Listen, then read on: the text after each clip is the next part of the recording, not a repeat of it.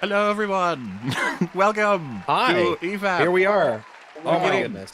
Of year. Yes. Wait, is this the end A of year dawn of 6 a or the new beginning era. of year 7? Or both? Well, This is the tipping point. This is like the peak of the mountain. Truly. Right? We Is the enter. mountaintop the top of the rise or the beginning of the decline? Because I mean, that's probably worth figuring out. Does it begin? Is it halfway point, or is the end of the episode the beginning? or is it the when we seventh cross year? into Sunday? Is that when it turns into the next? I'm okay with That's the end of probably- this episode being the beginning of the next season Technically, we've of already our recorded the incredibly well-written beginning. TV show. I say technically, we recorded a shit ton of year 7 already. It's yet to Yeah. come out, so that'll be fun. It's on the way. Hello, chat. How do you do? Can you believe Yeah, it? hi everybody. Can you believe Nope. it's been 6 years since three guys Since the chilling last out in a Jedi. coal decided, fuck it, we'll stream. Yeah, we'll do a stream. We'll do a stream about that Why weird not? video. That sounds Yeah, kind of fun. Why not? And then we made some friends along the way, covered some retarded videos. Oh, it's such memories. Am I right or am I right? There are a lot of memories. Oh yeah. We've covered so much with so many Memories. different people, so many different topics, discussing so many things. I feel like it wasn't that long since the last anniversary. What's going on? It felt like a few weeks ago. What the fuck? What happened? Was there a little time machine that didn't exactly skip time, but just made it go a little bit faster, and I didn't notice? Something There's suspicious like is a little happening. fella, just a little Something guy, is afoot. like a little, I don't know, like a little a possum who just like slowly nudges up the speed on the little speed dial that's like, yeah, this makes it go like at 1.5 speed, and he's not even gonna notice. And I didn't, because that's too quick. It's not already been a year, but it has, and I have to accept Consider it that. unacceptable. But hey, it means that we get to these special episodes where all kinds of crazy things will happen. Nobody knows what's gonna happen next, that sort of stuff. Well, I guess everyone does know what's gonna happen next. It's gonna be a Jim Sterling video. I'm sorry. Those are the rules. We tried to change It's it Jim's this year, fault. okay? He makes them. It's not our fault. We didn't do nothing. We're blameless. But at least we can drag people along to suffer with us. That's right. There's no reason to go it alone. No one should watch a Jim Sterling video by themselves.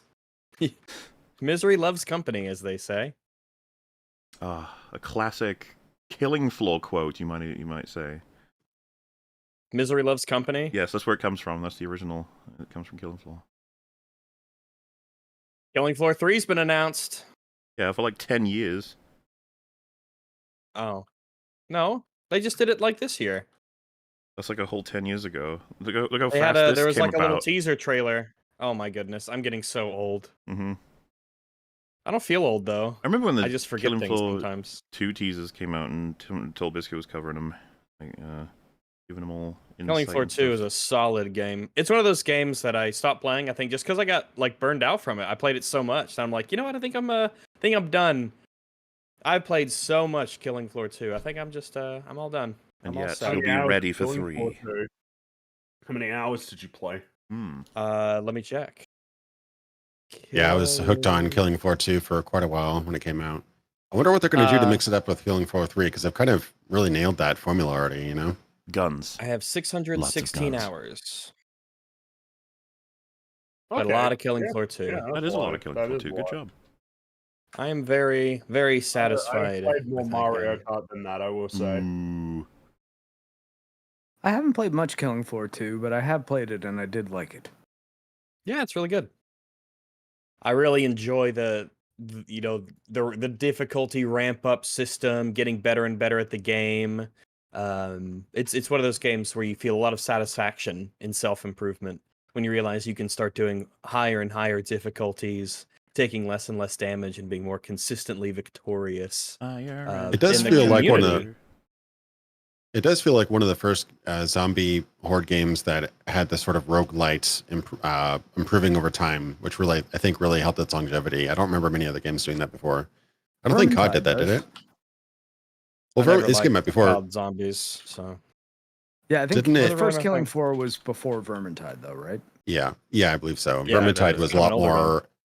Vermintide was a lot more like Left 4 Dead. Really, it was more of like a that sort of thing. It was less horde mode. There was a lot of progression though with the gear that you'd get and things. So like, I mean, Yeah, that's true. You did sort of have to unlock stuff. It wasn't just like you had stock characters I had a that friend just are the same every beginning. Played the hell out of Left 4 Dead and Killing Floor on PC, and whenever a group of console normies were like, "Come play COD Zombies," he would be like actually offended. He'd be like, "You want me to come play in the mud? Why don't you guys come play better games?" I was never one for COD Zombies. I never liked how insanely tanky the zombies could get, and how you had to keep ramping and getting your stuff powered up. I never liked it. It was non-winnable, right? You just go as far as you can go. Hello.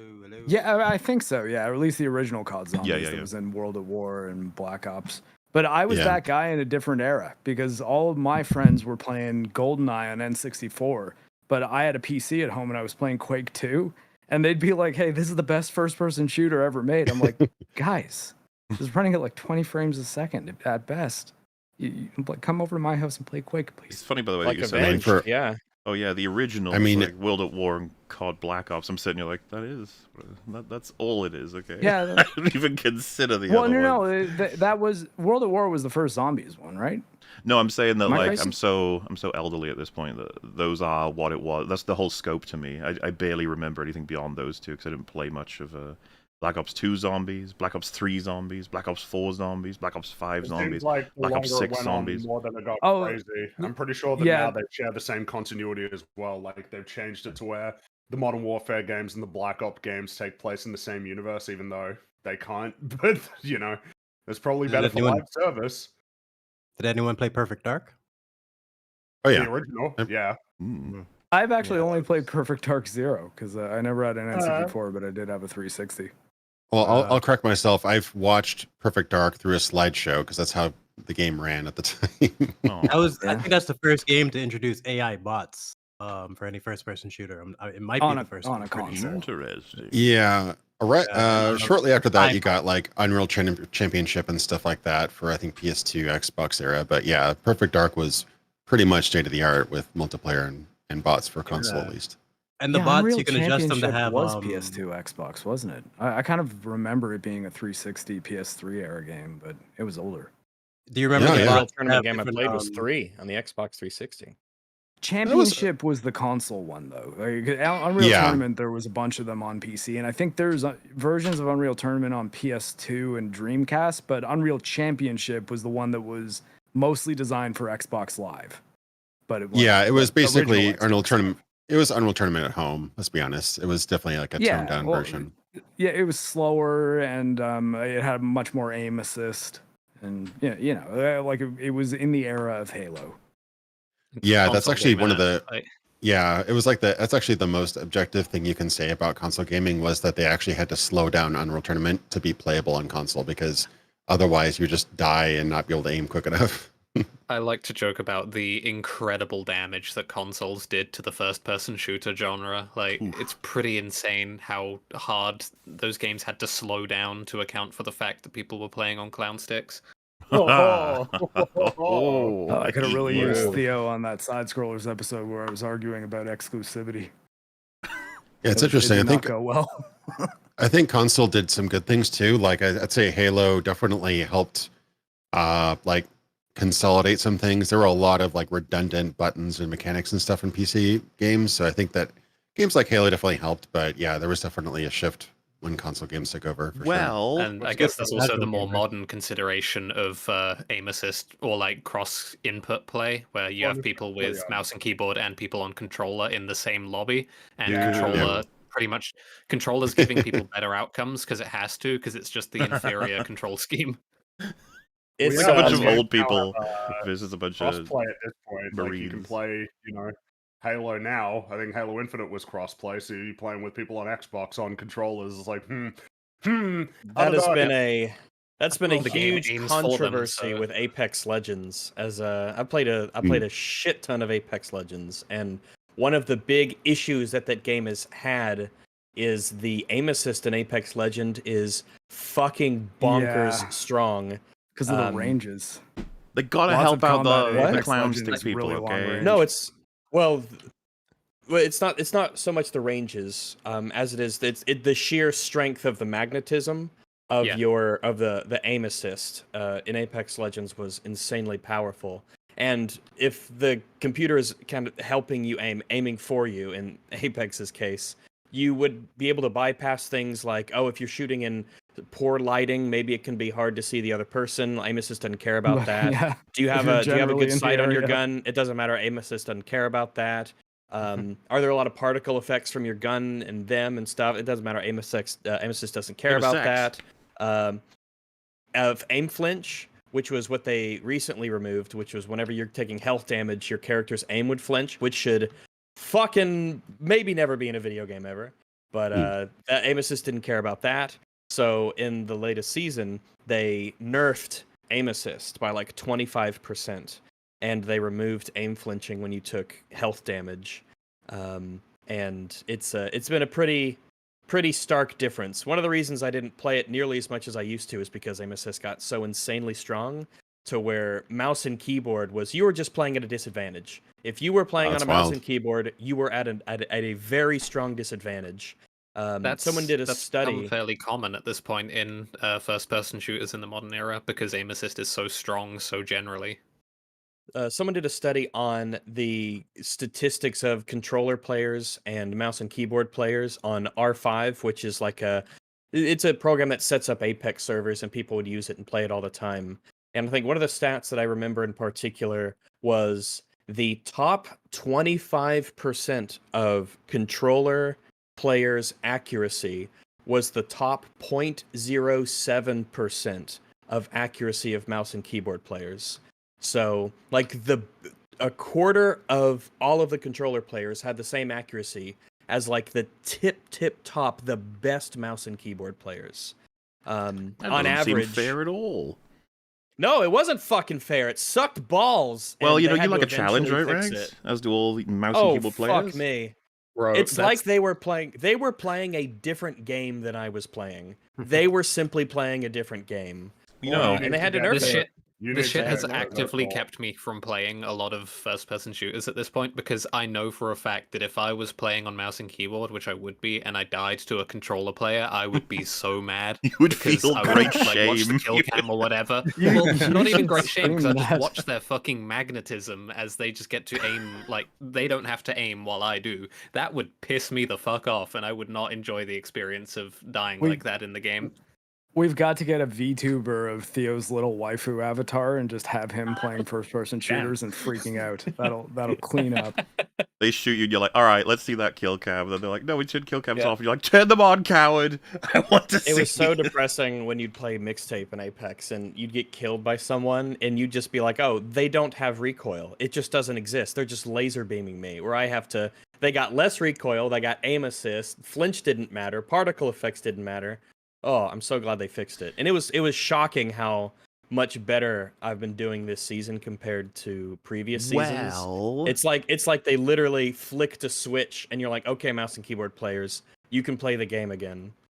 As long as they present modes, all right, that's the first step toward fixing all of that of a disaster. But I was actually going to say this is on theme a little because most of our EFAP anniversaries begin with discussions about nerdy little video games. A lot of people forget that this is actually a nerdy little video game stream to a percent. We have our whole sections on video games. We often bring in our video game team, our experts from the field, who experiment directly with all these crazy video games that come out. And we've got him here today. It's going to be exciting. And part of the reason why that happens is because we covered Jim Sterling, classic video game connoisseur. And you might have thought, well, it's not very fair. We covered Jim Sterling this year already. That's not how it works, I guess. Unfortunately, that's not how it works. We have to cover him twice in the same year. Mercifully, this video is only about half of it is actually worth responding to. Yes, this is it regards a recent controversy, as well as just Jim Sterling commentary being hilarious in general a lot of the time. Yes, Fringy, you will direct us through the bog, so to speak, right? We're gonna avoid some lesser portions. Just means like halfway through, it just starts to become very rambly. Like, Well, that's the thing, isn't it? just We basically haven't got all Sterling day. video. Or Rambling, do Sterling perish the tradition. thought. Well, Well, it was a little bit. I don't know. The more that I've noticed, not that I watch many Sterling videos, but like a trend least I've one a noticed. year. Wow, you could have reduced this by 40-50%. And you wouldn't have crazy. lost and we These wouldn't videos have aren't the half long. of the video that's hateful, poisonous, toxic, hateful ramblings about how other people should suffer. What? That's crazy. Don't forget the I really don't care and I don't want to have to talk about this while making Oh, yeah. the video. He does Yeah. this Every yeah. time. Always love Radical that. left Every turns video. into politics. That never gets old. I shouldn't have to do this, and I shouldn't have to. And here I Somebody's am not, once again. Why the hell are you here? By the way, this medium is ableist. Wow. This medium is ableist because people who are blind was and the deaf phrase? have Privilege trouble engaging goggles? with it. Ugh. Yep, privilege goggles. That was that game that over. resulted in my first That shit's EFAP funny. appearance. Somebody isn't in the watch together. Who's Who's the culprit? Oh, the that's sneaky probably me. person Sorry, I watching didn't see the together? link. Wow, Mark. Yeah, my fault, my fault. Tanking the I'm entire retarded. stream, really? watching together. I said Jeez. this just many started. times. I was never kidding. This new layout just trips me out every time. Like, It feels like The this has layout- become a tradition. The layout's pretty good. At least it is on my I get end. used to it. As long as Except it when doesn't- you make it to half your screen, then it doesn't know what to do. But Oh, thank goodness. The new layout doesn't mean I have to do anything on my end. They change it little bits Hooray. all the time. It ruins EFAP. Yeah. Do they not realize Yeah, that? it ruins your Seeing the- setup, your capture setup. Do you think the devs of EFAP know how much Wash Together has been like an integral part of our stream? it's so massive. It's so huge. Like, oh man. But one of the EFAP guys who should made it is sponsor Watch watching Together. Anniversary right now with just a very contented smile on his face. Watch Together is somehow of what is an insanely useful feature, you would think, for people on the internet to be able to watch a video together and have shared pausing and starting controls. Watch Together is somehow still the best, to the point where when we were looking around for new options once, it was essentially the only viable option. Everyone else just fucked it up. They couldn't do the basic functionality of the entire point. Watch Together is the only one that I'm aware of that actually functions. It was horrible. Which is Why it's wild. not more popular? You think they'd be jumping on that? You think plenty of people would be like, "Hey, in the internet age of sharing videos with your friends, we've created this site, and and isn't it wonderful? And you Yeah. can do all this stuff." No such luck. And then, no. But yes, All I right. guess, thanks, Here Watch we Together. Our thanks go out to You made this possible. Because, yeah, it's more than guaranteed that there is a time where it'll go down, and then the devs are like, got to get it ready for Saturday, guys. Saturday's the cutoff point. Got to get it ready for the go. They have like a whole building full of people running around screaming. All the SpongeBob's in the head over the filing cabinets. Mm-hmm. Well then, so it's Fred's not more SpongeBob's popular. old too. Oh, Jesus God, here we go. Christ. Sometimes they Yep. just begin, and you just, it's like a jump scare. Okay, what's about difficulty settings? There you go. Right, No, right. not Yes. difficult. Wait, what's this called? Yes, Disability. Well, what's it called? Difficulty, and the disability? discourse that's lost the plot. Oh, alliteration. Oh, Wait I for think- the elitist gamer rants. How can you It's gonna be say great. that you're an elitist and you don't and you still capitalize and the in your video titles? Thank you. They've done the full I'm a capitalization. particular. That is a valid approach. They've done full capitalization. You could do that. That's one of the options. No, it isn't. I find it cringe myself. No. No, it is valid. You can do it. No, it isn't valid. You're Just 'cause you allowed. can do something doesn't mean it's valid. Just because you wouldn't do it doesn't mean Wait. it's not possible. What? Actually, who's that's- validating this. Like, what is John the Validator. What is the thing? I am. There's John Valid. you John joke. There's Valid. actually there's actually several standards. He's my The favorite most Power common Ranger. would The most common is wrong. the most common is either the Chicago Manual of Style and the Associated Press style. Associated Press is my favorite. There's a very slight difference between the two. There's certain words you do capitalize in the AP style, and certain things you don't capitalize. For example, with any word with 4 or more letters, you capitalize in the AP style, but you do not capitalize in Chicago Manual style. It's pedantic, I know, but if you deal with like copy and titles and stuff all day like I do, it's actually like you get to notice these things. And I hate it when people capitalize and. Well, there you go. Agreed. I hate it as well. You shouldn't do it. Your video should be demonetized if you do it. I mean, at least a strike. a strike against grammar. Humanity. You know what? I'm just gonna be saying this isn't copyrighted, is this song? Oh, that's actually a good point. Yeah. Oh, it's all good. I'm muted on I don't it. know. We're fine. Yeah. You don't have to skip it. You didn't have to skip it. Oh my god. All right. Yeah, it's like whenever Rush Limbaugh would start and My City Was Gone would play. What the hell is this? There we go. Sterling gets more hello, unsettling everyone. every year. It's me, Stephanie Sterling. I'm playing I Can Fell, a story-driven game driven by a story. I can fell too down the stairs. No, Rags, you'll hurt your hip. I might. Yeah. I've been okay so that's- far. I think it's just calloused from all the falls. Oh. I just noticed there's a Sonic the Hedgehog there on the side. Oh, the He room stands adventure. out. What have we He got? just stands Oh, out because he I don't does stand recognize a out. lot of these other ones. Are they Transformers on the other shelves? There's too much stuff in this. So much stuff I can't Yeah, tell. so much clutter. Very man. busy. Can't I even think those are concentrate. Transformers in the middle Oh, and on there's the left. there's another Sonic. So in case you didn't notice, there's a Sonic right at the bottom left, and then there's the Sonic up on the arcade machine there. Oh, yes. Which is Is there a Sonic 2 medallion in this home? What's even I more think it's notable question. is that behind My- Sterling is a pinball machine for Godzilla 98. Oh my god. No, That's that's true. a You can tell by the collectible. font. Yeah, it's got the green Now- glow behind it. Now I know that there was a Godzilla 1998 pinball game. As which there feels should be. funny. That makes sense. Of Now I course feel there like when is. You, think about You it, there'd be play a lot the of, pinball is Jean Reno inside of the stadium dodging all of the baby Godzillas. Now And he Pinball still machines- doesn't get good coffee. What other 90s Pinball movies machines, though- would have a pinball machine? Yeah, exactly. Because that was a really cheap thing to like make and throw in the theater. Because really, you can just get any pinball machine, throw some art into it, change a couple of the props on the inside to have like a Godzilla mouth, and you're done. And then people get out of the theater, they're killing time, and I was like, let's play the Godzilla pinball, as opposed to developing an arcade game. Shame, I've never seen anyone playing the arcade machines at the theater I go to, but they're always Oh, there. not But anymore. I don't know what it is. Not anymore. Modern they- arcade games, at least in America or like North America, are terrible because they're just like ports of mobile games, but they're bigger. There's a couple new ones, but there hasn't been a lot of new arcade games for quite a long time. Like the last truly really big, like brand new arcade game that I remember playing was probably like Terminator Salvation, and then they did like a Mario Kart version, like a weird Mario Kart one. Oh, But yeah, you're that- right. It that does Mario like Kart A one's Mario Kart probably version one of the the- Terminator Salvation game? No, Holy shit, that there's sounds a Mario amazing. Kart. it was a weird crossover for sure. There is think a Mario Dance Kart Dance arcade, though. Revolution's That's the last one I probably remember one being of the popular. better like coin-op arcade games. Probably is Mario Kart Arcade, and that you do see that around. Well, the It was old a lot ones of fun. used to be super tight. The Time Crises, the House of the Oh, yeah. Dead games, which I've played through all of House of the Dead 2. Me and my uncle beat all of House of the Dead 2 as fond memory. But I actually have a question regarding this. Is Jim allowed to have a sexy robot on the pinball machine, or is that objectification of women? Is that a go or a no-go? I have Or if no it idea cancels how out Sterling because would it's- answer that It's question. like Because it's next to him, her. transfuturism. Story with battle settings Just designed. found out, by the way, that apparently Keanu Reeves was originally going to play, or at least thought to play, Master Soul. Oh, yeah. Which, Ugh. okay. That would've And been what, weird. also that it added, they really want him for something else.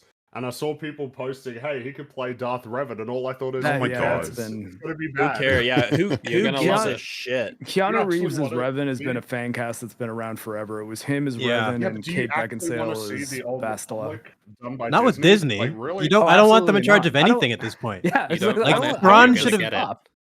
Anyone who had any faith left should have been done after Thrawn, because that was like one of the only characters I was like mildly interested in seeing them. But The just sheer anyone amount portray. But of posts about, like, you guys should appreciate Star Wars no matter what, otherwise you might just not have it anymore.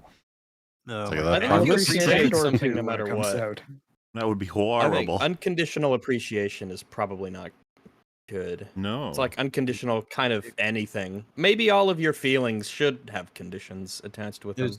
There's no franchise that deserves that. Like, just use your brains, people. Like, when it turns to shit, you have to speak up. Beyblade, enable actually. you Beyblade deserves on- my unconditional love. I reference Beyblade in my new video. You'll see how. Wow. Neat. You Actually, to just enjoy the story. I love it when story-driven games Okay. driven by a story let you just enjoy the story. I can't imagine How's that Patience doing for you, Theo, about beginning the video? I hate. Okay, this is. Yeah, I guess I can just leave it at I hate. But like, we're doing so many things. Like, we're preambling, and also we're preloading the idea that okay, games can't use their mechanics to communicate narrative ideas in any way.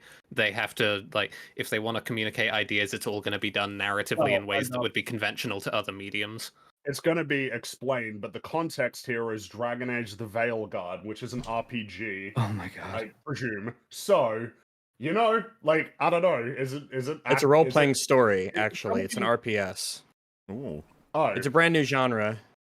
Well, I guess and it the looks point like Fortnite now. That is it. If you say, "Whoa, something is a story-driven game," such that the gameplay doesn't even matter, or that it's like something that you can view as optional in a sense, it's like, well, it shouldn't be a video game.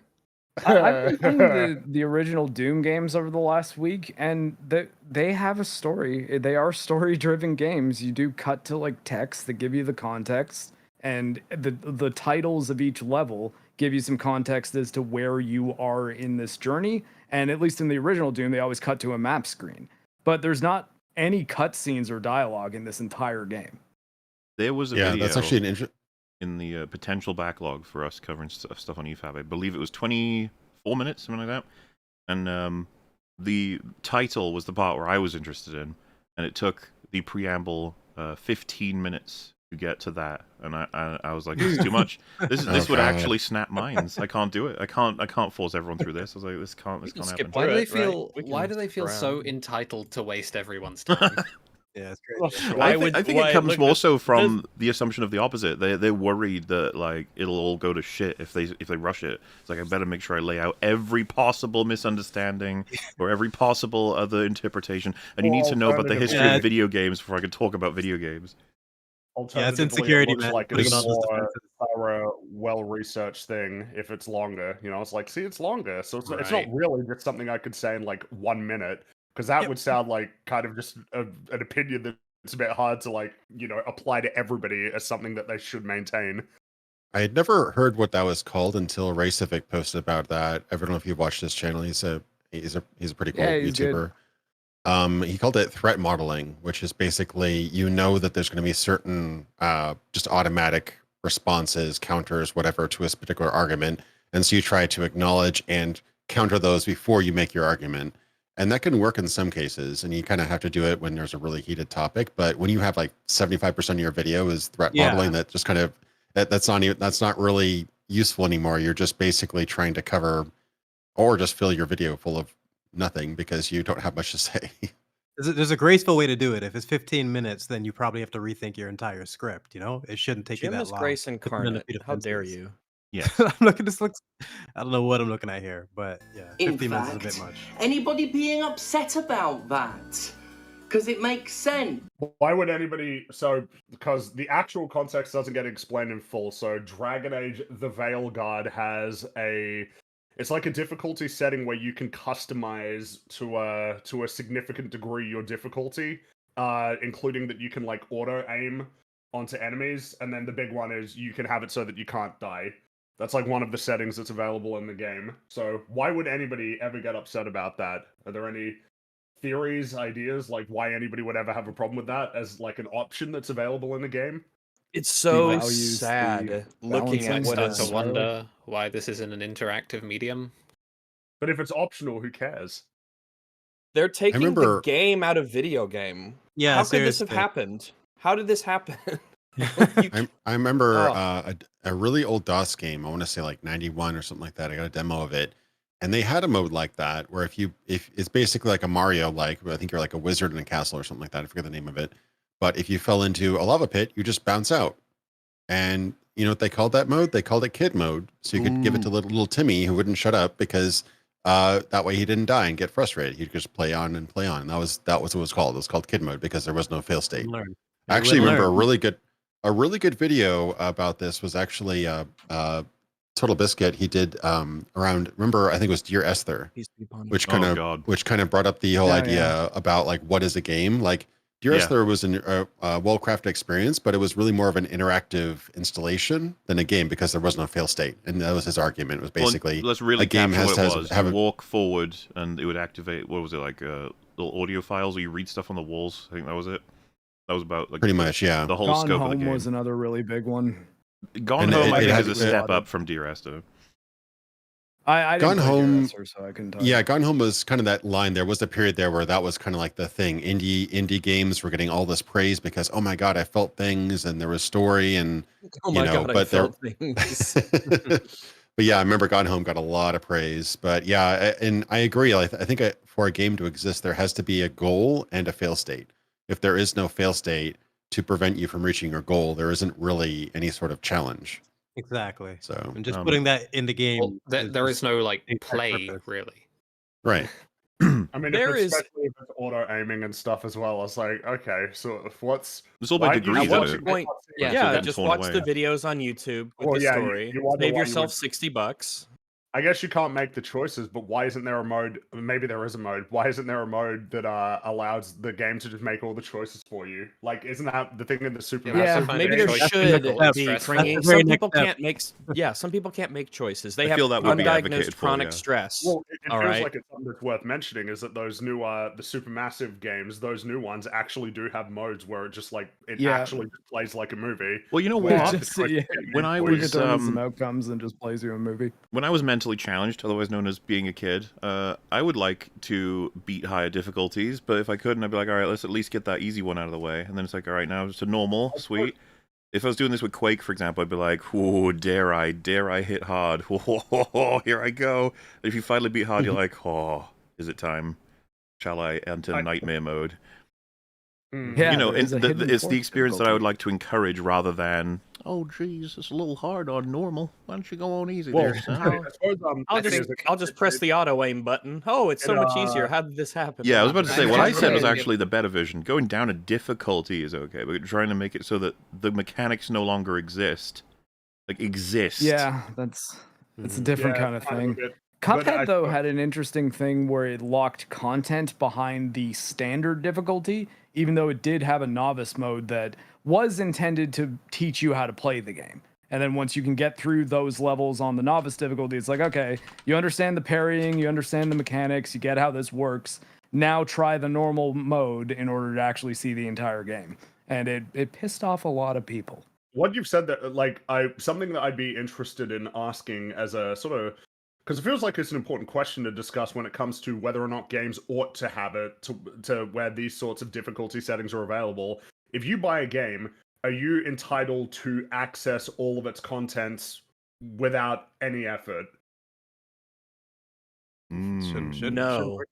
No. If I go to a restaurant and I order crab legs, am I entitled to have them open up all of the crab legs for me so that I can eat what's inside? Well, I I guess if you wonder. pay for I that guess specifically. Maybe if you pay for that service and they My answer, I suppose, though, would just be like sort of whatever the developer wants. I mean, even just talking about Doom, like if you ever wanted to just be invincible, you could just like do So that's- IDPQD and be invincible, or get all the keys, or walk through walls. Even the thing is, like they said, okay, like this is a PC game that you can have a keyboard for, so let's have like secret commands that you can give that kids in the schoolyard can pass around if they're having trouble, and then they can get through the game. But I think like building it into a menu and putting it up there as if, oh, there's no actual way to play this game. It's just however you want to experience it.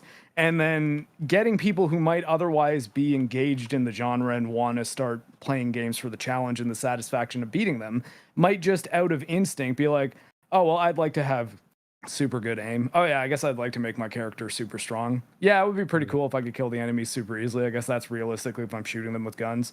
And at a certain point, you don't realize that you've destroyed the game. Yeah. a lot of I these think things it's gonna used to be rewards you got for beating the game. Turn on Yeah. super crazy nutso mode, and you're like, oh, hey, this is kind of fun. I beat the game and everything, and I can play with like the meme mode that isn't actually supposed Yeah. to be taken seriously. It's just for funsies. This isn't the true, Unlocking a experience. reward is way different Yeah, than Grand just Theft flipping a Auto switch, 3 you know? and Vice City and San Andreas. Like Grand Theft Auto codes are a I was gonna different bring that up, experience actually, than yeah. playing the game. I was gonna actually break that up. How does that change your experience like directly? Because I remember that really messing with my immersion with those games, just knowing how Well, in easy Grand Theft access Auto, you could have it where for you'd regen your health, armor, and or like summon you a could spin parachute things while you're and stuff falling, like or that, d- or you could you could really mess around with it. But of course, those were like it's like Are those those- difficulty settings? It's like, or alternatively, are those accessibility settings, right? Because when the terms start getting interchanged, like when you start mixing them together, it starts to get a little bit confusing, I think, because when someone thinks like accessibility, they're probably thinking, oh yeah, like colorblind mode or something. They're That's not actually super thinking, like, important from the aspect of, because if they're labeled cheats, really gives you a different sense of what you're doing, doesn't it? Well, yeah, they labeled basically, it. They were the game cheat is saying codes. you are not playing the game in a way that we consider to be like the right way.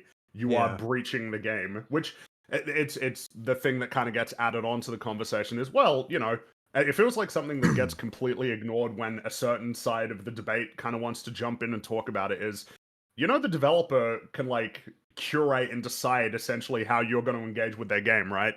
Like they have that power.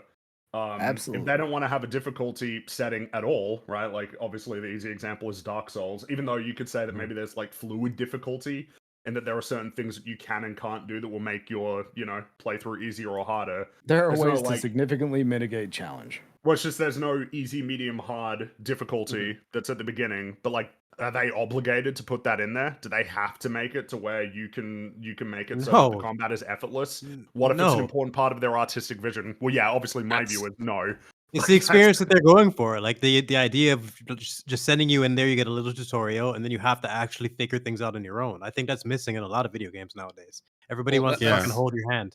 That's the thing that really fucks me off about a lot of this difficulty discourse is there's this wide-reaching perspective that a lot of people have in the video game sphere that you can make adjustments to the interactive portion of a video game without changing what happens in the narrative side, or like changing how it is framed or how it might be perceived.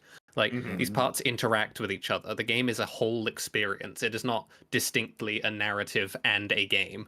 The game and the narrative are part of the same thing. Yeah, I think at the fundamental level, it's people who view video games as art, or the question, are video games art, as only a question of, do they tell stories? Do they have pretty graphics that are drawn nicely? Do they have good performances? And they're not thinking about the gameplay at all in that equation. Yeah, but I mean, I don't think anyone here views games like that, right?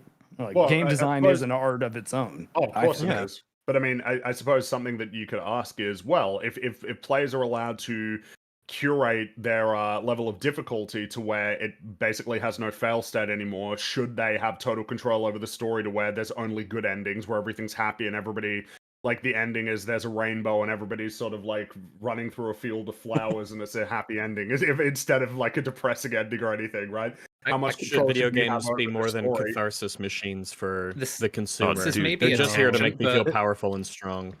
This is a bit of a amount of people off of that, but I think there's something very interesting in that with regards to the way people perceive bad endings in video games. Like, usually a negative ending that results in like poor consequences for characters in games with choices will come about when the player makes poor choices or fails to do something, right? So those endings are often like delegitimized in that sort of way because they are resultant from player mechanical failures or decision failures, as opposed to just arising as a possible result from all of the choices that you've made. Well, yeah, the idea that there is even a label as a good or bad ending, that's very much a video game thing of, well, that's the bad ending because you made these mistakes. You should have made these choices because then more of the characters would have survived or you would have beaten the bad guy. Yeah. On the note of that, I know not really even reminded me real quick was the happy versus sad. There was a tweet, there was a quote tweeted the other day of just people complaining about the opening of Alien 3. That someone tried to like fucking angle that with a tweet being like, some people just can't handle adult stories. Like the opening of Alien 3 is somehow like mature. Are you fucking kidding me? That's why I rewatched it just the other night. It's miserable. Absolutely miserable. Miserable is a good way to describe it. Yeah. I rewatched Aliens and Alien 3 directly after Romulus, and I just to feel it, and like, oh my fucking god, like that's one of the worst decisions ever. Which cut of Alien 3 did you watch? Out of curiosity, Dan. Which cut of Alien 3 did you watch? Because there's a few edits. There's only one cut. I know there's one with the dog. Should be watching the assembly. The one with the bull. Assembly cut. Yeah, that's the one that I watched, and I still hate the premise in the beginning because it ruins my favorite movie ever, or at least the ending of it. But I gotta say, compared to Romulus, it's a much better movie. It's a like, much all better around. film than Alien Romulus. I agree. I think even Resurrection Romulus sucks. Even Resurrection, like just the scene alone with Even Ripley. Resurrection. Yeah, even Jesus. Resurrection. Even I'll take Resurrection. the scene with Ripley seeing all the hybrids and like burning the room down and like seeing all the science projects that they were constructing. That alone is more substantive than anything in Romulus. And it's just, yeah, looking back at these movies, how terrible they were. But at least they had something in there compared to this movie that was just like the greatest hits of all the other. Dude, Charles Dance and Charles S. Dutton. What a combo. Oh, man. I loved everything with God, Dylan was so good. There's some great casting in there. It just feels so wrong. Like, imagine if you watched Two Towers, you're like, oh, fuck yeah, I really want to get into Return of the King. At the beginning, Return of the King's like, oh yeah, it's just really bad that Sam died and so-and-so Aragorn died off screen. Oh, and by the way, Bill never made it back to Rivendell. And you're like, no, what do you mean he got eaten by wolves? He knew the way. He knew the way. Oh, so you wanted Two Towers to start with a happy beginning? You can't handle adult stories? It pisses on Hicks's entire character and performance, because I think him and Ripley's relationship is like one of the best ways to do. It was even more bizarre because they kill all of that and then start up a new one, and right when it reaches its like zenith, it gets destroyed as well. It's like, yes, that's the most frustrating part. You're finally willing to let go of Hicks. You know what? This Clement guy he's all right, and then he gets sucked into the fucking air duct, like gets his head ripped off. It's so stupid. Charles Dance. Oh god, so unfair. That's brutal. And is very usual. For a second there, I thought you were talking about Bryan Cranston in Dead Space. Classic film. That's the one EFAP movies we've covered that didn't require a copyright shield. Wait, no one wanted to claim credit for that movie. No, that's the thing. It's easily the fourth best Dead Space ever, I'd say. Absolutely. Is it connected to the video games? No, but it's funny to think that it is. No. It's surprisingly similar. I blown away that I'd not heard of that, but yeah, it's pretty wild. It's funny. Well, for fuck's sake! You made the video. Fuck off. Yeah. You don't have to make a video. We already called. That was the attitude of every single Sterling video you could watch. Make this video. This video. It's needlessly long too. This is the tone of like every 2006 video game review. Like, this is like the Spoonie / AVGN / oh yeah, even like a nostalgia critic would do like, I really don't want to review this movie that I'm going to spend the next 15 minutes. Walk in from out of frame with the camera already rolling, sit on the chair and go, like you're exhausted. This video, guys. Came back from leg day. Like, I don't understand why they do that, man. There's a selection of YouTubers who just never evolved. They had one style and they stuck with it forever. Which, in the case of Yahtzee, cool. In the case of other people, well, yeah, all right. It's one thing to have a style, and one thing to have a style that's just sort of bad. Like, well, Yahtzee's is a very explicit kind of. This is my aesthetic. This is my style. It's very deliberate. Whereas a lot of styles are just, that's what everyone was doing at the time, and so that gets called a style, but it's not the same. It's not the same. Is at it again, may our blindfolded gods have mercy on our souls. Following the news that Dragon Age Vendelgart was getting a no-death accessibility mode... So already it's like accessibility mode or difficulty setting? That's a difficulty setting. That's a difficulty setting, I'm sorry. Well... there are no more difficulty settings. It's all accessibility now. See, like already, like right out of the gate, it's frustrating, right? It's an accessibility setting. Like, don't do that, because like nobody, like, accessibility settings are much more agreeable if you're talking about things like colorblind settings or just like those sorts of things. But compared to like no depth setting in the game, it's like, well, wait, what? Why are you saying that? Things like replacing replacing mash inputs with something else for people who would have difficulty with that sort of thing. It's like, yeah, of course that's fine, but that's in Dead Space actually. That's an option in the remake. It's a good sort of setting to have. I have a problem with the conflation of terms here, because there's such a thing as skill accessibility. Like, there are certain games that are more complicated, more simple. I have a great example. Like, I just got back from Gen Con, which is a huge, crazy, nerd-filled convention for tabletop and board games and stuff like that. And board games, especially, tend to be very mechanics focused. They usually have a theme, but usually don't spend 4 hours listening to like a Kojima cutscene, in general, at least. While playing a board game, it's all like, mechanics, roll your dice, play a card, build a deck, whatever. And yeah, there's absolutely accessibility applies to that venue. There's, wheelchair ramps, there's, bright ADA compliant signage throughout. There's, various booths and things like that, required things, parking, all that kind of stuff. So they allow people of various physical levels of accessibility to enter the building. But once you get into the expo floor and play the games, you're on an even playing field. Exactly. Anybody in there can play the games. And some people who don't have a very high level of skill might want to play a lower skill accessibility game. But once you're in there, if you're able to sit down, and generally anybody who's alive is able to sit down and play a game for the most part. I just find it weird. It's like, why the no death one is for disabled people? Like, what disability? What disability are we aiming to take into account here? How did any disabled people play video games before these sorts of settings arose? Right. They didn't. Yeah. This is an entire avenue of entertainment that we're now opening up to them because they just couldn't before. De-gamify the game, apparently. Yeah, you're removing the entire purpose of a video game to like. Yeah. If we remove the game from video games, then anybody can do them. You're the best form of accessibility for people who just pretty much can't even play games. Take, for example, a 2-year-old little brother. He's like, I want to play with you, and then you put a controller next to him. It's not plugged in. And that's it. Yep. I remember that one. Just gaslight them positively. Be like, "Oh, you got it. Good job. You're doing really good." Wouldn't that be so tempting in your video game to be like, "Oh yes, that mode," and you play it. It's just like it's a video of the dev completing the game, and you'll just sit there like, "La la la, I'm doing it." And Mario Galaxy actually had a decent one for that, where like a second player could hold a Wii remote and then catch stars for you and shoot them at enemies. I think I'm just thinking about. You remember how like Xbox made that controller? It was like an accessibility controller that had a whole bunch of different ways. Yeah, they actually just made a new one that's like even more modular. They've done some good stuff with that. Microsoft has actually pushed for some really good stuff in that field. It's an interesting one in terms of the idea of making games more accessible beyond the scope of changing the actual like mechanics or design of the game.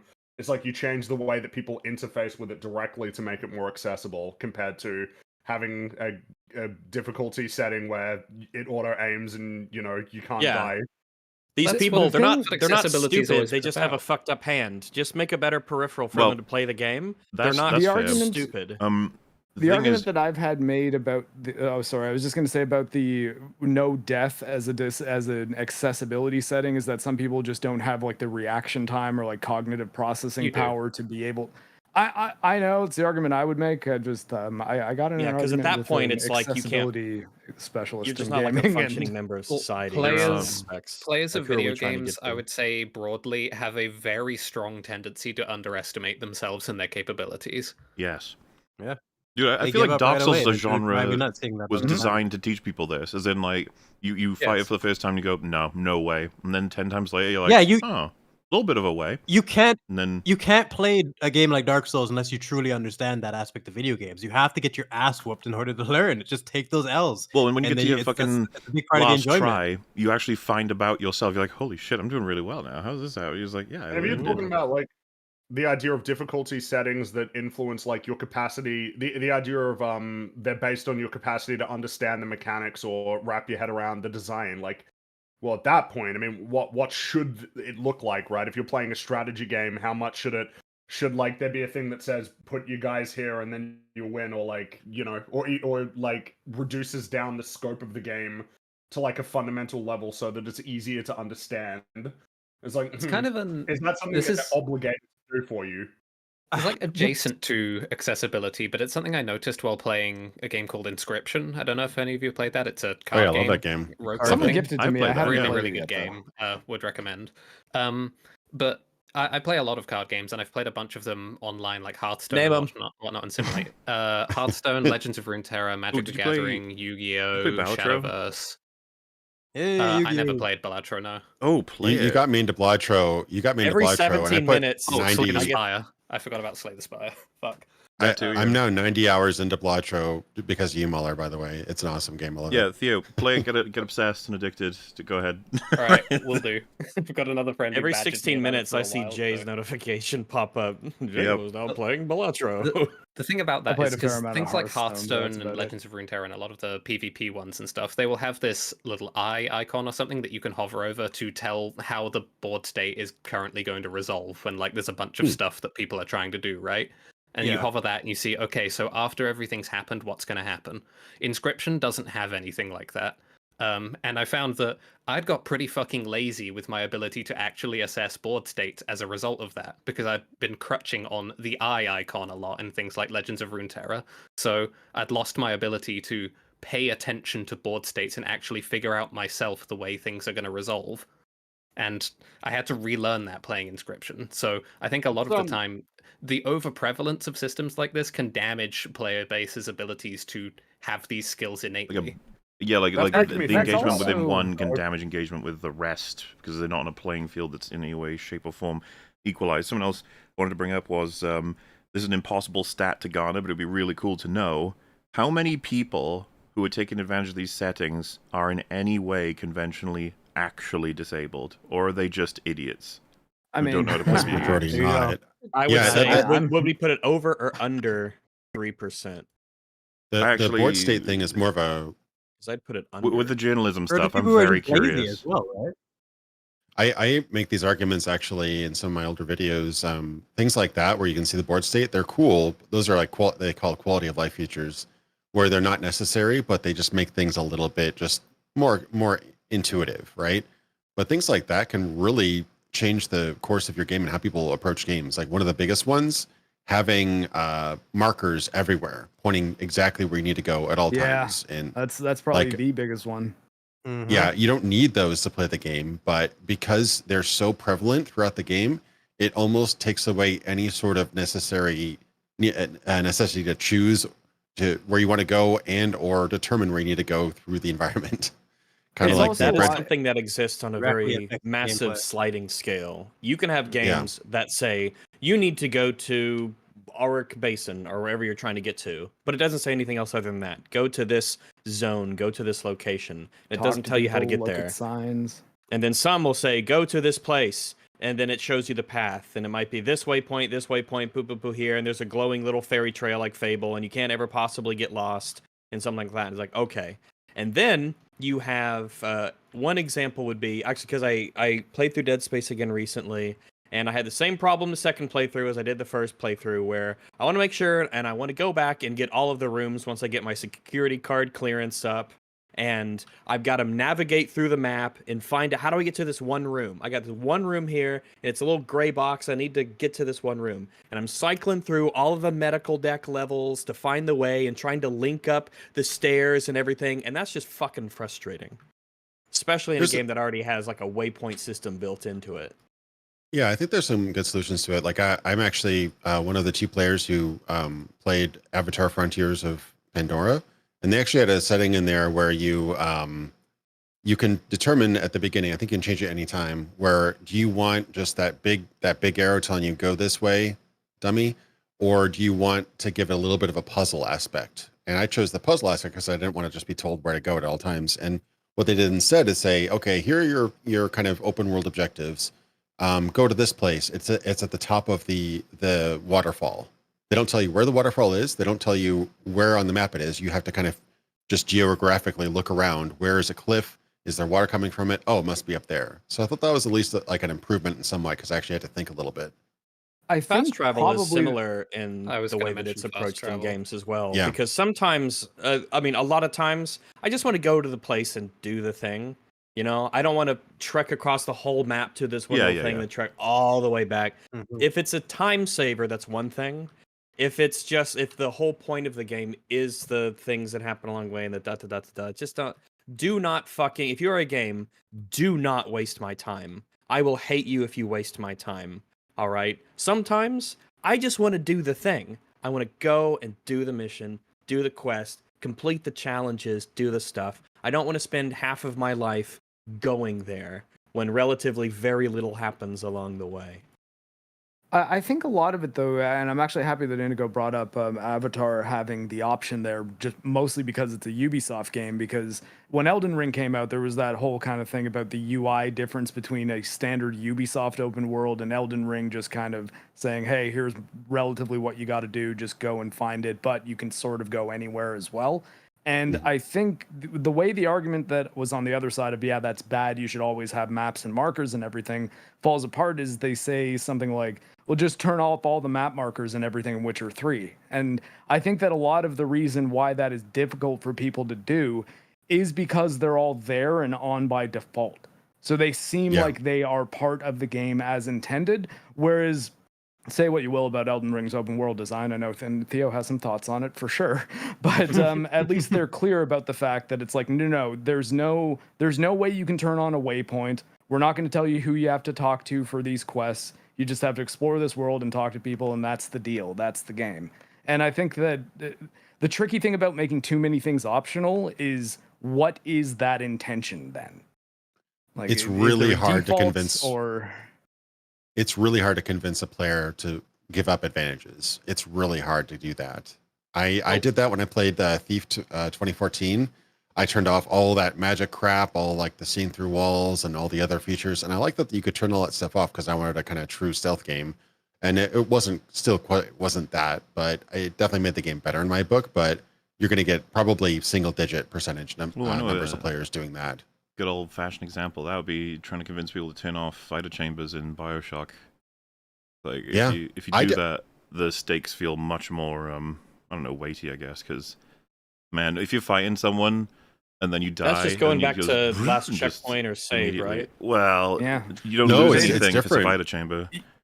Well, that's what I'm saying. Without the Vita chamber, you go back to the... Because I think one of the issues, because in Vita chambers, even the enemies remain in their current state with like their weaknesses. Yeah, you can literally hit them in the head with a fucking wrench. They kill you. You respawn, come out of the thing, and hit them with the wrench again, like as if you really weren't even dead. Yeah, the world permanence, regardless of your deaths.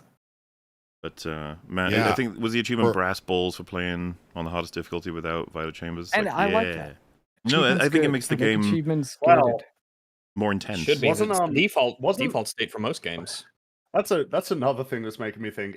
Wasn't something with The Last of Us 2 that it didn't give you trophies for difficulty? Like you. That's most modern Sony games. God of War as well. You can get the platinum on the easiest. Because of course everybody understands what we're talking about, right? Like on PlayStation or on Xbox, there would usually be like an achievement or a trophy that you get for normal difficulty, hard difficulty, like expert difficulty. But now even that's starting to get diminished as a thing, and it feels like it's kind of downstream from this of like, no extra rewards for beating things on harder difficulties, because there was a game recently that happened. It was Flintlock, I think it's called. It's like kind of an old-timey game where you're like Black Lady in the Bayou, I think.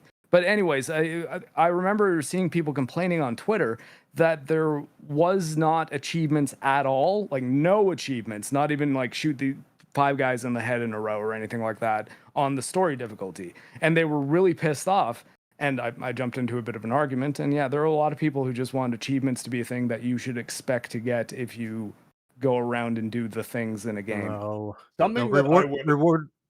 Reward for skill is just being... Yeah, I was just going to say real quick. Reward for skill is something that's being slowly removed from video games. And that's part of the reason I play games in the first place. That's what drives me nuts. Like, it would seem that part of the reason why that's happening is because of this conversation about the sheer extent to which the game component of the game ought to be reduced, and that is accessibility settings, not difficulty settings, because once it's accessibility, it's like, oh well, that feels like it's a different thing than just you don't feel like playing it on you don't feel like the challenge, you just don't want to do it, so you don't want to engage with the game on what used to be its terms. Now it's like you change it to fit your terms. I feel like this is something worth bringing up at this stage. The vast majority of the games discussed, and pretty much the vast majority of games in general, just about anyone can clear them on their hardest setting. They just don't want to. They don't want to commit the time. Yeah.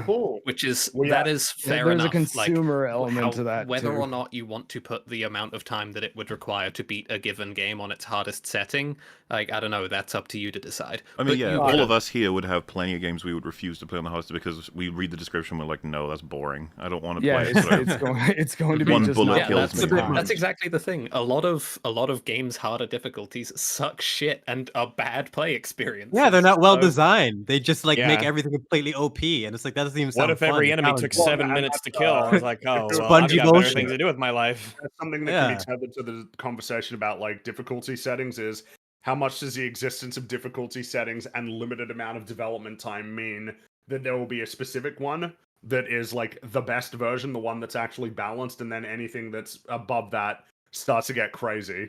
I Where I think that that's why I balanced think one should selectable always be difficulty- labeled.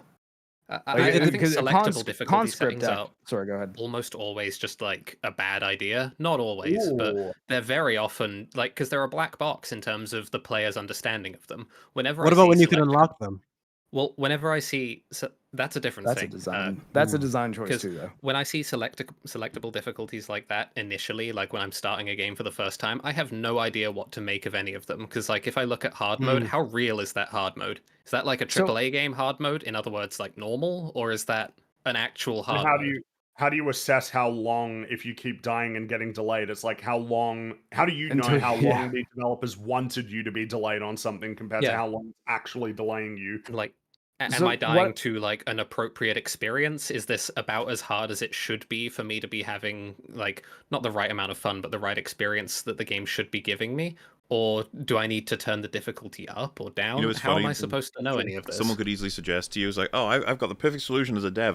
We'll just have an amount of deaths will prompt a please go to the lower Oh difficulty. God, When no, fuck you. it's one of the most annoying fucking prompts in the history of video Oh, games. that's embarrassing. I dude. That's I've embarrassing. been trying to bring up a good one though. Conscript's a game that recently come out. It's sort of a World War I kind of old school Resident Evil game, and in its difficulty setting, I'm actually trying to get to it to see if I can see the name. There's actually a tag on one of the difficulties that says this is the intended experience. We balance the game around this mode, and there's one above that. So I want that to be something that almost every video game with selectable difficulty does. Tell us what the intended experience was. You know, 'Cause- I'm thinking about I what think- Mauler said. I'm thinking about the based example to the contrary, where in Infamous, if you're playing it, they're like, you know what, this looks like it's a bit too easy for you. Do you want to bump up the difficulty? That's way and play it better, on the way harder mode?" better. Mhm. There's examples I of got both. I remember some of the Mario games. They would like give you what was that one Mario game where they gave you like a It's the special suit if invincible you died? Tanuki suit that you Yeah. get after 5 dies, so that you Yeah, you but even that one doesn't save you from falling into bottomless pits. Right. It doesn't make it a completely Could this- worthless experience. But The I lower remember one game. difficulties make the pit's bottom I- fall. I I remember. got the I conscript. Sorry, go ahead. No, I was just going to give you an example of the opposite. I remember I really want to play it. It's a little bit intimidating, but I heard it got trashed by reviewers. But anybody ever play God Hand? Oh God yeah. Hand is Um, fantastic. Did It's you an guys see incredible that video game. Kamiya and what's it called, the Suda 51 were like at an event together, and they were actually like talking about God Hand at it apparently. So God That's Hand awesome. coming back is a realistic possibility right now. That's I don't know if I- And awesome. Hideki Kamiya is not at Platinum anymore. I was like, yo, those three could create a game studio that would make the most wild Japanese action games we can possibly imagine. But from what I understand, correct me if I'm wrong, but from what I understand, that game, the better you do, this bar increases. That will actually, I think, increase your damage, but also increase the difficulty of the game as well. So it Yeah. rewards you for playing better, but it also makes the enemies much harder too. So if you're at a skill level where you can actually excel in the game will in real time increase the difficulty, and while simultaneously making kind of like building up a combo meter where you're doing more damage too. So if you can continue to kick ass, you can do great, but your margin of error And slims that's down overt, drastically. Right? That's not happening like That's behind the the scenes. That's something you're aware of when you're playing it. That's Yeah, pretty yeah, much it's a- over, it's a yeah. bar There's a on- little on the thing screen, yeah. bottom I left. was going to say, You'll Yeah, know but when challenges it's on like max that- level because it's called level die. This is making me think of No, it's German. make- Level D. This is making me think, level. yeah. That's All right, I'm tracking that's making me down think of Godhead. another thing actually, which is kind of feels like it has to be part of the conversation. Someone would ask, someone like Sterling would be, should a game, you know, if you have difficulty settings where it starts to tell you that you're more awesome if you're playing on a harder difficulty, which plenty of games do, right? Where they say like, yeah, you are this, badass. Character in this world, Triple right? S rank. You are Give a me God of Hellbinder. War, you know. Yeah, give me God of Yeah. War. If it's doing that, should it, or is that ableist? And then alternatively, should it make fun of you if you're playing on an easy Yes, setting? Classic Baby. Wolfenstein. Well, I guess that's what I'm saying is like if you're, because obviously that a lot of the things that we've said like aren't even part of the conversation. We'll just be like, yeah, but it's optional, so shut up. But like if it's actually if the argument is that difficulty settings are accessibility settings, then presumably games ought not say that you're more awesome if you're playing on a harder difficulty, or that you are worse if you're playing on an easier They're just difficulty, jokes, though. right? Like they should. Like they're just fun. Yeah, but they shouldn't do that, right? Like if it's actually accessibility, it'd be like Ableist saying, humor. like, yeah, like it'd be like if it had, I don't know, like, haha, you can't see colors mode if you put it on colorblind settings, right? That doesn't. No. Like, no. You can't see colors mode. I'm just. Dude, I'm imagining like a hilariously weirdly targeted version of those for every accessibility function under the sun. Haha, you can't press buttons good, you can't mash. You have no lol. depth perception. When it Lol. starts throwing Asshole. slurs at you, the player's like, "Oh, that's why it wanted me to input my race before the game began." Maybe you should get good, okay, scrub. it's all coming together. But I mean, were you we're- aiming we're- for the thing a meter to the head of the enemy, or what? Just shit I talking mean, in the middle of the game. I've seen people beat Dark Souls blindfolded or with a banana. Yeah. Where At some point, Banana? like where do we draw? Yeah, like they put Dark little Souls is hard. little connectors to bananas and use those as buttons instead of a controller. Like Oh, I've All seen the dance I've seen mats some crazy. or banjo. Yeah, Yeah. There's There's a people girl who've who- beaten like Millennia twice at the same time, like once on a Yeah. pad on one screen and then doing On a another dance thing. pad. What there the was, there was- fuck? Then up. There was a girl who beat Yeah, Millennia they- with a violin yeah, some recently. chick streaming. that's Yeah. and And once you you're have to getting do Violin this shit I because haven't Souls seen. games don't have mechanics. you're getting and to there's the no other point way that- to push the challenge. people can do stuff like that, it feels like it should be. Just don't underestimate people. Yeah. People Yeah. surprise you with like how creative they can be in terms of figuring out, how to overcome challenges, and that you'd be surprised at how many people who are disabled are able to play video games and play them really well.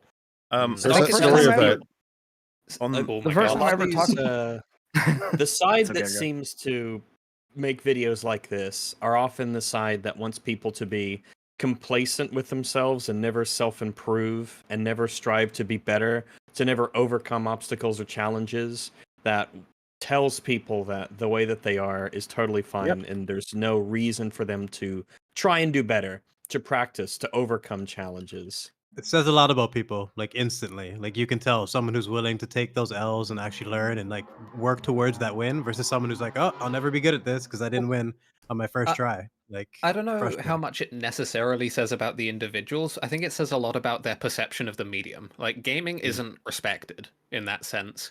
People broadly aren't willing to give a game that sort of attention and respect in the same way they might for like a highbrow film or whatever. Games are much more an entertainment medium that is meant to, like, you zone out and you run around in the open world or whatever. Like, Well, they yeah, don't get the same it's- sort of It's still they don't get the it's same still sort of like prestige. Judging the way they Personified engage a man. challenge. viewing them as toys, right? It's still kind of like Yes. a hangover from when they were viewed as toys rather than a specific Yeah. medium of art. Yep.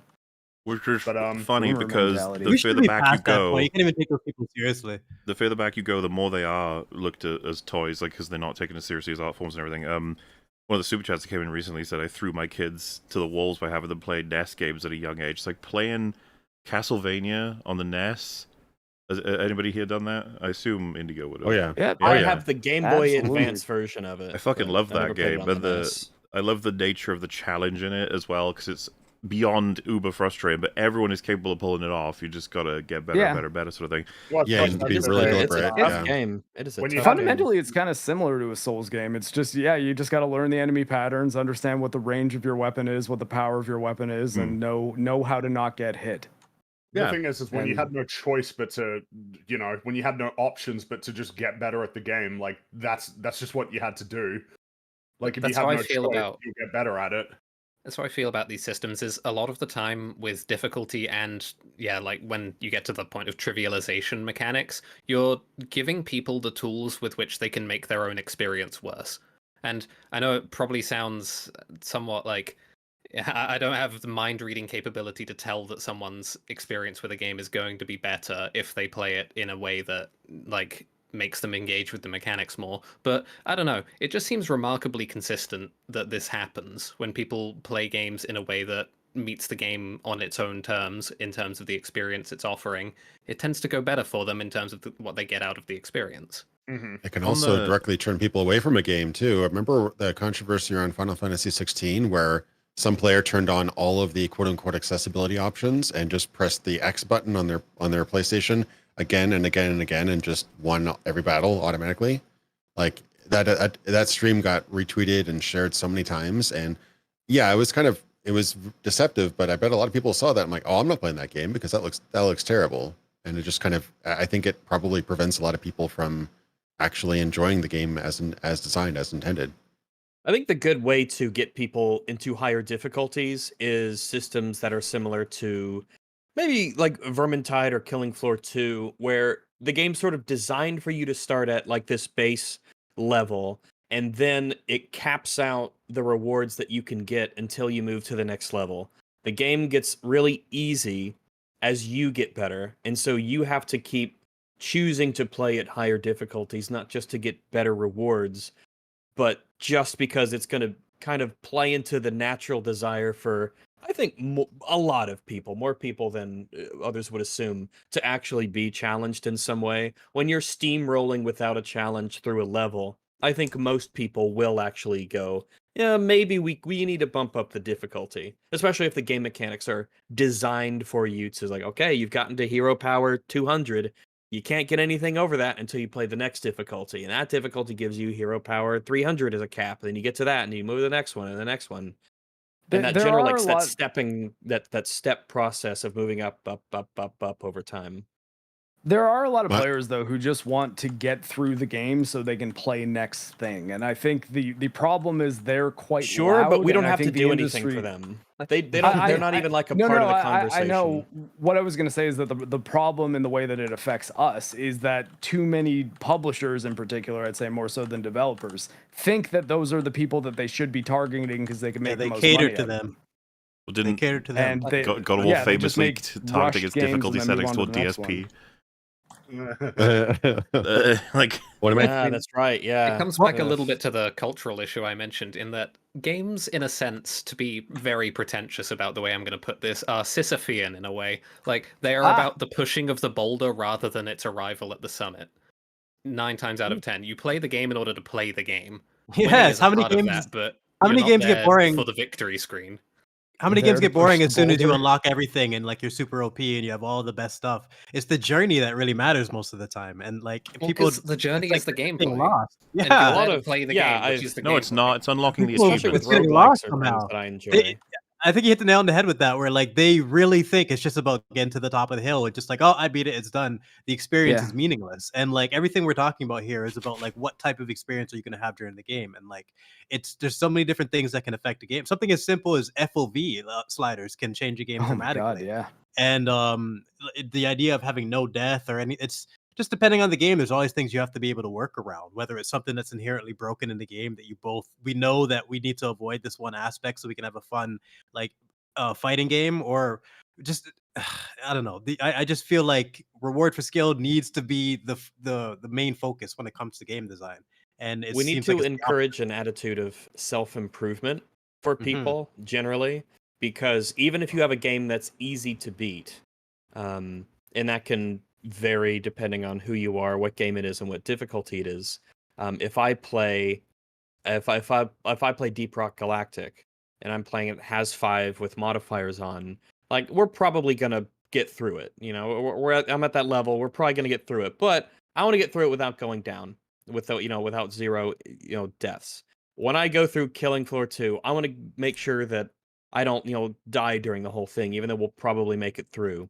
I want to reach a certain DPS per second, or DPS per second, but a certain DPS in a game. I know we're going to beat the meta in this MMO, but I want to see if I can make sure that, I'm the healer, no one goes down. That's my personal challenge. Or if I'm playing, a damaging class, I want to get to a certain DPS. To get people to engage within themselves internally in this idea of self-improvement. You're going to win, almost certainly, but can you win better? Can you win without going down, having this numbers, doing this thing, or doing it quickly, Those are the kind of things that can keep games engaging and entertaining and give you a lot of replay value because you're constantly getting better and you're kind of facing yourself in a way, even if it's a cooperative game or a purely PvE experience. You'll notice about a lot of action games is that they are designed around multiple playthroughs. Things like Devil May Cry and Sifu, and even like something like Neo 2. They are designed for you to go through it multiple times in order to experience all that it has to offer. Oh yeah, if you start Sifu on master difficulty, you're going to have a bad time. Oh yeah, you'll be fucked. I was going to ask you, Theo, what do you think would be some of the best examples for difficulty design, just so we have a point of reference? Looking for 2. Frankly, what did you say, Rex? I didn't even hear what he said. 2.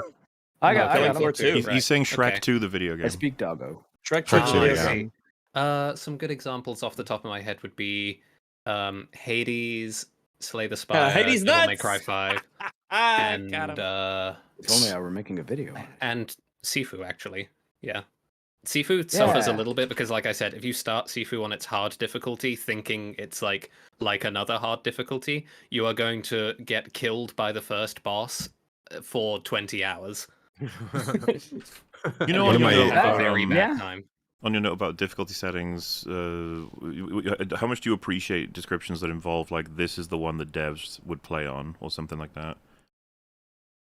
That helps. Devs are shit sometimes. I like that a lot. Help anything. Oh, well, it depends on the game. What they play on. The one they definitely designed depends on the game. The experience that they intended. I think labeling that is good. Like, it's what I was mentioning about conscript. I looked it up. It says soldier, and the way it says is this is the intended experience recommended for all first playthroughs. And then veterans is select this game if you've played it before because resources are going to be really tight, and if you don't understand the mechanics, you're not going to be able to get through it probably. I like texts that are very meta-y and acknowledge like the real world. I enjoy that instead of just this is tough. Is like I way prefer stuff like it's like okay, cool. We tested it on this one.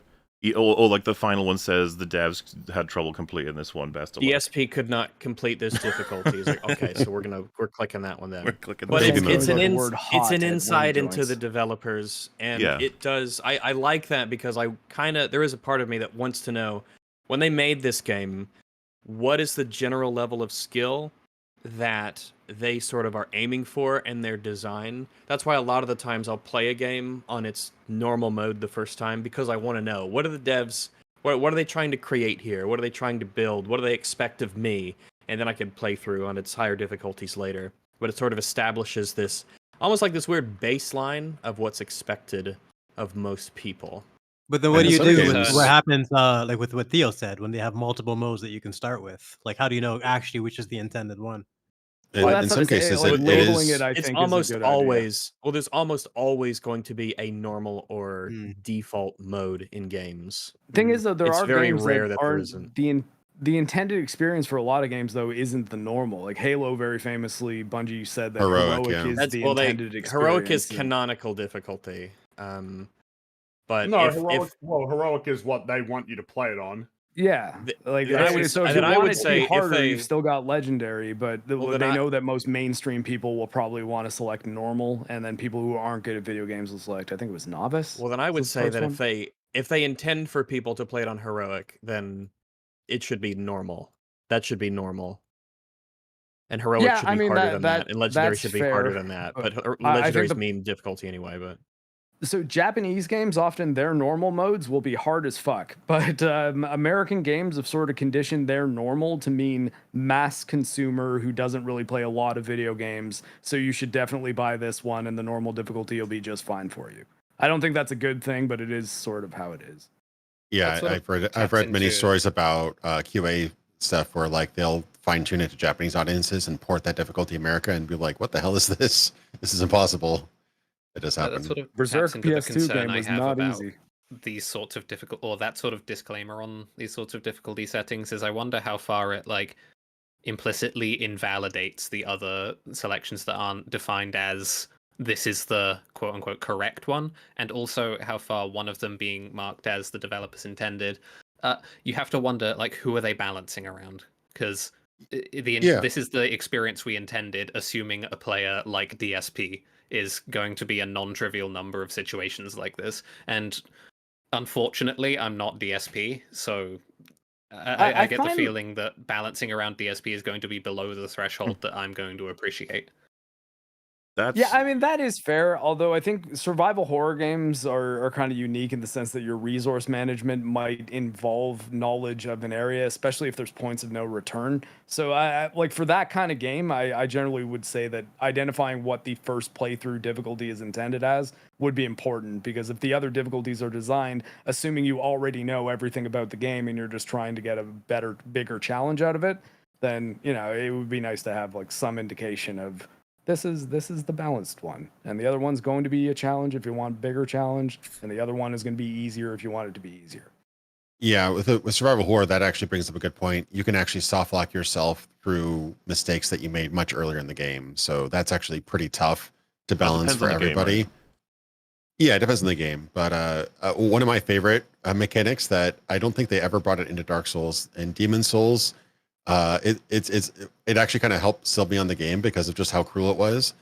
Every time you defeat a boss in an area or do certain like you kill an invading player or whatever, you get a bonus toward your world tendency. So it actually makes the world lighter. It kind of makes it, you know, things a little bit easier. You get a little bit less rewards for souls and stuff, but it makes the world brighter. The more times you die in full body form, it actually makes the world harder.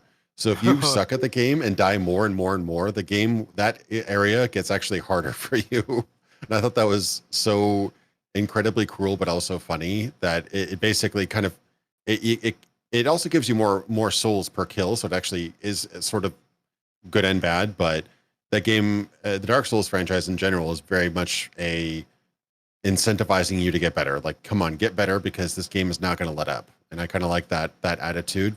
That obviously doesn't apply to all players. Not all players enjoy that, but I thought that was pretty funny that they had that. I don't think they ported that to Dark Souls though. Shadow of Mordor had something kind of like that, where like if you died to just a random orc, that orc would like level up, and if you died to it again, like you get stronger and stronger, and suddenly he'd be like a general, and it's like, oh shit, he just like it makes it so much more difficult. They patented that, made you so mad. That system's never been seen again. Because they patented I love that.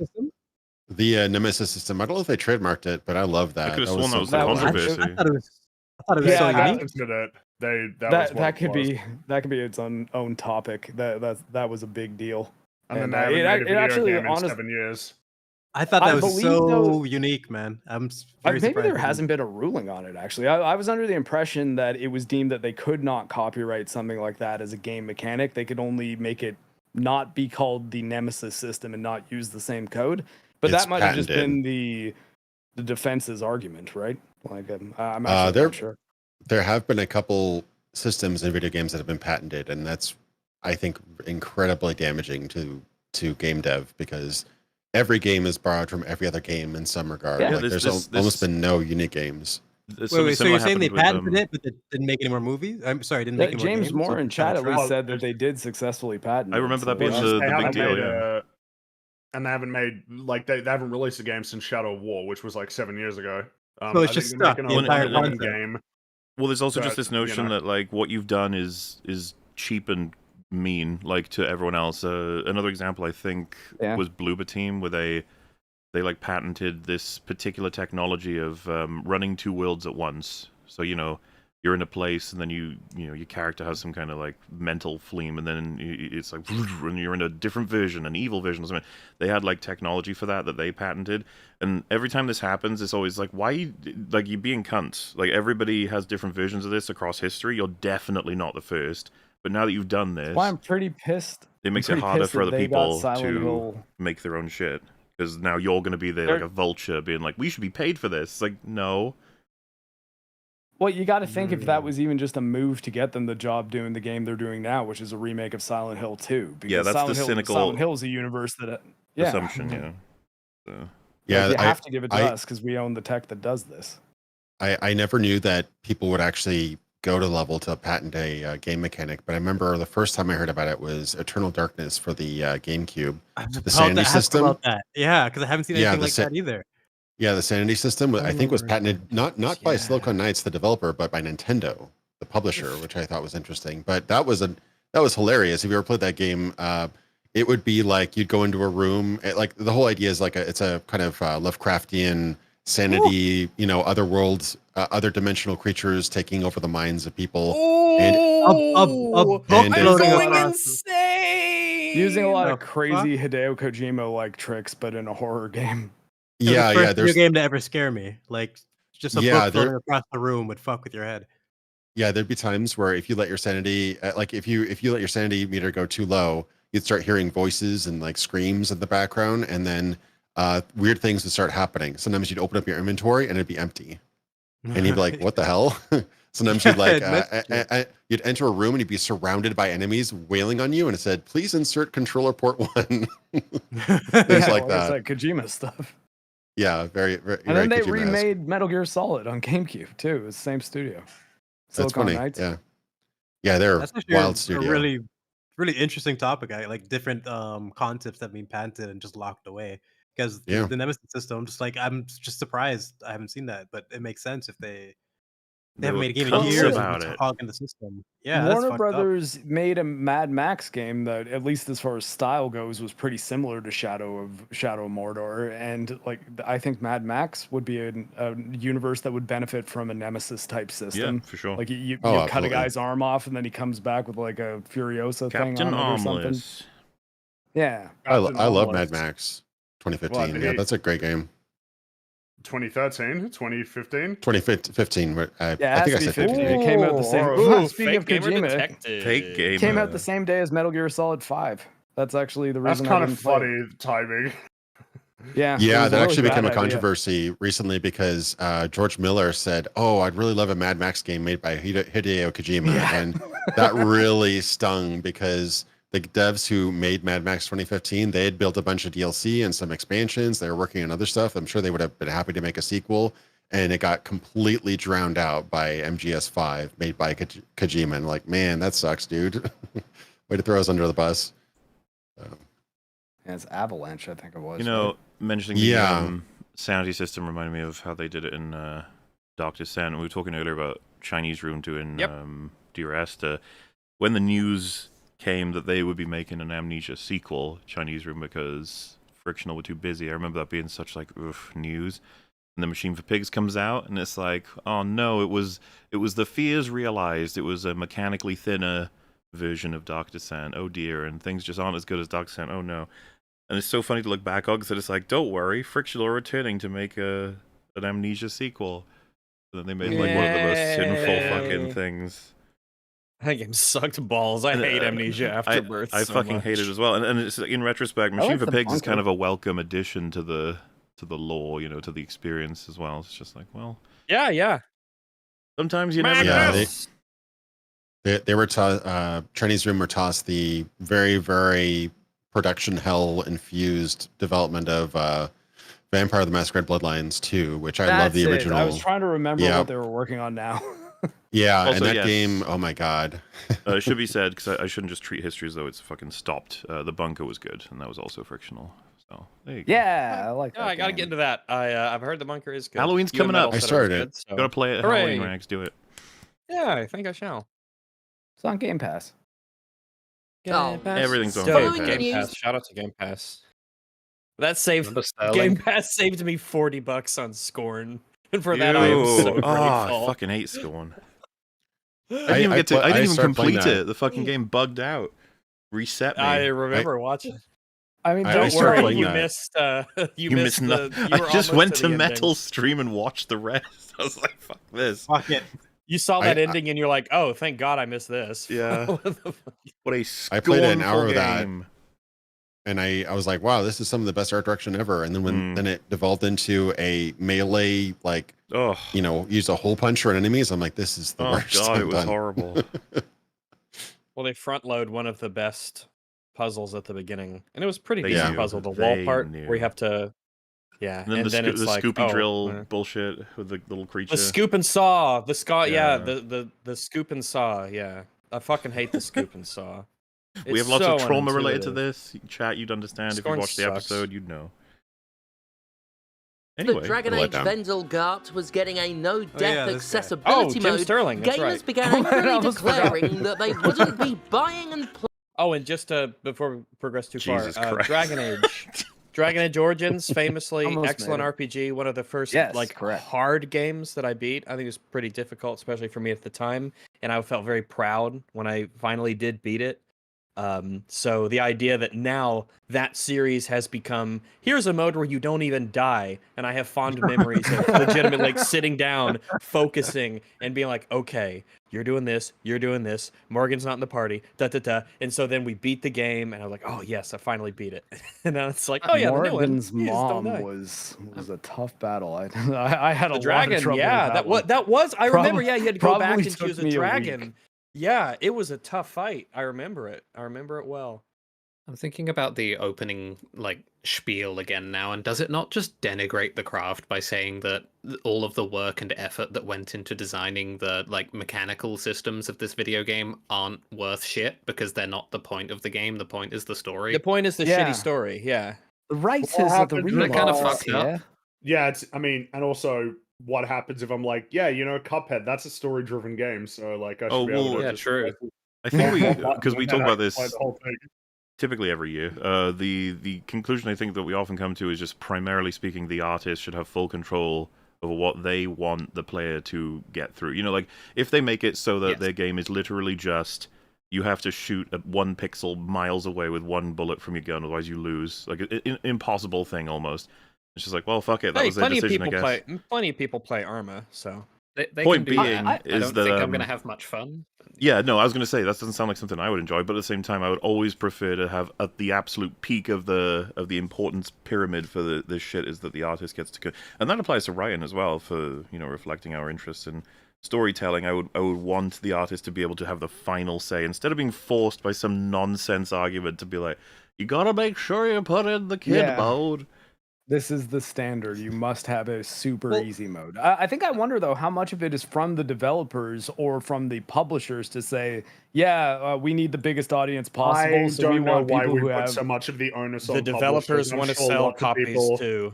Well, no, it's more so that I mean, wouldn't be surprised like- if there were plenty of people at BioWare who were like, yeah, we should do this. We ought to do this. We ought to put in. I didn't mode. say it's not. I was just saying I wonder how much of it is on either side, because both of them would have an incentive to do it for different reasons, with the developers being if they hold those values themselves, or for the publishers saying, hey, this is how we can make the most money because we want to be able to sell it to people who can barely hold a controller. Yeah, but the It's a problem mix- is like, I don't even know if that's I don't even know if it's necessarily beneficial, because one of the points that Sterling's about to make is that there are a lot of people who are saying, well, now I don't want to play this game because these settings are in it. And obviously And I'm shitting so on those proud of people you. for making So that proud of choice all of you. as well. To drop There's been a historical battle between devs and publishers, but I do find it unfair to blame everything on the publisher. There are definitely I want to be things clear. that happen. I was not doing that. I was just saying I wonder how much of either party is more responsible for this trend. Yeah, it's tough. Like I remember one famous story that I Developers. recently researched was Fallout, which was like a turn-based, very kind of tabletop inspired game, turn-based especially, single-player turn-based game. 3 months away from release, their planned release, marketing from the publisher side said like, "Hey, you know what game's really good? Diablo. Can you make your game real time and add multiplayer?" and they were like, "No, but." Yeah, they were like, no, but the way they sold it was actually clever. They were like, okay, yes, we can. Give us 2 more years and $3 million, and they never heard back from them. Oh. Not to So, drop a grenade in. yeah. It's not clever. That's just lying, right? Especially with how far we've not come in the video, but one of the what was said in chat is I'm not sure I 100% agree with that. Sometimes the artist is an idiot and should be told to stop. Thoughts? Absolutely Well, agree. that's their. I mean, sure, yes. In Isn't that terms why of we're creating here? a product and deciding to sell it, it's ultimately on them. If they feel like it's their artistic vision and it's a really bad business decision, then they should still be allowed to make that thing. Especially because there are many bad business decisions that we look back now as being, incredible. The Wizard of Oz didn't do well when it came out. Blade Runner is kind of a famous example. There's plenty of movies and things that didn't sell well at the time. But I think people should be allowed to do that sort of thing. But So, I mean, that seems like it's the variables dependent on what responsibilities get involved. For example, the guy in his basement editing on his little computer his own indie game, should he be forced to do anything in particular other than what he's interested in?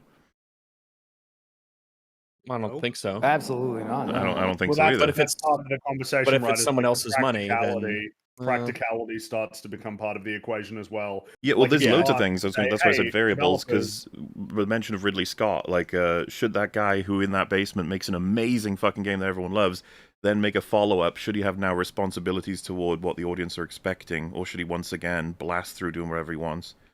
I think it's a big factor is how many people are you responsible for? Are you going to tank your entire company, or are you going to lose your investors $200 million if you decide to just do whatever you want and add like aliens to a Lord of the Rings movie or something like that? Great example I would think is that I think this happens with almost after every really big success. My favorite example is probably the Wachowskis. Like when they had to fight for like 4 years to make The Matrix because all they'd made is like an indie film, and it was okay. It didn't really make much money, maybe like $5 million or whatever. And they're like, let's do a gigantic, super crazy, never before seen special effects sci-fi movie for $40+ million. And Warner Brothers was like, no, but no thanks, bye. But then like after many like demos and like they did this huge bunch of pre-production stuff like that, whole comic book sort of not screenplay, but what is it called? These storyboards, stuff like that. They finally convinced them. Anyway, they I think they eventually even went over budget. But was Bound the only thing they made before Matrix?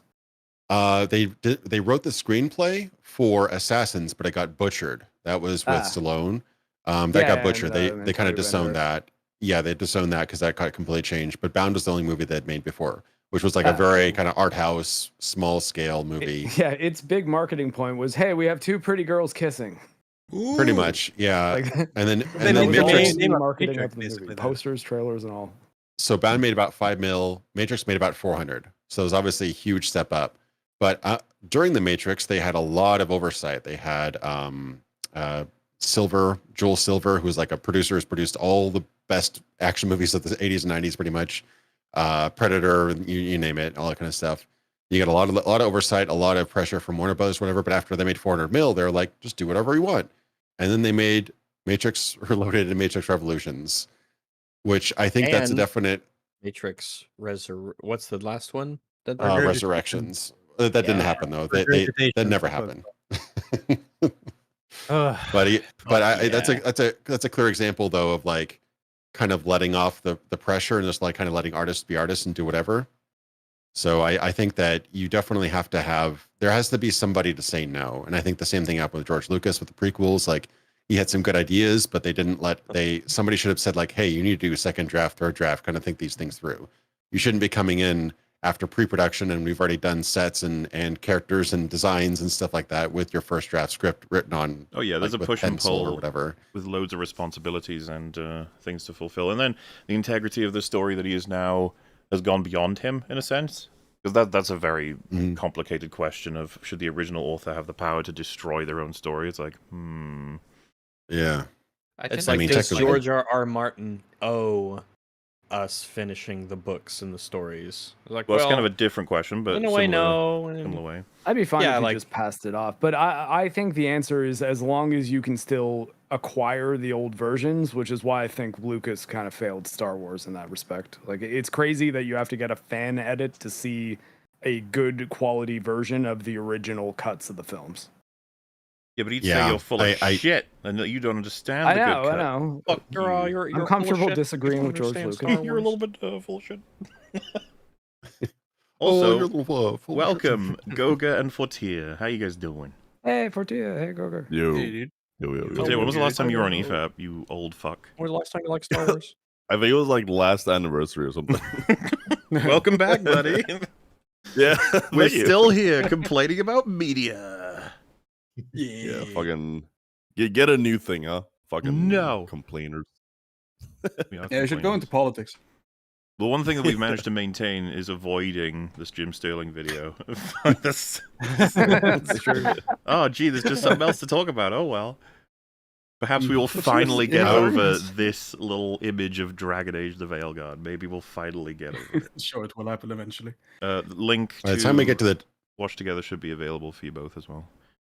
By the time we finish this video, I think they'll rename the Dragon Age again. So I'm just gonna remember the good times where it was Win, myself, and Liliana, and who is the blonde guy? Oh fuck, what's his Legolas. name? No, not Legolas. He was a Alistair? human. Alistair. Yeah. That was my preferred party. Oh. Yeah. I like Dragon it's Age Origins a lot. It's the only really good game in the series, I think.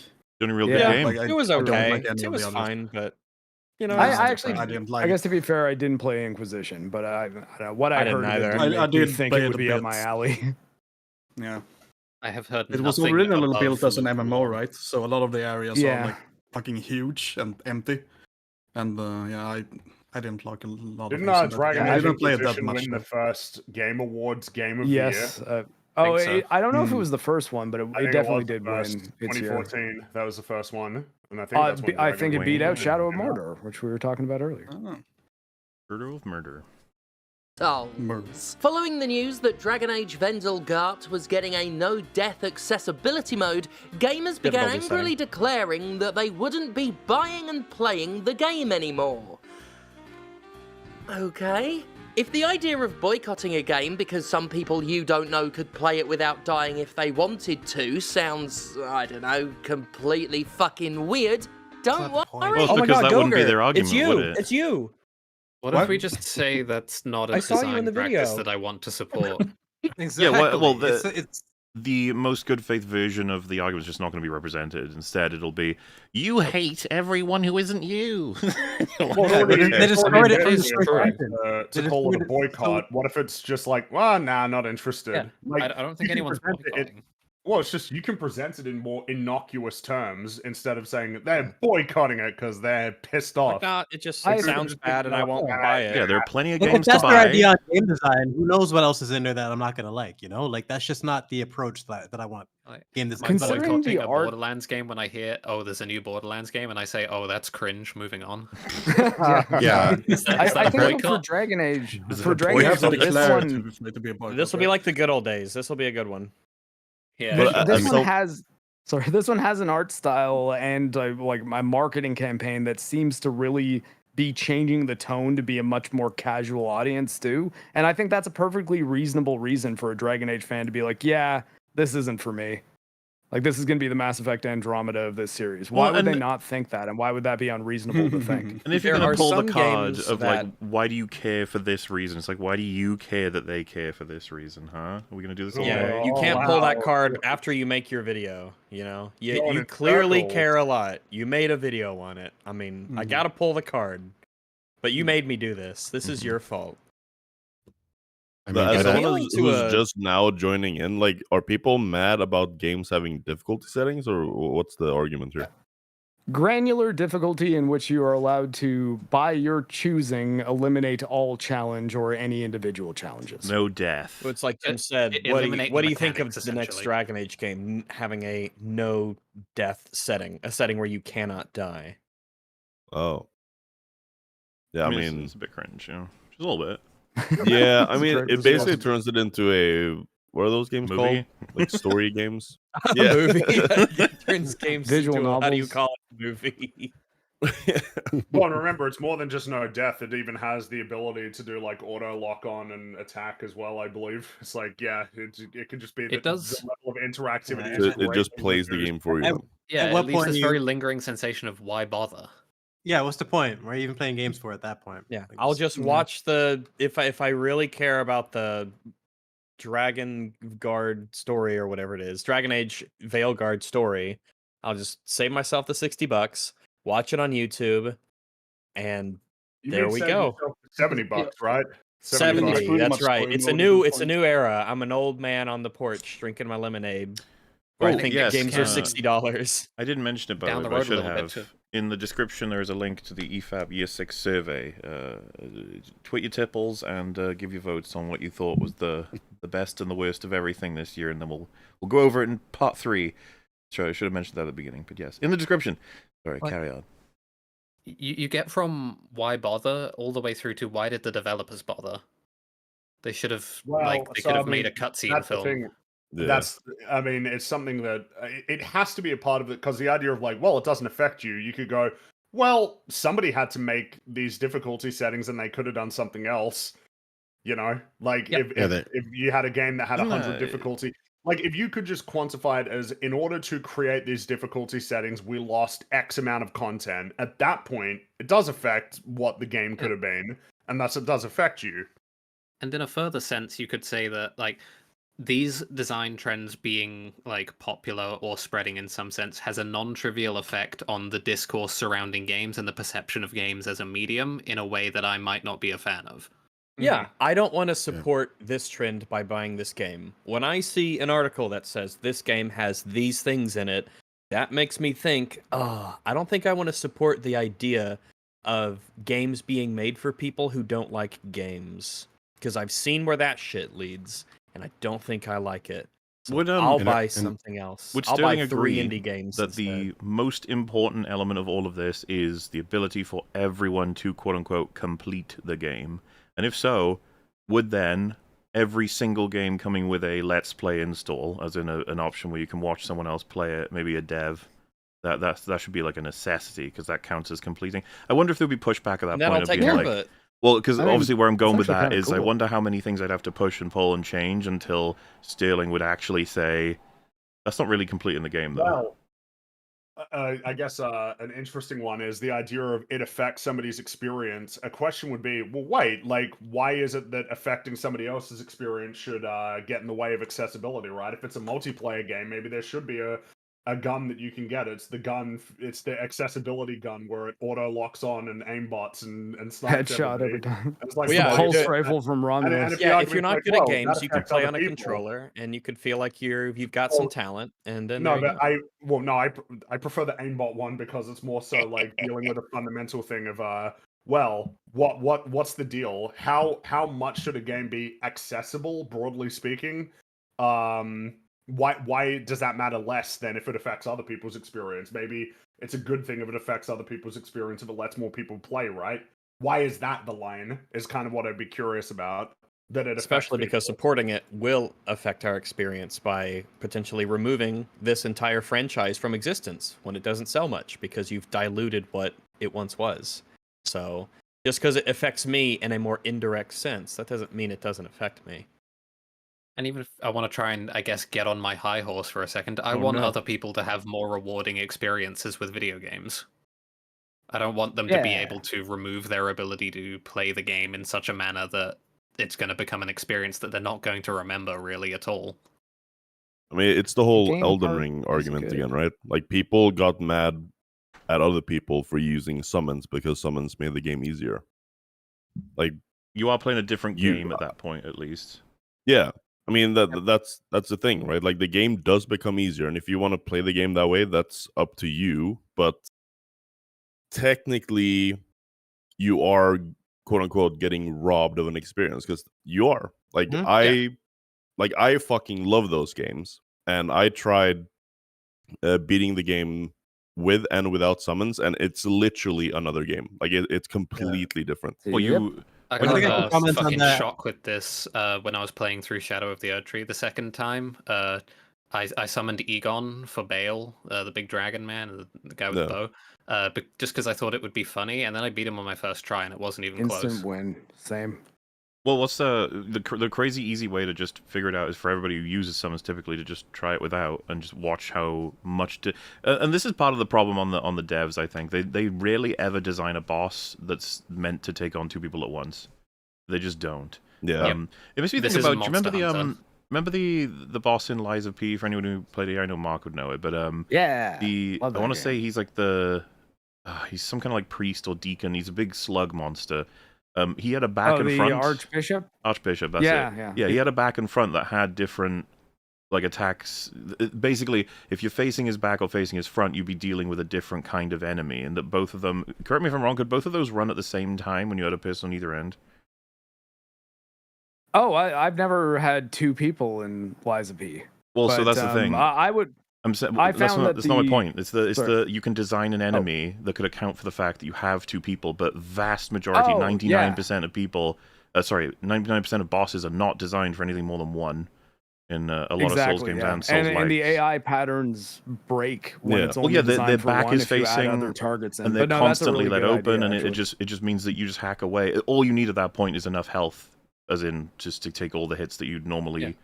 It's not the same thing.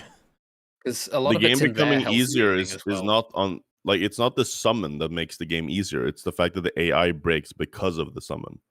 Like the summon itself doesn't really do that much damage unless you have like a super broken build of some sort. But it can it's depend the fact that it takes aggro. It would change the there's a bunch of experience of things that learning a compound boss. on top of each other, right? With a summon, there's a bunch of different things going on. So you have the fact that there's another thing that's going to attack that's going to draw aggro sometimes, which is going to give you free damage windows. Then there's the fact that this other guy is usually attacking without any regard for its own safety, or with like minimal regard for its own safety. So it's often trading hits with the boss. So it's getting in further damage while you're getting in free damage, and then when you're actually like being attacked and you're taking your appropriate punish windows while dodging through things, it's just attacking willy-nilly. So you get like extremely high amounts of compounding extra damage that means bosses die so much faster. Yeah, and then if you add like bleed and freeze and other effects on top of that, then you just have like a boss that's getting chunked. They just don't have enough health to deal with it partially. Like I mentioned Monster Hunter before. Monster Hunter fights take a while to die, in large part because of multiplayer, and they get more health the more players you have. So, but what would be a fair way to deal with multiplayer in Elden Ring? Like, would you have to design a whole new moveset that accounts for 2 people instead of 1, or can you have the boss back off and like swipe at both targets instead of just 1? You'd have to have enemies that are very quick. MMOs. A lot of MMO bosses are designed to kill a whole bunch of people. You do because they have like wide cleave abilities. The red you have don't stand in the red squares, the red circles, attacks that affect a large area. Because if you have like an MMO boss target a single character, it's like, well, I guess he's dead, and everyone else is a-okay. So you can't design bosses like that generally. You have to. One would be their Vinetooth Prime in Guild Wars 2 he jumps around, he knocks people down, he does a lot of AoE stuff. But if he puts a player down in an incapacitated state, he'll charge up this ability where he will get stronger and then insta-kill that player. So everyone has to make sure to revive and get that player back up on their feet before he can carry out that attack. And if he keeps doing that over and over and over, he can become like nearly unbeatable. So even in terms of forcing characters to be cooperative with each other against bosses, you have a lot of different avenues to just have bosses that can be deadly to a large amount of people. And you can scale that from 1 to so then 50. you would have to add more mechanics for multiple players. Like the thing is, if a Souls game is specifically intended to be able to be conquered alone, which I think is safe to agree on. Like no one here thinks that summoning in co-op is like the way you're intended to play Dark Souls, right? But so if you are to get through it alone, then when you design mechanics that require cooperation, it kind of makes the game impossible, because then it's like, well, I don't have anyone to pull the aggro here. So you either have to start adding AI companions or just design things like enemies that will be very capable of switching targets quickly and in a way that it actually can. It's so much faster than you and your teammate that you both really do have to work to take it down. But if it only has one target, you just know that you have the aggro the entire time and have to be the one fighting. The way you fix that is that you unlock more abilities if there are two targets in the arena, right? So he will do, like, say Bale, for example, he will do a wider swipe that could encompass, like, maybe it's like a 360 swipe instead of just like a, I don't know, 90-degree swipe if there's 2 targets in the arena, just to make sure that he would hit one target in front of him and one target behind him. And then you could add more stuff like that to each of his abilities to make them account for there being multiple players in the arena. And that thing unlocks the moment you summon. And then it goes away again the moment you're alone. I think a common solution when you're manually tuning difficulty is like a game master or a dungeon master in a tabletop RPG is that you would adjust the whole encounter based on how many team players you have. Like most stuff in the pre-built campaigns are like based on a 4-player party, but if you have like Jerry came over one day and wants to play D&D. Then it's like, okay, well, I need to add a couple extra mobs to this fight because otherwise they'll kind of clean sweep. Maybe I'll add, a couple more minions. Maybe I'll bump up the health or whatever. Like there are different adjustments you can kind of do on the fly. Yeah. Can't really do Pathfinder that. Second Edition has a very robust system of being able to tailor encounters based off of players' levels and the way that it scales. So it should be a part that MMOs take very seriously. Whether or not they do is a different story, but I mean, yeah, For sure. I'm a big WoW guy, right? And they have some of the best raids in all of gaming, and they take account. They have a bunch of systems that take account for the amount of players in the raid as well. Like, and depending on what type of player as well. If you're a melee character, you'll get targeted by a certain type of ability. If you're a range character, you'll be targeted by a certain amount of abilities.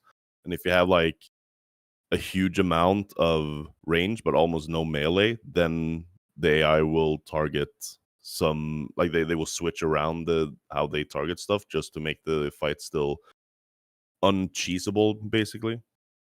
So there's a bunch of stuff like that in MMOs for sure. oh yeah, absolutely.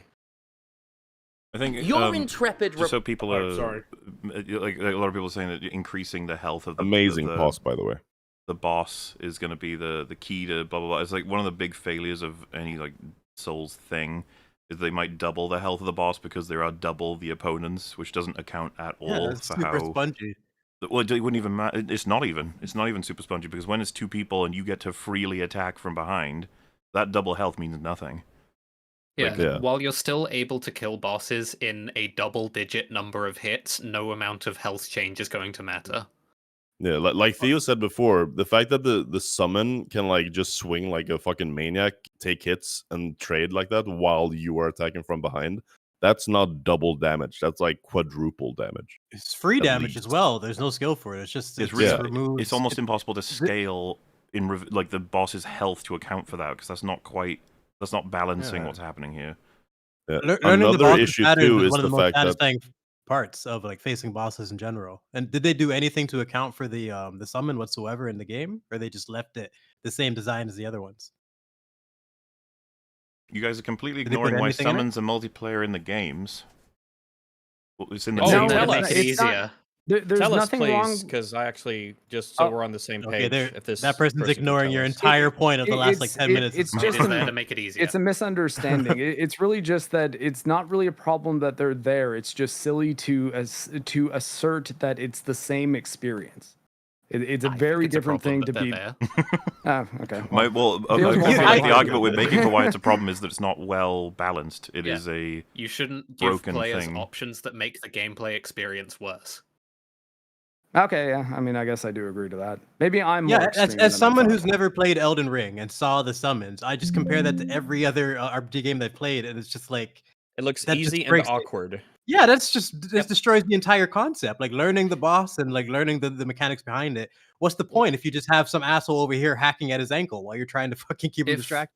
If the bosses could handle it better, that's chill. I'm down with that. But they can't, and That's they why I was sort of asking- fundamentally can't. I was asking there if they are added games anything to where- the bosses to account for that. Did they do anything, or they just left it as is? They gave them massive AoE attacks that make them more of a pain in the ass to fight single player. Okay, that's just stupid design. Then. So just for argument's sake, what if you did a little pling and then the boss's health got like cut in a quarter or something, and he also did half the damage he did before? Would that be worse or better than having summons in the game? That's If- probably worse. Because technically, you're not taking Maybe? away I don't the know. Yeah, experience I of think fighting the it's boss better. one-on-one, right? You still have to learn the moveset somewhat. You could just brute force it because the health bar is so much You don't smaller. have But you don't have an aggro scapegoat, so like it wouldn't change the AI design nearly as much. Mm. Mm-hmm. Hmm. No, or maybe you complete- don't touch the health, but you make the boss not do damage. I understand touching mean, the what- health. It's just that it needs to be done at conjunction with a lot more than Boss that. doing mean- double damage. I mean, what Boss you doing do with half summons damage if you and want to hero have them having is, double health, make it's the the same. bosses actually harder. But that takes a lot of You- effort and you extra need programming to- and shit. We need better mechanics, frankly, and then we also need Yeah. better AI so that the bosses, like Monster Hunter, are more able to cope with the fact that there's multiple people in the arena. You might even need like an actual cap Their on behavior the, should basically change if there's a summon on field or not. to help the bosses, you might need to cap their attention span on any one player, because the longer they spend on one, the other one just hacks freely at the back. Or maybe they need to, every single boss needs to come with as brutal as this sounds, some kind of like additional enemy in the just to keep things a little bit. It would just give bosses summons, and then you're all set. There you Thinking go. about it, it would solve everything. it would bring us some. It would get us somewhere if stamina mattered even slightly in any game not called Dark Souls 1. Like, if Elden Ring had real stamina that actually existed, that would be somewhat of a limiting factor on your ability to just wail on things with your buddy Mimic Tear or your summon or whatever. It wouldn't fix, but it would be progress. But what if the boss That's my couldn't worst lock case on scenario. to the summon at all? Like, what if it's literally just a damage buff where he goes ham, but you still have to fight the boss? So he can't be It's damaged at all? Yeah, maybe basically make it time based then. I mean, I don't know. I'm just trying to think of ways to make it more fair, because I guess the reason why it's in the game is to make it easier, right? But it kind of fucks the game up by existing. So how could they achieve that by not, and also not fuck up the game at the same time? They just shouldn't be in the game. That's just, it's not the type of game that suits it whatsoever. Like, where's the reward for skill? You just summon something. I mean, yeah, that's the easier question, but I think what's trying to answer, like, if you're gonna have them in the game, what would you do to fix it? I don't think mind it's the version where the summon can't be targeted whatsoever a lot less, for sure. Because that's just like, you have your damage guy who's just gnawing at the boss's ankles. It's still somewhat fundamentally violating the game, but the player isn't explicitly taking advantage of that because it's their AI. It's kind of like a strong poison proc, essentially. It's I've always found it interesting that I mean, the people you could take advantage of that and just the people who tend to agree hardcore a lot and with like no death modes being silly. It's weird how much they're simultaneously okay with something like a Mimic Tier when certain ones can basically solo the boss and not even lose half their health while you just stare at a wall. that shit needed assistance. That ruined Skyrim as well. As soon as you got summons at a decent level, you just stood there. What ruined Skyrim is a long list, but it's true. A long list of people. But to be specific for Rags' sake, what ruined the vampire in Skyrim is you just summon and you just jack off in the corner while they kill everything for you. And it's like, what am I playing a game for? And that requires effort, like AI. Right? It requires time, just collecting the fucking strongest shit. But I just would much rather have some reward and like actually do the work myself, play the fucking game. And I feel like AI breaks a lot of games. It's really hard to find a balance. What Skyrim you is could do fun, is but it's shit. You could have a specific class have summons, but they're like really, really weak, or the character is really, really weak, and balance it that way. Before this becomes entirely an Elden Ring podcast, maybe we should swing it back a little bit to the general thing here. Difficulty. Difficulty is bad and it should be removed. Agreed. True. Weird. Don't worry. Your intrepid reporter finally decided to seek answers from the gamers TM themselves. Exactly why. Not me. I'm not a gamer. Or a commentator. An asshole. I don't even remember what he's talking about. Yeah, journalist, but all right. Yeah. I mean, if you call a Destructoid reviewer a journalist, I don't know. I mean, yeah, but I mean that was like a decade ago, wasn't it? So yeah, I don't even know why that would count anymore. Glorified blogger. The blurring of the line between journalism and commentary. Yeah, like I think that we really just have to have a standard. Like I would consider, if you ever watched like CoffeeZilla, he actually does journalism. He actually finds sources, he verifies them, he protects their identity if they want to say anonymous, and he actually exposes interviews. Isn't that crazy? Yeah, right. Like we kind of have to bring that standard back. I think just looking up stuff and talking about it for 10 minutes. We need to bring integrity. While also back. having 5 minutes of filler. There's no integrity. I'm a big fan of integrity. That left a long time ago. And justice. Is the existence of a very basic accessibility option that's technically been around as long as cheat codes have been a thing. A cheat code's the same as difficulty settings?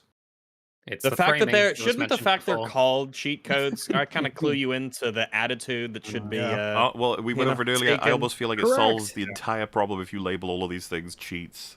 As yeah. And you know what? When you turn them on, you get the little thing that says achievements have been disabled as long as you have cheats in it. No. That's right. If you play with creative mode on 7 Days to Die, every time you pause, it said, achievements are disabled while creative mode is enabled. It's very simple.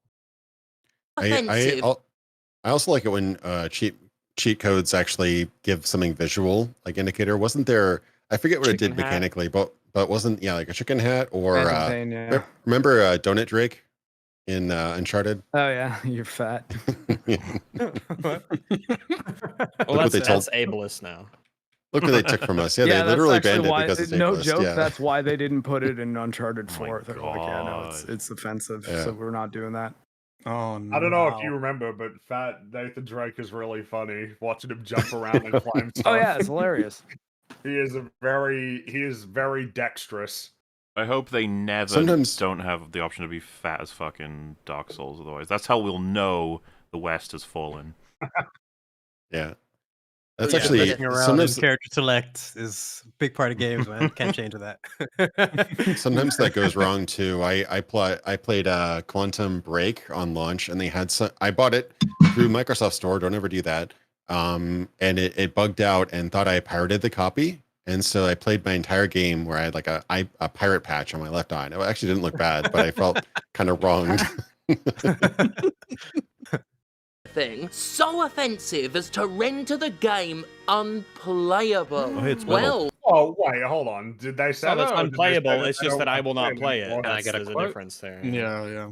Yeah, he's distorting the entire topic. Time man. Sucks. You have to stop this guy from rest.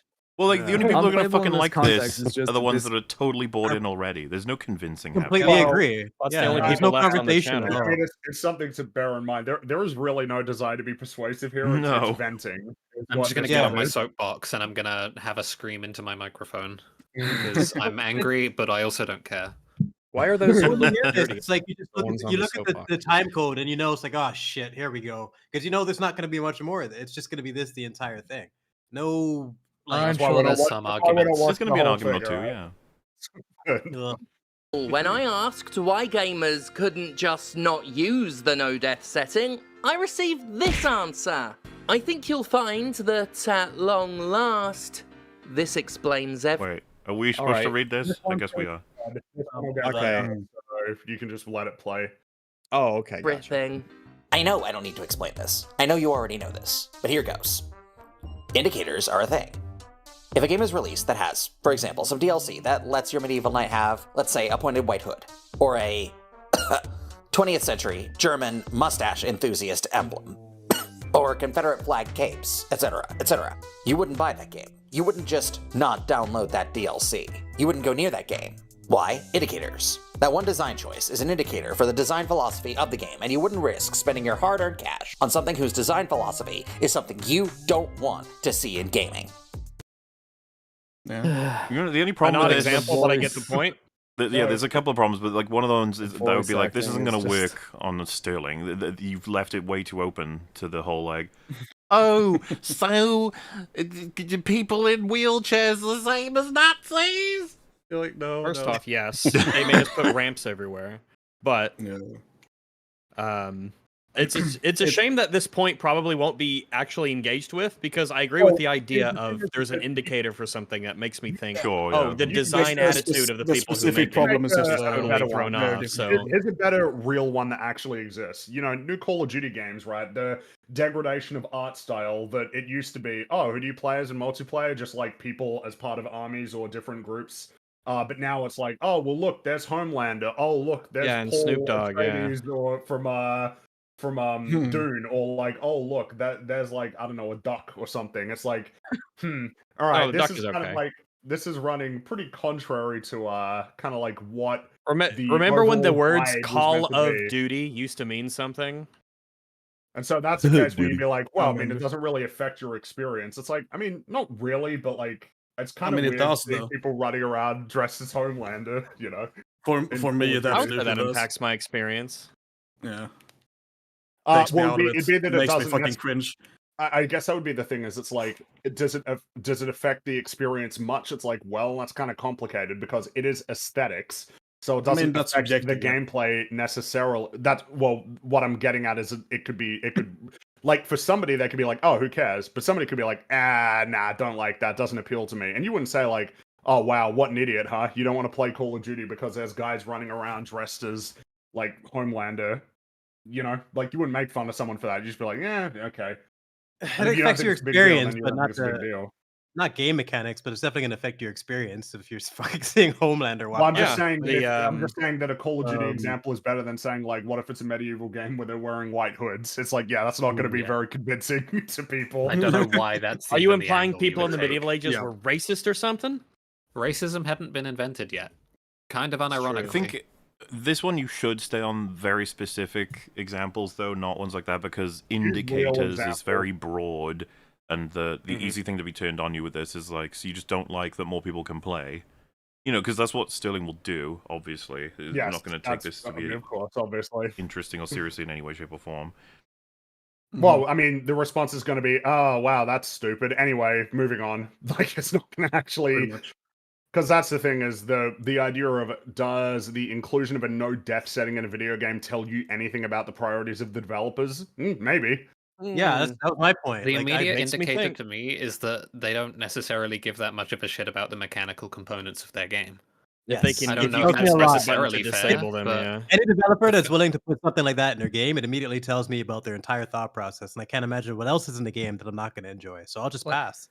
Well, it's a crowded market for games. Yeah, I don't know why. I don't know why I would be interested in a game that is not interested in its own mechanics. Yes, exactly. It's a crowded market, and there are plenty of developers who would say in an instant, "No, you can't just. What are you talking? What do you mean turn off deaths? No, we made a game for you to play. It has like mechanics and difficulty. Well, like if you have your ears during that. What the fuck are you talking about? Have like a platform where they say, yeah, you won't fall into the bottomless pit. There are no bottomless pit settings. There's no jumps you can't make or they're just totally normal fail. pits.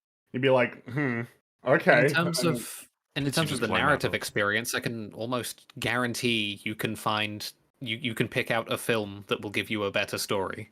Like it's not going to be difficult because games kind of lose a lot in terms of their narrative ambitions by having to give the player things to do. You know, because they have to send you off on various side quests. They have to have you running around. They have to have parts where the player gets to play the game. And because a lot of developers aren't interested in integrating those to a particular extent, they end up like, yeah, okay, you're doing the gameplay bit now, and now here comes the story bit, and then here's the gameplay bit again. They'd be like, oh, finally, the player's done, we can tell our story. What summarizes that to me a little bit is if anyone's seen the second D&D episode of Community where it opens their game with, there's a bridge in front of you, seems rickety, like, will you cross it? And then one of the players just goes, what if I don't want it? What if I want to turn around and just go backward forever? What's in the map that direction? I love and he says it in the way that person is an asshole. The DM or GM is like, yeah, you could do that. I have stuff for that. And he brings up this huge book and slams him on the table. If you really want to do that. Fucking great. Something I actually thought you were going to bring up was the idea that Abed talking about in the first Dungeons & Dragons episode when they're like, hey, can you just kill Pierce and give Fat Neil the sword back? It's like, well, no, that breaches I can't breach the rules of the game, otherwise it loses its whole meaning. Yeah, the whole meaning's gone. Credit to Far Cry 4, they do let you do that. You can just resolve the conflict immediately. Credit?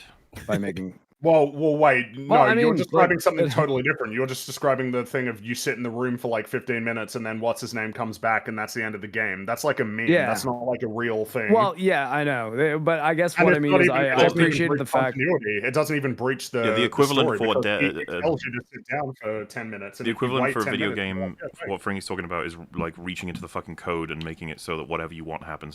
So it's like asking Abed to just change everything about the world according to whatever they want. Like he said, that it would, as soon as he does that, everything's over. Spawning an item into the game. Yeah, I guess I was making a different point. Because it's kind of the thing that happens in the story, right? Is that Fat Neil actually beats Pierce through the game, and so because of that, and because Pierce wasn't making it easy for him, it was the best Dungeons and Dragons game that he ever played. And it's like, yeah, I mean, it wouldn't have been particularly interesting if it's just like, oh, Pierce, you're dead. Give Fat Neil the sword back. Because it was real. It meant something. Yeah, exactly. Oh, okay. Yeah. Make an argument. Clearing that up. Dude. What's that smell? Make an argument, Dude, you for fucker. fuck's sake. Make an argument, you fucker. The difficulty discourse has officially turned everybody's brains into weird soup. The elitist sneering and gatekeeping has become altogether more vicious and less. Yeah, this is really like, get over the rant, then get to the argument. Well, I don't think that one gets addressed. It's just like, all right, moving on. It's just. Oh, we're done? Fucking hell. You're fucking kidding me, man. It's just like, isn't this so obviously dumb, guys? I would say that the video is a little bit of a bait and switch in terms of the topic. It kind of, I guess you'll see. Oh, yeah. You'll see. It's gone on, and of course it's now just another front in the twisted culture wars. Giving a shit about disabled people is seen as another example of wokeism gone mad. Yep, another disabled people are zero-sum game. dumb, and they suck, and they have no abilities. Like, we got an interesting stance, Jim, but okay. I don't think that, but I guess you do. Like, I wish you'd give us just one, like something, like even if it's just one that you're nitpicking, because this is such a like I can't. Who the fuck thinks that? Nobody fucking who plays video games is fucking like gatekeeping. Well, obviously, anyone who thinks a game should be difficult means that you hate disabled people. The problem is maybe there's one person who this applies to. Maybe there's even a handful of people who this applies to. But like, it's just you're not actually engaging in the conversation. Like, people always just gesture at this vague smokescreen of the disabled. There's never any specificity to it. What about being disabled in some particular way makes some particular facets of how this game might be played impossible in such a manner that death needs to be prevented? Well, but can you imagine if they named it the disabled mode? Do some fucking journalism. It wouldn't even be wrong by their by their rules. Is there an assumption that you're sitting there playing the video game at some kind of like expo as the first release of demo, and you're like, yeah, this is amazing, it's all spectacle and stuff, and then next to you rolls up a guy in a wheelchair ready to play, and you just go, oh, how could you play this?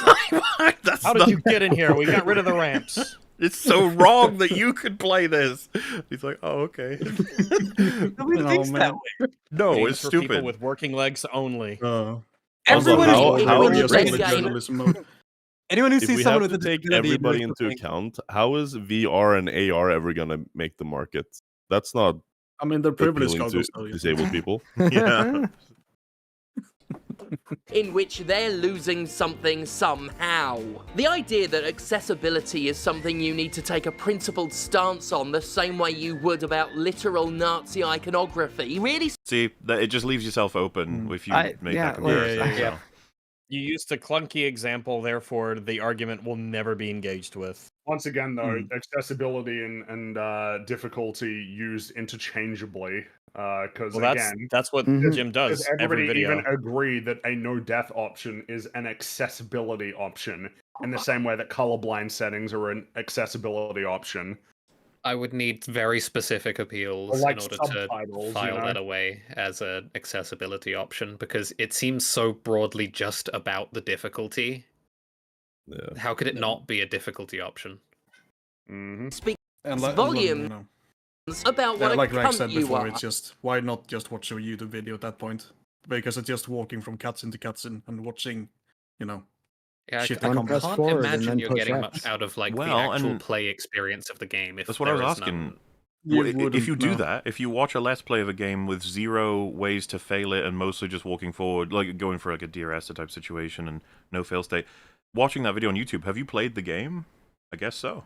No, pretty much. Because you're doing exactly the same. You understand what the game is, I would say, at the very least. I mean, you know the story of the game. You haven't played the game. And what is a game if not a vehicle for someone's shitty story? Well, I think instead of saying you played the game, else. we would rather say there was never any playing of that game. It was just it's a step up from interactivity is on a scale, and it was pretty low. Yeah, it depends on where you draw the line of like what's the definition of playing a game. If I'm in like watching a screen, moving my left stick forward, and then my character moves, am I playing that game or am I just interacting with a controller? I mean, you're technically playing the game, yeah, but if you watch it on YouTube, you're not playing the game. You got to be careful with this one. Philosophers have been like puzzling over this one. There is actually a philosophy of video games in terms of trying to define what constitutes play. I think so long as you're interacting with it, Fringy's cracking his knuckles. Because like a 1-year-old could walk up to control and go stick, and then the character moves on the screen. Is that play? And then they'd say, "Yay, we're hiring at Kotaku. You look like you know what you're doing." So. I was going to say, Big Idiots has been blog posting about all this. Big Idiots and who are Hiddle Subtleties? Hiddle Subtleties, Big Idiots. Forget our team. Big Idiots is the best one. Philosophizers. Big Idiots is renowned. He's the father of philosophy. Yes.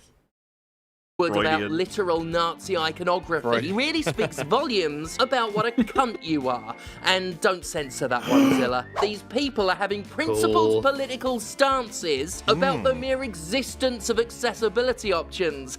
Difficult. Why not have the interesting conversation instead of the boring one where you just get on your little soapbox and talk about how much better you are than everyone else? They mentioned Nazis, so we can't talk about it. Yeah. I expect better of someone who's been doing this for this long. Like, come on, man. They need to hear I'm bored. How cunty they're being. The fuck is wrong with you? That you think disabled access is something to take a principled stance against? Why is it disabled access that you can't die? I feel like we haven't crossed that bridge. Disabled people can't engage with video games unless there's a literally cannot lose button before it's that they can condescending. press. Do we have to have like a little creature that comes on the screen and goes, "Oh, hello, how are you? Oh, let's get going then. Take one step forward. Oh. There you go, you did it." I noticed that you're technically disabled, so I've done you the service of making sure that you can't die and in no way can fail in this game. Thank you. I don't know, man. Do you know how many people are disabled and like this was have the done on your mental strength behalf to, by like, someone not you've let it never phase met. them? The people would have the mental strength to not let that shit phase them, and like this is just a slap in the face to people who just want to play a game and not have this big ass handicap. Like, well, yeah, and not even specify what disability. This is what I mean. Like whoever said it, what type of disability would require like a no death state? Like it's just insulting. I was perfectly capable of dying in Half-Life Alyx when I played it, despite only having one leg. So yeah, there you go. The line here was how absurd to take a principled stance on the inclusion of disabled access or whatever. And it's like, well, but isn't that why you're angry? You're taking a principled stance, which is that it is absolutely important and okay and should happen, right? Mm-hmm. Like everyone has a principled stance who gives a shit. Like, anybody would dare disagree, but the problem is, it's like, yeah, but you haven't even framed it accurately. And people don't like the idea of a no death option in like a game. They just find that like weird. And what happens when a disabled person says this argument? And I don't just mean like I'm talking about someone who's just a head in a jar who can like blow with all straw. That's still what's a good gaming experience. Yeah, they're like, fuck you. I don't want to be given this. Bullshit, someone posted it in our chat. You've got Mr. Oblong here. He can beat Dark Souls. So like, what excuse is there? Just let them do their thing, man. They're not useless morons. Yeah, my brother beat Elden Ring, and he's got muscular dystrophy, which is a pretty debilitating illness, and he was still able to beat the hard game, right? He beat Dark Souls with a banana. God damn it! Now, if there are people out there who need help in terms of the way they interact with games, but that's usually not going to take this form. In fact, I don't think I've ever seen it take this form. If anything, the argument being made here is to make these things to make accessibility options more accessible, special controllers, things like that. And I'm like, yeah, sure. I want those to be cheap. I want those to be, where people who actually want to engage in the hobby and play games, they're more than welcome. I have no problem not gatekeeping people who want to actually engage with games. And if they have a physical disability, like they have a fucked up hand or something else like that, then yeah, getting them controllers and special peripherals that allow them to do that, man, I'm all for it. But that's not the conversation that's being had here. I like it. It could be even like deeper than that. It could be even deeper than that because someone with a disability might not be able to participate in physical activities, like they can't play ball anymore or whatever. So getting that competitive aspect out through video games is even more important for them. So the game design is more important for people with disabilities, arguably in that case, than someone without. Yeah. So denying them that opportunity to really explore mechanics or like get their competitive nature out, it's just a slap in the face. I think that's fucking bullshit, man. Yeah, exactly. Like, I would find it fucking insulting. Like, oh, you little special boy, you need a non-deaf mode in order to play this game. Oh, aren't you sweet? I'm paralyzed, so I can't play ball anymore. So games is even more important to me now. So they don't think of it from that perspective. It's crazy. I posted that story where the first Neuralink brain implant guy pulled an all-nighter and played a bunch of Civilization 6, and then he played like some chess and Mario Kart, and he was like having the time of his life. He's a quadriplegic, and I'm like, that's awesome. That makes those experiences accessible to him. He didn't want to play a non-death version of whatever. He wanted to play those games. There you disabled fucker. No, for you. Can use. Imagine being forced to play that. Mode of Civ. Yeah.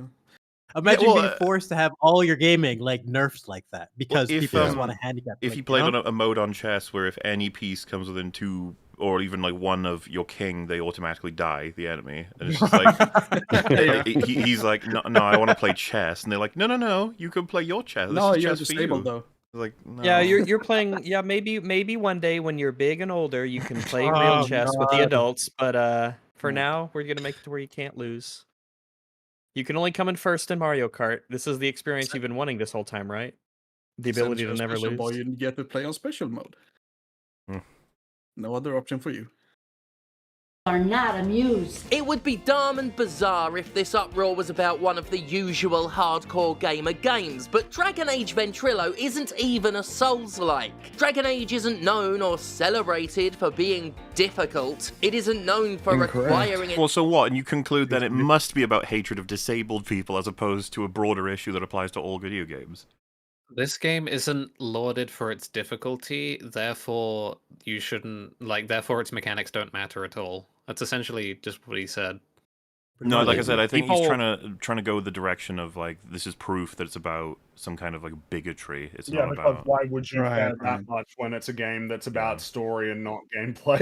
Like I said, there's so many things you can conclude from that piece of information, but narratives, whatever. Elden Ring, Shadow of the Bigotry. This is just a different context of the Star Wars 1, 2, and 3 were stupid, or 4, 5, and 6 were stupid, so therefore the new ones being stupid isn't a problem. It's just the same argument. Yeah, stop denigrating the thing. What about it? Star Wars was always bad. I hate that argument. Aliens, stupid decisions through it as well. Yeah, the people in Alien weren't that smart. Like, who said that recently? Someone in a podcast. It hurts. Tilted me. Yeah. Like, are you serious? Like, come on, let's not do that now. Known or celebrated for being difficult. It isn't known for requiring its players to get good. It's a BioWare game, an RPG regarded almost entirely. It's a BioWare game. That used to mean something, Jim. Jim, that used to mean something. Dragon Age Origins was difficult. I do find it was a hard game. Like an RPG is not really known for its mechanics. It's just a weird thing to say. Like an RPG is not known for its design or mechanics. Because one of the things that people talk about is story, or at least they used to when people played BioWare games in greater numbers. Why did they just pick this one aspect of it and just decide this is what people appreciate? The argument is that it's story focused, so who gives a fuck about that's what I mean. Of the options that are available in terms of outright mitigating the gameplay. Because that's what it is, right? Like if you're not dying, it's that's just a total mitigation of the gameplay. Like, if you can't die, then there's no point in doing anything in terms of learning how to play the game. Doesn't matter. Just moving forward. No engagement required. Which it's just weird that you would have a mode where it's here's a mode where you just don't have to engage with, the majority of the game. Here's a game you don't have to play. Yeah, you're not forced to learn from your mistakes. Why are you even here? It's just, it ruins the entire purpose. I think it's. You don't even have to play. That's sort of the point being made. Is that for a game like this, the mechanics will often be built around that sort of punish reward structure. It's to the point that when the punish side of that doesn't exist, you no longer actually have to abide by any of the rules that the game is offering. You don't really have to do anything. You could pretty much just ignore the game and hold down whatever the button causes you to attack.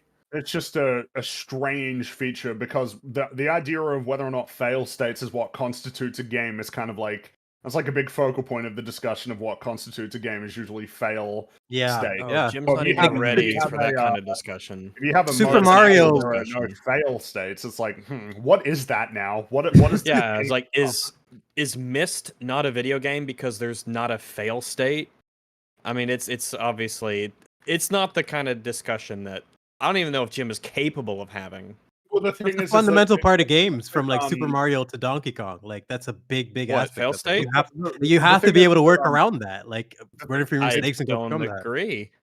I don't think that a game has to have a fail state necessarily. No, I didn't say that. I said it's a big part of it's a big part of video games. Like being able to like learn from your mistakes, and it goes back as far as Super Mario and Donkey Kong, which is a lot of people's, some of the most OG games. Just not if you remove the ability to fall into a hole in those games, then what do you have? Like there's nothing there. They would have never become what they are. This is not like a conversation about the nature of game design, like how the fundamentals of a lot of video games and what that means in terms of artistic expression. That's not. We're not interested in having that conversation in this video. Like no, like I said, I don't know if Jim is capable of having it at this point. Well, the thing is that it's already been stated what it's about, right? It's the idea that there are a bunch of people who hate disabled people and don't want them to play video games because they're terrible. Like that's what an absurd position. By the way, that's gonna be the virtue signal. Yeah. Have you guys ever heard counting internet weirdos? Have you guys ever heard a single person, like even online, express the perspective, "I hate the disabled"? I've never. Well, I think Jim would just say that they'll never come out and say it. But they'll use subtle, like, dog whistles and whatnot to signal that to other people. But even they know that it's a bad thing to say out loud. This is your dog whistle. Video game accessibility. I'm trying to think if I've ever, someone expresses beliefs that make me think, oh, you probably hate a disabled person or hate disabled people generally. I don't think I've even seen that. I don't think these people don't exist. I'm convinced of it.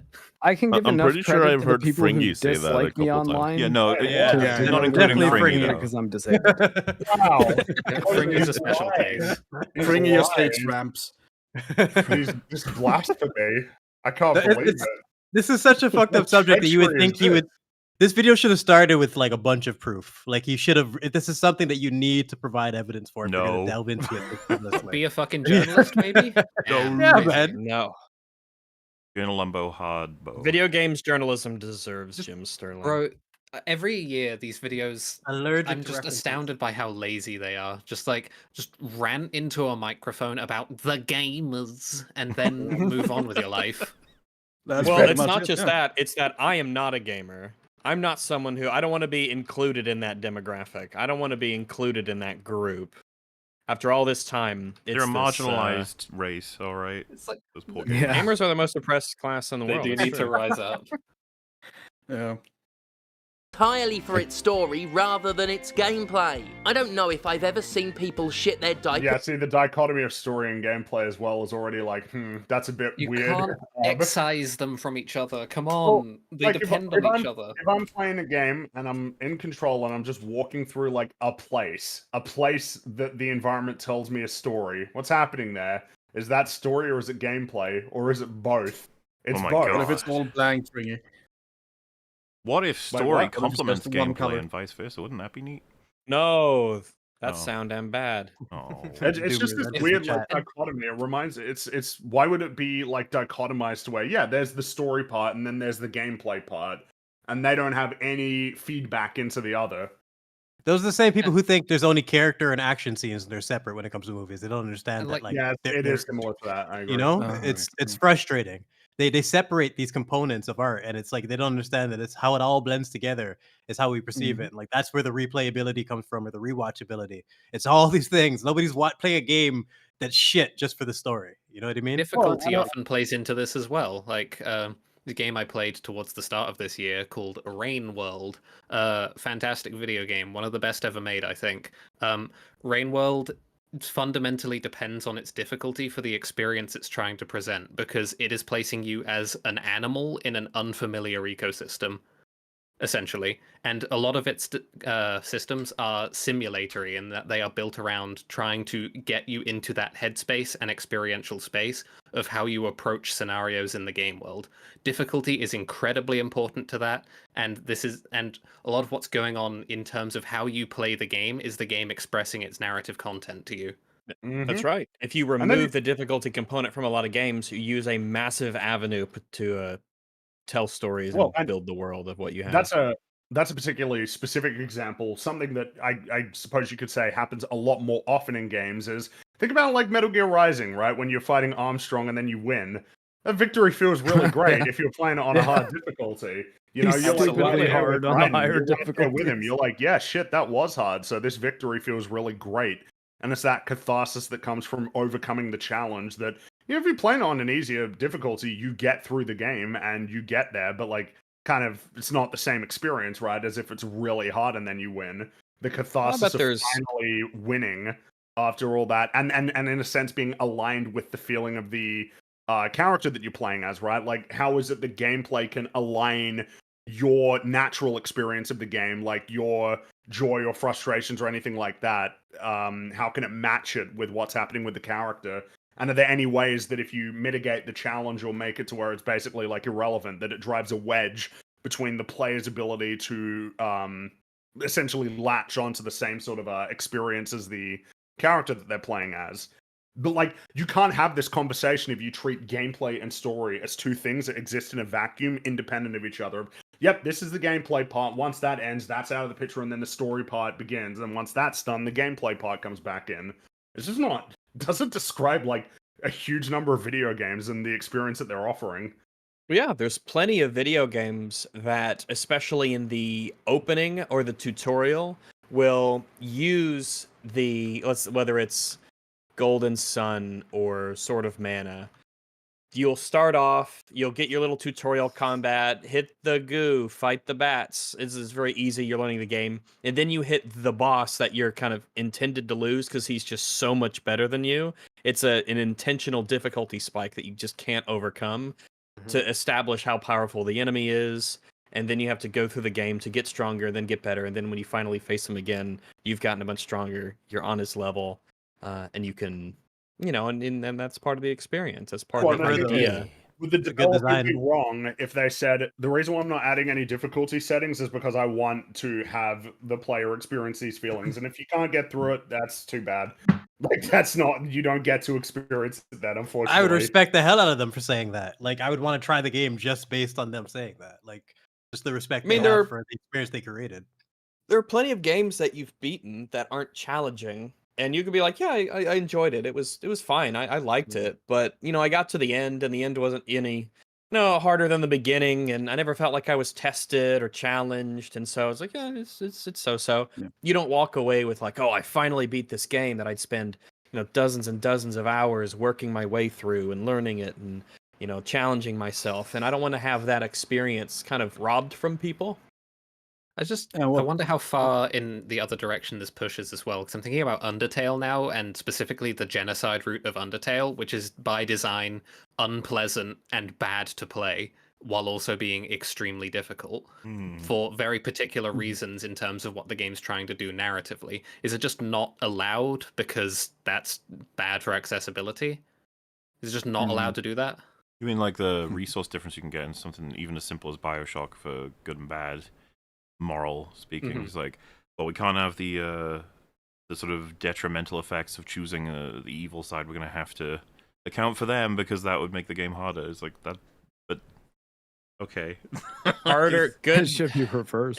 Well, that's a whole discussion on should different moral routes in games just flat out be objectively worse in terms of resources and stuff. A completely different conversation to this, though. Just whether or not, if they do or don't, what does this role have to play in it? And it almost feels like an annoying supervisor that these other elements are doing their thing comes in and says, no, I don't want it to be that way. And it's like, no, but this isn't to do with you. It's like, it is now.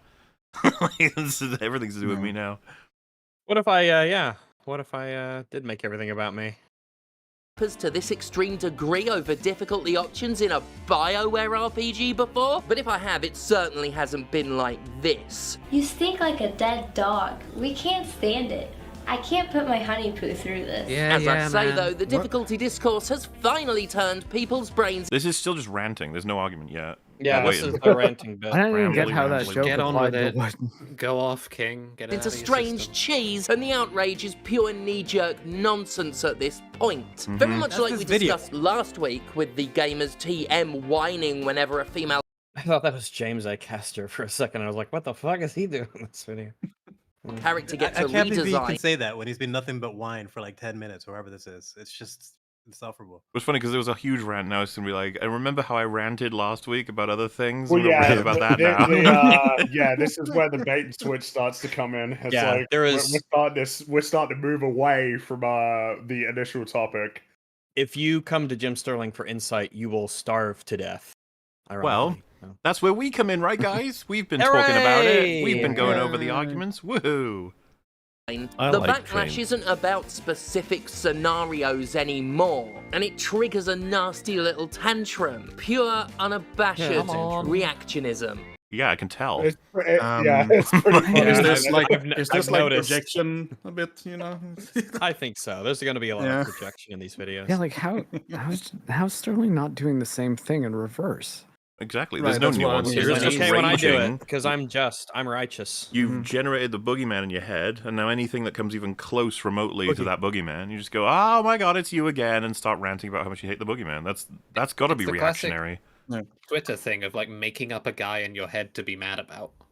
Yeah, he's he's mad about people having a knee-jerk reaction when he's having a knee-jerk reaction to the knee-jerk reaction.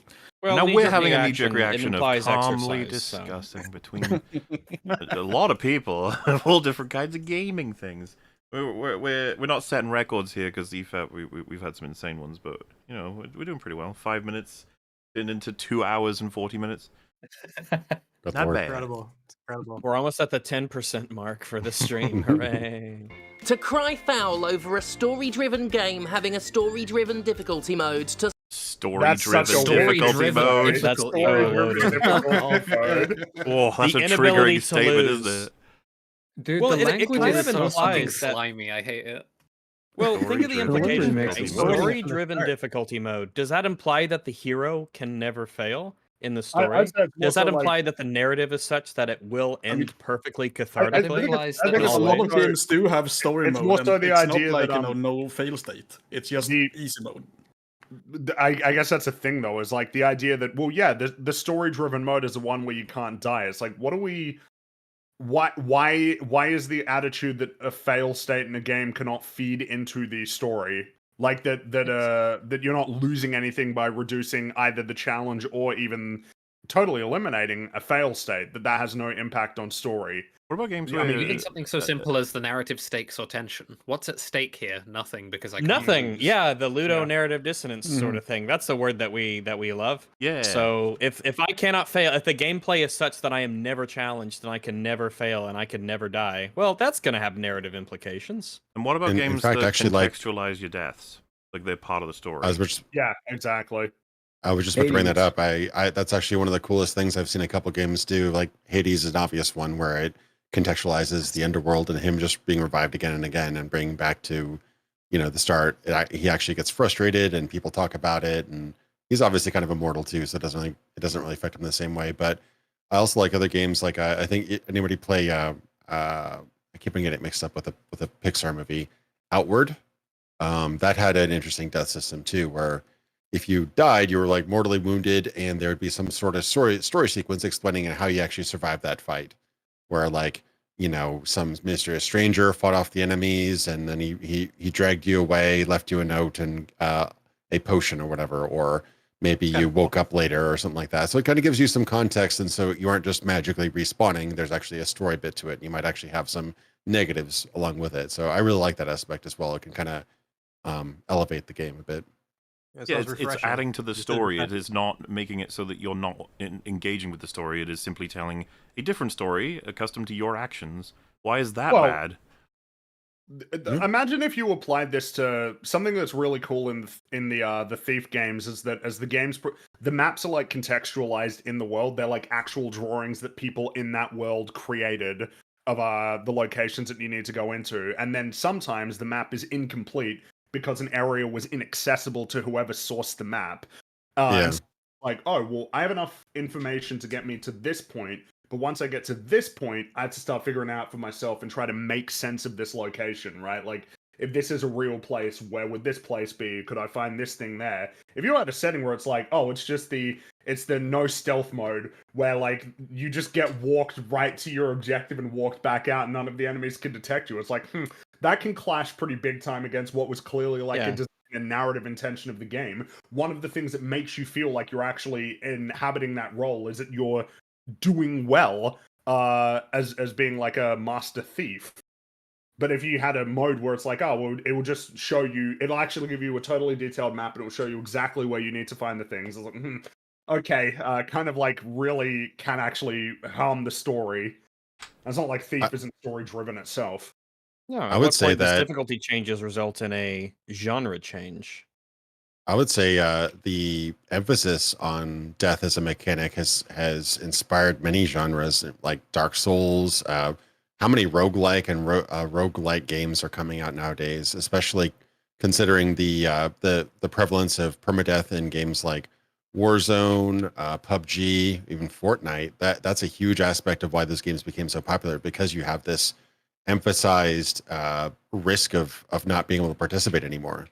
Like those games would play completely differently if you had just free respawns all the time. Oh yeah, I've played a shit ton of DayZ. I love it. I got like 15, almost 1,600 hours in that game, and I still, when I get into like fights with other players and I'm geared, like my hand's still like shaking. I'm like, holy shit! Oh yeah. Like man, it's so intense. Moment of I'm like, oh, I could lose everything, or I can win this fight and finally do it, and you feel like it's an experience that few games can give you. And the idea of being... you spend so much time gathering that gear, and it means a lot at that point. It's that. And it's the other elements that I don't want to lose that. They can take that away from me. And it's also the sense in those games that you die from one bullet. You can die so fucking quickly. What I would, because to draw it back to the idea of like, well, why do you care? It's just a difficulty setting that doesn't affect you. If you came to me and you said like, well, yeah, no, this is story driven and this is the gameplay part, so like we can just totally mitigate the gameplay and that has no impact on the story. If you tell me that, it's like, oh shit, I think we have a different sort of perception of what video games are. Like, if you feel that way, I'm not sure that I am that interested in the game. Tourist. Well, it's just, like it sounds like it. I don't know. You can say something about your design philosophy or intentions that can make someone go, you know what, that's optional, but like, I don't know, man. Like, it just tells me something about your priorities, or like your values, what you think the values of games are, that it could throw somebody off. The whole point being that it's not unreasonable to hear that there's like a certain game mode that makes you go like, actually, I'm not very interested in this game now, even if it is optional. Like, that's not unreasonable. Not to mention, like the priority we've mentioned before, the priority shift.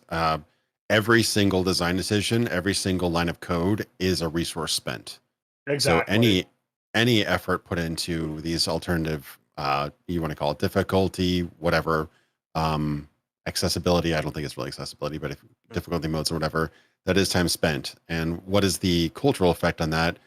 Is next time around are a bunch of marketing people and or focus groups going to say, oh, well, actually 10-20% people used a story mode or easy mode, and so let's just make that the primary mode now. Let's focus on that. Let's fine tune this game to accommodate for those players. It's a hypothetical, but I could see it happening. It's happened before. So I've seen many franchises go down that route in terms of focusing on a player base that that design no longer represents the core player base that made the series popular in the first place. So there is an effect that creates. Developers not understanding their games is a real thing, especially at the higher level. Yeah, especially when you work on a game for 8 years, like Concord, and it like has a maximum player count of 500 players, whatever. Like you definitely lose sight of. Yeah, literally, the highest player count was less than Gollum. Kind of wild. Gollum was a masterpiece. I was about to say, what the fuck? To be higher than That's right. Gollum. The hell? Jeez. We're not. Best game ever made. No, Gollum one of the games ever made. Absolutely. Do you guys think there's a set of people out there that play games but they hate being challenged in any way?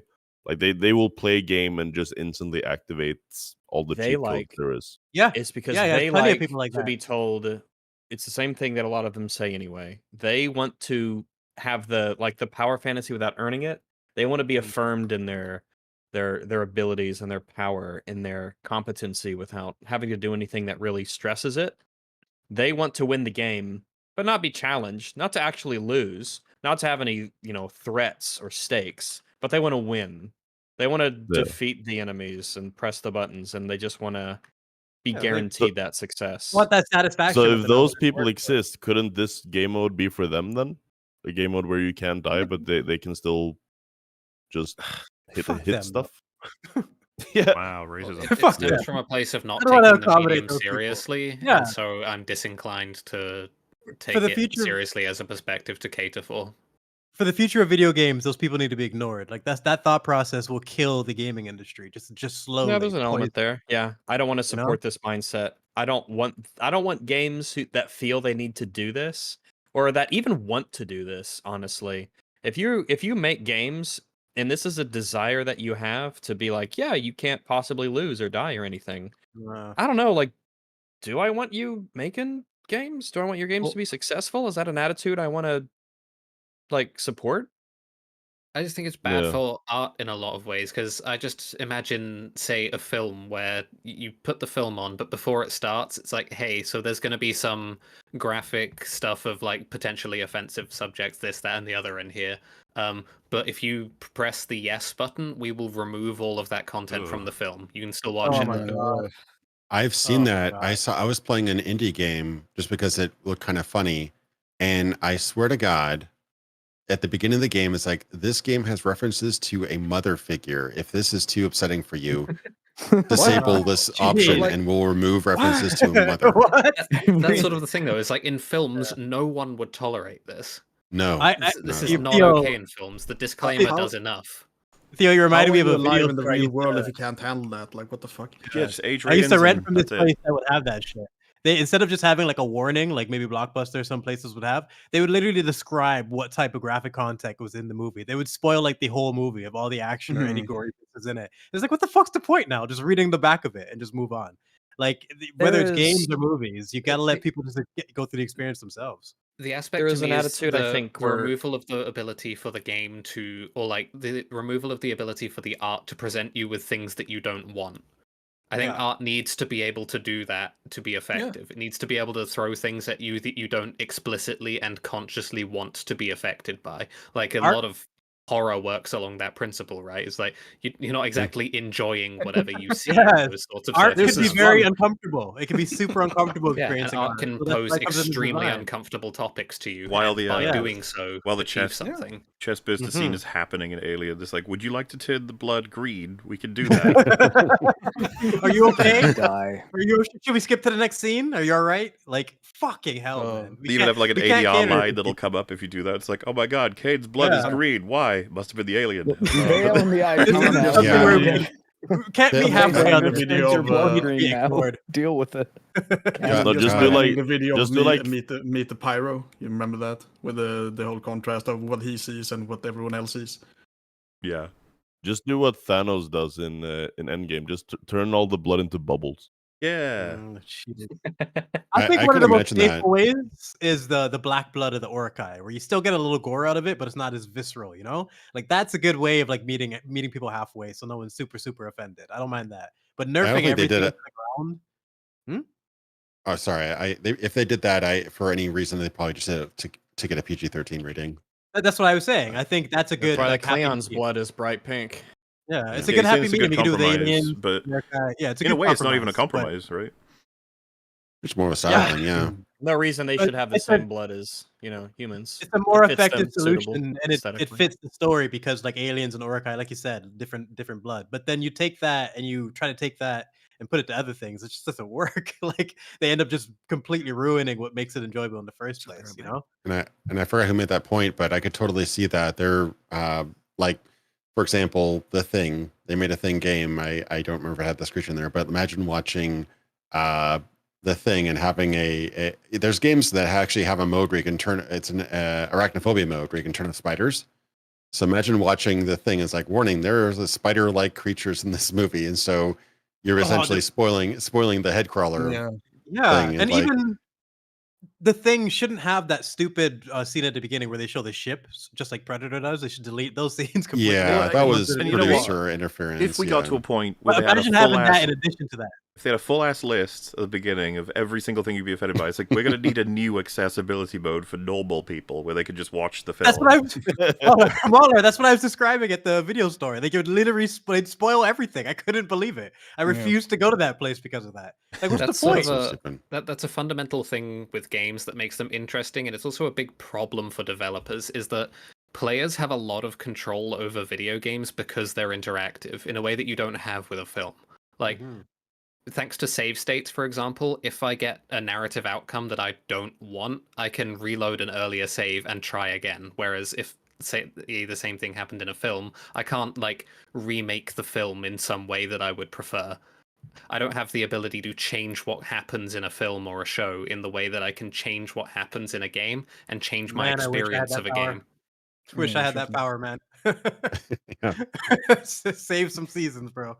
And players are often like poorly motivated because we don't know what we want. Like, quite frankly, you know, what you consciously want is often very distinct from what you would most enjoy theoretically. Like, this is pretty much a known quantity.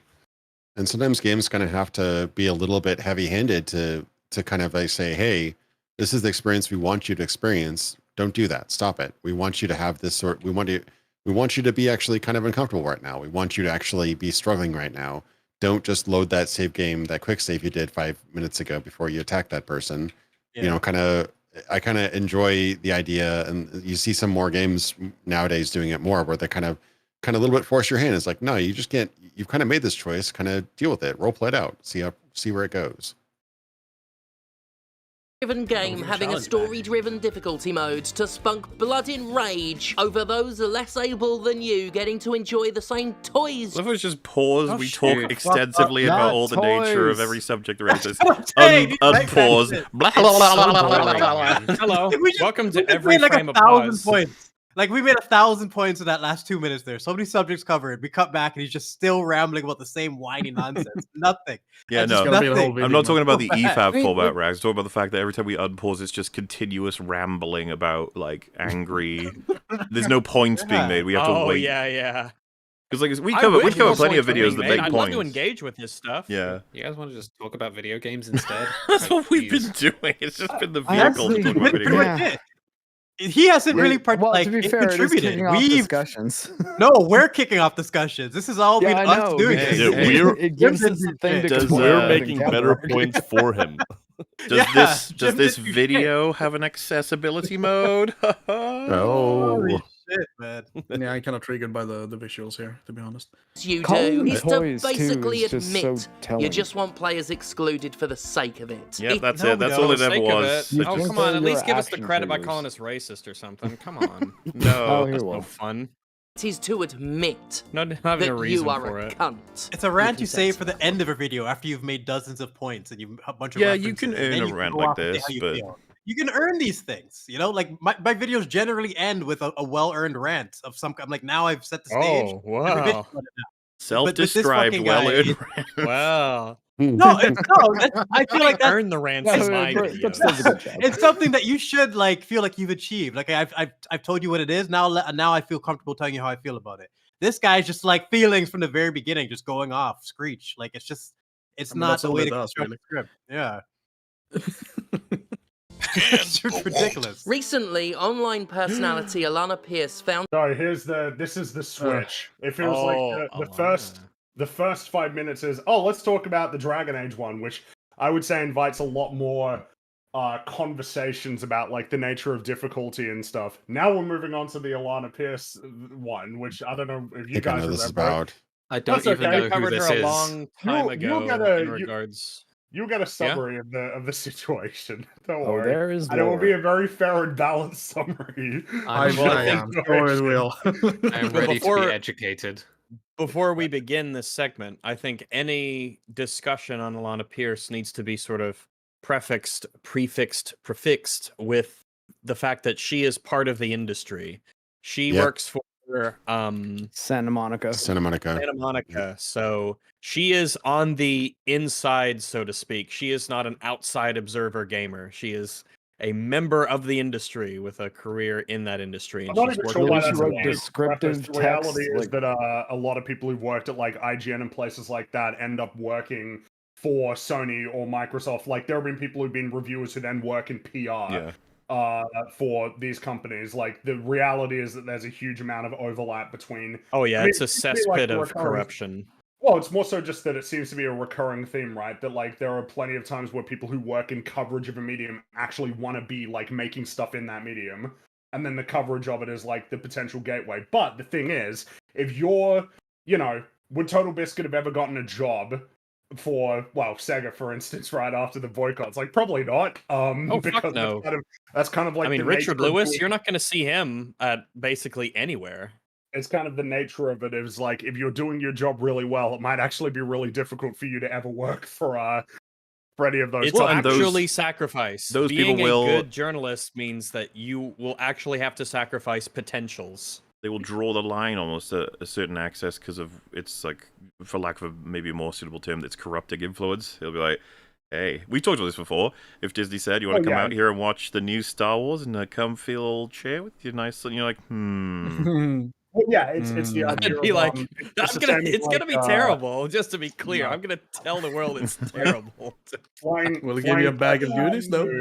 Like a little action figure of Rey. Flying them out to like LA or Las Vegas or something, put them up in a hotel, and then let them play like the new game. All of these things are essentially like an influence on you.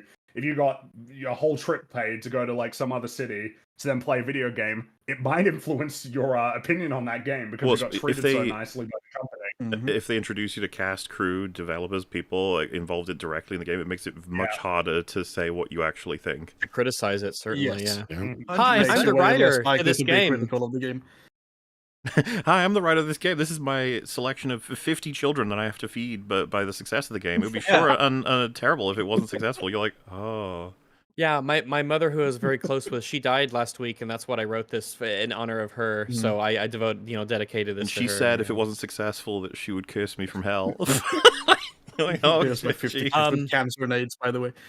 By the way, since we're on the subject of Disney cringe, briefly, I saw some Disney cringe out in the wild. I think it was yesterday while I was driving around. I think this is okay to show. I'll put it in the Discord, but I blocked out the thing. But look at the license plate cover.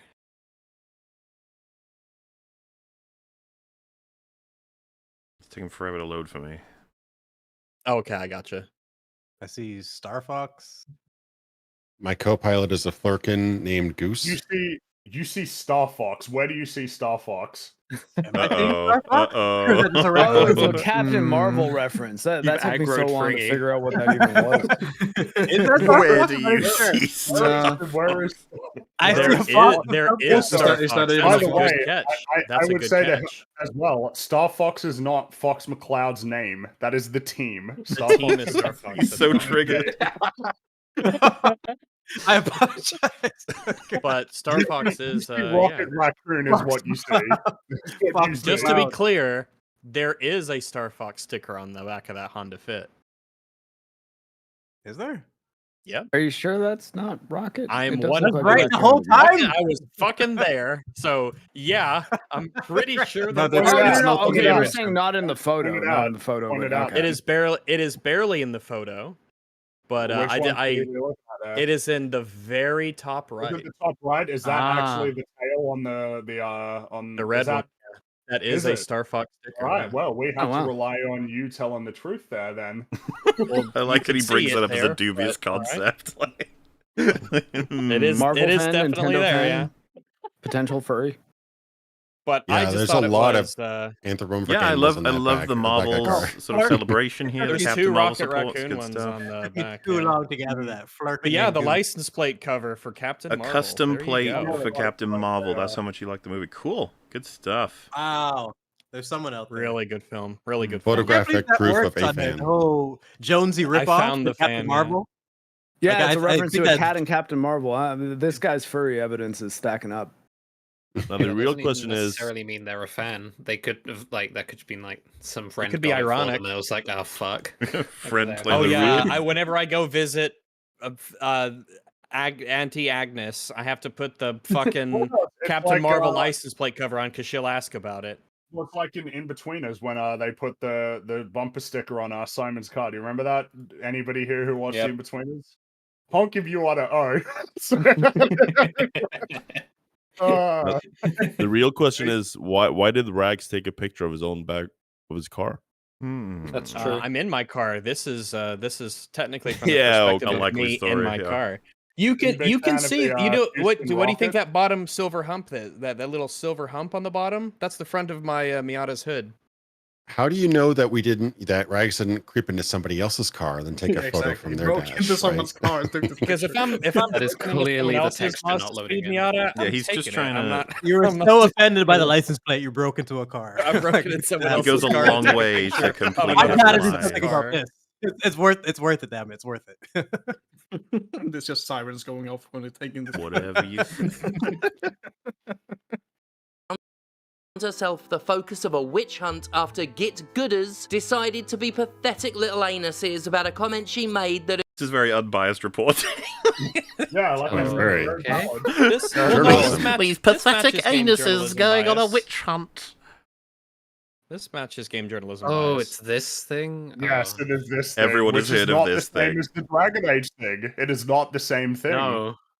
completely No. different. Had been deliberately taken out of context and more or less Ooh. lied about on social media. More or Ooh. less. Is it more or More or less? less. Let I me suppose, know. hey, Muller, you want to read that?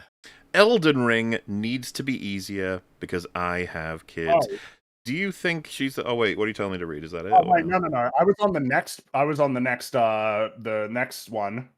I'm I I was at slightly swapped ahead. frames. Sometimes the Making- frames are a little Ah, bit here we go. okay. There it Frames is, yeah. me. All right. Having a kid can be a situational disability where accessibility is concerned. If you need to pause a game because your kid is running around your living room, but you can't, you'll have trouble playing games with no pause menu. Here's a bunch of info about it for anyone who's genuinely interested and not just trying to rage bait, lol. That's so embarrassing, man. So to steal manner for a moment, No. I think the real Don't culprit. do it, Mark. I know I'm gonna Or else because Jim- I Jim- think no. Jim's I argument think relies it's- on you not doing well. that. No, but I think it might contextualize some things because I think the major culprit here isn't so much her thinking this as it is the entire industry using that term to describe a kid in the room and Well, not why not seeing both? that as. I mean, it is both. She's but, responsible for this statement anyway you slice Well, it. Describing I it as a think situation that of disability the- is Your retarded. child. I think it's important to understand their argument though, because what they'll say is do. like, yeah, but those are the industry terms, Every- and I. That's the thing. Like, Everyone and knows I the think that argument. Describing a child running around as a disability is not fucking cricket. Her That is not. perspective on motherhood hurts my brain. Like the I would rather idea. not weaken But the what term I'm in saying that is regard. the problem is Yeah. the people who are responsible for all Which of this. word? Mother, disability, child, temporary. The, Oh, okay. the misunderstanding of what is difficulty and what is accessibility. This is the terminology that the people who are actually making that stuff in the games are using, and I think that is probably the bigger issue.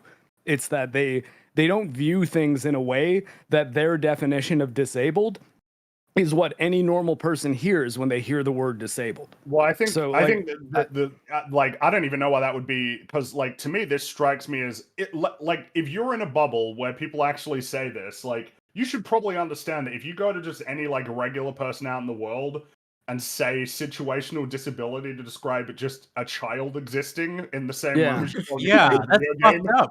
Like that's She just needs to be gonna held baffling responsible to for people. this statement. I'm That's surprised the like one person with a disability here is defending this crazy bitch. Like that's Well, no, because the only reason We're all I'm saying is disabled. I I'm think disabled. because the problem is higher level than just her is what I mean. I think that like Of the course, issue is of course, the people of who course, are but it's her adding quote. all- I think we all agree with that, and it's better to isolate this specific quote because we're talking about her quote Sure, today. Yes. maybe other people, maybe other people say stuff like situational disability, and maybe there's even a context where it would be agreeable, but like applying it to just a pause button in a game because like there's a kid running around, it's just silly. You can never know how much she's been influenced by that. I'm temporarily disabled, so I need a pause button. Like, why do you phrase it like that? Why Yes, not just say it would be pretty cool if I had a pause button, so that I didn't get fucked over when my kid was running around. Thing, right? Now we have moved away from the Dragon Age one to pause buttons, which is like, oh god, like this is this is such a less interesting conversation to me. Pause buttons in video games. Well, how much of all this? multiplayer Most games do have them. To be, all multiplayer games immediately off the table. You can't pause a multiplayer game. How much of this is solved? What do you mean? Why are you saying that mothers with temporary disabilities, such as children, should not be able to enjoy multiplayer games like the rest of us? Why would you say that? If you ever tried a system where you pause the game and it's paused for everybody, the griefing that will happen immediately will be like. Well, so this is legendary. I mentioned it earlier, right? But like the idea of it doesn't affect you, so that's fine. My question would be, well, why shouldn't accessibility have an effect on other people, right? Why is it a moral imperative to ensure that allowing people to access a game doesn't have an impact on other people's ability to play the game? Maybe it should be that accessibility should be put above the fairness of the game for everybody. Why is that the line that's drawn? I'd be very curious to hear what Sterling's answer to that would be, genuinely. I would be really curious why the line gets drawn. Why does it get drawn? It doesn't affect you. Surely at some point it would be acceptable that it affects you, right? In the same Especially way if it changes the landscape of the market and the whole hobby. I guess an example would be like wheelchair accessibility affects a business, right? You need to spend money to make sure that a place is wheelchair accessible, but that's still something that's just something that's required or encouraged. Like that, you do have to be, put out a bit essentially to enable people to have access. But like nobody would say that that's a bad thing, right? That disabled people or wheelchair access is available. So at what point should accessibility have an impact on everybody else's experience, and that's a good thing? Would this be solved if we replace the word disability here with responsibility? And if she said the same, saying having a kid can be a situational responsibility, meaning, of course, that you're always responsible. However, sometimes the kid's just playing on the floor, and it's like, that's totally fine. Or if the kid starts running around bumping into things, you're like, oh, whoa. So, like, because the reason why I think it's super important is it would actually reformat the whole discussion and help everyone understand where the breach is. Because, you chose to have a child. You are responsible for them. The game is not responsible for you having a child. Like that's crazy. In the same vein, the way she worded it, if I said you can't even engage. If I said having a job is a situational disability, I'm playing my multiplayer game and then suddenly I've got to go to work. It's like, well, can you account for that, please? Yeah, it's you're like, disabled now. And then everything in life that could ever require you to do or say or go anywhere is like that's a disability now. It's like saying that it's a situational disability because someone could call you and you got to answer the phone. I believe they would argue that is also. Yeah, it's also a situational. How stupid can we go? Can we say eating food and sleeping are now disabilities as well? Yeah, that's a consciousness disability when I'm sleeping. What about getting bored? Is that a disability? I'm situationally bored. I just don't want to play. Yeah, that's anymore. an attention disability. This game should be grinding levels while I sleep because I have to sleep and I'm disabled when I'm sleeping. Getting bored is basically ADD. And I think what's frustrating to me as well is it's like to argue for a pause button. You said this. Why didn't you just say sometimes I gotta go take a shit? Sometimes I gotta answer the phone. Situational fecal matter. Why would you say, well, situational disabilities such as children? I don't understand why you would say that. You really need to take a piss. You're true. Because why pull out this argument for this? Because what's at stake here? We're talking about Elden Ring, right? What's at stake here if we don't have this? Okay, so you die and you're reset back to the grace. That's in a game about dying and being reset, essentially. Yeah, you're losing very little progress because Elden Ring is hilariously oversaturated with checkpoints. But like, even if we take that to not be the case, that you're not losing very much. I don't know, like, it is an inconvenience, sure, but this is not like an accessibility concern where your ability to interface with the game is at risk or like non-functional due to whatever circumstances you have, right? This is, you are being inconvenienced somewhat irregularly. It's not like you're missing out on XP or something, like some event is happening. You die, you can chill there, deal with your kid, and then go back from your same save point. Like, this is... Like, I understand it's an inconvenience and you would prefer if it didn't happen, so maybe you want a pause button. I'm totally chill with that. Yeah. Why are we going to this? Why are we calling it a disability? When you have a guy wheel up with one arm and one leg missing and an eye missing, and then she rolls up with her kid being like, yeah, me too, bud. We're like, no. Especially because, can you imagine growing up and like understanding this fucking quote and just like, wow, she actually fucking said that about me. Like, this kid's gonna grow up and eventually realize what she's done. And I think a big element of this is that I think a lot of people who have disabilities would not appreciate the idea of calling a child a disability because, quite frankly, you can choose when to have kids. It's no mystery where kids come from. It's not like they just show up all of a sudden and you didn't ask for this. Like, we know how kids come about. They can cut off your arm too, though. Why it's moving to the pause button one is because the argument about a pause button being in a game is a lot more defensible than a no death setting. That's the reason why it's moving to that one. Like, it's way easier to argue that there should be pause buttons in video games than, yeah, developers should dedicate time and resources to creating modes where it auto locks on for you, or you can't die, or it plays the game for you. That's why it's switching to this one. Yeah, setting up a premise that's harder to disagree with. Like, well, why wouldn't you want a pause button? It's like, well, I guess a pause button is fine. Okay, cool. So a no death button is fine too. I say, as long as it's not a multiplayer game, you should have a pause button, to be honest. But yeah. The thing is it's the idea that like you can tie up a pause button and a no death mode in the same accessibility features umbrella, rather than taking the no death one for what it is, which is a difficulty discussion. It is a discussion about difficulty settings in games, not accessibility settings. That's not been proven that it is a matter of accessibility that you need to make a no death mode for people with disabilities. Yeah, I don't like the misuse of these terms, because if it was just like a preference or a quality of life feature, yeah, I'd like a pause mode. There's sometimes things come up in life where I need a pause or whatever. My cat jumps up into something. I, get a phone call. Somebody's at the door. Whatever. We all have little. Jumps on you? Well, yeah, my situational disability that I deal with, lifelong situational disabilities.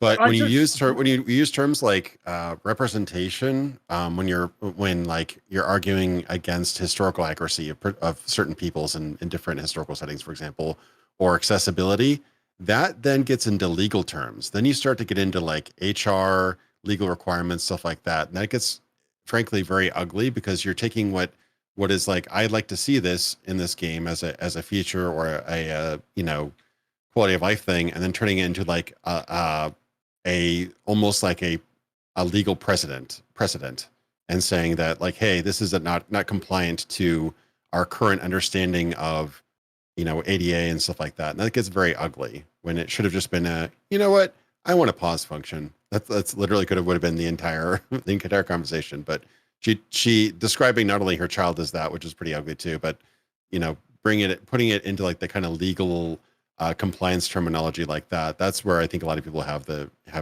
disagreement with that, the way that she frames it.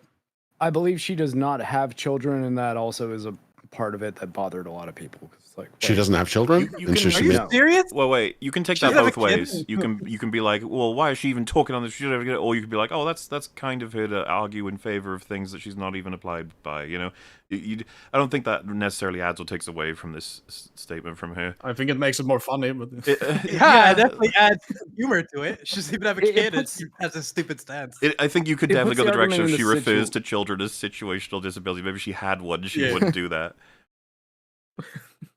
Maybe you could go that direction. I certainly don't think my mother would consider having kids.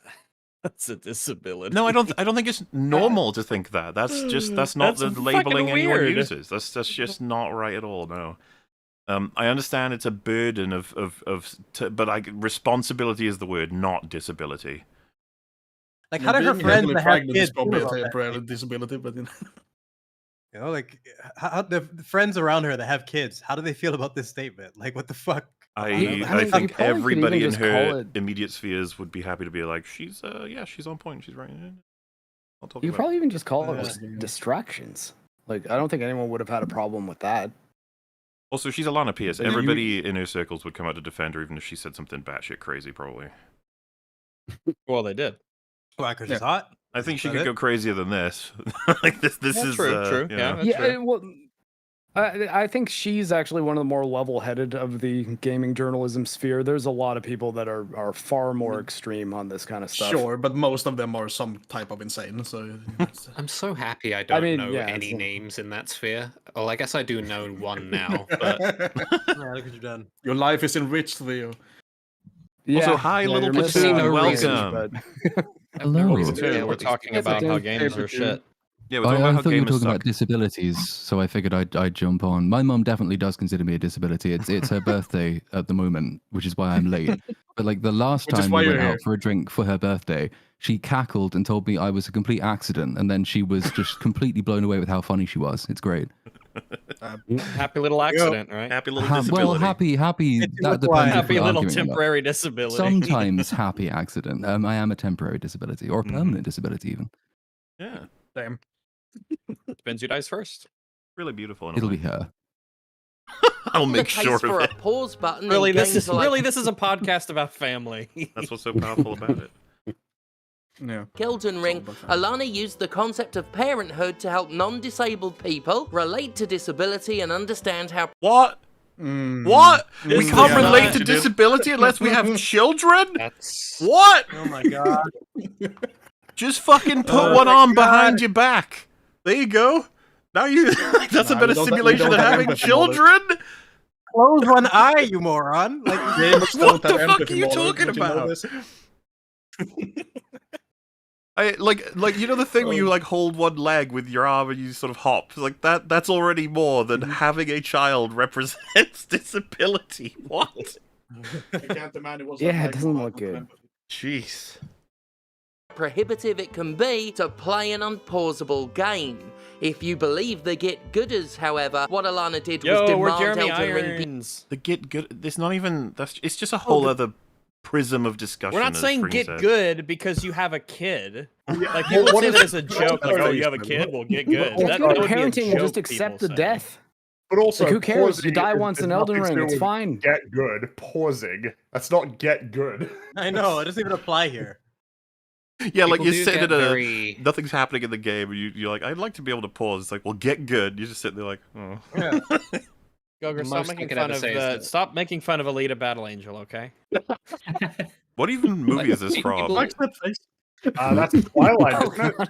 Oh god, that's the Twilight baby, is it? Is this a Twilight baby? Oh yeah. Oh my goodness. Can someone explain the what child? the baby looks like? Yeah, I'm saying, can someone explain the child? I remember the memes with that. We need to do an EFAP arc for Twilight Kristen Stewart has at some point. Oh yes, that would be fun. Be made easier. And the werewolf dude, Showtime. I think, immediately falls in love with it. It's really fucked up.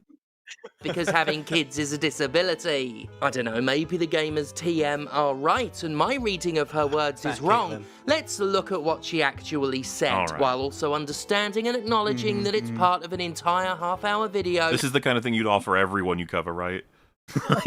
Just Or the gamers TM get this. Now let's find out their real context and steelman what's being said. And see what the most reasonable interpretation of her words is. It's mine, it's mine. The most reasonable interpretation is mine, not theirs. Mine. There are long-term disabilities. There are situational disabilities. Okay, we need to look at this chart. We need to look at this chart, okay? One by one, this is hilarious to me. Look, so we got our chart here. Permanent disability in terms of touching is one arm. Okay. A temporary one is an arm injury. A situational one is a woman holding a baby. No. That is a situational disability. New parent. You added that part. You added that shit. Situational disability. Oh no. You're not a driver, bartender. I want to test out the C category in court. Like the C category, blind, cataract, and distracted driver. If you hit someone in your car and you say, I was temporarily disabled. I was disabled. Oh my god. This is you gotta understand though. The last two are the funniest ones. Hearing, so permanent is deaf. Yeah, makes sense. Temporary ear infection. Okay. Yeah, I think even everybody Right, would yeah, be fair on board with enough, that. Situational is a bartender with multiple people talking to him. So if I get, I mean, so if I get in a, disability. why is mobility not here? Got to say the last one now. It's the funniest. The last one is the funniest one, yeah. So speak, permanent is non-verbal, right. Temporary is laryngitis, situational is heavy accent. You are disabled. And they even look like what does this person look like? It's like a warrior from another time. It's like an amalgamation of a whole bunch of different things from places that essentially aren't Europe or America. I'm pretty sure that's what it is. This is the guys. This is the racist and non-racist agree thing. It's the you are disabled if you can't speak English or whatever. Like what the fuck? Oh my God! I don't Well, did you understand know what I'm we gain from temporarily framing disabled? things in these terms. Temporarily You are situationally disabled. How is it even situational if you've got a heavy accent? Isn't that like temporary? Okay, or even I was going to permanent? explain that. So You can when still this communicate. came out, How is that a people looked into it. disability? No, here I'll tell you. Because apparently, if a game has voice commands, accents can be difficult to program for, and that is actually what they're talking about. I'm just glad to hear that Dopinder was able to overcome his situational speaking disability in Deadpool 2 to 3. Yeah, hell yeah. And it's unfortunate Metal can't be with us right now because he could talk about his temporary disabledness. Yeah, there you go. I mean, we have 2 Swedish people in chat. You know, I find it funny that everybody's saying that I'm the situationally disabled one. Nobody's saying it about Mola or any of you guys in Europe. Half the people out here, like everyone, but Metal would be the big one because it's like. But also, the that's podcast not in even the how second it language. works. As from my perspective, all of you are situationally disabled. It's Exactly. Exactly, man. From my point of view, they are disabled. I do have dogs as well. Sometimes. From my point of view, get this shot. Like, this is what I find fascinating. Is Sterling's like, no, see, if you present it in the proper context, then you'll understand the point that she was making. And it's like, if you show this to a normal person, then it's going to think that you're nuts. Like, dude, the person who lost an arm, right? Being like, we understand the disability. Someone who maybe had their fucking arm stuck in a blender and it's healing. They're like, I'm not the same as you, but, you know, I'm fucking... He's like, yeah. Then the person holding a baby. Like, I'm like you guys. Like, fuck off. Rocking a baby back and forth with both of their fucking perfectly good arms. It's so. Oh my god, man! There was a person at Microsoft who wrote up this document and started this entire problem. Well, and I also find it funny the idea that like appealing to see it's legitimate. Microsoft did it. Didn't you make videos shitting on Microsoft for any number of the decisions that they made as a company? Why is it now legitimate because Microsoft? Because the corporation said it, so it's right now. Oh, I was just thinking. The authority is Microsoft. Accessibility settings aren't capitalism. I am Jim Sterling, who appeals to corporations to be an authority on things. Think of the movement equivalent, right? So it's like movement permanent and it's lost both legs. Movement temporary, they broke a leg. Movement situational, very fat. You'd be like, no, you don't get to join the team. I don't know. I mean, it feels like it's getting to the point I'm big boned. It's if you are like if you sneeze while you're driving, you are situationally disabled from driving because you close your eyes for a second and sneeze. That's true. It's true, but that wouldn't fucking work in court. Like Your Honor, I sneezed. Well, like, that goes to show how broken our justice system is. There are ways of describing how actions that essentially distract you from a task or make it a little bit harder for you to do your task.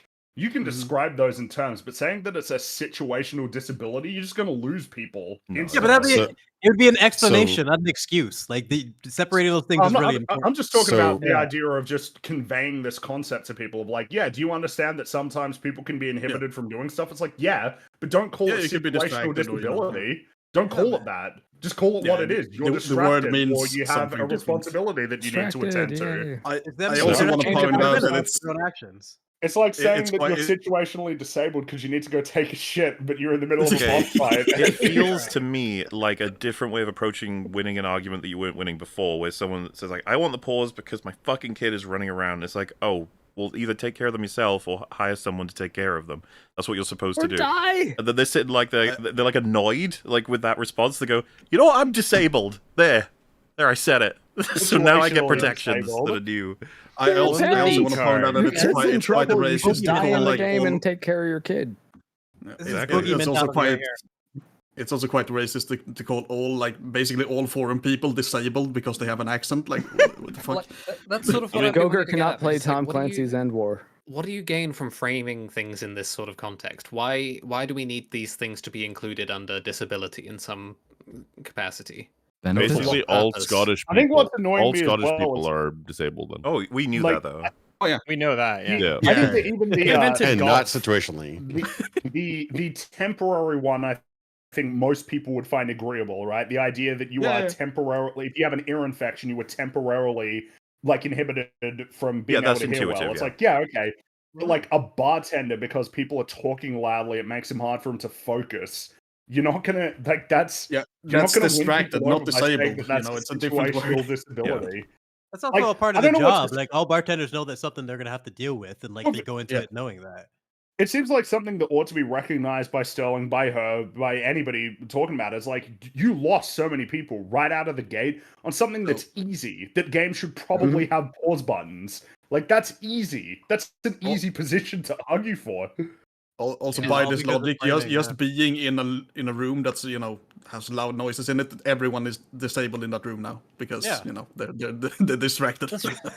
Actually, you can break it so many ways. It's crazy. I don't get anecdotal evidence might even be more. She didn't think this through. She definitely didn't think this through. You could honestly say, look, I have a lot of friends who are parents, and they are constantly complaining about any game that doesn't have a pause. They just won't buy them and won't play them. That's a way stronger argument than trying to bring up these guidelines that sound insane to normal people. You're so right, Mark. She can phrase it. She could probably phrase it in 12 different ways. That would be way more digestible. But she chose this way. That's just like, what? Like, why would you do this? I'm just gonna it's completely impossible to engage with your argument now.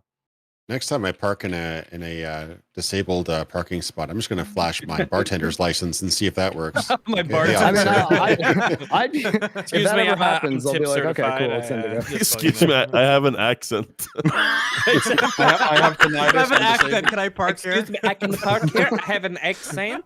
Thank you. You don't play it up. You're just like, I have an accent. They go, it doesn't sound like you go. We have the same accent. We have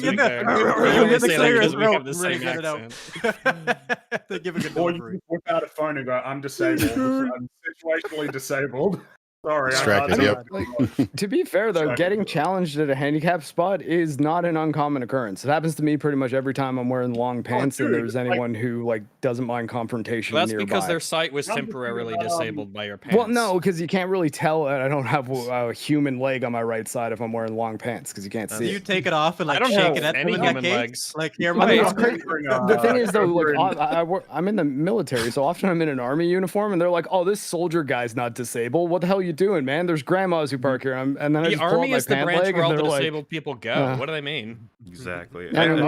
I'm just thinking about the oh, sorry, Mola, go ahead. Just the concept of having human legs. It's like you have human legs, and I was just as a dog who has no human legs, I can't park wherever I want. The other way, you can't have like a heart disease or something.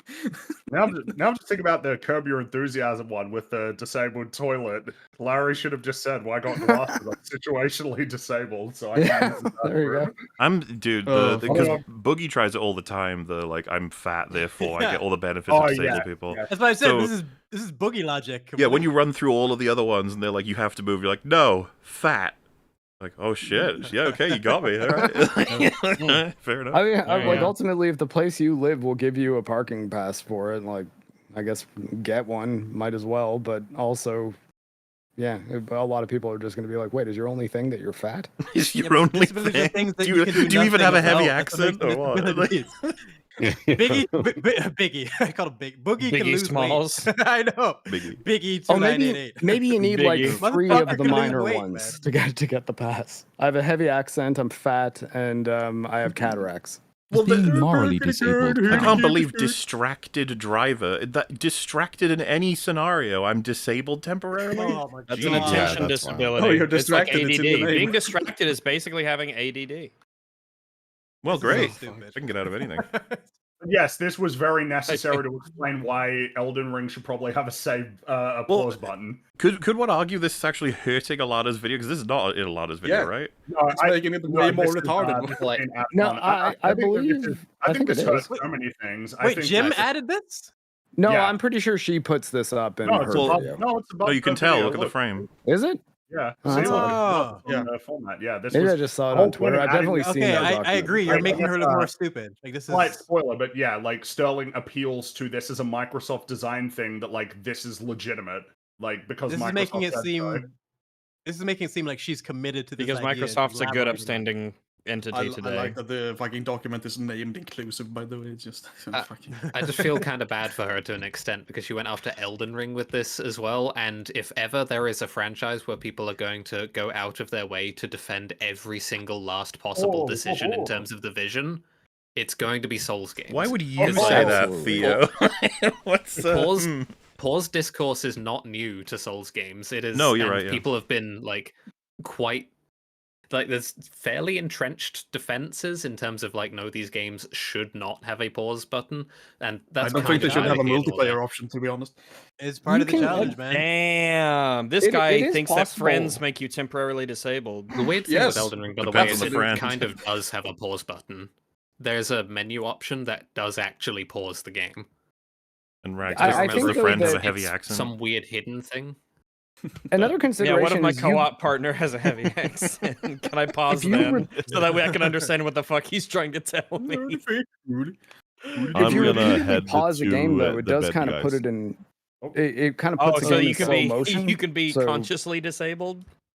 You can use it to exploit, is what I'm saying. Like pausing isn't necessarily harmless to the game because potentially, yeah. I actually learned this because I had a joystick for my Super Nintendo. I think it was called like a Super Advantage, and it had a slow mode button, and all it did was like an auto fire turbo of pause, and it did like slow the game down to make it easier to see what's happening. Correct me if I'm wrong. There is a pause in Elden Ring, right? It's a particular item description or something. Someone's saying there's a way to pause it. Yeah. There is some diegetic pausing. I like it. All right. I think it's the lore things.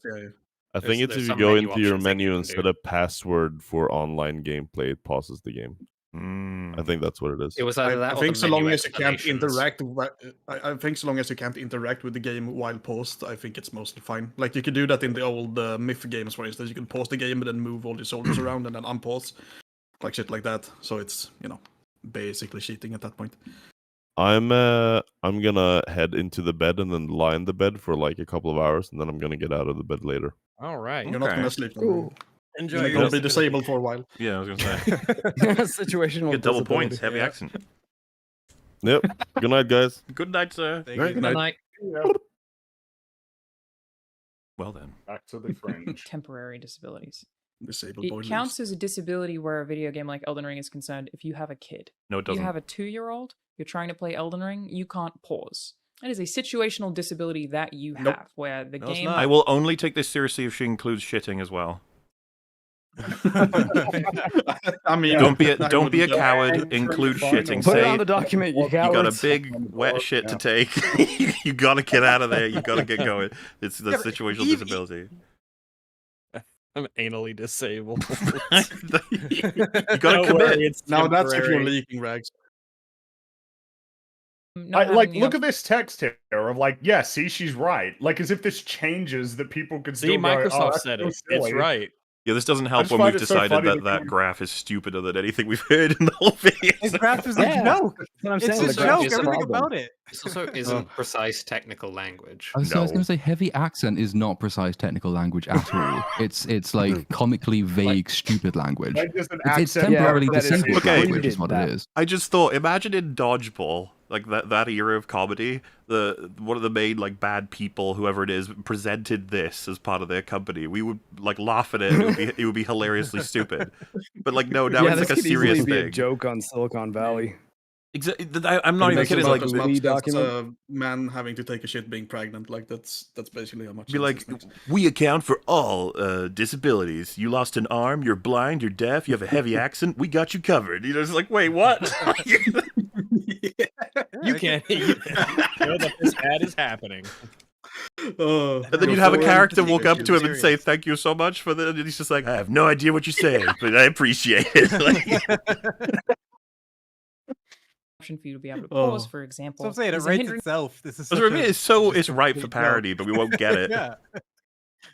As for your particular disability, Alana has been dogpiled and attacked for making what is actually a very reasonable statement. Oh no, this image Theo will actually agree with. Into this language. I love this meme. I mean, I haven't disclosed whether or not I actually agree with the weird nerds. I think there are I mean, the weird nerds have a point sometimes. non-trivial arguments in terms of these games not needing to not have a pause button. I don't know that I agree with most of the weird nerds because they usually weird would. nerds. Weird nerds do not have monolithic It implies opinions. that the weird nerds are taking the damage, but you said they're all going after her, so it's not really apt, is it? No. you're the guy with the gun. It sounds like a beehive has been hit with a stick rather than. Yeah, who are you in this meme, Theo? I don't know. He's just off to the I side think I'm watching it the all happen. Firing the gun. countertop. I think I'm the countertop. No, you're the gun. If you are capable of reason. Now, Alana and I are not super close, but in the interests of disclosure, I do consider her a friend. I've known her for a long time. We're not super close, but I consider her a friend. What happened?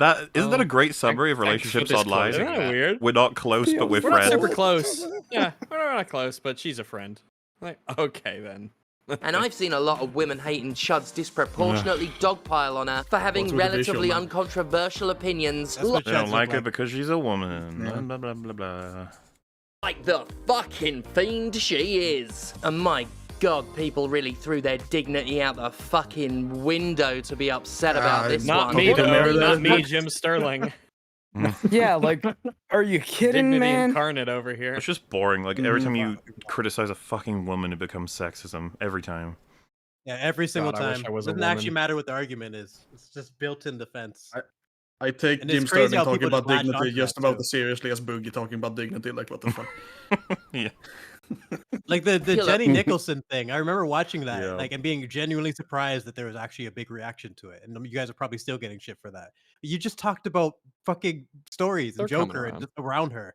Like you barely said anything about the chick. But she was a you had a girl in the woman. thumbnal. Yeah, it's crazy. Nobody, I would be so many people posted forever- about all the men we've covered. It's like no one cares about men. It's like, oh right. Yeah, Who cares?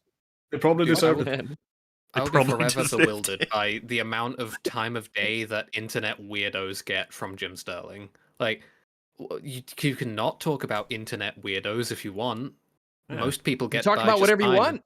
It's your channel. How That's is the your joy of scale having your own calorie? YouTube channel. Most people see internet weirdos as beneath needing to be talked about because they are uncontroversially weird. Hey, Yeah, there's no need to bring them up at that point if they're subject.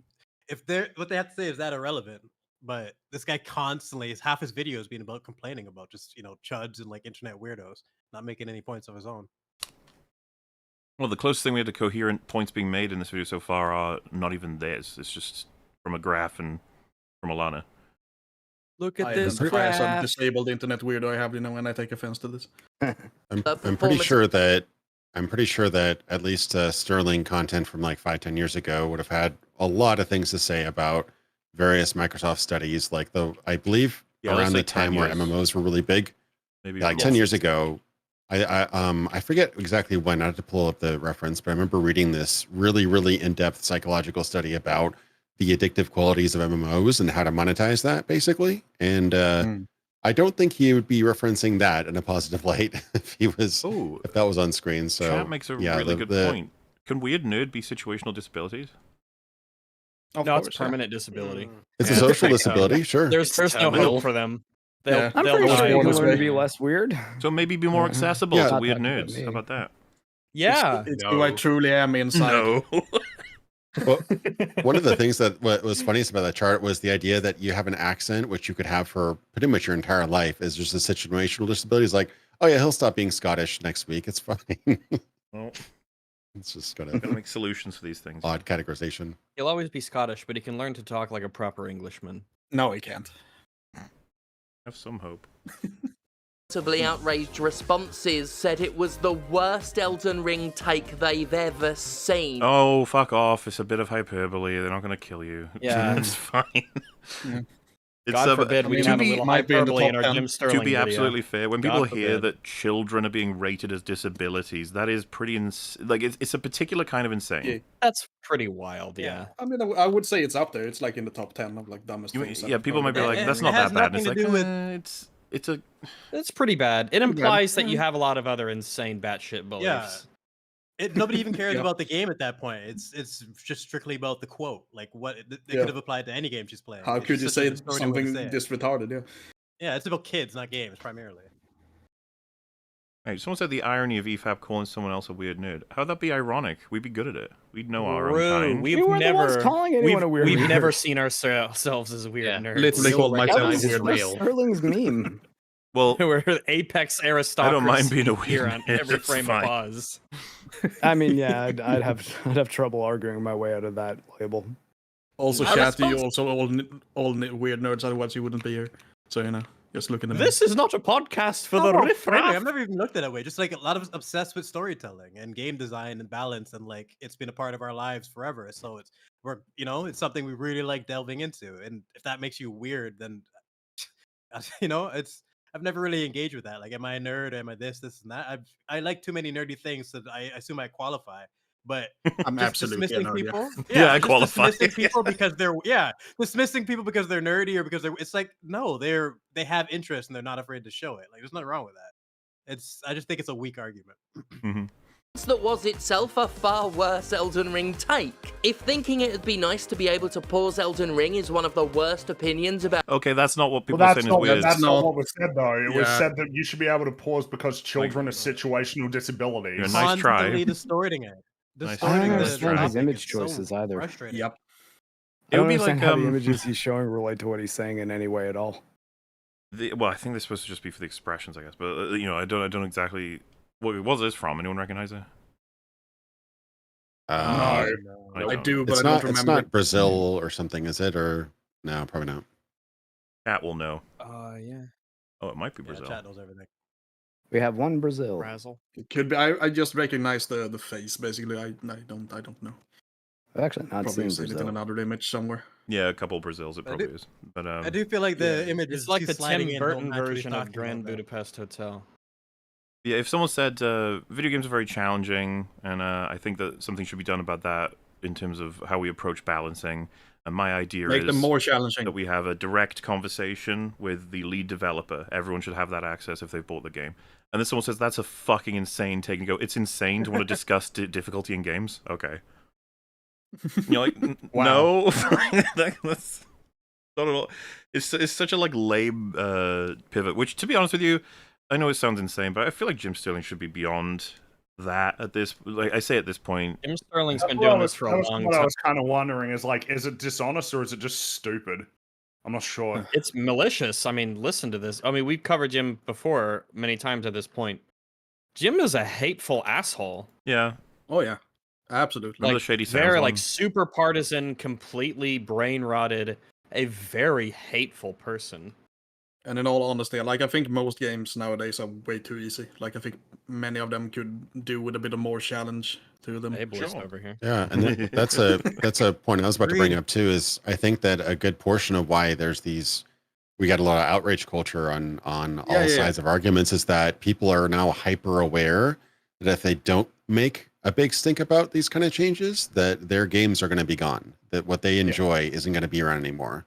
And so people are if you do not do not let these people stick their foot in the goddamn door. So the constant belittling, oh, you don't really mean that, or you don't really think that, or you're just weird, or weird nerds, that sort of thing is now only fueling the fire. People like, okay, we better sign up for this, or we're not going to have the next From Software game. It's going to be something completely different. Has anyone here played the Rogue Trader, by the way?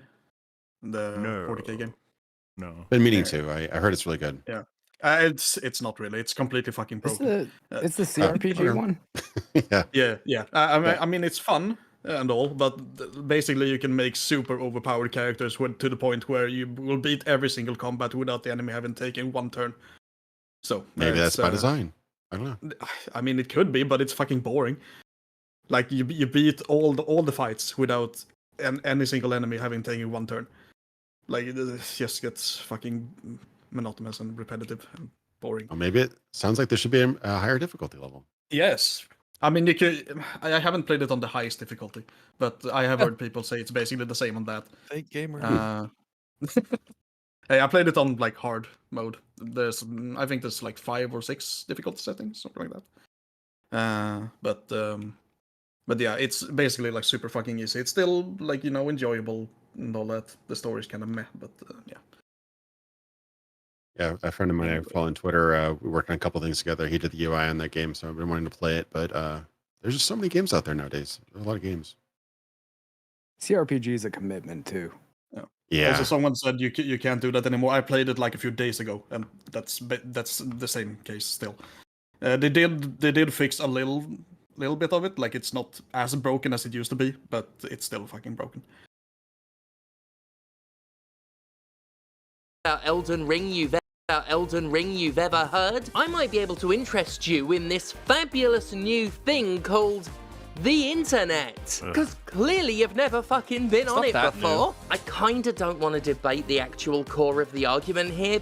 I don't think you can, but... I don't even know what it is. I don't know, feels pointless almost. The difficulty discourse is so poisoned by bad faith arguments and now bizarre political conflations that honestly most of it's Yeah, Jim's really upset that politics getting dragged into all this. Jim really doesn't enjoy that. What's the point of showing up to an argument and then being like, this is all poisonous toxic sludge. I shall not participate in this. As I loudly declare my intentions to not participate in this.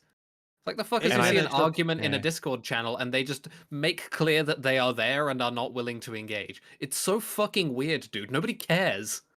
It's 8 minutes if I didn't want to make this video. Like, that's pretty much what it's been. That's my favorite If you have a perspective, genre. say it. Sigh. I didn't want to make this video. In this video, that classic. It's beautiful. These freeze frames freaking me out, man. Thanks for letting me know that you think all of this sucks. I really care, and it's important to me that I know that you think everything sucks, but you're not going to disclose a perspective, though. Beneath me. Bear in mind, I'm one of the original veterans of the difficulty discourse wars. You know, because of that time I said I wouldn't mind if Dark Souls had an easy mode, and then for 10 fucking years, get over it. Screamed. That's all. Remember, that's all that Jim said. Jim only said it would be nice if there was an easy mode for Dark Souls. That's that all was it. Jim said. Nothing else was said at all. That was it. That was the only thing. That's how I imagine you look right now, Theo. That monkey's face, just so outraged. Well, it's also shit. It's also bored, man. I'm not like. It's also a self-report that Sterling's just not thought about this since then. It's just like, well, yeah, I had a take on it. People were mean to me, so everyone who disagrees with me on this is mean. This is Jim's life. They think about it every single day, all the time, forever and always. Angry gamers.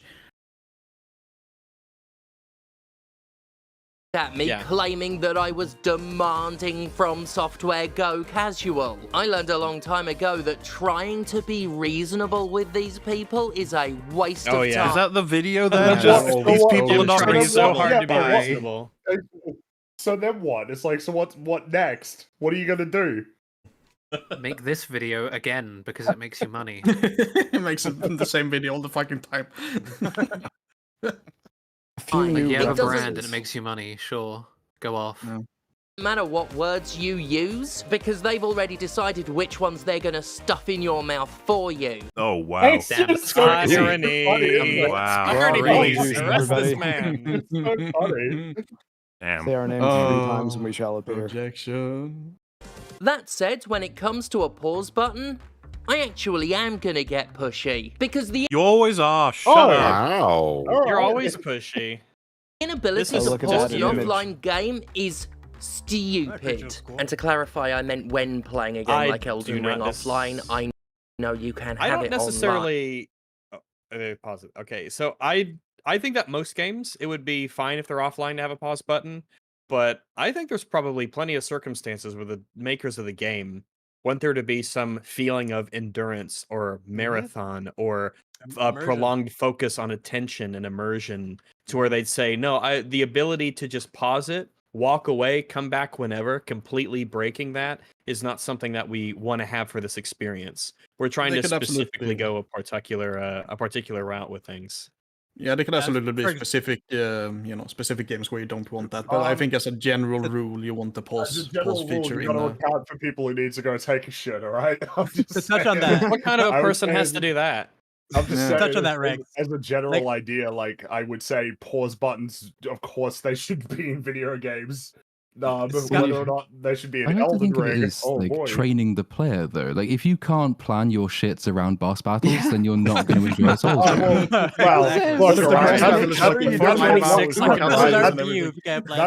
That's but no one of the fog doors temporary until you've disabilities pooped. that you Okay. need to worry about. Because of the other ones are like a phone or answering the door, or just like any number of things that could abruptly come up where you're like, oh shit, all right, and they'll be like, well, what if it's an anime game with a 5-hour cutscene that you can't pause? I was gonna add to what Rag said, where like in terms of ruining the design, Skyrim, for example, you can pause in the middle of a fight and just level up like a whole bunch of abilities and a bunch of health. And next thing you know, in the very next blow, you can like one shot the person. So the thing is, really like, it's not. I'm just gonna drink 50 potions in the middle of this battle. Like, there's not really a discussion, right? If you have to do something, you have to do something. You just lose your progress. But it'd be like, be nice if I didn't lose my progress though, just because of some unexpected thing to deal with. Yeah. Do Rags' point, I guess because I think it applies to films as well, right? Like if all the tension build up the particular horror films have, if you pause, went away for an hour, came back, and then continued, which you can do. You know, if the as was being presented by Sterling is like it's an offline thing. If you're at home, blah blah. It's like, but the director / the creators of that thing might be like, oh, but a lot of that is designed to do a thing for you emotionally, and so now that you've done that, it's going to change that significantly. And you're like, yeah, that was my choice to make. It's like, all right, I'm just saying, it's not really. Yes, it was. Yeah, but maybe they should. I'm thinking the next Elden Ring game should have a boss called the Anointed Defecator, which specifically shows up as you're going to the bathroom to go take a shit. I mean, yeah, there is a whole faction called the Dung Eaters. I'm imagining That's true. I'm imagining you load up the game. It's like, don't ask why we need this, but we need to know where in your house your bathroom is. It's just when you don't move for like 5 minutes, he just shows up. Oh no, it's Flushalina, the porcelain guardian. Pressing the idea of like a pause button in a game like Dark Souls. The thing is, if you want to argue against, you got to know, like, because I mean, obviously, Rags has already made one of the arguments, but another one could just be like, oh shit, I'm about to get hit. Pause. All right, now I'm gonna spend some time thinking about what I'm actually gonna do. Yeah, it's literally it's your time to think button. Whereas pause and go like, oh shit, all right, let me figure out my next move. It removes all the tension. Well, attention is a resource that you have to manage a lot of the times in games. Being able to track what the enemy's doing, what I'm doing, the places where I need to move around, my abilities, if they have cooldowns or if I have mana or hit points, and And as part of getting better at games is learning how to manage your attention in games and what you need to be focusing on and what to focus on in general. Being able to pause completely circumvents, arguably, a vast set of mechanics so that you can just take a break and think. And it's like the ultimate, I can press any button once I press the start button again or escape. So I don't have to even learn about timing. Something's about to happen. Boop, press the pause button. Okay, they started this animation. I know what's going to come, and boom, boom, boom. Now it's making me think about another thing as well, like the idea of should a game, for the sake of, like, let's say that part of accessibility now it includes like, oh, what about your time? How much time do you have? Should a game have checkpoints that are like potentially very punishing, or should it allow you to quick save at any time, whenever you want, at any point? So, like, you know, if you're playing Dark Souls, you can quick save right in front of the doorway to the boss battle instead of having to go through, you know, a big traversing through the level to get back to it.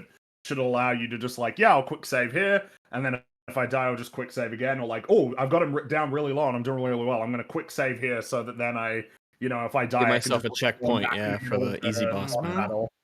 Well, I kind of want to point out with Souls quickly is that a full pause is actually kind of exploitable in Souls because of quit outs. If you quit out of the game after you say fall off a ledge, you're just going to reappear back at the bonfire with all of your resources as if you hadn't died.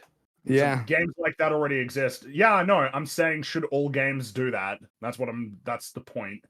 Should every game, for the sake of, like, if you argued that it was an accessibility feature that you let people save whenever they want it because of time consciousness or something, then should that be something that every single game would have to do, where you can quick save wherever you want? Or is it worth recognizing that sometimes stuff that essentially exists beyond the scope of the game world can have an impact on your interaction with what's happening in the game world? That's like the whole point of the pause button conversation, because the pause is not happening in the game. Like that's meta, essentially, right? Like your character cannot pause compared to your character sits down and whips out their inventory and starts sifting through it. And like the last generally, I would probably prefer there being like a quick save feature or save feature, whatever you can say, whatever you want. But you know, well, I was going to say though, I think it's very reasonable though for an action game to say, hey, once you begin this encounter, there's no leaving it. So do what you have to do beforehand. But now when combat starts, you're in it and you can't just stop and think. So you need to actually apply the lessons that you've been learning in your previous deaths. And I feel like if they were using it accessibility as the reason to get this stuff in, the danger is that, well, now you're telling a developer that they must have a pause button because having a kid is a disability that might require you to pause. And that makes it much more difficult for a team to be like, well, we want the player to feel that intensity, though. And it's okay if they die. They can try again. Like someone mentioned in the chat like a while ago, they did add pause features to a bunch of multiplayer games like Dota and like StarCraft. And it's fucking annoying as fuck when you play this game and it gets paused for like 2 minutes because someone has to in StarCraft, it pauses for everybody? Well, in StarCraft, if you pause it, the other person can negate, I think. They could say, no, you don't get to pause. But it's generally, but there's a kind of honor depending how far you go with it. But I think it was forced in some games, like it gets paused for like 2 minutes and you can't cancel it. I think if you have to agree to it, but it's only available in custom games. You can't pause can't do it in in normal ranked gameplay. But but in custom games, you're allowed to pause the game to do whatever. You need that for like. I think I'm okay with that. Whatnot, but like breaking the actual game itself has to strictly be custom.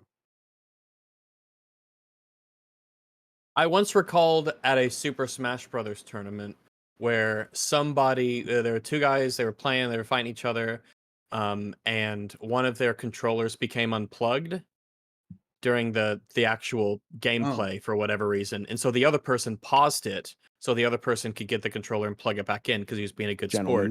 And the person whose controller got unplugged, he tried to get the other guy disqualified from the match because you're not allowed to pause the game in an official match. Dick. What a fucking cunt.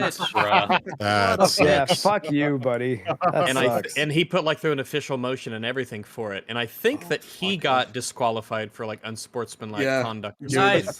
Awesome. Yeah, good I can't remember the names, but I do think that was a thing that happened. So plug in your controller, bitch. Like that's such a slimy thing to do. It's the worst thing you can do while competing with other people. Be a sore loser. Most fundamentally basic, foundational functions out of a game. What's so foundational about pause? I was about to say, foundational, no. Very common. Again, probably should be in most games, but foundational? I don't know about that. Not much would change. Often, nothing's built upon the pause function, really. Well, it's the pause function for the most part is it's the doorway to the options menu, or for me to quit the game and go do something else. Foundational is not the right word, but some like incredibly commonplace. Commonplace, yeah. And I think though the difference in that language is describing it as foundational implies that there should not be a game that is made without this. Like it's ridiculous that you're breaking this convention because it's nothing but annoying to people. When I think the developer is well within the rights to be like, yeah, but we want you to be afraid in these fights. He's not exploring different points though, so he's never going to touch on that. The thing is, I think it's very thin margins either way in terms of whether or not like the convenience of a pause button wins out over whatever feelings the game is trying to stoke by not having one. Like we're quibbling over like hair's breadth margins in terms of what the experience wins or loses.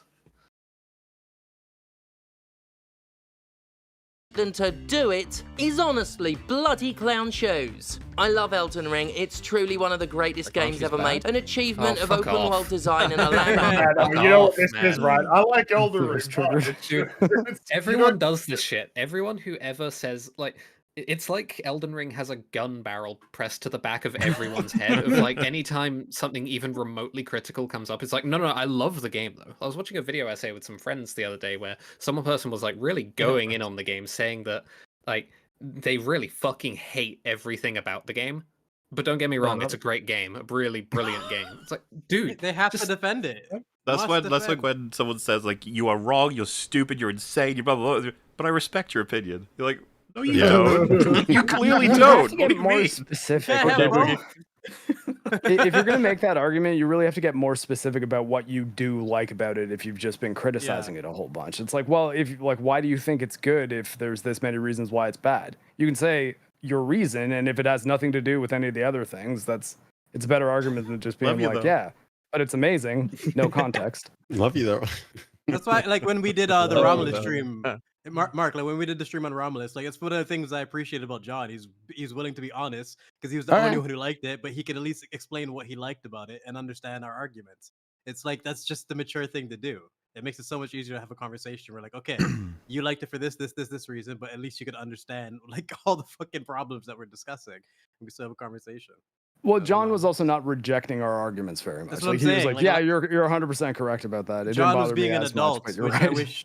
I wish people would, you know, I wish more people would That's a do good when they have guy. conversation. Solid Canadian. Hey. Oh, he's Canadian? I didn't know that. Like, here's a break from our fucking video for your regularly scheduled Elden Ring glazing for some reason. It's not just Elden Ring. Every time you criticize a popular work that's gonna, you're gonna lose your audience on, you have to preface it with this, or at least these kind of people feel like they have to because they don't. If it's the truth, then fine. You know, like, but like, it's so weird Yeah. to say, I fundamentally despise every choice they've made. It's a good game. Yeah. Triumph of games that let you shoot lasers from your eyes. But the lack of a pause button when playing solo is not just exclusionary, it's archaic, outmoded, and an exclusionary. It's like, who does it exclude? Oh, the temporarily disabled, I guess. People with heavy access. It doesn't even exclude them. It just says you get a lot of things have to line disadvantaged up very slightly. Yes, like that's probably the amount of times in a game where needing to pause and not being able to, that's such a tiny sliver of your actual game time that it would have to be one of those moments on top of, oh, my temporary disability threw up on the carpet, like I gotta go deal with that. But let's not act like this is excluding anybody. Like, it's the equivalent of not having a ramp to a building and only stairs. Just wait until these people learn about quit outs, because to accomplish anything you'd want from a pause, you can just quit out of Elden Ring or any Souls game, and you will just be put back to the bonfire in the state you quit the game out at. It's honestly a really bad exploit that probably shouldn't be in the games. I mean, it's the same as save scumming, right? It's basically the same thing. It's kind of save scumming, yeah. And if the games had a full-on pause, it'd be even worse. You'd recognize, this attack is going to kill me, or whatever. Or like, this is a bad run. I'm just going to pause the game, quit out, come back. Hilariously funny, by the way. While we're doing this, people need to pee, go feed their pets, or possibly go to the toilet. Do go outside, because there's like go be disabled for a while. So many disabilities happening while we're watching this video. Damn. Yeah. There's also sort of a communal camaraderie, I guess. In everybody is essentially playing on the same. They're experiencing the same thing. They're fighting against the same challenges, and they're accomplishing victories against the same sort of rule sets and opponents. And the more you kind of the more you kind of dilute that and kind of tone it down, so people are experiencing very different games. We saw that to a certain degree with people that would summon versus people that wouldn't summon. There's a disparity in the thing that they were experiencing. To be the more you exacerbate, I can't speak today. Exacerbate that. Yeah, the more you exacerbate that, you're going to create a kind of schism in the community. People aren't really going to feel like they're really like, oh, I beat Elden Ring. Oh, really cool. Yeah, no, I actually quit out and paused 50 times to be able to beat the boss. But so you're actually going to hurt your game in the long run if people like your game because of a very specific experience, and you are actually kind of diminishing that experience, or you're making it so that there's actually 50 different experiences. You're going to people kind of like love the pain of Dark Souls, like oh my god, I just got knocked off a cliff, I had to start over again. Man, this is Dark Souls. It's brutal, but I love it, kind of thing. The lows the more you find the highs and create memories in that sense. It's an important part of the game's landscape. Yeah. The counter is that, I mean, that you do establish those things anyway, like with clearly delineated difficulty levels, for example. It like the fan base quite naturally orients itself toward taking the piss out of people who play on story mode, for example. Like no one seriously plays a game on story mode because that is just for games journalists. But the story mode still exists. It's not really taking it away from people who don't play on story mode, that they play on a mode that's actually for sentient human beings. Yeah. Definitely, if you come for a certain experience and you find out that experience isn't even standard or difficult to even achieve anymore because the default is this, or it's so easy to turn off that. Like, I remember seeing reviewers who talked about a game and its difficulty and various other aspects, and some games tattletale on you. I remember distinctly. DMC5. There was a mode on that which I think was called combo mode or something like that. Auto mode, right? Or do all the combos for you. And you'll notice a couple reviews have that in the corner on all the time. And you're like, ooh, so you didn't really play the game. You just kind of like fast track through it. By the way, and it applies a negative score multiplier at the end of all of your missions. Someone said Sekiro had a pause. You're all being so incredibly hyperbolic. Pausing is fine. Move on. As though we haven't been advocating for both sides this whole time. What? Was it? Where did I not say at one point said you it's should an always have a thin pause margin? Like, what part of this have we missed? We've even talked about the makeshift pauses, the effects of pausing, the nature of save states, or how pausing can affect experience or not affect experience, or save from this, that. I was like, have we even missed anything with this? Like, we've covered everything. I imagine the person just came into the conversation, maybe. That's what I'm saying. They must have missed something or not paying attention, because we missed all of it. Yes. Yeah. and there's good and bad about all things, and I think Fringy brought up a point too, where should games have pause and this, that, and the other thing, and that's actually a conversation that happens at the very beginning of the game, because like the actual game by design, when it saves, when you get checkpoints and how often it saves is a core part of the game. If you've got a really big open world game, saving all the time is actually quite difficult, because you have to travel. You have to put all that data in there and stuff like that. You have to save where every item is, where a monster, whatever location is. So certain games the feasibility of that is different. But also for example, mobile games are designed for like popping in for 30 seconds to check this, and this. Oh, do I have enough energy? No. Should I buy that? No. Okay. Back to Facebook or whatever. So mobile games have a very, very short gameplay loop. So most mobile games save all the time. And it's like a constantly saving. Whereas some games you might want to only be able to save every, 5-10 minutes or whatever. So that's actually a fundamental part of the game, like design and logic. And if you start changing that, you're going to probably start rethinking other fundamental things, like, okay, how can we, if I need to save all the time, should we break all these very large regions in the world into smaller regions, so it's less save data, the less of a delay for the user. Nobody likes to have that little spinning icon in the corner while the game is paused or saving or loading. So things like that. That's a little bit better since we've gotten SSDs, but sure, those are actually like pretty fundamental things. So. Kingdom Come Deliverance had a very unique system of saving. You had these save your snaps, which you basically had to buy or make, and there was a limited amount of them that you could get, so you could only save a limited amount of times in the game. Funnily enough, that actually made me quit the game. I love the game, but I had a game breaking bug, which crashed at a very specific point, and I could not save it before that point, so I had to replay a section again and again and again, and it crashed, and I couldn't save. Yeah, so that's a good example. Was buggy as fuck when it came out. I haven't played for a while. Like a game breaking where a character wouldn't like load into a specific area, so I couldn't continue the main quest. Yeah, so I had a game breaking one in Ori and the Will of the Wisp where I beat a boss, did not get the upgrade item that is needed for traversing to the next area, and then it saved, and I could not get back to that area without that ability. That's it was. perfect. But I mean, it was a good enough game. I didn't really mind playing it, but still.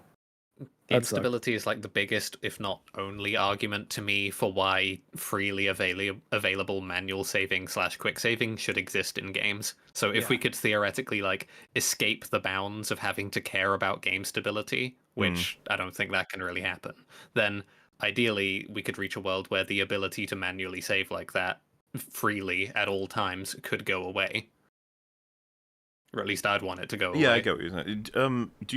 Did you see what happened to me on the monkey game, Black Myth Wukong? I didn't. I haven't caught up with that yet. King Kong. Generally no, but I was fighting. For lack of a better term, I don't know what the name of the enemy is. He was a big baby. I was fighting him, and I got directed. People were like, "You just go around the corner, you get some upgrades. It'll make this a lot easier." And in my usual fashion, I was like, "No." I was like, I'm gonna fight this guy the way that I am. Good. And died several times. And you have an ability to freeze the enemy for a couple of seconds, and he was on basically, I want to say like 20%. 2% of his health was left, and I was good to go. I froze him. I was doing hit, and then the game froze, and just broke completely. And you move back in, and it's almost regrettable that it's not even more, like sticks to exactly what your progress was, and you can't reset anything, because obviously he got full health and I was booted back to where I was. Yeah. I was like, no. In a way, I wish that the game was so adhered to the last seconds of whatever you're doing before the game crashes that it maintains whatever that was. That's a lot to ask. I understand that, but this is what I mean about the push and pull of the balance of this sort of thing. Yeah, there's no perfect solution. Like I would imagine certain games, like any sort of roguelike or roguelite game, that you could just like manually save. It's paused by default because it's turn-based, so that's not the argument there. But the saving is a huge aspect of those games. That kind of it's kind of what defines those games. You can't go back. Your character's dead. He's dead. He's gone. Got to start over. Yep. So it's part of the original concept of the game, and it informs a lot about it. That's because the thing I'm almost more interested in than the pause thing is that it's the argument that's used to justify or not justify having the pause in there to begin with. Like I could see, there's an argument why not. If there's no reason not to have the pause function, you might as well have it in. But when the argument is, well, if you don't have it in, then it's exclusionary, then the argument is going to be applied to all manner of things that are way more exclusionary eventually than not having a pause button. It's when you start building in like sort of inclusive game mechanics into something that's actually supposed to be quite selective by its design philosophy that it becomes irritating. And that's when it starts damaging the games that you're talking about. So like last year being like a temporarily disabled weeb for a time, I was playing a Fire Emblem game, and I remember like the old Fire Emblem. That's true, and permanently as well. I remember the old Fire Emblem games. They were really fun. You had permadeath, and so like your decisions mattered, your strategy mattered, and all the rest of it. At some point in the gap between like when I wasn't playing the games, they decided, let's add like a time turner from Harry Potter into the game, so you can actually reverse all of your turns if you've made a mistake. And I was sitting there playing it thinking, well, this is shit. Like there's no tension involved anymore, because if I cock up, I can just uncock myself. And like, it's the same on every single difficulty level as well. Like you might get a fewer turns of the time turner, but it's still there. And that's definitely been done because someone at some point said, hey, maybe the game's so difficult that it's exclusionary. Isn't it nice to be inclusive to all kinds of players possible? And the answer, of course, is no, because your game should be selective about the audience that it wants. That's what defines your game versus anybody else's. If you're designing an Elden Ring to appeal to a Candy Crush audience, then Elden Ring is not going to be Elden Ring. It's just, fuck inclusivity in gaming. What I wanted to mention, hang on, I got to clarify, because some people took that to mean that I was being mean to the monkey game, when I've only expressed how much I enjoyed it, and that what happened there can happen on any game. And someone said, to be fair, the issues in your stream were all because you weren't prepped to run it. I got the graphical updates from my little GeForce update system. It was when I was playing the game that someone said the new ones had come out, or at least an update that was more recent that I hadn't gotten yet. And not having the right graphical drivers does not demand that it freeze at the worst possible time. It was actually, my point was that it was unfortunate for everybody in terms of people watching, me playing, and the people who developed it. It's not like they wanted, of all times, for a crash to happen right before I beat a boss, which technically might not even be the worst time. I could have beaten him, it crashed, and then probably funny for chat. That's Are true. we gonna victim blame Mola for fucking stability issues? Like, what the fuck is this? Yeah. Yeah, well, tell you what, it didn't happen on my machine.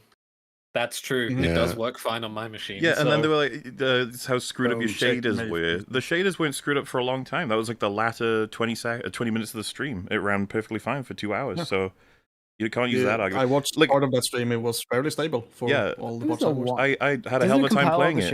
It froze twice in total, which is not great, obviously. I even remember talking to Rags about it. I was like, that's not a good, like 2.5 hours, 2 freezes is not good, but hopefully it'll stabilize over the days it's come out, which I totally entertained for a lot of PC games. If you remember, it was actually Jim Sterling that gave a, what was it, Hellblade a 1 because of a game-breaking... 1 out of 10. Yeah. Yep. Oh, man. Damn. I have a lot of... a weird freak game-breaking bug, so we gave it a 1. And as a Hellblade Senua's Sacrifice enjoyer, I did not appreciate that. No, well, that's the thing. You got to have a bit of, dare I say the word, nuance when it comes to things like this. I give room to a lot of PC big releases that they can have problems in the first few days that get ironed out.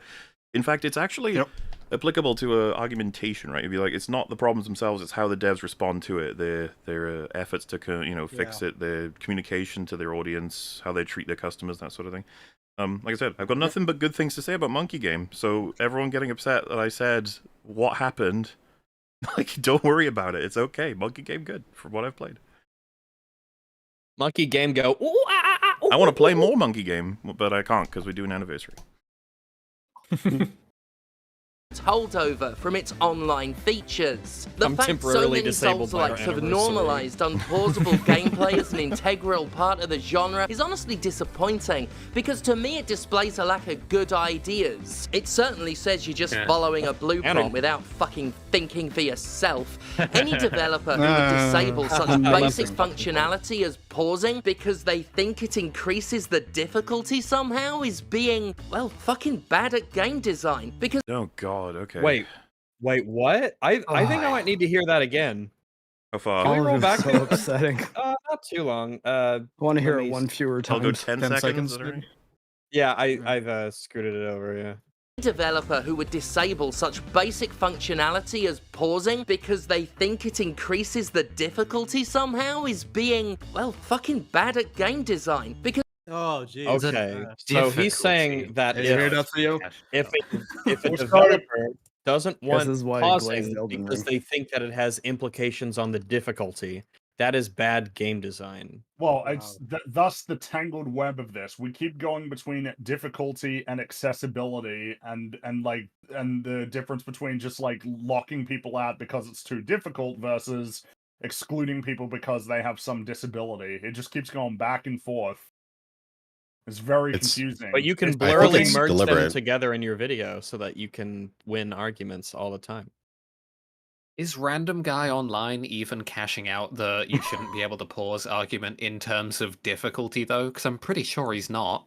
Probably. I don't think this has ever come up in a discussion about difficulty. Maybe there's one person on Twitter or something. The arguments I've seen are experiential rather than specifically difficulty. Yes. Well, yeah, because it feels like one of the ones that I imagine that Sterling would be like, oh, that's ridiculous. But it's one I've always found interesting is the idea that if you create a game like Dark Souls or something along those lines that has a fixed difficulty that's kind of known for its difficulty, if you create different options that people can use for difficulty settings, it has an impact on the meta, because like if you talk to somebody who's played the same game as you and that's got one difficulty setting, right out of the gate, you know that if you've both beaten the game, you've in a sense overcome the same broad obstacle. Yeah. You have a somewhat shared experience because of the difficulty. If pausing never existed and we all had to advocate for its existence, I'm sure we could. And then I would wonder how many of those arguments would be able to be used. Not saying they all could, I'm just saying this is an interesting thought experiment. How many of those arguments could be used for a wind feature? And you're like, what is that? It's like, well, it's like pause, but when you press it, it rewinds the game 5 seconds. Like, whoa, yeah, the Dr. Manhattan power. You can just... Yeah, not being able to rewind the game just for the sake of making your game more difficult is lazy game design. Well, and if someone, I could advocate for it. It would be like there are bugs and glitches maybe that it actually accounts for, but it also just if you fall off the map in a way the devs didn't intend, or if you encounter something you weren't supposed to, but they do it in games a lot. And funnily enough, when we're playing Chained together, they have a feature for in case you get locked up somewhere that you can respawn in a safe environment, because apparently they had so many instances of that. Instead of solving it in the map, they were just like, I just make a fucking button for it, which is like, yeah, I could see the see how that could work. But obviously, my point is that then people will be like, "Well, whoa, funky and functional is that's still so functional. That's so exploitable." And you'd be like, "Well, yeah, like, you could definitely use it for other things, like we were on Chain together." No, you're absolutely right. We just got stuck a lot in the air. Yeah. Because that's such a crude, unimaginative, cheaply contrived way of doing it. I mean, as a dev, you Yeah, it's a good thing no one's talking about that, but all right. Jim, thanks. could spend time crafting enemies with strategic AI and challenging attack patterns. You could design an intricate map with well-hidden traps. You could come up. What does any of this have to do with pausing? I'm not sure. Game? That's what I mean. It would apply to the It's wine the thing. idea But... that it's basically you have to accept the premise. People have argued that no pausing makes the game harder, and that's good. So now I'm going to explain other things that you could do to make the game more difficult that don't include pausing, which is people like have said kindergarten increases level the difficulty discussion. of the game. Yeah. No pausing makes the game more difficult, but that's just like a natural result of the thing, not a specific design element of the thing necessarily. And he's not exploring like the benefits of not having a pause button either. Like games The like problem League is of that Legends, it's extra intense knowing that you can't pause for like 40 minutes or something. Yeah, Well, like Theo said, it could be exploited. You know, it like Elden Ring's the best example of that, right? Because like, you know, it's the game that you are not supposed to be able to rage quit and keep everything that you had before you did that. You know, like pausing and being able to quit makes Elden Ring a completely different game and a much easier game. And part of the challenge is, oh shit, I died and I have to go and regain all that massive amount of experience I had since I last used the rest point. So that's a significant chunk of the game and the difficulty and the tension, which you are going to eliminate if you allow people to quit without doing that, surely. There's one source of people that nobody has asked for their opinion on why there's no pause yet. That'd be the developers. What's their reason for it? Mm-hmm. Why didn't they put in a standard pause? People. Yes, that was obviously how isn't that reconciled? Why is that never brought up? It's a decision that's been made. Why do you think they did it? Try to be creative here and think of a reason outside of they hate disabled people. Like, come on, you've got to be able to do it. Let's change it from a pause button to something else, right? Let's say that people make a video game and they say, all right, this game is locked at 30 frames a second because we want to make the game more difficult for people. It's a fast-paced first-person shooter, and by locking the game at 30 FPS, it makes it more difficult, increases the skill ceiling. You have to become more familiar with a new way of playing the game. Your muscle memory isn't going to be what it was, and it gives our game a certain feel to it.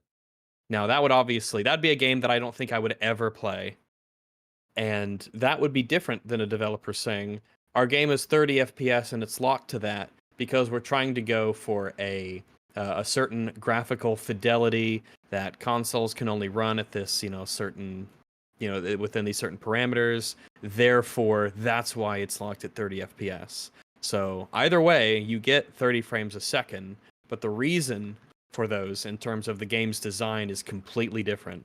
And as annoying as it would be either way, one of those is like, well, I get it that you want the game to look nicer. That's a reason, I guess. And the other is just like a frustrating thing that I would never ever engage with ever, and I hate and makes me angry. So even the reasons for having something changes it. It reminds me, another tangent, obviously, but Obsidian, who I love most of their games, they made an incredibly stupid statement where they were saying how their next game, what is it, Avowed, is a single-player RPG, so therefore they don't need to be higher than 30 FPS. I'm like, I almost lost my shit. They're not the first ones who've done that. I remember Uncharted 4, they said, well, yeah, multiplayer will be 60 FPS because it matters there. But like 30 FPS, it's 30 FPS because very single common. player. Yeah, well, it's weird. It's weird, but it is. Yeah, I suppose that is a bit of a tangent. But yeah, like 60 FPS, 4K. I remember 60 FPS, 1080p was a big selling point of last console generation.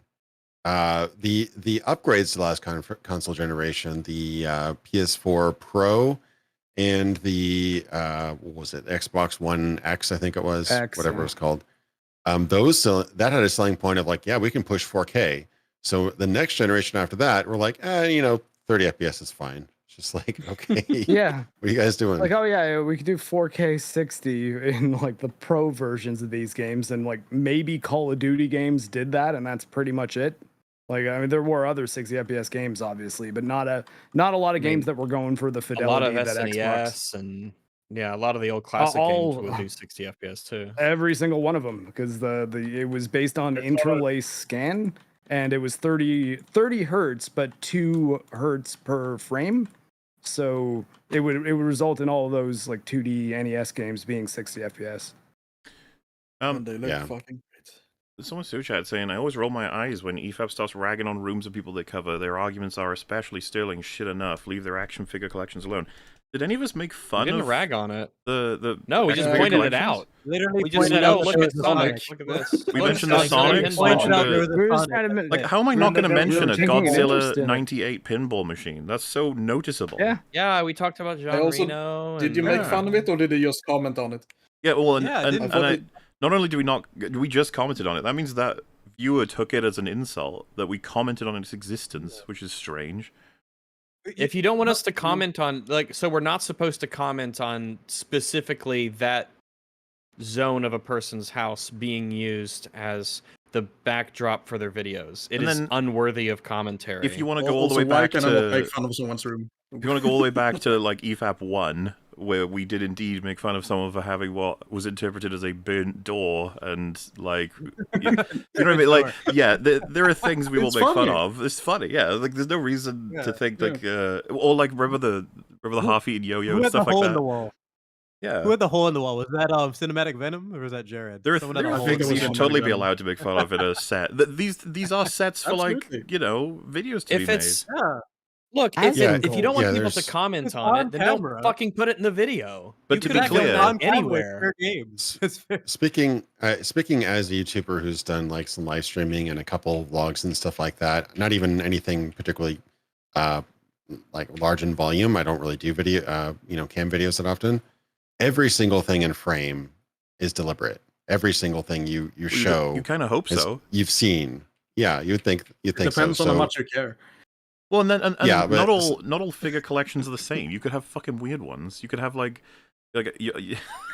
you know, I'm not going to come up with examples, but you know what I'm saying. You know what I'm thinking about. Like, some people collect There's weird plenty shit. of cringe-ass Funko Pops we've seen in people's backgrounds, and then we point, we go up. Funko Pops. Oh, dude, that Leslie Headland one, right? Where it's like a series of shelves that are like, this is where the fan thing goes. Designed in a exactly. Oh, yes. Yeah. Oh, yeah. So should we have not said anything about that? I guess not. So my point is, like, you don't accidentally put a figurine in the background of your video. It's like something you've put there because you want people to see. Gary's background was entirely an accident. Oh yeah, there was a state of things during the lockdown when people were like on camera the whole time and they hadn't quite got the hang of the, you know, you have to carefully calibrate your background kind of thing. There was one female journalist, I can't remember where she was being interviewed, but there was like a giant dildo on the shelf behind her. The entire thing. It's like, that is someone who doesn't live stream very often. You can tell.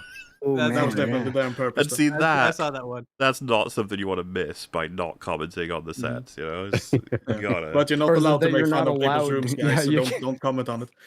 It's sexist of you to comment on the vibrator that is very obviously in frame.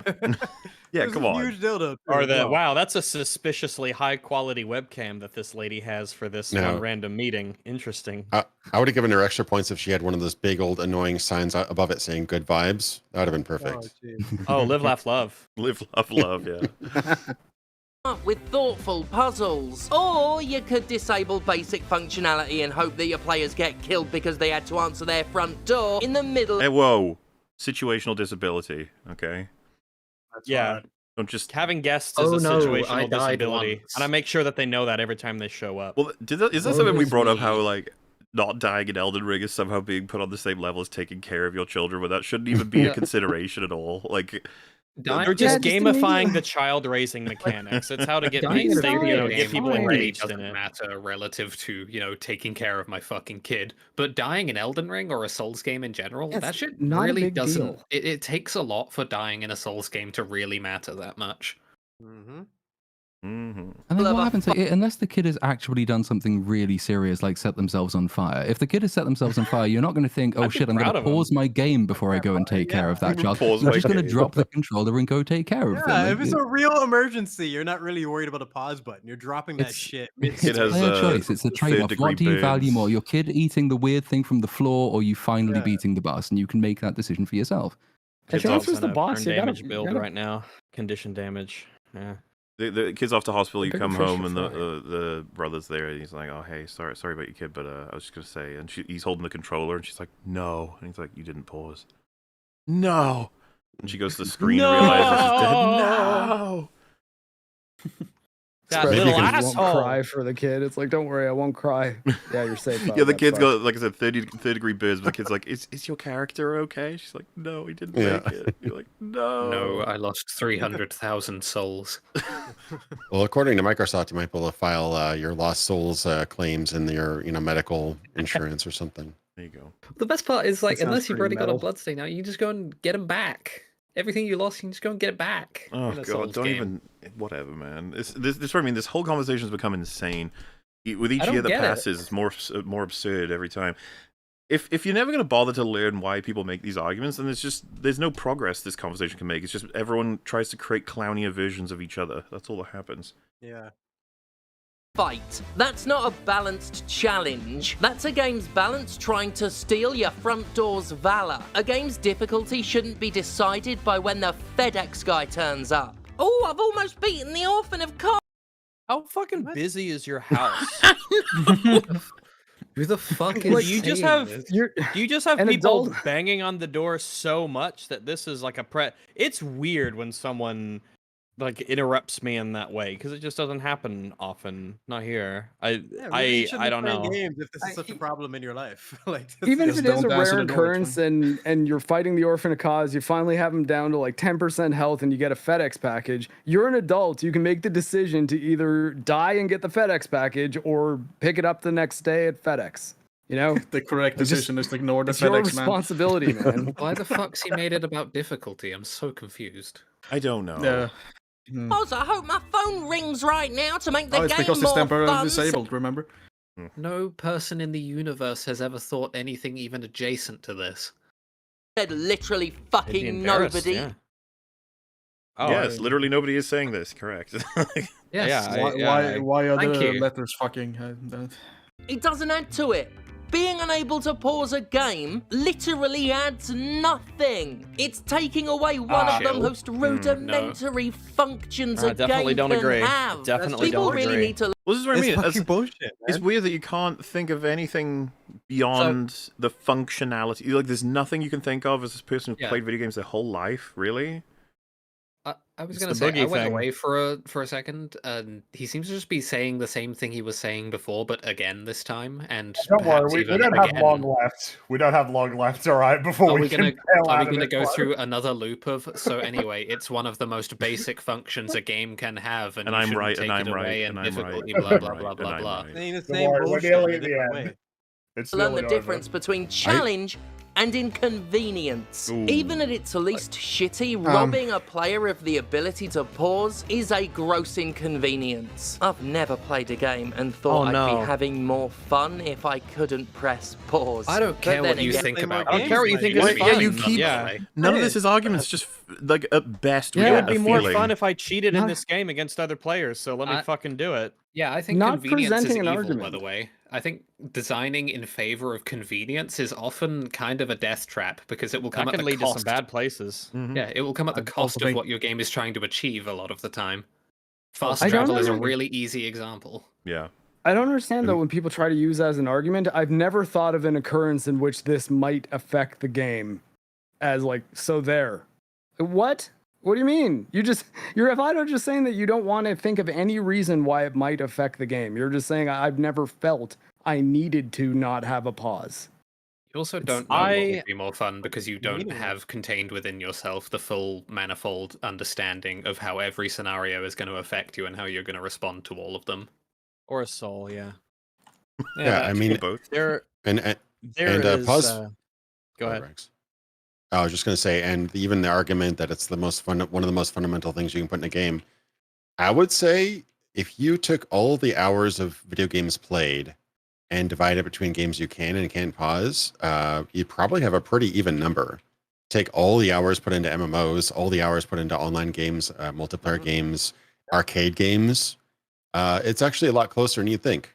Every single time my wife or whomever wants to interrupt me is like, "Oh, can you pause?" I'm like, "Nope, actually, no, I can't. Sorry." It's like it's that common of a thing that there's a lot of games you play just can't pause, just for whatever reason. Really so, yeah, I so I don't think it's as close, nearly as close as he says. That generational turnover of the process of involving so many multiplayer games. So many parents were like, "Pause your game, Timmy," and he was like, "Mom, I can't. I can't pause an like online the oldest game. meme of the internet. I still remember old gaming experiences because I couldn't pause them. When I was playing an old GameCube game, one of the first big games I actually beat, one of my favorites to this day, Bait and Katos, Eternal Wings in the Lost Ocean. There was I remember a boss fight against Giacomo, Amy, and Folon, and you couldn't pause it, and it was a pretty long fight, pretty big fight in the game, and I really, really had to pee. I really had to pee, but I knew, like, man, I can't, I gotta finish the game, I gotta finish it. And then not only after that long fight, beating the fight, there was also, the story stuff that happens afterwards with people talking and whatnot. And I still got to pee and the fight's done. But if I walk away, I won't see what happens in the story. And that was back in the day where you can't just hop online necessarily and find out everything that happens. And every cutscene is preserved for eternity. So you're sitting there basically standing up at the door, like holding yourself together, like leaning around the door frame, watching so that the second that cutscene's over, you can take off to that bathroom and unleash the Allah. I thought that game came with a nappy, didn't it? Or did you use it already? I used it already. Yeah. Yeah, I used it already. That was the big controversy. I used it foolishly. And you needed foolishly. I already spent it, so it was a big controversy. It taught me a valuable lesson. It came with 1, and it should have come with like 5. I think is what the community were asking for, but it was just not feasible. I think so. Some of the fights are long. They were good, but they just, they were long. They were real. They were real fights. They were real fights. See, where's the Jim Sterling video about nappies coming with video games? I don't understand. That's the actual big problem. Why do you think Jim Sterling would be the person who wears a? No, but I want coverage of the controversy. Came with a few. I don't know why. Any YouTubers too people need to know. Cover this the is journalism. Nappy controversy is no YouTuber to me. If you don't cover it, then you're just a coward. Their silence speaks volumes. Ooh, let's have a pause button. No. Volumes. Nappies. Also, the unit in which urine is measured. So. I mean, good point. And that cutscenes, pausing in cutscenes is actually a fairly recent invention. And there's some cutscenes like the end of MGS4, which is like you need an intermission in the middle of that thing. There's a lot of cutscene in that game. Like an hour and 20-minute cutscene followed by another 90-minute cutscene after the credits. Yeah, that's wild. Get a gamer catheter. Every game should come with a portable toilet. Man up and put a catheter in. Oh yeah. And I respect my own time. I reject the idea that the pause button even belongs in a discussion about difficulty. Yeah, we know that because you haven't said anything yet. Yeah, shit, man. I also don't think it belongs in a discussion about difficulty. In the first place, being unable to pause to deal with real life is not a puzzle. It is not combat. It is not anything approaching an in-game challenge for a player to overcome. It's a game taking advantage of your real life circumstances, like a little bitch. You can't. But yet having a child is a disability. But like, why does he phrase that as if the game is out to get him? As if the game is like, look, he has to get up now. Now's my chance. Is he like he's calling the developers little bitches because they won't let you pause? Not him for being. Never mind. It's a sequence of code that has so happened to poorly line up with your real life. It's not some insidious entity that's trying to get you. I know. I mean, there's a certain level of exclusivity in anything that has a challenge. Could you imagine at the Olympics if you're going for like I don't know what they are, like 100-meter, 500-meter dash, and halfway through it's like, oh shit, you know what? My kid, I gotta go pick up my kid from preschool, or there's somebody at the door. I just got my ring notification, and there's somebody at the door needs to sign my package or whatever. Sorry guys, can we take 10? No, you have to join the Special Olympics because now you're disabled. Yeah, there, buddy. Situational Olympics. Situational. It's good at having no responsibilities, at not having your door knocked on, at not needing to take a fucking piss. Sorry, gamers, but having no life is not a skill. Even leaving aside disability for a moment, just having a number of reasonable adult responsibilities. Well, it just doesn't have any impact because time management is none of the adult arguments skill. are getting addressed. In fact, this video seems to be making a point of doing that. It's like, haha, I'm not going to address it at all. You're like, okay, but all right, well, there's just nothing compelling here then. Abilities, children included, makes an unpausable game not difficult, but patently fucking unfair. It's downright cheap. Fake difficulty. Is it unfair that a game can damage you due to circumstances outside of the game? Game's fault. Is that an unfairness of the game's design? I just don't understand how you can make this argument, man. This is incredible. I don't know. I find the concept of fairness quite interesting in that I tend to think it's not a particularly useful way of talking about games, but this one in particular, I don't know how you can say it's damn. That's so unfair of the game that someone knocked on my door, or Is it unfair there was an for the- emergency I had to see to. What about a turn timer in chess? Like, is that too stressful? Do those need to be taken out of competitive chess? Well, that's like part of the game still, right? In the sense that like it's part of the rules you've agreed to play by. But I don't know, if someone knocks on my door while I'm playing Elden Ring and I have to go and answer it and I die for that, I don't think that's really the game's fault. I don't know that the game did anything wrong. Well, it's kind of like I said about the movie experience one.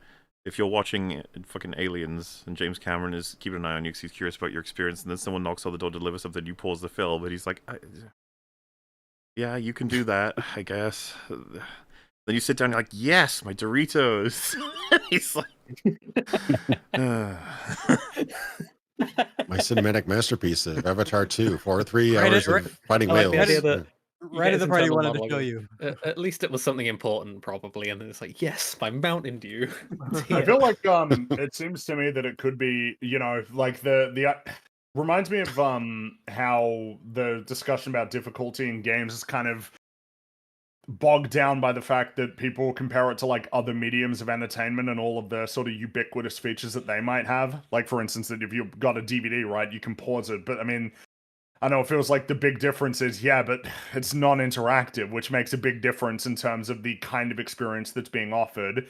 If you have the capacity to alter the nature in which you interact with the game, that has to actually be a conversation, surely.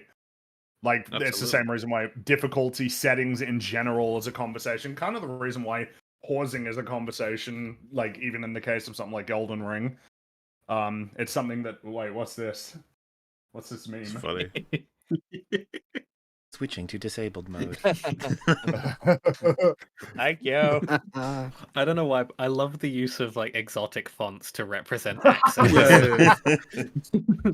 Black letter is German. Yeah, it's pretty good. For metal. You can't pause real life. The least you should be able to do is pause your fucking games.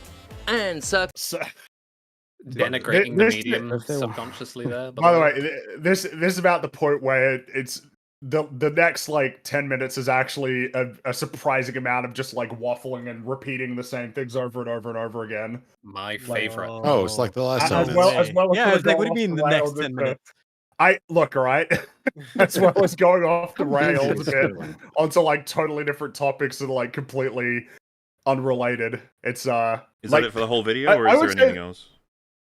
It really does sort of just end up being like waffling, because the thing is that anything new that gets brought up is not like addressing this, because the thing that gets brought up is, oh, well, sometimes people have like disabilities that will, they can't time that. And it's like, well, I mean, that's tethered to the same thing as if someone's knocking at the door, right?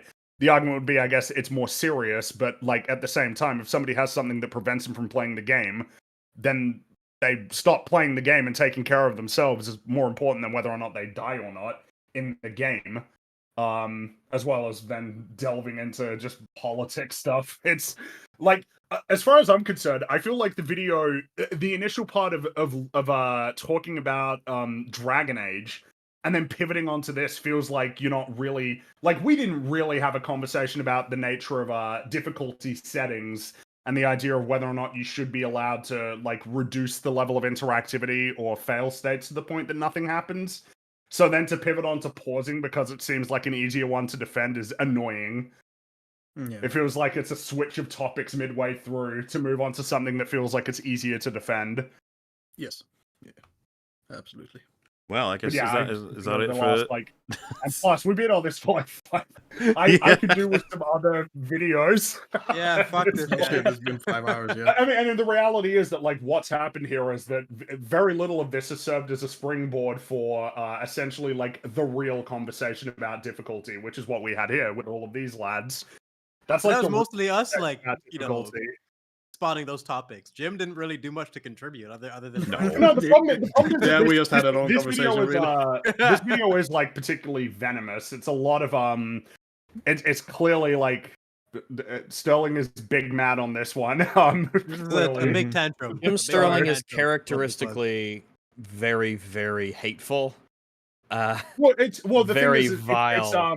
The argument was made at the beginning, right? Of like, oh, well, the conversation about difficulty is a culture war thing. Whether or not that's true, Sterling does not do a very good job of steering away from that. Instead, Sterling like dives headfirst. Steers right into it. Yeah, pretty much like, yeah, you know what? It is like a conversation about, it is like a fight, and I will be hard on this side. Which is really annoying as well, because it means you can't even really have the conversation if you've got it tied up in, like, some broader political war. Well, how many videos we cover that always happens? Nobody ever wants to like address the topic for the topic. It's always like, and you know what else? You know what really grinds my gears? Some rando on Twitter and like, this Randy made a point that basically nobody agrees with. Let's spend like 10 minutes on that instead of trying to actually... Guy. It's just a standard thing, right? Of like, you should probably try to envision the best argument that somebody would offer in opposition so that you can, develop it, not even necessarily to change your mind, but just so that you even know, like, okay, well then, if that's the best argument, then I need to understand what my counter arguments would be instead of just this. The goal just seems to be character assassing his opposition. Like, well, yeah, but part of it they're as well stupid and weird and care about. Yeah, stupid, weird. They're angry. They hate disabled people, which is just like it feels like we've already deviated significantly from reality at this point. Or me. Many of them probably are disabled by his logic. Jim's helping me to get to that point. Every time I watch a Jim Sterling video, I hate the disabled a little bit more. Yeah, so they're pushing me there. Well, again, like if you're not even on the side that difficulty settings are accessibility settings, which itself is a conversation. It's like you're already lost at the start. You're starting at step 3. I can't remember who said it. I think Maul might have said it, but there is no goal to convince people with this one. This is essentially this video is only for people who already agree because it's not That's making the channel at this point. Yeah, but I mean, what's the point of that?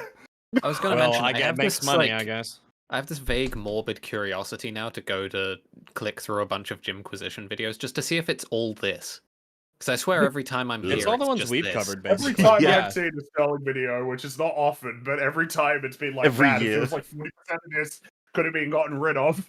He's just really angry about something that he apparently doesn't want to talk about, and then talks about, and then adds nothing to the discussion. Talked about it for longer than necessary. And then just slings terrible insults and wishes of pain and just like awful things on other people. This is like almost like a Jim is vile.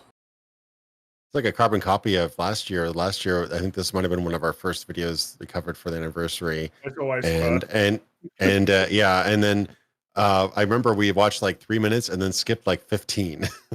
I remember that. There is seriously a lot of just superfluous of just going over the same thing over and over, and then just ranting for a while about how the people who disagree are like evil and they're terrible.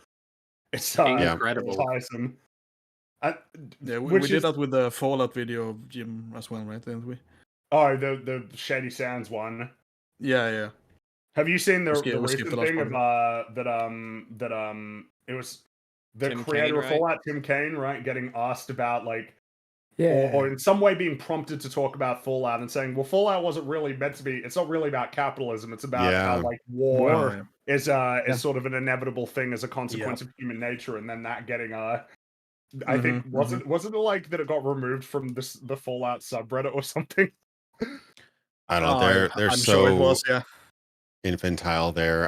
A couple of my things got posted in the Fallout subreddit, and I think it's actually mostly children. Like some of the stuff that they post there, it seems like the stuff that like children would post, and I'm like, isn't this a mature rated game? But yeah, the show is certainly written with the mind of a child in mind. So. That's most of Reddit at this point, though. It's but I mean, isn't it awkward that you like the iconic quote for Fallout is "War never changes," but like apparently that didn't that wasn't good enough to make it obvious to everybody that it's about war. George a fundamental Bush didn't let them make nature. it capitalism never Don't changes. you know that whenever a piece of media, whenever a piece of media criticizes like the innate human, nature of greed and desire, that means it's anti-capitalist. The fact that they tried to recontextualize the war never changes as like an anti-capitalist statement was pretty unnerving and pathetic to me. I found that extremely like fundamentally misunderstanding. Or the TV show, because they both recontextualize that. Yeah, it's quite wild. I read Tim Kaine. I watch his channel. He's got a really good YouTube channel. He talks about game design and stuff like that. I read his response and it was pretty even-handed. It was like that was never really the point. It was talking about how war is an inevitability due to human nature and how it was exploring that. And it wasn't really about how business bad, let's make a weird vault to test mailboxes or whatever. It's like, yeah, there's a bigger problems in the world, I think. Yeah. There was just some satire in there with like capitalism. I was making fun of silly commercials and silly companies for sure. That Fallout, the show, got nominated for like 15 Academy Awards, including like Outstanding Drama Series. Emmys. I'm guessing Emmys, right? Yeah. Well, television. Right, yeah, Academy Awards only do movies. 16 Primetime Emmy Awards, wow. Jesus Christ. Which meant that it was one of the most awarded shows that year, I believe. One of the most awarded. One of the most nominated, rather. Fun fact, you'll actually notice there's a Simpsons reference in the original Fallouts. Did you know that Tim Kaine wrote the War Never Changes speech while watching The Simpsons? I did not know that. I did not. Yeah, you can look it up. Also, if you notice, there's an old TV in one episode of The Simpsons called Radiation King, and they put Radiation King on the Radiation TV. King's a brand. Yeah. Yeah, they put that as the brand of the TV in the original Fallout intro. So there's your Simpsons reference. That. I did not know that. That's really cool. I like that. Well, so closes section 1, I suppose. Yeah. It only took us 5 hours. Never disappoint, Sterling. Never disappoint. I think after such intellectual content, perhaps we should go further into the dregs of humanity. What do you reckon? Well, I'm already primed for it. This isn't the dregs? Oh, no. Well, you'll see. There's a scale. I did the math when I saw the next guest. I was like, oh no. Yeah, I was gonna say. Exactly. I was actually hoping the next person I have added, if they pop up, then chat will know for sure what's happening. I almost want to do it that way. Get away from me. I suppose we can talk about anything. He reckons he will be exactly 3 minutes. So. Oh, 3 minutes. Okay. Yeah, that's good. We could talk about something for 3 minutes, can't we?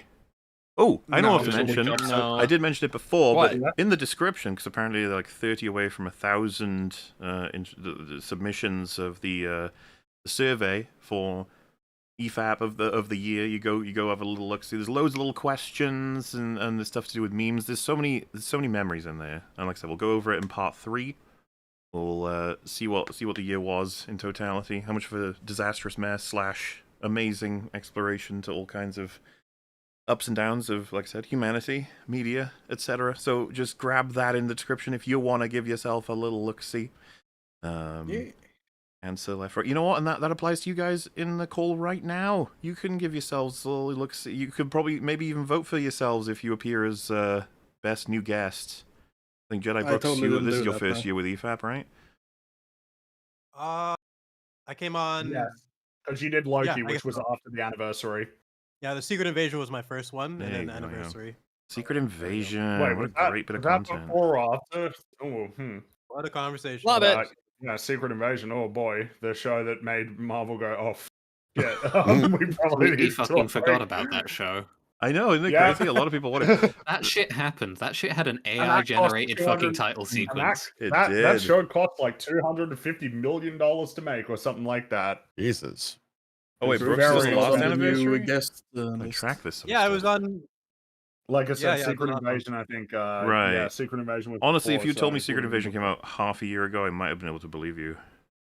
Oh yeah. God. Yeah, that's how fucked the everything is in my head. Tethers of that show in my brain are. Isn't it crazy that not strong? That show killed Maria Hill and Ben Mendelsohn's and Talos. They just both like, and it's funny. You'd be like, "Oh, was it impactful?" It's like, no. My point is just that both of them are no longer able to contribute to the fucking MCU thanks to that show. It's like that's it. Multiverse. Never get a chance. Don't count them out yet. Secret Invasion, so that Secret Invasion could run. She was around since Avengers, man. Like she deserves so much better than that. Such a consistent side character. Oh, it's strange they never gave her like anything. The Skrulls. They wasted the Skrulls as well. There he is. Hello. So now, chat. You must know what's happening next. Oh no! Oh no! Oh no! I know what you mean now. Yeah, I just wanted to chime in and say, how good Deadpool 3 was. Yeah, that's why I brought him on. Yeah. Oh no.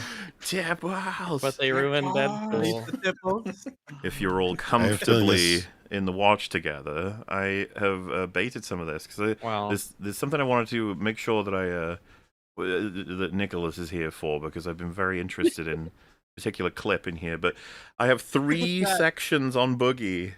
And I will space them out. 3. Oh, sorry. The entire anniversary is just going to be Boogie. What the fuck? You're going to subject us to Boogie every segment of the anniversary. I mean, it's too perfect, right? To not do that. It's an entire. That's what I was thinking. It's too perfect. Bro, Beached Whale 1.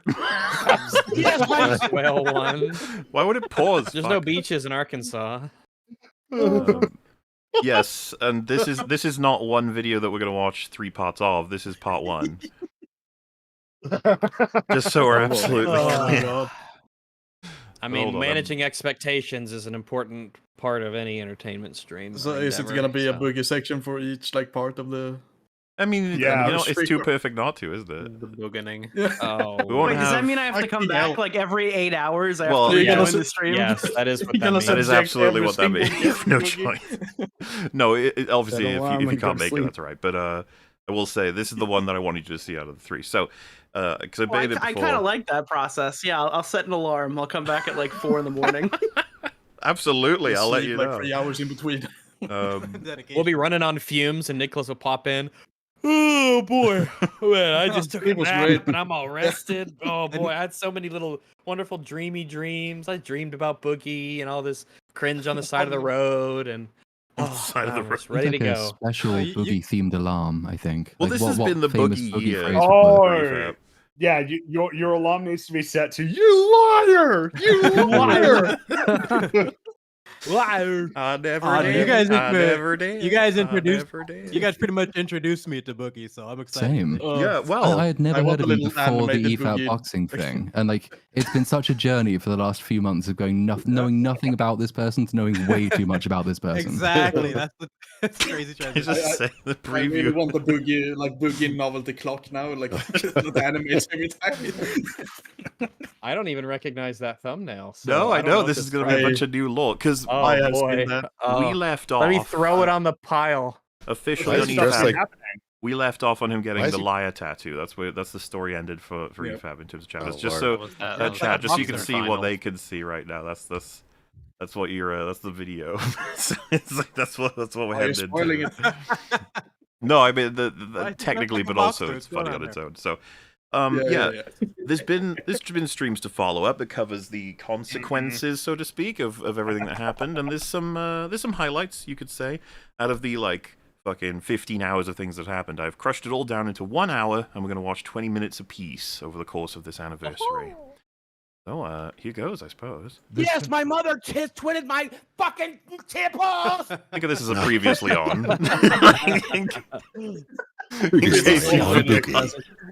Previously on The Life of Boogie, 1988. That's the alarm right there.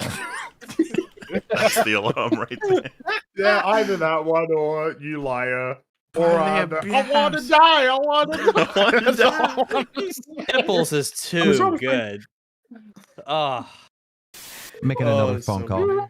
This is from a while back. It's just a crazy highlight that I meant to put in the other selection, but fuck it, it's in here now. Oh my god. When I found the 100-degree weather, you want somebody with 185 over 120 blood pressure, oh my god, and 100 degree. Yeah, anyone who's familiar with blood pressure numbers, that's terrible. Yeah, like hospital. Yeah, more than enough to go to hospital. You don't get it. Yeah, it's not okay. Yeah. Just to show comedy value, though, I want those numbers to be ticking up for longer like he shouts. Like, please, I'm trying to listen to this phone call, but if you can calm down with your life-threatening blood pressure for just a second. You made it this far, you'll be fine. The fact that he didn't have a stroke makes me question whether or not he's immortal. He's already on every medication. There's nothing the doctors would be able to do anyway. They'd just be like, you need to just shut the fuck up, go to sleep. Do something that doesn't require anything. It's been in a coma for like a year. Plan! Sounds like a great plan! Did that read 195 over 120? Yes, I should be in the emergency room right now! Yes! I was about to say, you probably should go to the emergency room. No! Oh wow, mine went down. Boogie. Oh, not good. I love Boogie, you know why your blood pressure's so bad? Emergency room right now! Okay, I should be in the emergency room right now! Yeah, stop yelling. Calm down. Like, you could really kill yourself right now. This is all performative. This screaming if it doesn't end up killing him, that'll just be the... No, this is absolutely him. He's playing it up. Wait, no, is that BP cuff on his fucking forearm? Oh yeah, you're right. It is. Looks like it. Yeah, that's not where they go. They need to be over your brachial artery. You can get weird results if you do it wrong. He's doing everything fucking wrong. That's not a real blood pressure. Well, now he's definitely not. They would never advise that the number's accurate while you're fucking screaming at people too. That's of course. Yeah. True. You're not. You're supposed to sit still, squeeze, and not move at all. And it needs to be. He missed out. He missed out the opportunity to have his girlfriend come in dressed as like a skimpy nurse, doing it for him. And you know he'd do it. Putting it on his arm. If you'd given him that idea, he'd have done it. Yeah, she'd do it too. That zombie. My goodness. Come on, let me do it. Fucking blood pressure. The lightest touch to his microphone made it fucking fall over. Like, oh, damn, better grab that so everybody can hear what I'm saying. I should be in the emergency room. Look, I'm being. Stop! You're gonna have a heart attack. So your face is red right now, Boogie. You should probably calm down. No, walk around like this every day. You can't say that. You have to say your face is red, like a Code Red Mountain Dew, so that he can understand. He can understand. Is that a real drink? Probably. Yeah, Code Red. Have you ever heard of Code Red Mountain Dew? Star's face. I thought you were just basing it off his Mountain Dew collection back there, the different colors. No. Oh yeah, because there's a red Mountain Dew. He did do a Mountain Dew review thing, so that might have been. Yeah, no, that's the. Remember, he doesn't even like the taste of any of these things. No, that's true. He does it because it's self-harm or whatever. That's the only reason he does it. Yeah. I think I've had a Mountain Dew in like 25 years. Have you tasted Code Red, Rex? You guys don't fucking listen. What? My blood Have you tasted Code Red? It's fucking disgusting. I have not tasted a Code Red, but I believe you. What is red? I'm just gonna say this right now. Of all the colors of sodas, red is probably the least appealing to me. I can agree to that. Yeah. Maybe. What? Say it. Say it. Fucking say it. Which color is worse? Least appealing. Wait, what color is Dr. Pepper? If that's red, then I disagree. Brown. Okay. Yeah, but it's the same color as root beer and Coca-Cola. Yeah, but that's all brown too. So I don't know if you want to. It's hard to disregard that. Oh, you mean the actual drink being red, not the can. I'm assuming Mountain Dew. Oh yeah, the liquid right? itself. Yeah, it's very unappealing, the idea of a red soda. But But I'll drink like Palm. Have you ever had Palm? That stuff's just like liquid crack. Screaming People soda. saying blue, but blue Powerade all right. Do you have the same like discontent for fruit punch? I don't like fruit punch. No. Yeah, there's also like raspberry. I don't like super sugary drinks, with some exceptions. Like I like Coke and some sodas and some energy drinks, but a lot of them I just really do not like. Maybe I'm just picky with my sodas, but I don't drink like Mountain Dew. I don't drink the Code Reds and whatnot. But yeah, no, I just like something red about soda red is soda. definitely like rare. There's not like a lot of them, but I think like red Gatorade is super common. What about isn't Yeah. creamy soda? Isn't that red? Cream soda? It's creaming soda. Cream soda, it's kind of the same color as root beer, though it can get a lot lighter. They kind of together look like a lager and a dark beer. It's like it's like a light brown, almost like a tan. That's what A&W is. It's like it looks kind of it's like a beer. You also got red wine, like a whiskey. But Barks has like a red. They do a red cream soda though. What about like those red wine, Coke and Pepsi. I don't really cream care. sodas. I like the wines. I like fruity ass wines. All right, I don't like the acidic ones. I like the sugary, fruity kind of wines. The maybe you don't Moscatos, have it in America. Chardonnays. We have something that's creaming soda in it. Chardonnay? It's not fruity. It's just bitter as hell. And it's Chardonnay red. is not bitter, is it? It depends on the Chardonnay. Like, where are you getting it from? But generally, the more acidic reds, I don't like those.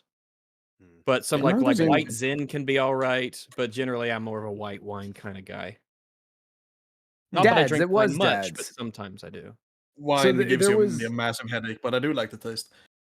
In the 90s and 2000s, maybe it was just the 90s. I remember there was a kind of beer bottle shaped cream soda by a company called Dad's, and they had a root beer as well. Oh yeah, and IBC is the other one. Sorry, I just googled it, but yeah, they really did look like dark beer and light beer if you saw the root beer and cream soda on a thing. Yeah, they can have a bit of froth. They can have froth on them too. So yeah, they'd often. I mean, it's even on the can, on the mugs and A&W cans. I think they both have like the frosted mug on the top of we truly are gamers, the label there.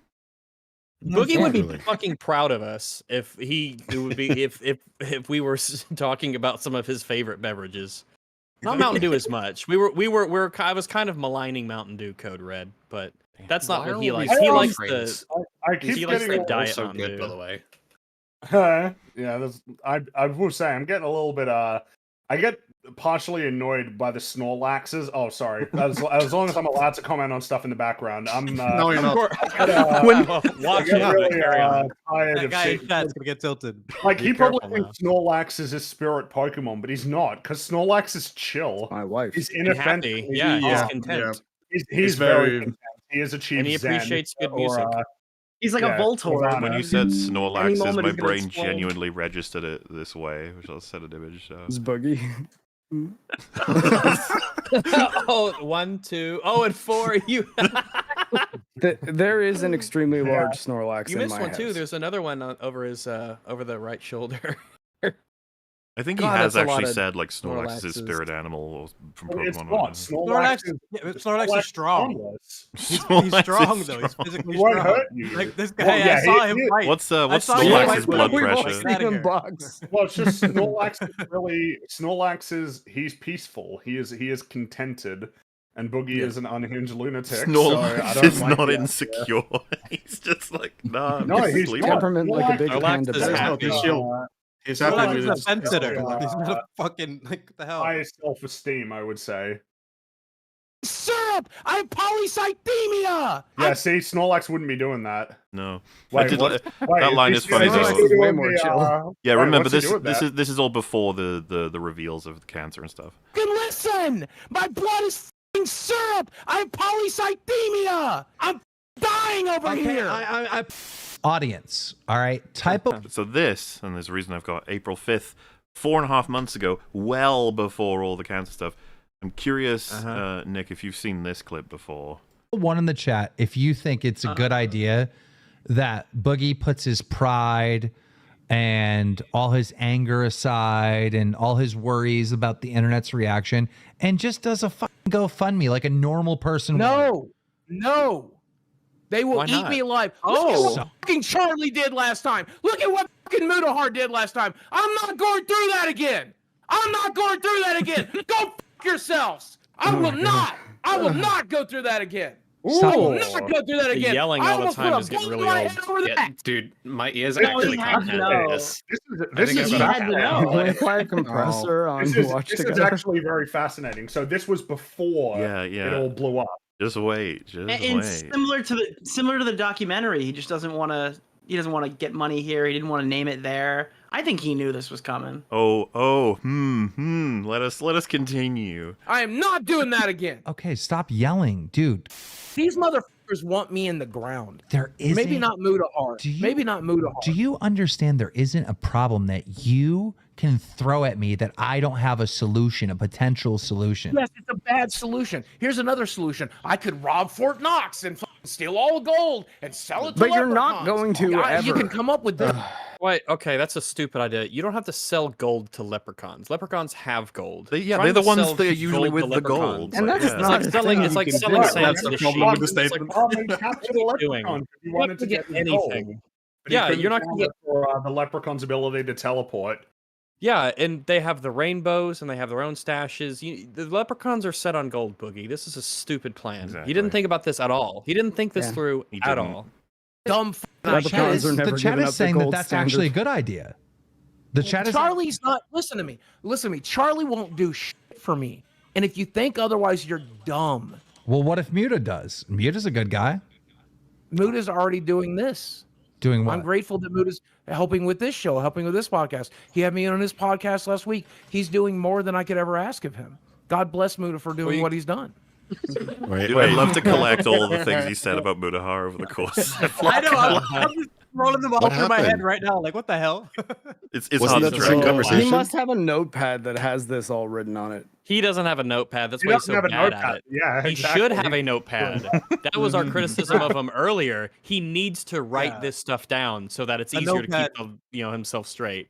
A notepad would change his whole life, like keeping track of all the beefs and all the. Oh, and fucking I want stuff. to, as foreshadowing for the things to expect in these clips that we'll have across the anniversary, I had to keep finding ways to avoid them getting hit with age restriction because those can't get played on Watch Together, right? So that's how much YouTube didn't want you to see this explicit content. Meanwhile, but YouTube doesn't want us to know the truth about Boogie. Exactly. Trying to protect him. Interesting. I have one of Charlie's guys on Twitter telling everybody I'm lying about the cancer. How curious. Oh, Why would you randomly bring that's that not a up? very nice thing to say. No one would ever lie about cancer. I just want everyone to remember the timeline. This is a long time ago compared to when he was exposed. So why is he bringing that up? I don't remember this guy's name, but just a week ago, I had one of Charlie's co-hosts, one of the people that takes a chunk out of Charlie's fucking pocket, telling the entire world I'm lying about the fucking cancer on his Twitter feed. Chunk out of Charlie's pocket. Well, what about the clean bill of health you said you got? Or what about the clean bill of health he said? Well, Boogie. Like it's some sort of proof. Boogie. And I said, Just being absolutely clear here, April 5th premiered. Okay? April 5th. While ago. asked the internet for help in 2022. 2022. And I did it wrong. I fumbled, like 100%. I fumbled. I wasn't fully diagnosed. My doctor told me it was possible. He told me that he saw signs of it. It slipped through the cracks. Oh, 4.5 months ago. Wow. I will roll it back just so we're all clear what we're listening to here. This is still public. You can go find it. This is like on those levels in a video game where it starts you off on a hallway and the cheeky devs put something right behind you that because they don't expect players to turn around, but it was right there the whole time. And you were the player who turned around. It was like, oh, there's a goodie bag right here at the beginning of the level. And you look at the goodie bag and it says no cancer. And you're like, what? What? No cancer. Well, no, the goodie bags have to be something that's actually not that impressive because you have to expect that technically every starter player can have them. It's don't think, but you know, Actually, that's how Doom 2 starts. You can, if the first level, if you don't run right off the ledge that you're on and go to the left, you got a chainsaw. That is a bit of a meme whenever I stream a game. Wherever I spawn, I turn around and I'm like, you better have put something here for Always. me. Give me something. Yeah, I do the same thing. I'm disappointed if there isn't. Like it's such a like meme. Waterfall or anything, there better be something behind that fucking waterfall. Like there's guys like don't miss his opportunities. It's such a meme that fucking time. There'd better be something at the end of this long ass hallway. Yeah. That's part of the reason I have a beef with Skyrim. They didn't do anything with the water. Like there's nothing down there to explore of any kind. It's so lame. It actually made me or like in the waterfall, or just on the water in general. Yeah. That actually is such a meme and such a common thing. Like you can actually reverse yourself immediately in limbo and get something special before you go to the right. That I actually found it really insulting that the secret that nobody had cracked for like 7, whatever, however many years in what was that movie? Ready Player One? Ready Player One. Yeah. The way to solve it is to go backwards. That was dumb as and like, shit. you think nobody would have tried that? No respect for so gamers. annoying. How they would have solved It's that kids game. didn't play What, their hour Doom 2 one? growing up. People who don't know anything about games writing about games. Interesting. Fucking minute Funny one, enough- that would have been figured out. Funny enough, they actually rewrote that. I actually read the original book, and the book, shocker, but it was actually written a little better. They had the secret was that in some random hills on this entire planet-sized zone in the non-combat tutorial area. That's where the secret was, which still you'd think people would probably still find it. Yeah. That's way less likely, though. more hidden than way more hidden than just going backwards. So Because that's how a lot of like Mario Kart speedruns and stuff. They try to find out where's the point where you can Glitches. like how do you hit that little trigger that lets you cross the finish line and have it count as a lap. Anyway. And I did it wrong. I fumbled. Like 100%. I fumbled. I wasn't fully diagnosed. My doctor told me it was possible. He told me that he saw signs of it. I made the video because I knew that I was going to need money one way or the other. I should have waited till I got the diagnosis. I should have waited. I should have mentioned the cancer scare when I made the video. I panicked. I fucked up. I deserve everything I got. I deserve it. Like I said earlier, I deserve it. Don't you think it's curious? How did they not remember this when they had the conversation? Well, so the thing, I think, I'm not sure if Keem and Wings are listening to him. They might not be listening to him. Like they seem very disinterested. I don't know. But the thing is, I think they knew the whole fucking time. Surely the audience, The audience, though. The audience as well, yeah. They weren't listening to him either. Well, and then on top of everything, what did he say about the motive behind it? He said it would help him make money, which is the one thing he's been denying this whole time, that it was in any way connected to money. Yeah, like this is catastrophic. Isn't this just like a huge smoking gun that not only did he? Yes, it is. And it's weird that generated- hasn't. Like I have. Like, how did someone how not is this email not this shared clip everywhere? to Keem? I'd want to see how does Keemstar not react to aware this of exact this? video. Yeah, I'd want to see Yeah. Keemstar react to this. Like, They dude, could just you show it to him and be like, what the fuck are you he talking told about? you. You You're looking at it your almost phone, half a bro? year Like, ago. what happened? You guys interrogated him over this for like the longest time after when it's all right here. Like, Yeah, I don't no, know dude. how the, If like you said, if the during chat- all of his lying, this clip were played to him, I wonder what he would have done. It's He'd just over. been, like, It's game over. It's game Yeah, over. it's Yeah. game over. While So he how was did no one else pick while up he was on this? jumping No up one and else was down. on the show, or, like, Because the things he said I here would- was what people were directly fighting about. It was directly like the first thing that was brought up. Exactly. Oh man. What's funny about this Wow, is this is fascinating. I mentioned this This on is one of the actually streams, but the way I found this was I was just watching one of their newest streams, and some random commenter listed the episode number and a timestamp and said this destroys the entire cancer discussion. And I was just curious. I was like, I wonder what that is. Damn. And I checked it, and it was this. And I was like, what? Fucking hell.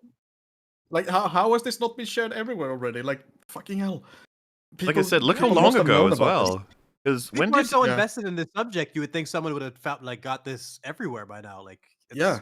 it was an Ace Detective? There It wasn't so me. many people covering this and like, you know, checking in on like old streams and shit. Like, how did no one find this?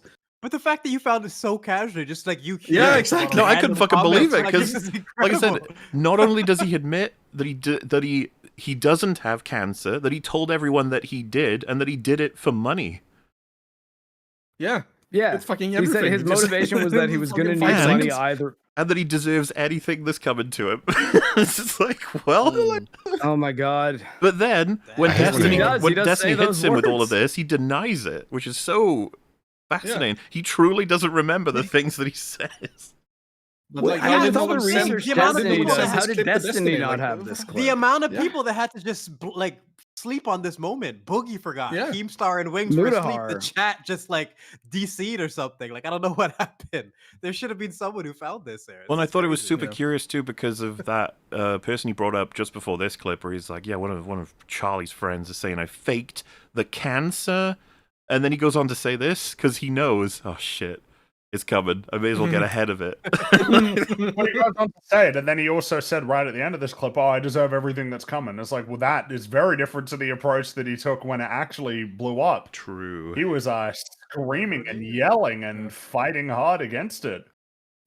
Beautiful bit of lore, though, isn't it? The timestamp if you have it, by the way, Moller.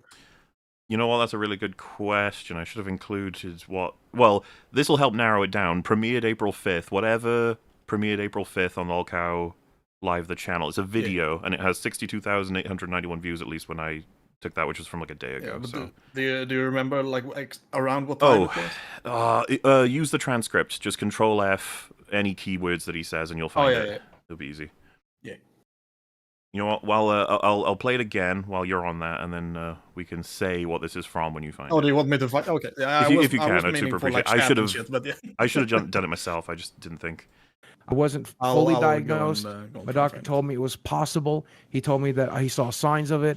I made the video because I knew that I was going to need money one way or the other. That's so fucking... He was hit for this over and over again. He was like, I didn't monetize it, though. It's like, right here. It's obvious what the monetization is. It is the announcement and then the following support from anybody who wants to help him out with cancer, of which in one of the prior clips with the blood pressure thing, he was like, I am dying. You know, thanks to all of these problems, my blood is serum, polycythemia. Rah.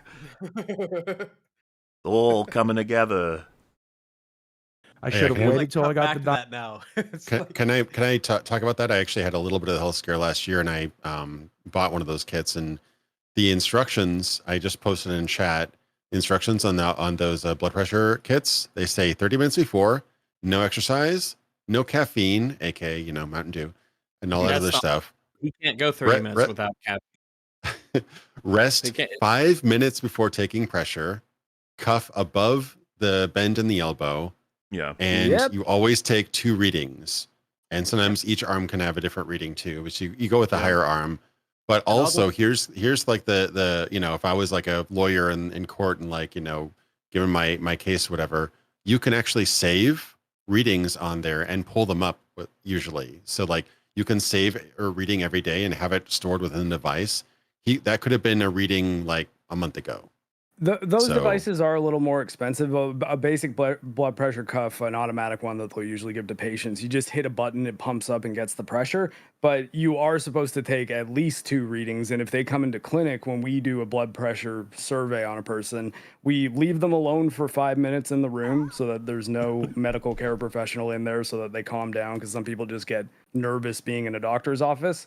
We take one blood pressure sitting, we have them stand up for 5 minutes, leave the room, come back, get that one, and then lie down for 5 minutes and get that one, and then usually another seated one. That's a good way to do it. Yeah, that sounds like a good baseline way of getting a baseline. I understand that, Mahler, but do you think it's possible that things can be edited out of context? That's what he said to Keemstar about CoffeeZilla exposing him. He was like, that was edited out of context where I said, liar, liar. He's still trying to slither out of all of it, even though here he admits he deserves it all. Like the repercussions. Diagnosis. I should have waited. I should have mentioned the cancer scare when I made the video. I panicked. I fucked up. I deserve everything I got. I deserve it. Like I said earlier, I deserve it. And that's okay. It's okay. Zoom in. Why does it look so much lighter? Because it's this is because there's a couple sections here. That this one's going to be the selection of clips from across the next few streams that are all about this tattoo, and just watch what happens to it. Because it's infected. My beard's growing through. Did you get a fake tattoo?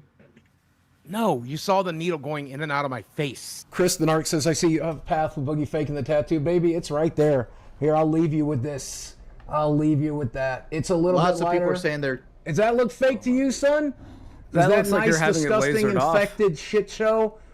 What word is that? No, I think I know what even happened. is that? He's actively been trying to fuck that up. Oh yeah, that's because the running top tier theory. I'm genuinely pissed. He's just not maintaining it at all, hoping that the it's too theory faded is to be that he visible. is rubbing alcohol on it, which apparently messes up tattoos. Oh yeah. Well, that Even and putting the chlorine scabs does, on it, trust and me. obviously letting the beard grow over it, just all that shit. There's a lot of ways to deteriorate tattoos. You need to actually respect the healing process. If it was gonna be anywhere It was supposed to be on his forehead. Yeah, because even if he exactly. tries to tamper with it at that point, you can't grow a beard over it. Any type of like, even lasering it after, just having that there, he needed that for life. Like they really should have committed to that and understood, because you can only do it once. Like this whole thing it's a missed opportunity now, and there's no like, if anything, he's just using this. You're right, now. but like this was practically the plan from his POV. And he wants to have the double and win, then use right? it as a vehicle to go like, yeah, see, this is me owning up to the mistakes I've made, so you all can shut the fuck up. Well, now we know I've done the right thing now. He knew this was coming, and so now he's like, all right, we did the tattoo, we're done, right? It's all done. Good. And it's like, well... Yeah, he gets to slither out of all this shit now, instead of actually, like, they had him pinned to the wall, and this tattoo thing just dissipated all the heat. Well, again... Someone said that you should have had it done on his forehead. Like, that would have been the obvious place. Yeah, Do it where it can't be got. That's what I was just saying. Like, it needs to be on the forehead. Like, that would change this whole thing. Liar tattoo. Apply directly to the forehead. Look, I did find the There's timestamp, all by the way. Do you want me to post it in chat? Right, yeah, sorry. I'm just... There's a fucking ad attached to the... I'm trying That's to open all up I the said. Discord. There we go. So, it is. LolCow Live is the channel. Boogie tries to give up on life is the video. And the timestamp is 49 minutes and 8 seconds. Around that, right? Yeah, around like 49 minutes. That's when. Yeah, go from there and you'll find it, which I imagine Keemstar's going to want Boogie to watch now. Just to see what he'd say about it, because he'd be curious. To be honest with you, I want Keemstar to talk about it too, because they were both right there, you know? Yeah, I want to see all three of them react to that and be like, what the fuck happened, guys? Like, how everyone just liked that moment. Those scabs and those fucking... Does that look fake to you? No, I'm just growing on my fucking beard over it like I always planned to. Let's Here see. we are. Yeah, like I always planned So to. it's faded for sure. Yeah, look but at it's that. fucking real. Like, look. Oh, just give it a sec. We put the original up in a sec. No, it's not. Yes, it is. This will be here Dude, a year. I think it's even worse now. Like, dude. Look Yeah, at look. that. Wow. Look at No that. way. He's What's happened to it? He's been like- fucking with it. He's got to be. He's No, it's a fake absolutely- tattoo. It's fucking fake, dude. I don't know.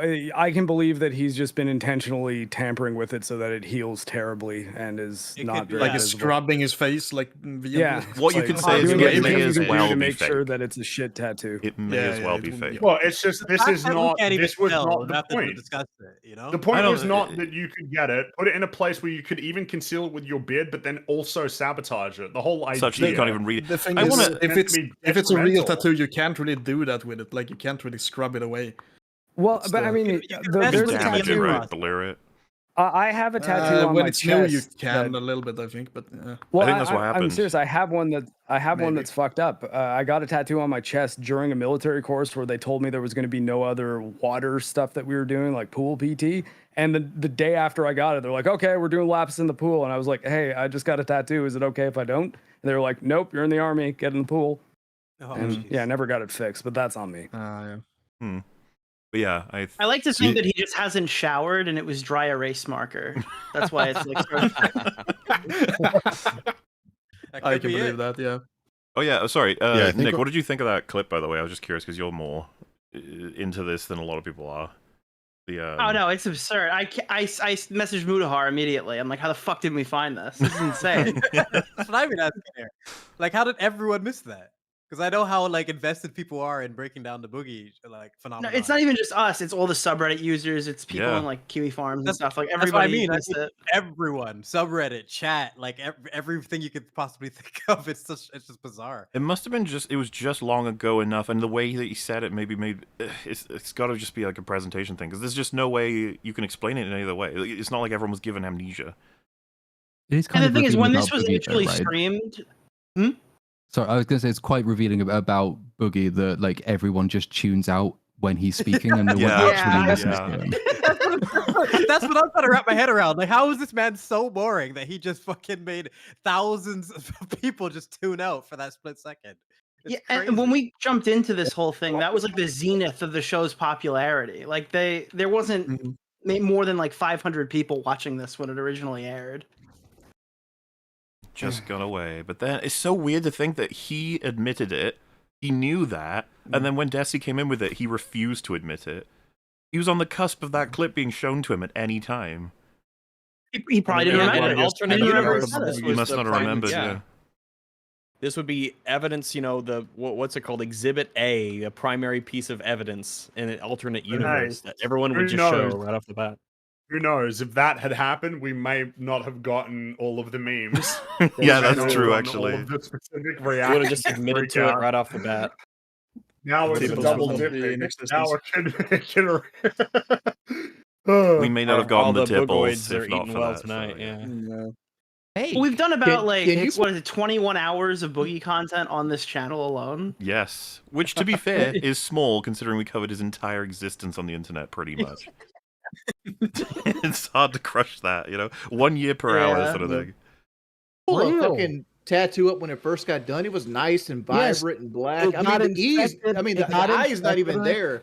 Yeah, it got infected and I picked it every day. We do this every stream. I'm so tired of zooming in on it. Why are you not fake a giant infected?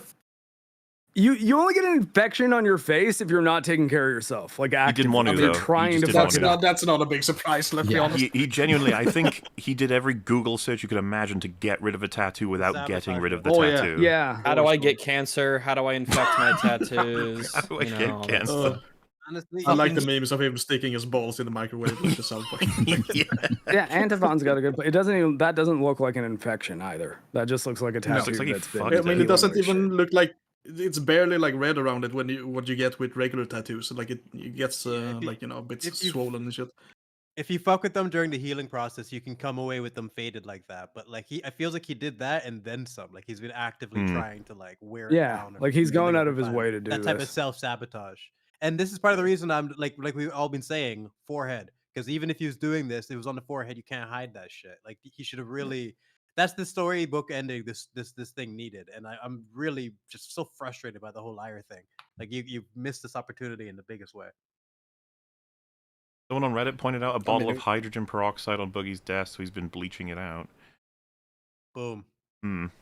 If he leaves his cans of fucking Mountain Dew everywhere, he's gonna leave out the bottle of hydrogen peroxide. I can believe that. Sore. Make how do you fake that? Make that make sense. Losers, make life make sense. Obsession with that shit. I had this thing running in my head real quick. You know when you gave him the tattoo, he did not give a fucking shit at all. Yep. No, I mean, really didn't care. He was happy about it. Yeah, if you remember, he was pretty much just like, okay, I'll do it. Yeah. Now I can forgive myself. Yeah. I like that. My place is only one Hail Mary. Hell yeah, I can do that any day. I was I was out of my fucking mind on the day I did that. Are you kidding me? That's the reason I was. When you got the tattoo, it was such a letdown because you were like excited. You were like, I feel good today. I'm ready for this. I'm excited. That's why you should have his fucking forehead. The whole point of the tattoo was to watch you suffer, and you enjoyed it. The good news is I suffered at Walmart last night. Watched the fucking vlog when people made fun of me to my fucking face. I suffered at Walmart. I don't believe anybody noticed that it said liar as it stands. And also that if anybody even noticed that they would come up to you and say anything about it. Like as if in his face, like as if people would run up to you and say, "You've got liar on your face. You've got liar on your face." It doesn't even strike me as the kind of guy who would go to a Walmart. Like, can he actually get there? Oh, he was challenged or would he just have all his groceries delivered as part of. That'll be section 2 when he goes. What percentage of people who even saw it? Like, for the people who even saw it, how many of them would even think it's real? You know, a lot of people can just brush it like, "Oh, Wild Night." Huh. I just don't know that you couldn't even read or even it. looking at Boogie in the first place. Yeah, even that. There's so many reasons why that's just like nobody cares, Boogie. Every time they bring this up, I just imagine we were having this conversation and it was on his forehead right now. Like when he got the tattoo, didn't he also say like now I can finally forgive myself for what I've done? Like just shit like that. He was thrilled. He had a big smile on his face. No, he was speaking out loud. He wanted everyone to forgive him. He's just trying to project that out into the ether. Does anyone remember that interview where he said that he views himself as an Andy Kaufman performance he says artist? all the time. Is he like? Is this all just him going hard trying to make that true? No, I don't. No, I don't think so. I think it's like terribly. Like when he's screaming and everything, I think that's performative. But the goal is obviously to get people off his back, not to be like, "Oh, look at me." It's just what will benefit me most in this moment. Exactly. Is whatever he does. Yeah. I just noticed that Wings has a little Pikachu sitting on a Greek column. Yeah. Don't comment about it. It's Everyone's rude. got their spirit Pokemon. That's funny. I like that he's on a Greek column. Why is it in front of the door though? Like what? That's the door that you don't enter. So funny. He's That's the guardian. I'm the Pikachu who yearns for freedom. It's really funny. But it's blocking him You have from to answer. leaving. Like You have to answer the Pikachu's 3 riddles to get inside the door. Or he thunder shocks. What is your favorite color? They didn't. That's a lie. No, it just says Hold on. Pikachu, Pikachu, and you're like, I don't fucking know what. Then get thrown into the You're review. saying. Then he shocks you. Why did they get If it put was in the fucking Meowth block? guarding the door, you'd have a chance. All right, that's about all I can take of internet drama, people. I'm going to tap out here. Catch you around, Mr. Maybe catch you on the flip side. Later on, guys. Sure, Have a good rest of the Theo. stream. I'll see you tomorrow see you morning, later. I guess. That's right. See you tomorrow. Yes, bright and early. They didn't. That's a Why lie. did hold on? Why did that get put in the fucking vlog? Like all we saw was you checking out. I literally said. I don't know if He's getting no. He's getting mad at the prospect of losing $6,000. This is a bigger punishment than that. I'm Because upset about. the I'm tattoo upset. he was happy for. He didn't give a fuck. Exactly. Also, don't be confused. That is not the shadow of the microphone on his shirt. That is sweat that's done all of that. Oh, it's interesting. You know, it's like if you're like a who would like a topologist? Is that a profession? Someone who studies the topology, and you look at like the water. Yeah, a bugologist. Oh, geography, bugology. You know, whichever. But you can see the channels that the water takes down as it goes downhill. The paths of least resistance. It's like Most a of human us, relief we couldn't map. do that. We couldn't do that. Mine would just go. Well, I'm a dog, so it would You could pretty actually name it like self-explanatory. there's the river in the middle, and then there's like tributaries going off the side. You What's could it name called? each individual one. What am I thinking of? I A know what you're talking about, diluvian, Rex. I A don't know relief the map. word. a diluvian plain or something? I guess you can see, right, because the sweat is cooling Feels like where river the folds, patterns and the shit. folds are, right? Because it's under the folds of fat. Like if I'm Yeah, seeing it trails it right, underneath it. Yeah. Well, I don't think it trails underneath it, right? It probably I think it emanates does. from there. It's a whole other Oh, and then it creeps up the shirt. Yeah, you're right. probably I was does, just, right? yeah. Like if you've got I like was big assuming the fat neck. folds, I imagine it Oh, sweats yeah. underneath the folds and then it leaks out. Yeah, yeah. Gotta love the leak. Why must we talk about such things? It is necessary. What does I the guess shirt this is why say? guys like- Does the shirt say Wakanda? What does it say? Oh, it says Is that the logo for know? the militia in Blair, Modern Blair Warfare Witch 2? Project? That looks like you remember the militia faction in Modern Warfare 2? They had like a hand that looked like that. I think it says we know. It looks like the blood in like the 3D Realms game. Someone in chat will know. Oh, this is the I know. This is the Brotherhood of Darkness, or what are the Dark Brotherhood from the Elder Scrolls games. Ah, yeah. Oh, there you go. That's it. Brooks, we where were we know. on that one? That's it. We know. Yeah. I said that like 3 times. It's Why- like why the do you Dark hate me, Brotherhood. Rex? Did you guys hear something? I said it first, Mahler. Sorry, Mahler, Brotherhood you're was my favorite temporarily Oblivion disabled. I can't quest. understand your accent. What are you talking about? You're not a zombie. No, you come in the Exactly. murder. You're right. I was trying to make the best of a bad situation. I wasn't fucking happy. Do I look fucking happy about it now, you dipshit? Oh, you're only happy because I walked back. You literally can't even tell he has a tattoo. Look at it. Yeah, you have no what were you clue. talking about? And I mean, you could just not be happy right now because of the general state of your life.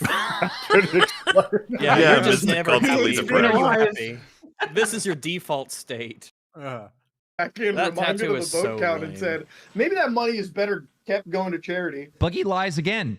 He said the tattoo was infected. He purposely is putting rubbing alcohol on it to make it fade.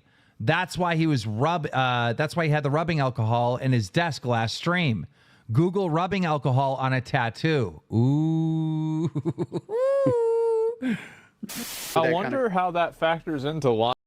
Keemstar looks like if they were gonna make a Rasputin prequel movie, he should play Rasputin. Nah, You know he what I doesn't have mean? the eyes. He doesn't have the eyes at all. Live action remake Well, of the no, Don wait, yeah, Bluth movie. because this is the prequel. That's how we learned how he gets the eyes. But he's got the big pointy how it beard. works. He's like a wizard, like an enchanting wizard. Not like enchanting in a charismatic way. I mean, like he does enchantments, like spells and curses. No Russian accent though. He just talks like Asmongold. Apparently, okay. They'll do the Apparently Scarlet Red- Witch thing from the MCU, where he just loses the Rasputin, all of accent. your opinions are just so Like, look at that fucking normal. face. That's Just not even drop that close, shit. man. Apparently, No, that's Rasputin. team after the incident. Rasputin wasn't exactly a looker, but apparently he had a lot of affairs because apparently he had a legendarily large penis. Yeah, That's he had a why- massive cock. It's on Yeah. display in Russia, actually. In the fucking, they pickled his dick. They put it on display in a fucking museum. A pickle dick. Pickle dick. That's exactly what. Who here on our panel has the largest penis? Do we know? Or Me. does anyone want All to of fess us. up? Okay, fair enough. I think I'm All in of the us. run. Lying about cancer. What does that have to do with lying about cancer? Oh, so you understand what's happening here? They are watching Asmongold make fun of Boogie on Lolcat Live, and just check out how Boogie responds to this. Watching these clips. Asmon Gold, once again, the dumbest thing he said in reaction to all this was he said that all fat people are narcissists. I think it's what somebody told me he said. But Did you catch All that? fat The people dumbest are thing that all he fat said. people are narcissists. And then he went to the dumbest thing that someone told me he said, I think. He moved. What the hell? Journalism. That's what we call that. Quick switch. saying he done it. But honestly, every time I see a clip of him talking about anything, it's so he's the fence sitter. If anybody's, it's like, oh, nice smear. That's right. Well, so- Just totally, just Let's be discredit clear him here. completely. Be like, let me find the one thing that I can use to just make it so that you shouldn't listen to anything that he has to say.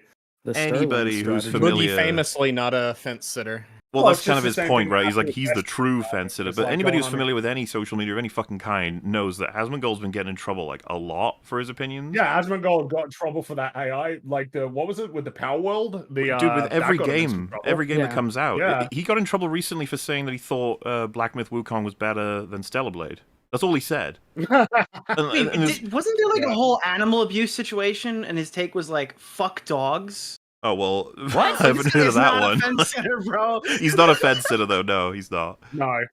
Boogie, I of don't course. approve of This anyone is saying particularly. fuck This dogs, is very unless funny it's coming me. from Boogie, though. Yeah. That's an Boogie is offer. like the Also, go-to remember- example of being a fence sitter. He earlier, and I'm talking like a month ago, or whatever, said that Asmongold's one of his favorite, if not his favorite creators. Once Asmongold did videos Yeah, about how once they Boogie's say a piece one of shit. negative thing. Yeah. Yeah. Now he's like, Once it's one Asmongold's the negative- worst. I hate him. But you know what happens though? If Asmongold actually got into the call, he'd say, "You know, I don't hate you, Asmongold. I have a tremendous amount of respect for Yeah, you." Like he he just goes back Yeah. and forth depending on what he thinks he needs to do at the time to look better.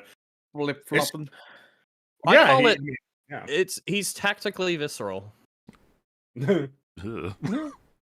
the most mild fucking takes. He's like, yeah, well, I think rain is Yeah. bad sometimes. What? Yep. That's Tipples not a great the clown. Asmongold impression.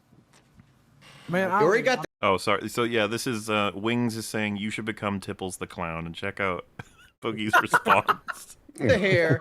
Yeah, I'm You not get gonna. the- you get I'm the- not gonna dignify people making fun of my abuse. That's not something I'm going. Oh, get fucked. I'm Tipples. The motherfucker. Well, Oh my god. Yeah. Oh it my is. goodness. I didn't see that coming at all, man. Oh Isn't my that god. perfect? You got me with that one. He's such So good. Fucking great.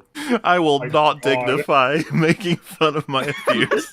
Hard cut. I'm Tipples Wow. the Clown. I'm Tipples. This guy Oh is my a fucking. God. Oh my god. I don't even know.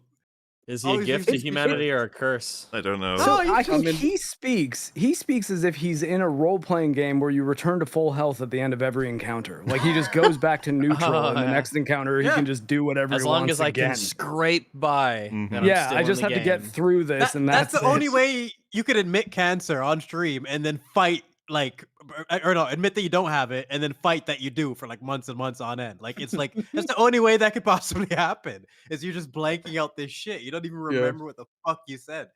I mean, and they have got away with it for way too fucking long, to be honest. Like, Yeah. Because I don't think he can keep up with all those lies in his head. He has to legit Oh, blank this absolutely shit and not. just Go- commit he to- can't even keep up with the commit to truth. whatever scenario. That's what I'm Sorry, Brooks. saying. It's insane that like it's at the point now where like he's lied about what lies he's told and what truth he is told. He can't keep track of Yeah. it all. Instead, I think he even There's no admits this way, in a it's like- clip he said like advice to all liars: don't lie, because it takes ages to collate all your lies. It's too much, man. That's why I'm saying a notepad would change his whole life, like just everything. Someone should have sat him down, like, here you go, son, and then all this shit would have been easier because he's He's committed like the to guy it. from Memento. He might have been dangerous, like at that point. In most cases, lawyers would say, like, yeah, don't write down the bad shit that you're doing. But I think they might make an exception for Boogie just because it's so much worse when he forgets. But like I'm at the moment sort of sitting there thinking, I remember that scene when he goes to speak to the ghost of his dead mother and about how everyone loves her because she created him. Oh god! And they should definitely get him to do that again now as Tipples the Clown, just as like a reprisal. Like, and this is what I became. While he's holding his nipples, he has to hold the nipples. Can you imagine visiting his mum's grave as Tipples the Clown? Keemstar might make him do that. Also, this is a great meme. Yeah. It's so accurate, man. Bald. He's his own category. Molding. That guy's hilarious. Like, your coverage on him was fucking gold, man. Stand. Tipples! I'm the guy who faked cancer. He's even kind of like almost developing the clown hair. You know, the like way that it. Yeah. Oh yeah. Naturally, Yes, too. natural It's an organic It occurrence. needs to be He's really green. trying on that one. He's got a diet green. Everything. I'm the liar. I'm the manipulator. I'm the piece of shit. I get it. Yeah. I get it. Yeah. That's what this show is. Tell me I'm wrong. I have been the most entertaining person on this show. Right now, look at this. I'm dressed up like a clown to entertain you. Specifically to. I think the Andy Kaufman. It's working. I really do think the Andy Kaufman strategy is what he's going with. Like he's thinking like, okay, each one of these encounters, I'm going to be as retarded as I possibly can, so I can say, oh yeah, I was just doing that to make the show good. Andy I was just doing a bit. It's his motivating excuse right now. I think it's more simple than that. He said he wouldn't do this, and then somebody probably said you have to do it, or you're not on the show, or you'll get paid money, and then he did it. Yeah, you weighed him up, and he decided he can garner more like entertainment value, as in like more points for being an entertainer than he could for sympathy for being the concept of insulting my mental illness. Yeah, he said like his abuse is like his core. Nobody's allowed to touch that. Remember, he went nuts over it, of being like, you can't take that away, because all of his shit has been stripped away as lies. The mental abuse stuff was the stuff that Metica was like, are you like, is that actually a thing that happened? And so he's very protective over it. And so this is the kind of thing that he would be like, this is stripping away the validity of my mental illness stories. But he chose to do it, which makes you wonder. I think that there's like a percentage chance that he's like slipping in and out of a state of self-awareness. Like he's self-aware and he goes, oh fuck, I really fucked this one up. I gotta play it up so I can try to look a little bit better. And then he'll just black out, wake up the next day and go, what the fuck did I do yesterday? And then try to figure it all out again. It's a mix. He doesn't remember anything. And He should honestly double down on the tattoos. Just go full Memento. Write the titles of each episode on his body. Have it be a tip goal. I'd rather think he's just retarded but pragmatic, so he just does what he thinks like will benefit him the most at the time, but it's just so retarded he does the most stupid shit anyway. Yeah, but he's right, isn't he? Like this stuff, it must be doing the podcast an immense amount of good. Like he's right in what he just said, right? Like the numbers are good for this. His faking of cancer saved it from destruction. Lolco Live. It was not. Well, he made back the money that he had paid to charity for the cancer. Oh, that's show. in here. In fact, I think that's in this section. That's more why I think like Keem probably knew the whole time, but I don't think Boogie was still fucking lying. Oh yeah, Boogie genuinely was trying to save his reputation in that portion. He gave up eventually because the evidence was overwhelming. And fuck, if he had continued to lie to this day, that clip we've just come across, like that would have killed him. Yeah, but I do think Keem probably knew the whole time that he didn't have cancer. To be honest. Well, we know now, right? Don't have any proof of that. But... No, we do, because he said it. He said it 4 months ago. Well, yeah, 4.5 months he could have missed it or forgot it or whatever. But yeah. I feel like that's something, if he remembered, he would have brought it up. I genuinely think he forgot. He forgot. He must have. Well, but isn't that crazy? I do think he actually knew the whole fucking time. Like, forgot that he told the truth. So decided Somebody to lie. get this man a Polaroid camera and a magic marker. All the interrogation wouldn't really fit with Keem if he knew the entire time. Oh yeah, no, I don't think like, Keem knew. The cynic in me says actually, well, no, it makes more sense that way because everyone stands to benefit from keeping it going. So like, I don't know one way. I can see in a cynical world, like, yeah, they would have known and agreed mutually behind the scenes that this is really doing well for them, so they'll carry it on as long as possible. Like, I can see that being a calculation. I'm not saying that is what happened. But like, it's also like this is the only kind of career where you can bounce back from this sort of thing. It makes the internet quite a depressing place. In any other walk of life, any one of the scandals he's been embroiled in would be enough to end his career. But actually, perversely, he ends up in arguably a better position monetarily, if not reputationally, from playing all of this up and keeping it going for as long as possible. And I'm sure that's a calculation in his mind if it's not in anybody else's. I could see them bringing him in for that reason, but I just feel like Keem would be aware of that evidence being out there, and why would he commit to that, knowing that anybody can just point to that in 2 seconds? My genuine impression is Keem did not remember that. Neither did Wings. And, yeah, and the fact that we know like... the vast majority of the audience didn't even remember it is perfectly reasonable that those two didn't. That's what seals it for me, because there's too many. The way the internet works, it moves too quick. They don't miss anything, and the fact that everyone missed that convinces me that Keem did. Because like how did Destiny and Mutahar not have that clip ready to go? Yeah, that's what I said. How did their audience? Those how guys did their chat do so not much find research it for everything? Because they ignored the chats, man. I don't know. Well, why wasn't this a big deal in April when it happened? Like at the time, yeah. Why didn't the audience react in a negative way? All it takes is one post in the right place. Like all it took is that one chatter in a chat. Like, you'd think they would have made a Reddit post or something. Maybe they did. Well, I mean, the original Reddit post that about Boogie's controversies years ago, that kind of kicked it all off. It's just a show. It's not just Reddit; it's a bunch of other channels as well that covered this, and like no one pointed this out. Oh, I can tell you, nobody knew about this because I mean, most of the people I speak to, none of them had any clue this clip existed. I saw it for the first time here. Oh, it's a stake to the heart. That clip. That would be in everyone's videos. Breaking news on EFAP. The way you found it, I've told like every single person I know in like the last 20 minutes about this clip. But it's the clip. It's like KO. Yeah, like, you got nothing after this. That's why I'm trying to comment on like the way you found it is just adds to this. Yeah, that adds to the I wish I had screenshotted the user now because I can't remember what stream it was even on. Yeah, he's a part of this story too, man. Like, you're out there, guy who posted that.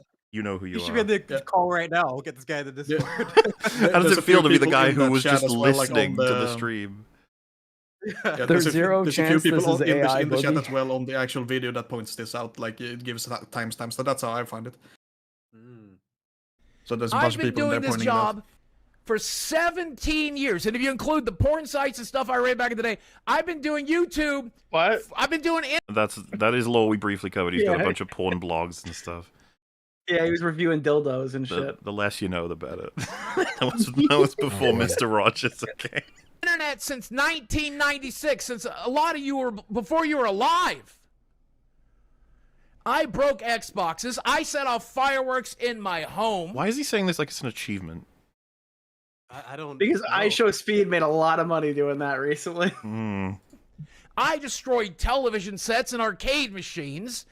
I was 600 pounds, and I was still more entertaining than Tommy or Jordy put together combined. Well, but because they have dignity, they have integrity. Yeah, you're shameless freak jumping in the pool for views. Like it's just. I mean, look at this. Look at this. I know it's like he's reversing it. While we would say like you sold out completely in every way imaginable to provide some entertainment. He's like reversing it, like, well, yeah, but I'm more entertaining than any of these people. And you're like, yeah, but I sold out before you were even born.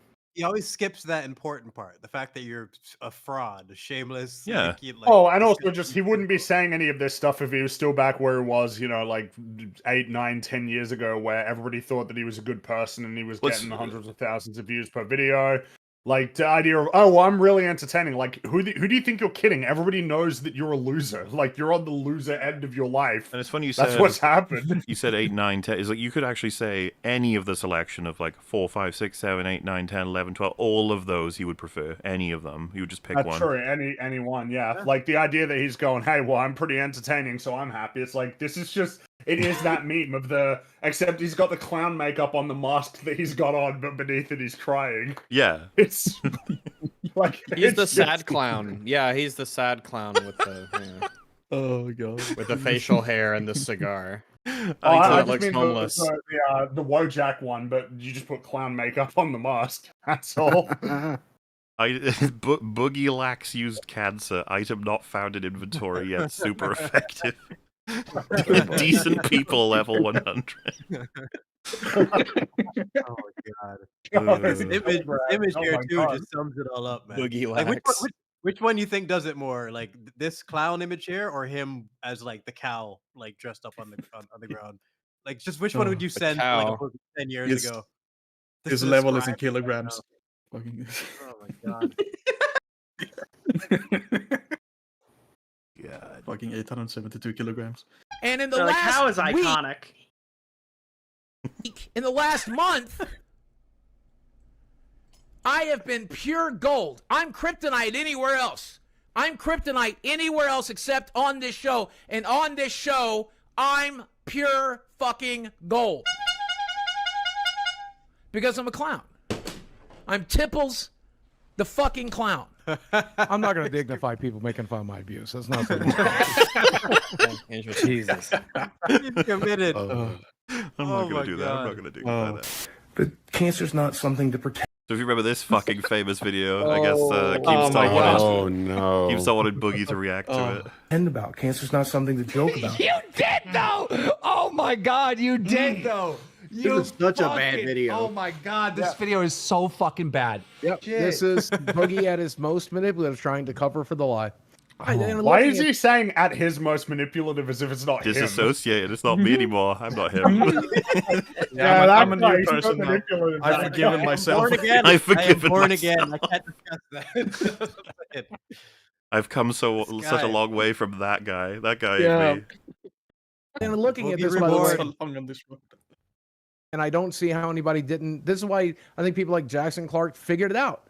Because I'm Who a terrible is that fucking guy? liar. I don't know. Jackson Clark is the guy from the official podcast, the one with Charlie that he mentioned earlier. He name drops him more than anyone else. He's okay. on his fucking mind all the time. Jackson Clark. Well, that was the first guy. Even in the clip from April, he's like, "Yeah, this guy from Charlie's show. Yeah, that's him." Very beginning. Do you think that's why he hates him? He's like, "You're the one that told everyone I faked it, aren't you? Just Wait, admit it." He remembered that it was Jackson Clark, but he didn't remember saying that he lied about. No, I don't. Oh. If you see a YouTuber saying that I'm faking the shit, link it to me. I normally free speech advocacy, the whole 9 yards, but I love the fucking free voice. speech advocacy, all 9 yards, whatever. But they're not allowed to. Like Happy Gilmore talking on the phone after yelling at the girl. Say I'm faking it. You said that. Dude, he looks way better in this video than he does now. Yeah. Are you talking put my fucking foot Like, down. just his hair, his facial hair. He just looks like a well-adjusted adult in this one when he's lying about cancer. In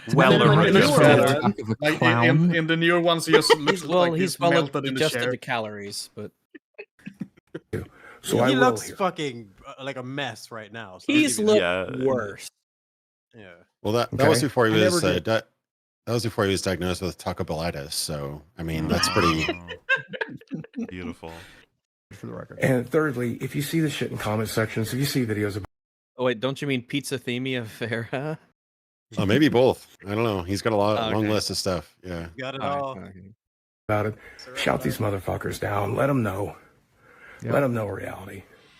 Damn, you use your Hey, Boogie audience. Mafia, I want you to send a message. To all those Well, and that's what people. Keemstar's about to highlight to him. Is like you actually weaponized your audience to silence people criticizing things you actually did wrong. Like, Oh well. Which is fine if you're written to be the villain. However, you don't typically want to be that character. Dude, he looks like two different people. Now they're both on the screen at the same time. Like, Jesus Christ. Yeah, I don't know. He is looking a bit. They both look like shit. It's like, They look bro. like- I mean, like, again, this no, is 2 no, years no, no, ago. no, I wouldn't do- Let's go just ahead, listen to me. go Just Do you see that? This 2 is years ago, Yeah, I wouldn't he's do that again. already- Yeah. I'm a did it different for 2 person now. I years, changed. though. What's he even He did it talking 2 about? weeks Like, ago. what? Damn. as if he's some kind of saint when he was literally lying about it after he had told the truth about it. It's fascinating. Team, I got a tattoo on my face. I changed. My skin changed. I wouldn't do it again. I wouldn't do it again. All right. I've had my punishment. You cannot take advantage of your audience like this. Of course not. Of course not. This is fucking horrible. Yeah, that's why I got canceled. Forget You can't use language like of course. the taglines. Forget the taglines of he faked cancer. He lied about. Forget all that. You're literally manipulating your audience. This is so bad. This is like the number one fucking thing I hate more than anything. When I see fucking commentators just blatantly. Do you see how much Boogie wants to get past this? Like, yep, done. All right. Yep. He's dying to get terrible. Yep. Lying and pushing out fake narratives around stories and stuff. It drives me so nuts because they're like, they don't respect their audience. They don't respect the people that are paying their bills. They're like using them and manipulating them. This is fucking bad.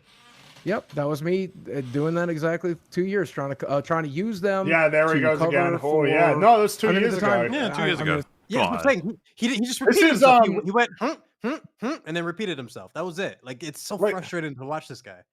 And that he's such a little weaselly, like slimy, weaselly little liar, dude. Trying to get out of any weaselly little liar, way out of it. Wiggle, yeah. Welcome, Speaking Moriarty. of wiggle, this is M, who's Mr. like M. a W but upside down. Hello. Yeah. We're talking about Boogie. Last leave now.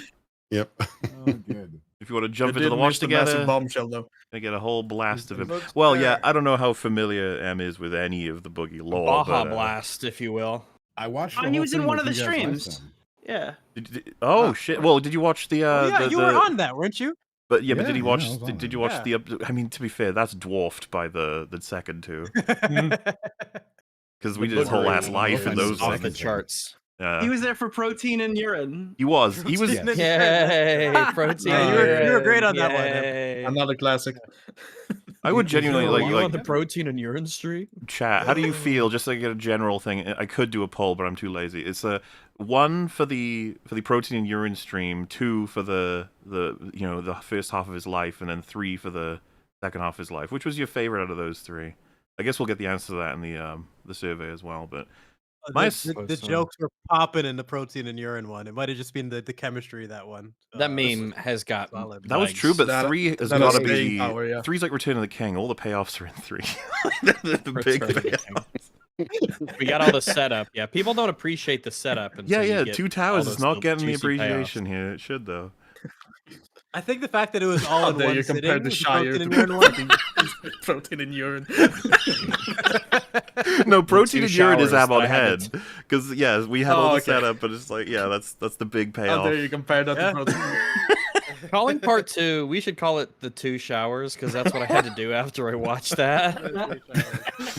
Well, what's funny as well is like, wait, so what's happening here when we get 3 Boogie sections in the anniversary? It's like, it's Boogie year, right? EFAP year 6 is the Boogie year. Boogie. Year of the Boogie. In that year, like his arc has the gone Chinese from New Year. Oxing to protein and urine, and now he's basically like disclaiming responsibility for stochastic terrorism. Like, I did not direct my audience to go and like bomb YouTubers who accused me of doing the thing I absolutely definitely did. The list of his crimes are just too long. It's too hard to keep track. Yeah, it's too much. It's not an excuse, but at the time I was entirely convinced. Like I'm in the right, I'm being righteous here or whatever. No, you win. We know you win. Lying. You always too knew much you were time lying. in that state. That it's fun to pretend. But no, it's fucking terrible. I get that. Because what he admitted in that 4.5 months ago clip was that he always knew. But now he's like, oh no, at this point I thought I had it, I swear. And if it's terrible, why do you even feel the need to try and load it with like, well, yeah, but it was a while ago and I felt at the time. It's like, why do you if you think it's bad, why not just say that? And it's like, well, it's because you're trying to get those in there so you can be like, oh no.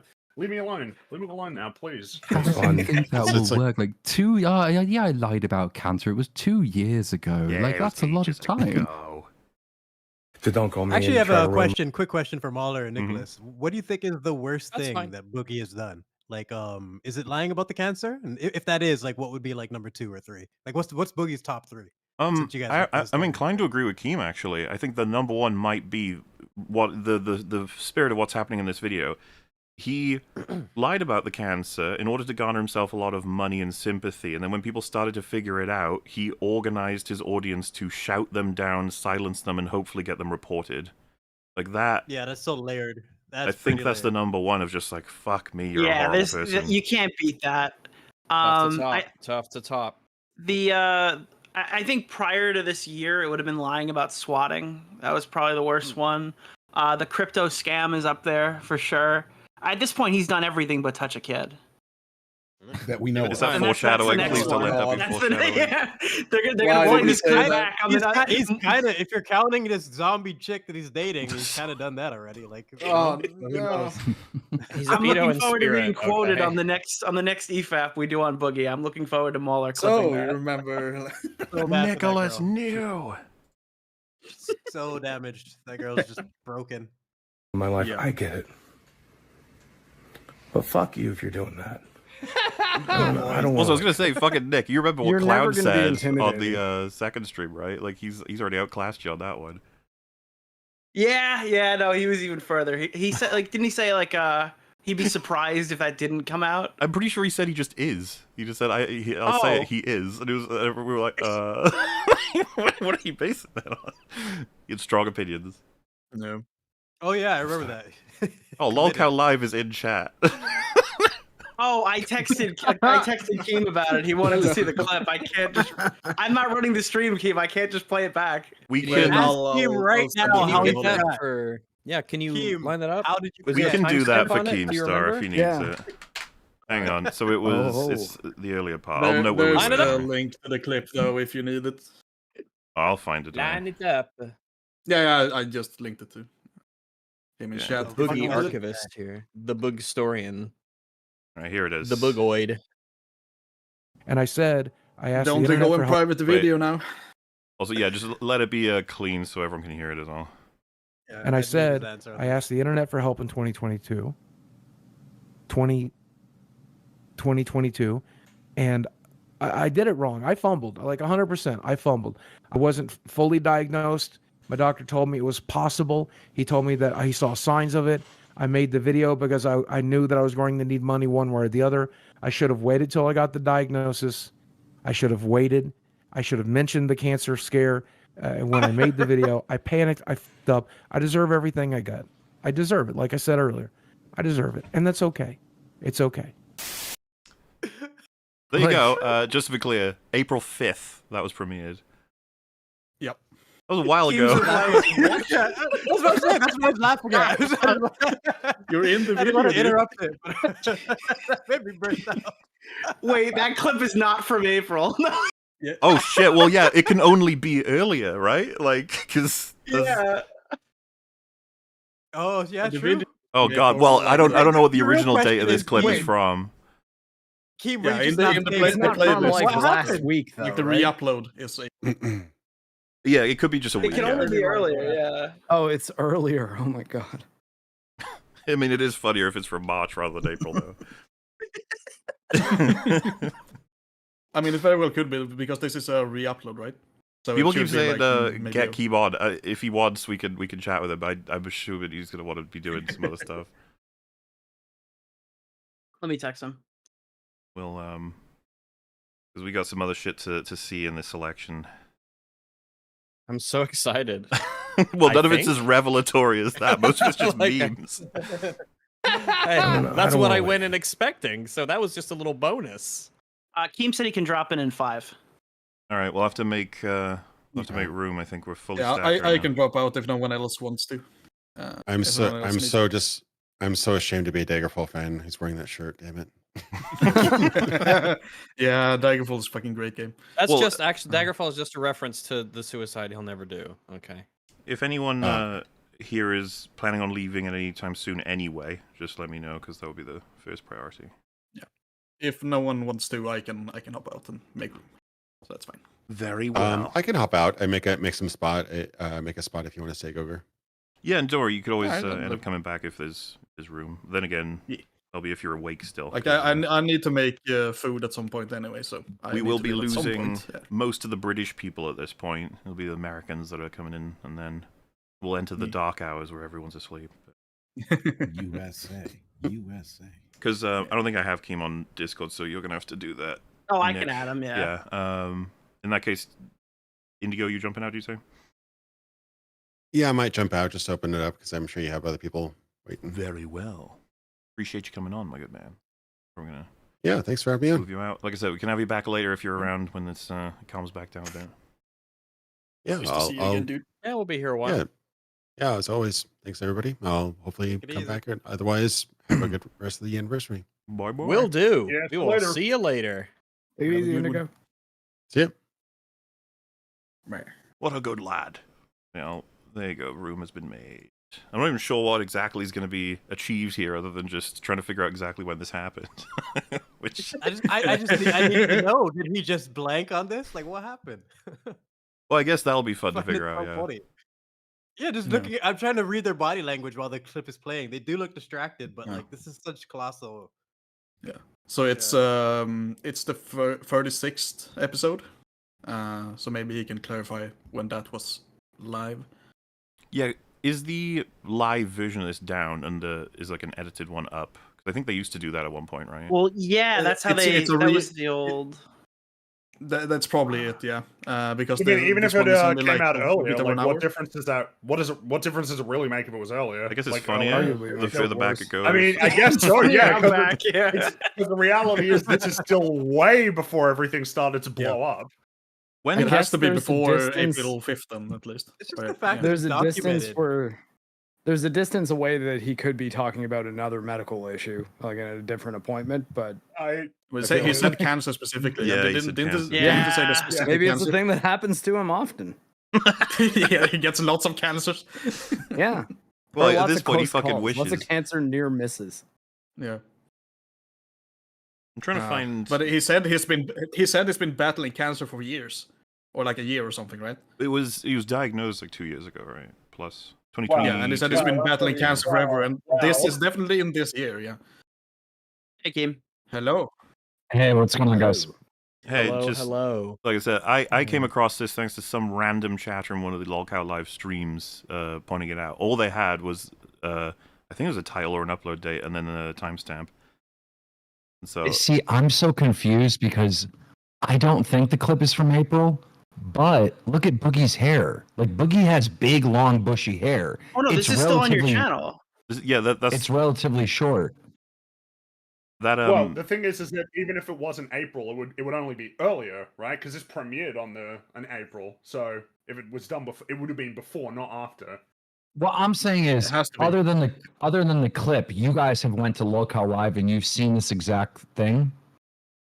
So yeah, I have it right here. So it's at about the 7-minute mark, I think, of the April 5th, 2024. I'm so fucking mind blown. Yeah, Keem. That's the timestamp Yeah. and that's the video. Happened, man?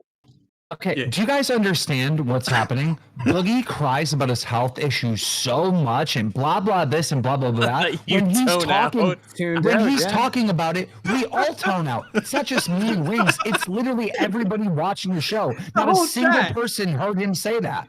That was our You theory. could admit to murder and you would never know because I mean, it's true, with, like, no let me one tell fucking you knew about my about health this. issues. Here's how I'm feeling today. And it's always like, shut up, Boogie. I'm sick of you crying. You know? I just don't get how all the commentary people miss this. Like, how did no one get it? No idea. You know you gotta make it people, worse. that's why, because he you know you talks have about his to- health and his depression. and What's he gonna people say tune about out this? Because it's the same You have to song get you've heard Boogie a to million watch this. times. You gotta get Mike Boogie to Plum watch had to this. leave. Oh yeah, Boogie has to react to this shit. Yeah.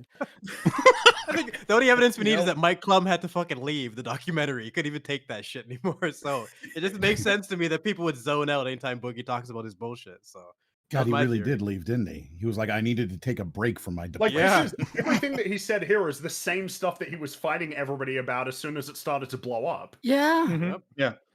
He's just fully admitting to it. Kim, in the clip, Turns out he's he talking committed about the murder Jackson on Clark video. from the official podcast. So, like, he remembered Jackson Clark. He just didn't remember confessing to you guys in April. My mind is so fucking blown right now.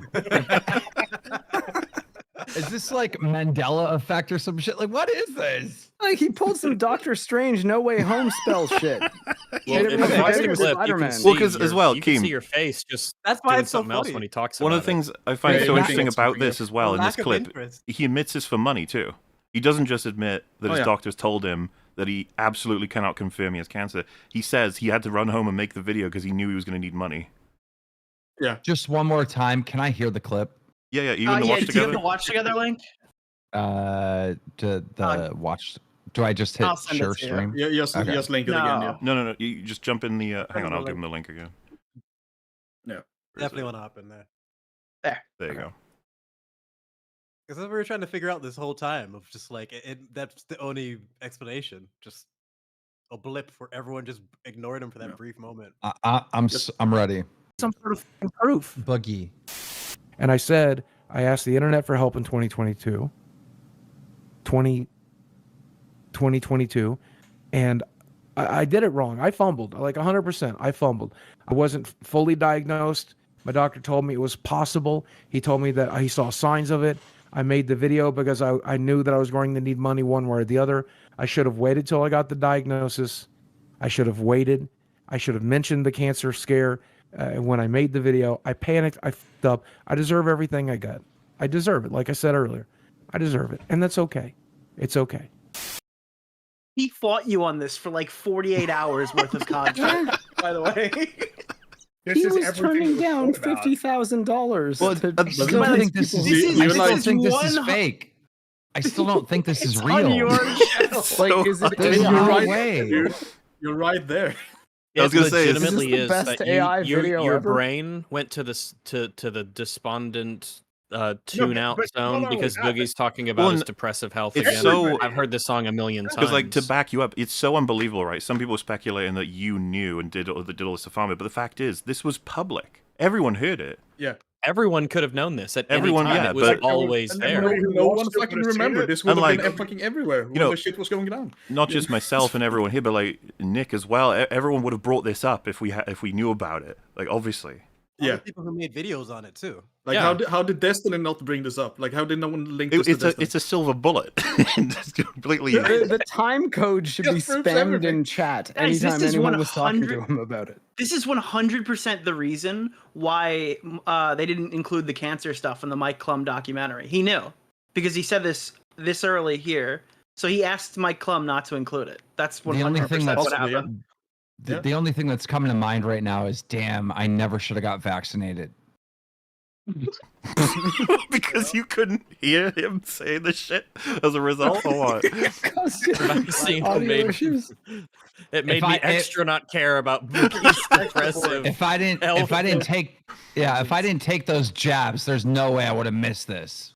I think to realize what he's saying. Like I don't know. Dude, it's the basic Can I assumption ask everyone a quick has. question? Wings, Keem, and the whole audience tuned out when he started going on his ramblings about how much pain he's in and what shit, you know. 'Cause I can completely believe that because he does it so often. But like, I'm kind of interested because like I get how popular this is for the podcast. This is a guy who's lied to you, your audience, and his audience about cancer to screw people out of their hard-earned money on multiple occasions. Is there anything he could do that would stop you bringing him back onto the show? No, that's why you'd bring him on at this point. Guys, like, you have to understand how complex this is, right? Like the entire reason why he's on the show is because of this. Like because he is that. He's a liar, he's a manipulator, he's a fucking lolcow, right? So it's really, really like hard to make a decision. When I fired him, I really intended to fire him. I really sent him some money as like a severance package, right? We called it the shares, but you know, there's not really shares, right? I had no intentions of bringing him back, but it made no sense. Like that was the whole point of why he was on the show. Plus, I got a shit ton. No one talks about this, but I got so much backlash when I fired him. It was like, Keem, that's bullshit. That was the whole purpose. He was supposed to be on the phone. I had creators reaching out to me, other commentators reaching out to me, being like, dude, Boogie shouldn't be kicked off the show. And then, of course, I bring him back on after doing the punishments, and it's the same thing. Creators call me, hey, you really shouldn't have him on there. So it's like, it's such a there's no win for me. There's no right decision for me. On that, so because I understand the right decision for you point of view, but I guess my question is like now it's firmly established what he's lied about, how he's lied about it, how often he's lied about it, to whom he's lied about it, and that he makes financial gain from lying about it. Also makes, I assume, financial gain from continuing to be a part of the podcast. Is there not an argument that this all being completely established, all you're really doing is stringing along a guy who should have been let adrift by now? Like, what else can he possibly? I get that it's popular. But what else can he possibly do because I'm to so justify familiar with continue being employed? A lot of how this worked. I assume that the compromise from Keem's point of view was stuff like the tattoo, was stuff like the community service, was to try and build back. Well, so I was going to say, like, Keem, the fucking tattoo, it may as well not have happened at this point. Yeah. Why was there no discussion of it being on his forehead? I feel like that's a massive missed opportunity. Well, there is going to be more punishments because of the tattoo and how that was handled and whatnot. But you know, it's like it's try to put yourself in my shoes. What do you do, right? Okay, so instead of saying that he needs to lose weight, I would say that he needs to gain weight because it would be bad for him. I think what you should do is you should pay Boogie based off of the amount of space in the frame that he takes up. And then use like, that listen, to seriously determine though, what his share is. If you had gotten him to, and he'd agreed to do the forehead version, and he didn't fuck the tattoo up such that it's just like a blotch on his head, I actually think that would have been some kind of penance, because there's no way he can escape that in standard view, in all the streams he's a part of. And I know, I think someone would be like, that's insane to have someone tattoo liar on their forehead. And it's like, yeah, what he did was fucking insane. Yeah, what he did was insane. Yeah, His punishment should fit the crime, some would say. I have a little bit more empathy for him because I know him and I know what a retard he is. Like, remember when first started coming out? I'm like, dude, I know what you did. They told you had this thing, you Googled it, seen that it was linked to cancer, and you rushed to the internet and told people you had cancer before you were even diagnosed, right? I know exactly how your brain works. You want to be a victim so bad that you rushed and did this without thinking. So, you know, I don't see him as premeditative, like evil, right? I see him as a retard. That's the thing, is you were too charitable to him, because in the video we just watched, he's like, yeah, because I knew I needed money, so that's why I went and I rushed to make the video. He is a fucking so it piece is of shit. inherently more malicious. Hey, I remember it's a 17-minute car ride because of the previous memes. That's how long it took. And that's why Platoon was asking, like, do you have a personal line with this guy? Of like, what do you think he would have to do to where you would just want to cut all ties with him? Because this is like pretty close. This is gonna sound morally bankrupt, but it just is what it is. Like, this is a retard show. Like, their jobs are to be retards. There's got to be a line though. Like, I mean, that's as a premise, I can understand the incentive, but like, you are incentivizing him to continue, because every time he does something like the liar tattoo, which you're now saying you're going to punish him more for, if you're saying he wants to be a victim, and then you're saying I'm going to incentivize you to be a victim so you can stay on the show and keep fucking up so you can stay on the show and we'll keep paying you, he's just going to keep doing it. And like, I understand, like, from the perspective of the guy who runs the podcast, and like, you want it to do well, I completely get all of that, but like, you're turning him into like the Honey Boo Boo episode of South Park, which has to end with somebody raising the bar at the end of it, because otherwise the whole thing just goes on in perpetuity and nobody benefits. I don't think you understand how good Boogie is for the online economy. Everybody gets to make content on this idiot. Everyone gets to talk about it. We're talking about it right now. Well, like, I was going to say, he's like oil to Saudi Arabia. What are the repercussions of this clip? Are there any? Out of curiosity, does this change anything for you? He's a retard. Like, I mean, guys, listen, you have to understand, everybody beats on him, right? Isn't that a lot of punishment? Yeah, but he fucking lied about cancer to gain money. He deserves it, dude. All the money he lost, he made back from the show's revenue for the month he lied about cancer. Boogie won. Technically, as weird as it is. Both technically, that is relatively true, but he donated, like, I think $4,000 total to cancer. He didn't have that money. Like, he was down to like under $1,000 in his bank account. Yeah, but for 2 weeks until you guys paid him. Yeah. Then he gets. Did he get to keep the severance pay? He should have had to send both to charity. I think he should have to send the rest. He did not even get the severance pay. It was set to be paid August 1st. So he came back on the show before August. That's good. I mean, like you say, the guy deserves to be punished. What is a more fitting punishment for conning people out of money for lying about cancer? Is it being told to tattoo another thing on your head, or is it actually Dude, I mean, you're not going to be able to pay rent the next month because you're not going to be getting any money from the podcast? I mean, I understand that you're like sadistic. I'm not. Like, this is the only thing he has left. This is the only thing the guy has left. Like, I'm not. What? I'm not going to take it from him. Life. So like that's interesting. Like it's kind of interesting being told I'm the sadistic one when you're defending a guy who conned people out of money by lying about cancer. You want him to be homeless. No, he's wondering if there's a limit to like. Is that not what he deserves in a way? I mean, that's a little sadistic. Does Boogie deserve to? Well, is it? Or is it just the way that the world should be? Like Keem, you wouldn't take on everyone on the podcast in the world who is in danger of being homeless. You're picking him specifically because you like know his history, I guess, right? No, he's on the show because he's literally a lolcow. He's a retard, and he's super entertaining. He is. Not when he's trying to be entertaining, but him in general is just entertaining. The phenomenon of Boogie. That, but like, is there like, and look, I'm prepared. I don't want to be. I know I am being preachy about it, but fuck it. He lied about cancer and conned people out of money. I think I'm allowed to be. Like, yeah, fuck the guy. If me thinking he maybe should be punished a bit more for doing what he did, like, and by punished, I simply mean you not paying him for doing what he did. Yeah, could you not redress the balance by giving his wage to a homeless person who didn't lie about cancer? Cutting his pay for like I agree. a month. Oh, go ahead. No, go ahead. I was just gonna say I agree that he probably does deserve more punishment, but I think the ship has sailed with kicking him off the show. I think there's got to be creative decisions you can make. Because I actually think the community service idea is actually not bad at all. But I don't think it's sufficient, you know. Like, so it's a good start. But on the forehead. He did not like that, by the way. Well, like, of course I know he did. That's the key. It's helping other people for no material gain. Of course, he hated it. Yeah, having him do things like because you pointed it out yourself. He enjoyed the tattoo. He practically loved getting the tattoo, but the community service that really got to him.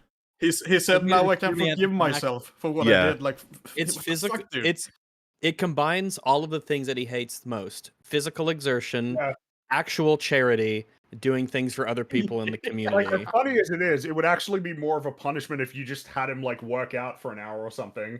Like, well, fuck that. Do the community service like once per month for 2 hours indefinitely.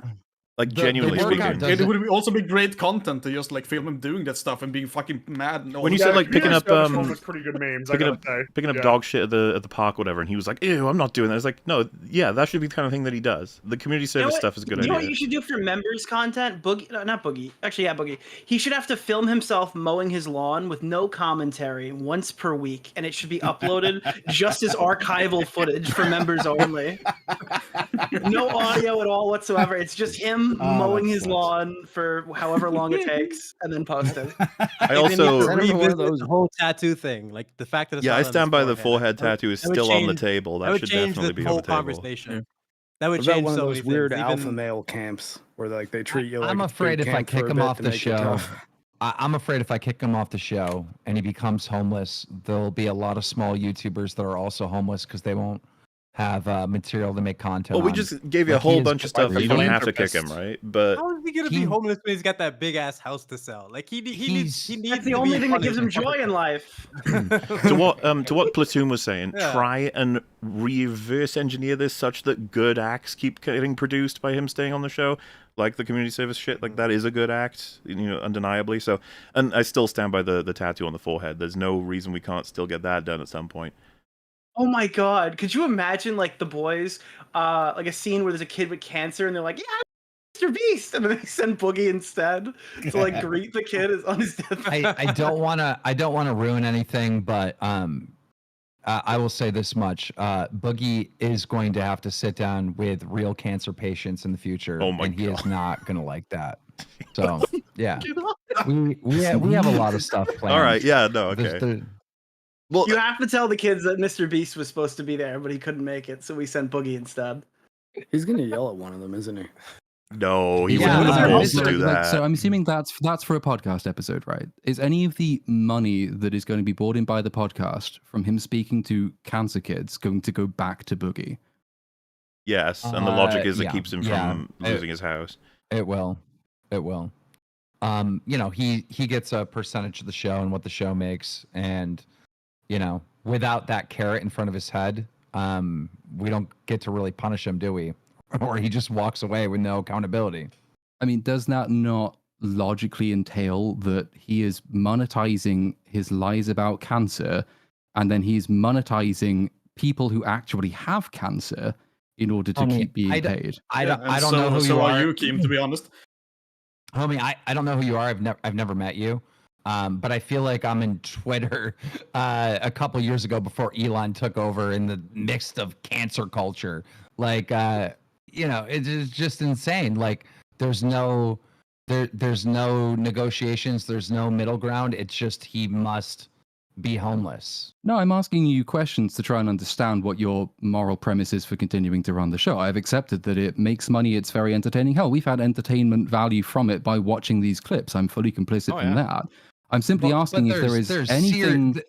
There's serious accountability. It's not like we're not over here running a campaign that Boogie's a great guy. You know, we're actively. It's the thing. It's like the same thing that made the show popular to get all the people in because Boogie lied about cancer is the same thing that people have a moral issue with. So for every hundreds of dollars or whatever you guys made off of it, you're gonna have to deal with somebody who says, "Yeah, I mean, he fucking faked cancer. Why are you even giving him money?" And that's kind of just. I mean, to be fair, the guy that quit the show is taking a big chunk of that. So. And he didn't lie about cancer when he did it. Yeah. So, you know. But you did the right thing and you paid him, and I'm proud of you. It's not the right thing. It's the wrong thing, but whatever. Well, all right, you know, it's a tough call. I really wish before you criticize, you just try to put yourself in my shoes and try to understand that this is the retard show. And it was a shock, it was a surprise, but also it's not. Like, Boogie's a liar. You know, that's why he's on the show. So it's a tough one. But if he touches a kid, will you throw him off? Yeah, that's where I'm trying. That would be the limit. Where for sure. exactly? Yeah. How far his next girlfriend is even younger than Because like for the record, Keem, the worst thing this guy's done. Keem, you can understand. He thinks he's a pedophile. People's positions that they want to boot off because you did consider seriously booting him off for a while, then you actually did. So like you can understand people having that position, right? Well, you got to understand that he still might have cancer, right? So that's like part of it. Like, this is a very gray situation. Like, if this was if this was a situation where Boogie made a GoFundMe and raised like 20 grand because he has cancer, we'd have to, like, he would be gone. Like, we wouldn't associate with him at all. But it's really gray, and there's so much more context than just he faked cancer. Is it?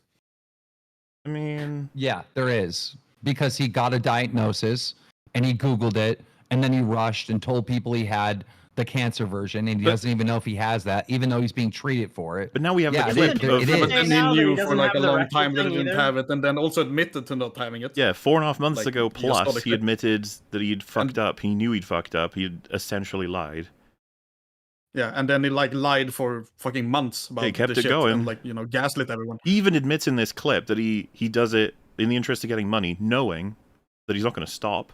He's not going to make sure everyone understands. He didn't make a video admitting this, even though you told him that would have been the move, right? Like when you cover one of his clips where he's saying like, "Oh, everyone should shout down anyone who says I don't have cancer." You said like, "This was your opportunity. Why didn't you take it?" And he's like, "Oh yeah."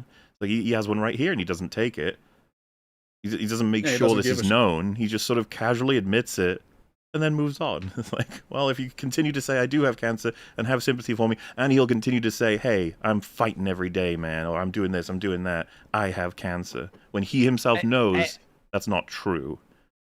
And I want to be clear, a lot of people are like, well, Keem's not going to get rid of him because he's profiting from the show. I mean, the show's like, my cut's like $4,000 on a good month. Like, you know what I mean? That's nothing compared to what I make in my other companies. Team, did you sign the money contract? You can't be telling people about that. No, but what I'm saying is I keep seeing, like, you know, peasants in the chat and other peasant commentators, right? Saying, oh, Keem's just doing this for the money. This is so little money, you know, from what I make and my other stuff. Like, no, there would be no money motive. I've always thought you were doing this for I don't think anyone on here has actually said that, though. Like, no one here has accused you of wanting to do this because you're profiting from it. The question is very specifically whether it's... Chat and commentators are like, oh, well, Keem's only keeping him on for the money. And it's like, bro, like, no. Like, this gets split up. Like, it's you could probably make more money doing other stuff for sure. Yeah, that's, I think. Yeah. Come on. You're doing it, it's like a circus fee, right? Like, you're the ringleader. I like doing little side projects and whatnot, and it's fun. This is a lot of fun. You've always been fascinated by like radio shows and stuff like that. Well, Turkey Tom just covered Lolcow, and he goes, I don't know why Keem does this. The money's not worth it.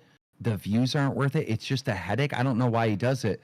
And it's for me, it's like so impossible to do a show with fucking Wings and Boogie. They're so irrelevant and dead, and it's over with. And to make it a success is like, I don't know, it's like playing podcasts on hard mode. Like, it is absolute hell. It is not fucking fun. Just today, me and Wings got in a huge fight because Wings went and told another fucking creator that I have a grudge from them and I wouldn't let them collaborate with Wings. I never said any of this. He just said that. He just fucking said that. Made it up out of thin air. So now this other commentator's uploading videos saying, Keem's stopping Wings from hanging out with us and all this shit. Oh, none of this is true. None of this is fucking true. Like, this is podcast mode on hard mode. But so it's if there's no succeeding. money, we had to threaten if them there's to no get money the show even and started. it's so hard, right? Then why do you keep doing it? Is it just because you're entertained by it? It's, I don't know. What do you do when you've already like done it? You've already played the game and won it. It's like you do little shit like this. You're just fucking around, is what you're saying. I don't know. Yes. Like, I mean, the whole Happy Punch, entertaining. The whole Happy Punch company that I made, that was a little side hustle, right? That was a little side quest. And now that's a huge, like, fucking wildly successful multi-million-dollar company. You know, it's like, I don't know. Not everything is about money. Not everything is, I don't know. It's just fun. I fully agree there's a moral component to it as well. I guess a lot of it is like, can I take these guys that are like, their careers are done and over with and make them have careers again? And so far, I've done it. Well, Wings, people like Wings now. Yeah, I mean, Wings' reputation has increased. Yeah, that's fair to say. I mean, it's just in comparison to Boogie, like, he looks like a fucking saint. Yeah, but like, I make a joke every time we talk about this. The Vegas odd bettors are probably suicidal, seeing that Wings is like more normal than Boogie. Mm-hmm. Nobody could have predicted that. I'm gonna go do a collaboration with DSP, and this is the first time I'm telling anyone about it. And why? Like, what's the actual value to me doing that? there is none. But you know, after all the beef and after him being so impossible to deal with, it's happening. We're communicating. We have a date. It's set up. You know, it's you gotta love the internet, man. This shit is fun. It's just fun. I don't know why I do half the shit I do, to be honest. All right, they have it. Thanks for. Thank you, guys. Boogie, are you gonna make Boogie watch this? Oh no, he's not gonna make him watch it. Yeah. Oh yeah, he's gonna watch it. No, he will. Of course, it's gonna happen. He has to watch it. He has to. Yeah. I think he probably will. We'll see. So that was eventful. Holy fuck. EFAP anniversary. Suddenly discussing the future of Boogie's career. This is a weird day. I We're didn't about think this would happen when I like woke up. 11, 12 minutes in. Yes, we're like 11:01, something like that. We still got more Boogie memes left, all right? Yes, we do. We got plenty of Boogie memes left, honestly. Fucking. This is good enough. I want to let you this time. Nope. That's on June 28th. That's on June 28th. Yes! Have you never heard of the colloquialism? Yeah, that money's all gone. It's all spent. I have a specific thing I need to do with it. Have you never heard that colloquialism? You fucking Googled it! No, never. Well, to be gone fair, is a pretty definitive word. I think there is room for, if you've got, say, you're holding money and you need to pay for something, you go, oh, this money's spent, as in it's going somewhere. That's one thing. But remember, with CoffeeZilla, he said it was already with the hospital. He said it like it had paid for. And then he was saying that it was a colloquialism that it was going to eventually be spent. It is like I said. There's a difference between those, like because that's what Coffee Sailor said in response to this. He was like, "You said it was with the hospital. No, I've never heard of the colloquialism like it's spent. It's with them, to mean that it hasn't been spent at all." But that it will be at some point. Yeah. He's acting like there's a pending charge, like it just hasn't shown up on his balance yet. I'm not used to this level of scrutiny. I'm not I can used tell. to this level Yes. of scrutiny. Well, Yes. have you never listen, chat? I'm curious because Jordy agreed. Have you never heard the phrase "that money's already gone, man"? That money's spent.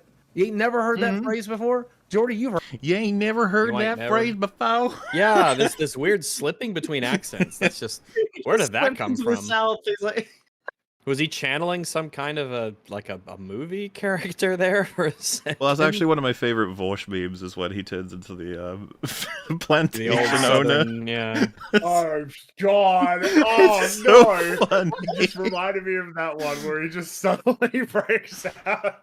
Do we? Is there an easy way to retrieve that clip right now? Oh damn! It was what's the name? The Brianna Joy Great. Who that was? I think that was it. Yeah. Yeah. But, fuck. Dude, That's gonna be hard to find. There's a lot of results of people reacting to it, but like the raw Just original. more Southern accent. Is he doing it as like an impression, or is he doing it? No, like... it's a Freudian. It's like a Freudian slip. It's like he just casually breaks out into Southern accent while talking to a black woman. It's very weird. It's so fucking funny. Would you say you have it? Oh, it's fucking Destiny watching it, but it's 50 seconds long. I was gonna say you might be able to find it. Where did they debate? Where was it? Was it on? It was on Local Live, right? Wasn't it? No. No, this is it probably would have been on the Hill. Oh, wait, there is a Destiny tweet. If he hasn't wiped his Twitter, he posted the clip. Let me check. What? Do you remember any words he says during it, Fringy? Wasn't it? I'm not saying or something like I'm not saying. Like he just starts breaking out the accent like in response to. I think I can't remember. I think he said I'm not saying though. If you're looking for like the transcript. Yeah, I might. Well, let's find out. Hate the police. I'm not making Or the claim if it's that one of the 90% most of Republicans hate the replayed police. things, might I'm be. saying no such thing. Got it. Oh, you got it? Okay. Yep. Wait, if it's Twitter, we Yeah. can sync it on this. I think even if it is a Twitter clip, right? Maybe. When you're possessed by the spirit of your great grandfather in the middle of a debate. All right, I'll just say where we were. I think if we're lucky, they do play Twitter videos on Watch Together. But let's find out. Maybe not. Well, we can just sync it anyway. I see it pops up for me. Not doing anything for me. How's everyone else? I see an image. It's not doing anything. weird Wait, way. hit the tweet one, not the. For me to actually hit the one. Oh on yeah, the okay. tweet itself. What we'll do is everyone might have to sync on their own ends, if that makes sense. Yeah. Yeah. So if you Alright. can see the tweet in the top left of your thing, yeah. If you just hit play, is everyone ready to go? Yeah. Yep. I'm gonna take that as everybody. Okay, 3, 2, 1, go. for me to actually politically represent my interests. I'm not. That's My point Oh, here it ain't just about played for a criticizing second your and stopped. vote. I've seen so that it. only Just two carry on. people were. What? I've seen it. No, you spoke, so no one could hear it in chat. You spoke over it, so we have to restart. It stopped after like a second on mine. Anyway, that's what it did to mine too. So The whole thing played for me, but I couldn't really hear it. Same, Mark. To make it easy for everyone in the call, you can open it up on Twitter, all right? But like on my end, you're gonna need to let the 14 seconds play so everyone in chat can hear it. And just context, Vosh talks like this all the time, but listen to how he talks suddenly in this fucking clip. That's the meme for this. All right, so I'm gonna play it now after 3, 2, 1, and then if you want to sync, just do it on Twitter if you want. 3, 2, 1, go. for me to actually politically represent my interests. I'm not. That's My point here ain't about criticizing your vote. So that only two people were going to be president, and there were Right, only but- two real paths to FBI. no. But those are two different. But Vosh, Why? Why did he do it? My point here ain't about criticizing your vote. What? Why did he do it? I don't understand. Why did he do it? I mean, it's a little. You know. How does it happen? What triggers that in a person? Yes, my. Whoa. Anyway, back to our regularly scheduled programming. Back to the highbrow content. Exactly. Money spent. You ain't never heard that phrase before? You ain't never Jordy, heard that heard phrase? Yeah. I'm convinced the coffee must have grew up with money because there's not a poor person out there. I got a lot of money in my possession right. I got a lot of money in my possession right now that's already spent. Yeah, there's not a poor person out there that don't know that phrase. I'm telling you. That money's already spent. It's already gone. It's already, you know. I said this. I say it. Also, I say that money in my account is already spent. One second. Speaking of CoffeeZilla, by the way, check your fucking text, Keem, because I sent you proof that he lied to you about me lying, saying that you don't make money. I literally sent text. He played the clip. He played the clip of you saying it. Doesn't matter. He edited it. He edited it. I want this show to succeed because I get to be the center of attention, and I'm a fucking narcissist. I get to be shamed, which apparently turns me on a little bit. He fucking is my jam. What was that? 100%. 100. He has a kink shame. Like we just said it. Oh yeah, I believe it. Yeah. I think he said it like in a mocking way, but I think that. Absolutely. Yeah, he's presenting it as if it's a incorrect assumption. No. Actually, I have some information that maybe you guys don't, and I don't know if this is public about Boogie, but I can prove that he has a kink shame. A friend of mine was picking him up at the airport. Oh no! And he gets into the car. This was after he put the Mountain Dew in the trash can, right? This was recent-ish, like in the last year and a half.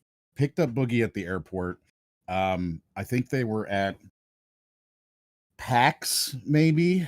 They were at some convention. He picks him up at the airport. He had never spoken to Boogie before. He had only talked to him on Discord. And Boogie gets into the car, and he says, hey, you know, how's everything been? Blah, blah, blah. How was your trip? And Boogie says to him that, oh, it was really terrible because, you know, I didn't get a lot of sleep since I was with a prostitute the other night. And she was force feeding me and fucking me a whole turkey dinner. What? Oh no. Wait a minute. This is the feeder stuff, right? Is this the fucking feeder story? This was told to me. Fucking me connect to the turkey. Guy, do I want to know? So, you know, it is secondhand, obviously, but this was told that is what Boogie said to him as soon as he gets into the car, first time meeting him, that he hired a prostitute to ride him and force feed him turkey. Who says that to a random fucking cab? That's what I said. I said, who the fuck says that to a random person the first time you meet them? The bookster. Not me. That too. You have to understand, though. The thing is, it's you'll see it eventually, I presume. But he did not have fun doing the community service. Clearly. No, yeah, that'll be in here. Yeah, make him. That was real. That was like real frustration and anger, not like the fake screaming and everything like that. That really pissed him off. It's actual work. Point being, it's definitely a very real kink shame. That's what I'm saying. I feel like the community service will be a better way to spend like punishments on him. If not, make it a permanent one. Like I said, once per month, he should have to do that, and at least it actually adds to the world. You know, he's doing some work, that sort of thing. Because I totally understand Lil Platoon's point of view. I already knew that Keemstar was never going to fire him, though, so I was trying to figure out if there's any other. No, but at least admit that, like, he understands his position rather than just like, you know, that was. I saw chat got retable the forehead. Chat got really upset with the peasants comment. I don't think that means anything other than he means you're in chat. I don't think he means anything because he said peasants and content creators have been. His version of the southern accent. Was a bit disrespectful, but you know. Yeah, well, what I'm trying to say is, I don't think he meant you're like lesser people, but he probably shouldn't be using that word that way. He just meant you're in chat. Listen, if you can brush off like $4,000 a month in revenue, then everyone beneath you is a peasant, I'm sure. Yeah, I The don't. only question I'm taking that on YouTube. the way it sounded. Like, I definitely don't think. There's no reason for him to use that word specifically, unless that's what he meant. Like, there's a lot of other words he could have used. Oh yeah, well, he could have just fucking said chat. Like normal people. He could have, but he didn't. Like, that's what he does. But one of the questions that I wish I'd asked, because I'm curious about it now, is where Boogie got the $4,000 to do a donation for if he didn't have it? Because did that money come from, fans donating to him? Did he, where was that money that he said, oh, he didn't have it in his bank account, but he donated $4,000? I think he said he only had like. What did he say that was the only money he had left? Like he didn't have the money to really. There's do actually that. But I mean, I can't. Also, like, he's how not here does for this me to get ask squared him away with, to clarify. How does this get squared away with? Because Boogie did a video recently where he's saying he's spending like $1,200 a month on some like miracle drug that's making him lose weight. Is it Ozempic? Ozempic's $1,200. It's always been him just wanting people to pay for Ozempic. Well, no, but I guess it's just like, I mean, if he's spending that much money on just like some weight loss drug, I don't know, because like he bought volcano insurance, $1,200 to fucking the miracle drug. It's not working. In one of the first streams where he brought it up, though, he said, my type of cancer can only really be mitigated by losing weight. So I've got cancer drugs that are helping me with that. And I was like, oh, this guy's just taking Ozempic. That's it. It's just... I don't... Like, he's squaring it away, like, seemingly strictly as just, like, oh, yeah, no, I'm losing weight, and that's cool. Not, like, specifically as if it was, treatment. At least that wasn't, like, how he was framing it, as though it was, like, treatment specifically for, his maybe diagnosis. Like, but I don't know, it's just that's a lot of money. I think he was hoping that people would understand it as chemotherapy medication when it's not even close to being that. Yeah, it's just that's something I presume that's in one of the later portions though. Oh, so funnily enough, the discussion over how the money's going to get spent is actually what's coming up next, like where it went and what's owed. So we can talk about that there. Shamed, which apparently turns me on a little bit. It fucking is my jam, and it pays my mortgage. I get to be the center of it. Oh, also, hi, CJ. Hello. We're talking. Hey, everybody. How's it going? Yeah, it's. Oh, it's been uneventful. Did I miss anything? So, 6th year of the EFAP media podcast. We talk about films and TV. Just. I saw people talking about feeders, so I had to join. Oh yeah. It was my time. Mm-hmm. I too like food. Food is neat. Attention. Show me a man who I get to doesn't go eat. viral on the internet, not for great reasons, but I don't really care. And I get to have my mortgage paid. Wow, what a terrible reason to want the show to go forward. He's the Lolcow podcast anchor being. Oh God! Why you have to no, you might be right. If Boogie were gone, I don't know that the podcast would really have it wouldn't go on. It wouldn't be Wings and Keem having it. And fucking immediately. Yeah. Wings is someone else. Wings is like kind of smart enough not to screw up as much and as overtly as Boogie. Turns out he's also not as entertaining, Mm-hmm. You're probably swapping that with Review Tech USA. He'd have to agree, though, right? Yeah, that's true. So wait, you said it was like to do it because it was funny. Was the intention to do like drama for the podcast? Like, oh, okay, I could do a crypto thing, and then I just needed the 10K. I just wanted the money. I didn't even think about the podcast. I just wanted the money. Tip off. That's just fun. That's just flavor. It's establishing just how much he's money oriented, whether or not he admits it. Reddit user put out, pay Tommy out of Boogie shares. He doesn't deserve to make money off of his cancer lies and scamming people, which we 100% are doing that. No, you're not. Is no, you're Keemstar's fucking microphone not. blowing out? Jordy, did you hear what he just fucking said? Yeah, see, that's the thing. Boogie gets real mad when it's his fucking money. That's when he starts to get really pissed off. Someone's defense of that would be, well, of course he would, because it means like his house or blah blah. It's like, yeah, but he's the one that's caused all this to happen to himself. You know what I mean? No, like, not just his house. Remember, it says he Repercussions. needs to play Final Fantasy 16 and Tears of the Kingdom and Diablo 4. you know that's the true reason. I had to buy He it. needs that new soundbar, guys. He really And by the way, does. paying Tommy his smaller cut. apartment. Paying Tommy his cut was the assumed thing that was going to happen. They fired him the month after, so obviously he was supposed to be paid for his shares. Yeah. So Boogie reacting weird here, it's even weirder. We're taking your He was money. never promised that money. Your money. You're fucking joking, right? That's a bit. No, you That's can't. a fucking bit. You can't get paid in the month of August for faking cancer. Are you serious? Yes, I'm fucking serious, dude. You tried to buy me off of the show. You fucking fired me. We tore up that fucking contract. Team, I donated $4,000 of my money to charity. My bank account's pretty much at fucking zero right now. I don't even have enough to get through this fucking month. What's going to happen to me on August? I don't remember when he donated that money that he said, this is the money I'll be getting later. Yeah, that wasn't the expectation. Yeah. Is there proof that he actually donated that money, by the way?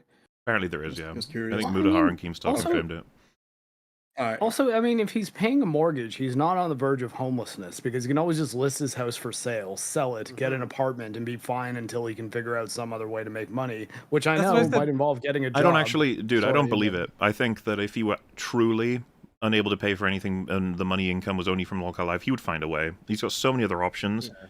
There's so many people in his life as well. So many things to sell. I just don't believe it. Yeah. How can he be homeless? He will be fine for the rest of his life. He's got a house that big, like he can sell. You know, like that's not a strong excuse at all. Yeah, even if he doesn't make too much on it, the amount of time he's been in there will be enough to pay rent for at least half a year.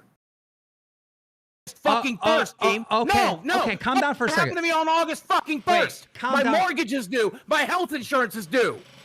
No, there's no fucking calming down. Calm down. Are you fucking full of shit? Boogie, it would be incredibly unethical for you to get paid on our best month ever because you faked cancer.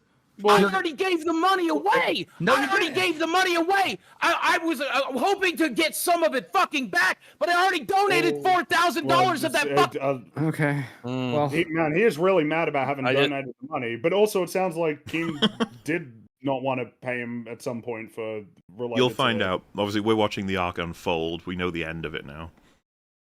Paycheck to fucking charity. It's already in a fucking cancer charity's fucking hands. Now what am I supposed to fucking do? What am I supposed to fucking do? I have a 2,000. Oh, and Baywin just highlighted, which is true. The only reason he did that 4,000 donation was because he was promised the button. Remember? He was supposed to get it back. Yeah. Oh, yeah, right. He bought that, essentially. $1,000 mortgage hitting the fucking third. I have health insurance. I have fucking electric. You want me to be able I like how he's so big when he laughs. You could see the webcam wobble. Yeah, he's just you know, shakes the entire room. The show. I have that fucking lights. I have that. See, the thing, oh my god! Wow, that's his microphone, by the way. It gives up. Yeah, but again, man, I am really cynical about basically like anything that Boogie does at this point. Like, I get the impression that he obviously wants the money, but like, I don't know about all this screaming and shit. This feels like feels like he's playing it up again. Yeah. Every single time when I don't know. It's just something about it. I mean, he doesn't really deserve the benefit of the doubt at this point. No, I mean, how could you give it to him? Certainly doesn't deserve what he's got. You only really need a phone with like some data to join a live stream too. Like, and I'm sure that Keemstar would probably pay him for one. Well, and he also use this phone to join the streams. If you were truly That's desperate, if he was like wouldn't he just be doing more videos, spamming them? Even if people watching him would hate him. Absolutely on the brink. But then of course it's like, are you serious that there aren't any like expenses that you could cut out? Like you can't, cut your subscription to a streaming service for a month. Remember in the documentary, Hulu was like $120 a month. I don't know how that makes sense, but like surely that could get trimmed away. Start selling buttons that say "Boogie Fake Cancer." To pay for it. I'll send you a fucking screen cap. I might fucking. His microphone is going to This is really funny. I gotta say, dude, calm down. This is. Wait. No. Boogie Give wants me to like $4,000 from charity back, and I'll be able to make it through the fucking month. Oh, so give you the $4,000 back that you gave the charity, so it's not even really giving it to charity. What he deserves. Pay Tommy 25% of the work he fucking got paid out of my fucking account. Where's the rest of the fucking money go at that point? Wings, did you fake cancer? I have not, no. I also haven't faked cancer, so me and Wings are going to split it. That's pretty good. Expression. Yeah, just defeated. We're kind of over a barrel. We got to pay Tommy C too, so he might get some of you. The fuck am I supposed to do that without fucking power? How am I supposed to be on this fucking show? This goddamn. Oh god, he's such a Jesus fucking. Christ. He's such a. God, he's such a bad person. Like, Performer. jeez. He's the worst of us. Oh man, like sometimes you just get overwhelmed by just the, like, so much. Damn. And they know how fake it is, so they just have to wait. Like, okay, Boogie. Like another 40 seconds later, he'll calm down. It's. I mean, they tuned out enough to where they didn't even notice what happened back in April. It's 100% the reason. Yeah. The clip you played. Yeah. We see it on repeat. Like anytime this guy does this, people just shut down. And the clip you played where he was doing this, freaking out, and then when they went off stream, he immediately was calm. He was like, "Oh, good." Well, he thought he was off stream, but that was on That's what I'm saying. The change in tone the second he thinks he's not live, is disgusting. Well, again, that's the reason why the CoffeeZilla one's so fascinating, because he didn't know that he didn't realize that what was happening there. So that feels like a lot more of an insight into the real Boogie. Bro, you got money, bro. Okay, who even believes this? Who even? Calm down. Calm down. Yeah, calm the super fuck informative down. at this point. Calm down. Chill out for a second. Chill out. Just listen. Just listen. Catch your fucking breath. Calm down. Power and internet. Power. Calm down. Calm down. Calm I down. don't think he heard Stop. It's every goddamn dime I fucking have, Dan. How the fuck am I gonna? How the fuck am I? Oh my god! Every goddamn dime I fucking have, Dan. Oh my god! 15 HP. Yeah, it's low. It's not 1 HP, but it's low. Not quite. 15. I'm not gonna pay fucking $2,000 mortgage, $750 fucking health insurance, fucking. Paying $500 a week on his. How much? Doesn't he still owe like well over $100,000 on his house? Probably. Yeah. Yeah. Okay. All right. Remember, he didn't pay it off because dead people don't live in houses. Oh yeah. To be fair, dead people don't live anywhere. Yeah. No. They live in little boxes under the ground. It's all sweet. That's little fun. houses. No Boogie content down there in the grave. In Arkansas, the fucking power bill alone's $500 fucking right now. What? Fucking No, internet. fuck off. That's No. all. How many air that can't be right. Wait, Okay, what so if he leaves everything on all the time? Yeah, I just think to that be might clear, be as a everything. fellow Arkansan, right? He is telling absolute horse shit. If your bill gets over $100 for electricity, wow, what the fuck are you doing? Yeah, it's like 20 meters outside. Is there 3 people, or is that 4 people at this point? Well, yeah, and it would be split if it got high. Which He is said that probably before, why didn't he? it Yeah. was like He that. said he had a chef who helps it pay would the be bills. split. Yeah. Yeah, so like, Yeah, what's what he about even talking Chad? about then? So maybe a chef can cook up a better fucking excuse next time for Boogie to serve to us. But So, quite yeah, frankly, the it's- idea that you have a $500 electricity bill is you would have to try, and that would be hard as fuck to do. Run a few Is his Bitcoin mining premise operations. I mean, Is yeah, his premise That doesn't sound like something Boogie would do. He No. would never be unscrupulous with Bitcoin. All right. Is he the only one in his house that's capable of generating money, though? If he lives with 2 other Well, people, I mean, can they not no, get jobs? I'm pretty sure, isn't it that his girlfriend doesn't work, right? But there's no Sure, reason but why I mean, is she there's no reason why she capable of it? couldn't. I was about to I don't say, she see why should there's be. reason why So she couldn't. should the Chad guy. He should be. Yeah, the mysterious. Yeah, like, that's the thing. Why are you covering 2 people's bills? Things around the house, like, oh, okay. Oh wow! So what, he dusts once a month and he takes out the trash on Thursday? Like, what is that? That's just normal things that normal people do. Like, if that was my job in a household, I would feel bad because I would know that there's no way to justify this taking the place of like rent. You know, like this is like I'm not doing anything. I feel bad. I guess people are saying You his feel girlfriend guilty. has an OnlyFans. I mean, yeah, that's it. That he. How much is it making? Well, how much is it making? That's the thing. Like, that's not necessarily super reliable. Like, you have to have people want to subscribe to it. Does it cost more in energy costs than it makes back?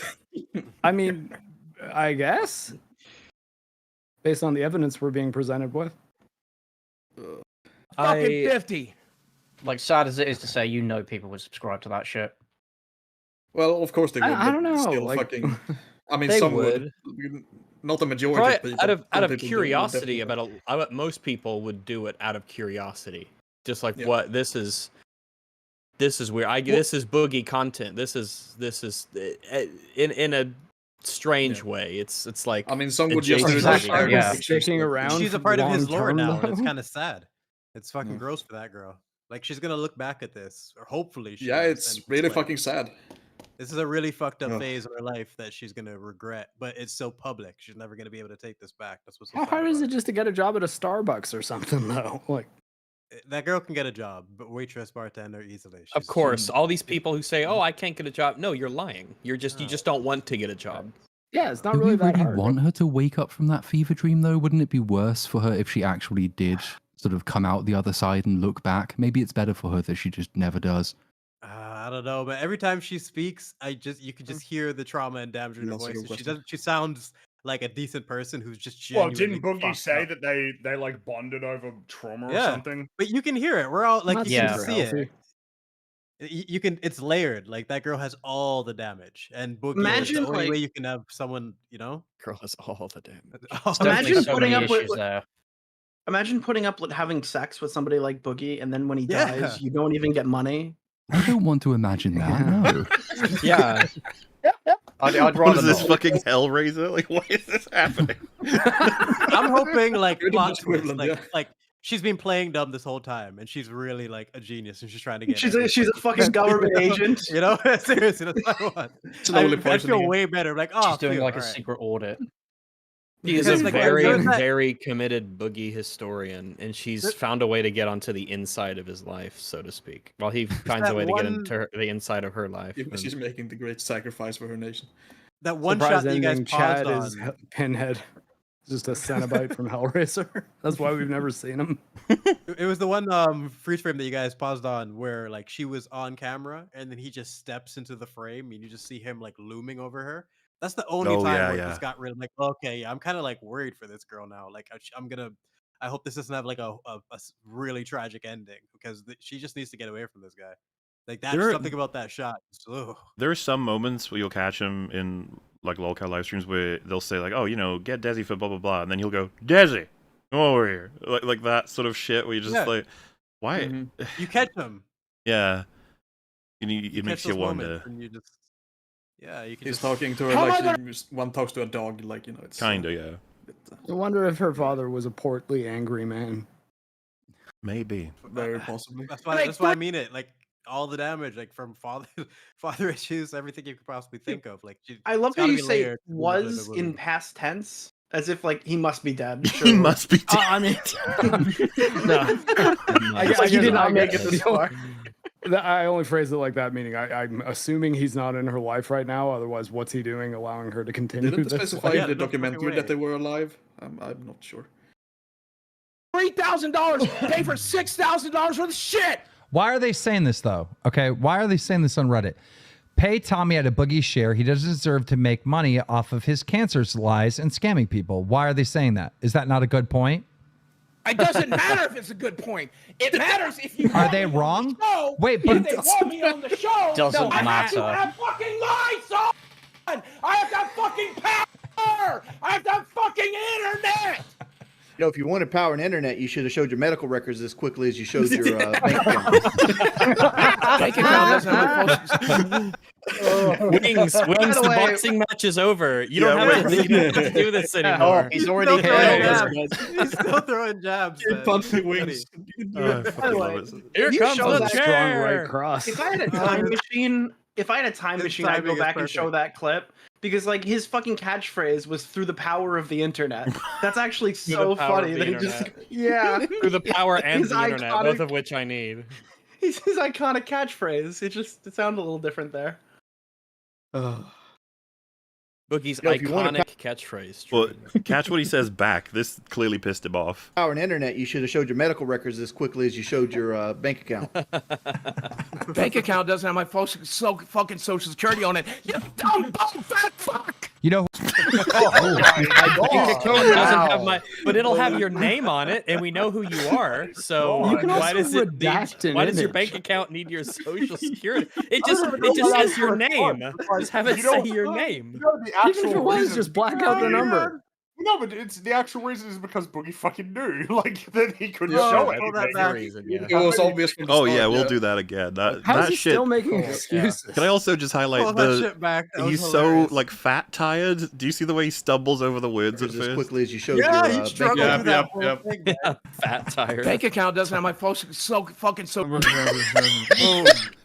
Look at his face. Look at his face. Every time he moves his jaw, because we take this for granted, but every time he moves his jaw, look, he's got a lot of lifting to do.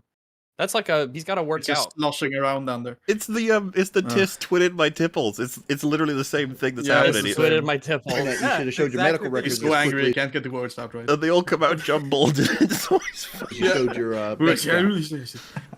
Bank account doesn't have my fucking social security on it. You dumb bum fat fuck. Oh my god! You dumb bum fat fuck! Oh yeah, I think that got him mad. Yeah, I think I agree. I'm thinking so. I think he's got a little upset there. How does a man like that throw fat into? He's getting his tipples in a twist. But yes, you're right. How does he yell at other people about being fat? Like, what do you? Didn't Wings lose more weight than he did for that boxing thing? Wings he was certainly in better shape. He was certainly in better shape. I mean, Wings won. Wings won, and it wasn't close. Yep. Yeah, no. Yeah, but it's because I'm older, and it's like, nah, come on. No. He trained. He said he lost like 30 pounds or something like that, and he also had a game plan. That's why he came out so confident. I knew he was gonna win the second. I didn't even know who these guys were. But as soon as I saw him singing, you can't be singing before a fight unless you know you've completely prepped like everything you could possibly do. That was pure confidence, and Boogie like was punching pizza boxes. Well, I can believe Wings has actually been them, right? Like in a fight before. I don't think Boogie has. That like, too. Like he was way more mentally prepared for the fight. Like that's how you can come out rapping like that. Like nerves would eat you up before that would even happen, unless you knew he was gonna dominate. I know it's just the difference between like the one guy who's like actually been shown training, and then you cut to Boogie, and it's like, yeah, I attempted to swim. It's just like, well, what he did is he pocketed the money that they gave him for training. But what did he think he was gonna have to do? What did he think Wings was gonna do? Did he think Wings was just gonna come and like try to like belly bump with him? No, this guy's gonna take he's like, what's the worst thing? He's I'm probably I don't think Boogie's mentality was I'm probably gonna lose either way, so it doesn't matter. I'm just keeping. I don't money. think that he. But for me, just he didn't. The reality of a boxing match, you're gonna capacity. get into that and not take. That's not a game. Like that's insane to me. I couldn't believe that when I was watching it. Like, well, I mean, again, I think his brain works as if he. His brain works as if he goes to a default state after every event. It's just health and mana recharge, next encounter. So he doesn't think about consequences ever. Your bank account. Bank account doesn't have my fucking social security on it. You dumb bum fat fuck. You know who else didn't work in July? Boogie. Because you were here every fucking episode. Yeah, but you were fired. Fucking episode. I did work even when I wasn't. I was fucking dedicated to the show, even when I was what the fuck. I gotta say, like, this is funny, but it really nothing will ever top Tipples. Just a thing. Or him it is the highlight of this whole saga. Like, I want to die. I want to die. That's all I want to say. I'm so afraid. I'm in tremendous pain. I'm in tremendous pain. Help me. But again, how does it reconcile that he hates himself so much about screaming like that, but then he's like, oh shit, man, I need money for like power and internet. Fucking goddamn. He already went to level 100. Like you can't. There's no going back from that. Like the tipples and the help me. There's just that's it. We're an employee. Face tattoo. I got fucking face tattoo.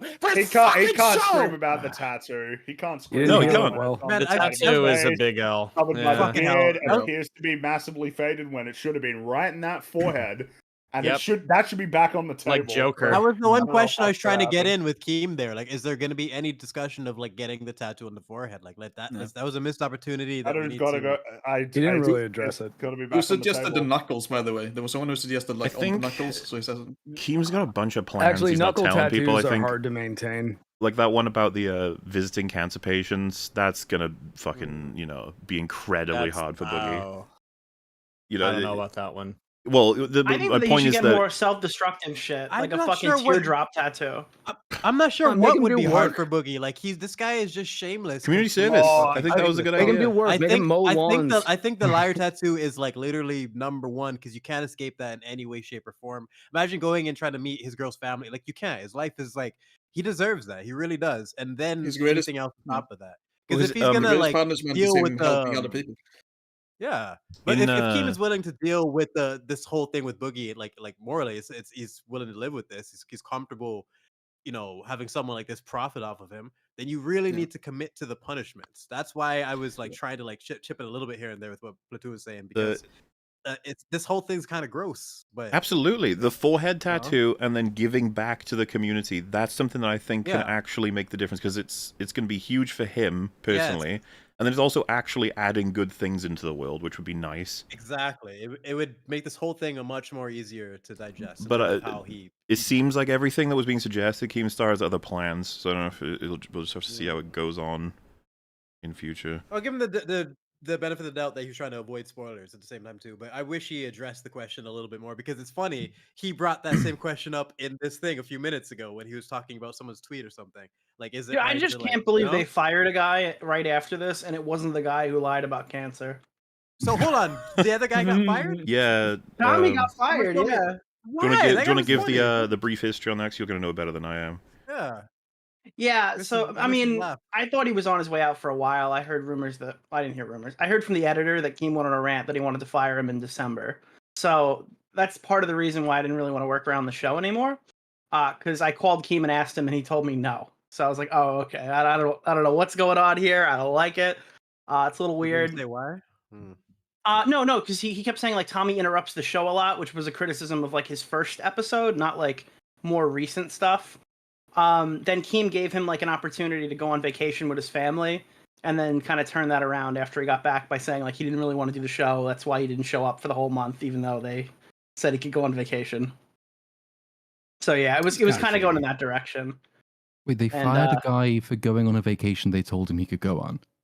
That and there was a whole dispute over whether people talking about money, I guess, because Wings went and said some stuff about how much Boogie was paid to like leave the show. Apparently he messed up a brand deal. Tommy, at one point, Keem thought that Tommy talked about the shares of the show and how much they were making per month. It turned out that Keem actually was the one who said that on stream. So they were asking him to sign an NDA, and Tommy's like, I'm not signing a fucking NDA about this show. This whole show is about leaking shit that happened in DMs. Yeah. I mean, it seems to me that two Tommy's not like looking back too hard, right? He's like whatever. He's getting out, so to speak. I mean, we kind of knew this was coming, so he wasn't like super surprised. He just wanted to be paid, and Keem ended up paying him. That was the joke, that he did the right thing and he paid him. He's like, no, I got scammed, because Keem saying he got scammed over it. But yeah, he did the right thing. He paid him. Well, good. Yeah, if he's gotten his money and he's out. To be honest with you, it is a spiral being a part of the Log Cow Live podcast. I'd have to imagine it's just constant. The other thing I wanted to ask him is, what's his ultimate goal with Boogie? Like, how is this thing sustainable? What the fuck are you guys trying to do? The thing is, how is it sustainable? I thought this podcast wouldn't last a month, so I think anything above that is a plus. I don't think this thing is going to last another year. If it does, I'd be surprised. But he wasn't an employee because he got fired, remember? And then he got rehired Doesn't matter. I still fucking did the work. I still did the fucking work. I still did the fucking work. Okay. He's on the unhinged thing where he just repeats himself. Yeah. over and Repeat. over again. Yeah, he just yells it and screams it. Yeah. Hey, I still did the fucking work. Oh, he's gonna get I out. never did. He does. Oh, I'm gonna say he looks like he's legit angry there, though. Look at that face. Oh yeah, the eyes, man. Yeah. He's not that good of an actor, so like usually you can tell. I don't know. I think this is real. Well, yeah, It's really the eyes real is to me. always a tell. The one where he was screaming, "I begged you," was obviously a performance, but yeah, that was for this I'm one. not so sure now. I think he's doubting that Keem is lying now. I think in the first 5 seconds of the conversation, he's like, "Oh, of course I'm getting now it's paid. like, oh, this would have shit, come my up in money. private." Yeah, because he pulls up the Reddit post and he's like, "Yeah, no, I mean they're saying this, Boogie. This makes a lot of sense." I could see him being like, "Wait, what?"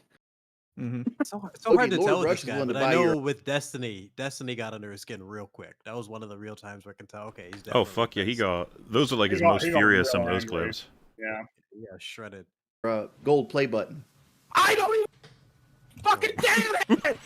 Jesus Christ. He explodes. He goes from 0 to all right, man. Fucking You okay god. there, my dude? I His can gold even play see it button coming. back so he can Face. so he can pay the light bill. This one? Fucking You damn can send his gold play button back to him so he can pay the light bill. No, see, that play button should never go back. Swings Jeez, just calmly talking. Yeah. The play button should never go back. That's actually a good one, a good punishment. I'm sure that one really stung. fucking head, you dumb fat fuck! But you're lying. You. How? How am I lying? God. Oh, you think I can break the laws of fucking physics? You think I can stream without fucking internet and fucking electricity? How the fuck can do that? Am I lying? How the fucking electricity works? Donated $4,000 fucking dollars. What was, I don't. None of that was coherent at all. No. Yeah. I didn't say a word, but it's funny. Raging animal.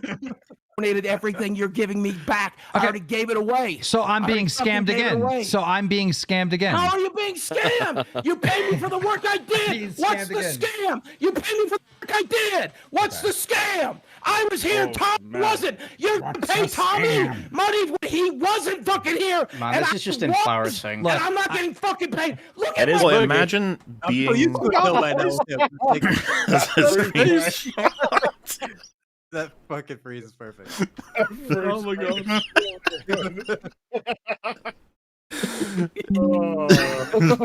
I always like it when it blocks him in a square. Look at Keem and Wings' face. Just add to it. They're both just like, ugh.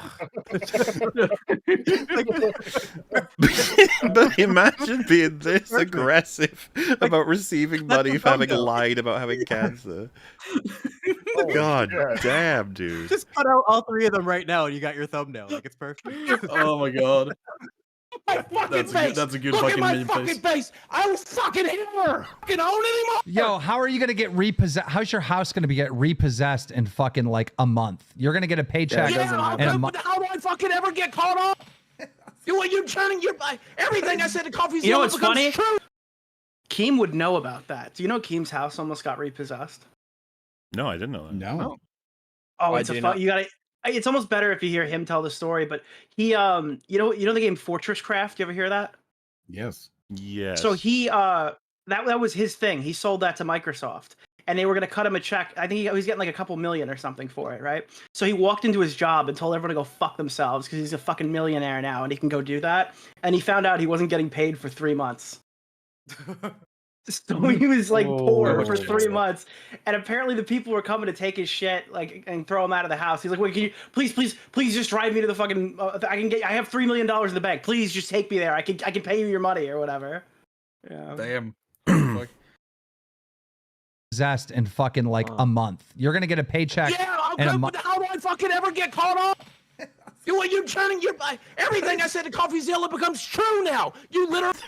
That is an incredibly underrated line that he just casually says. Everything I said to CoffeeZilla becomes true now. When I was previously lying, I'm tacitly admitting right now.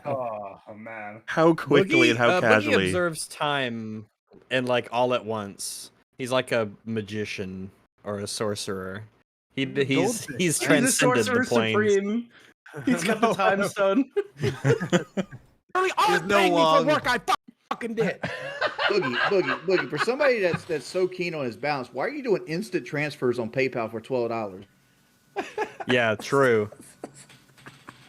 I guess for those who don't know, if you transfer from PayPal to your bank account, you can do it for free, but it might take like 1 to 3 days. If you transfer it instantly, it's like a 1%? couple percent, like a percent, couple percent to do it instantly. So you're just throwing money away if you don't need it and it's an absolute emergency for whatever reason. Yep. Is he a drug addict? So He doesn't serve to make money. off his fucking cancer license. Oh, but you do, right? You're gonna cash your fucking check next month. Jordy's fat ass is fine with profiting off of it. I'm doing extra work. I don't know why. How does he keep getting away with calling Wings fat?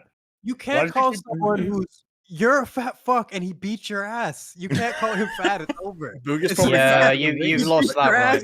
He's lost over. Someone beat your ass publicly. Well, I mean, he never had the right in the first place. That's what I'm saying, though. But like, it's just He it's such unfortunately a ate his way out of being able to use that one.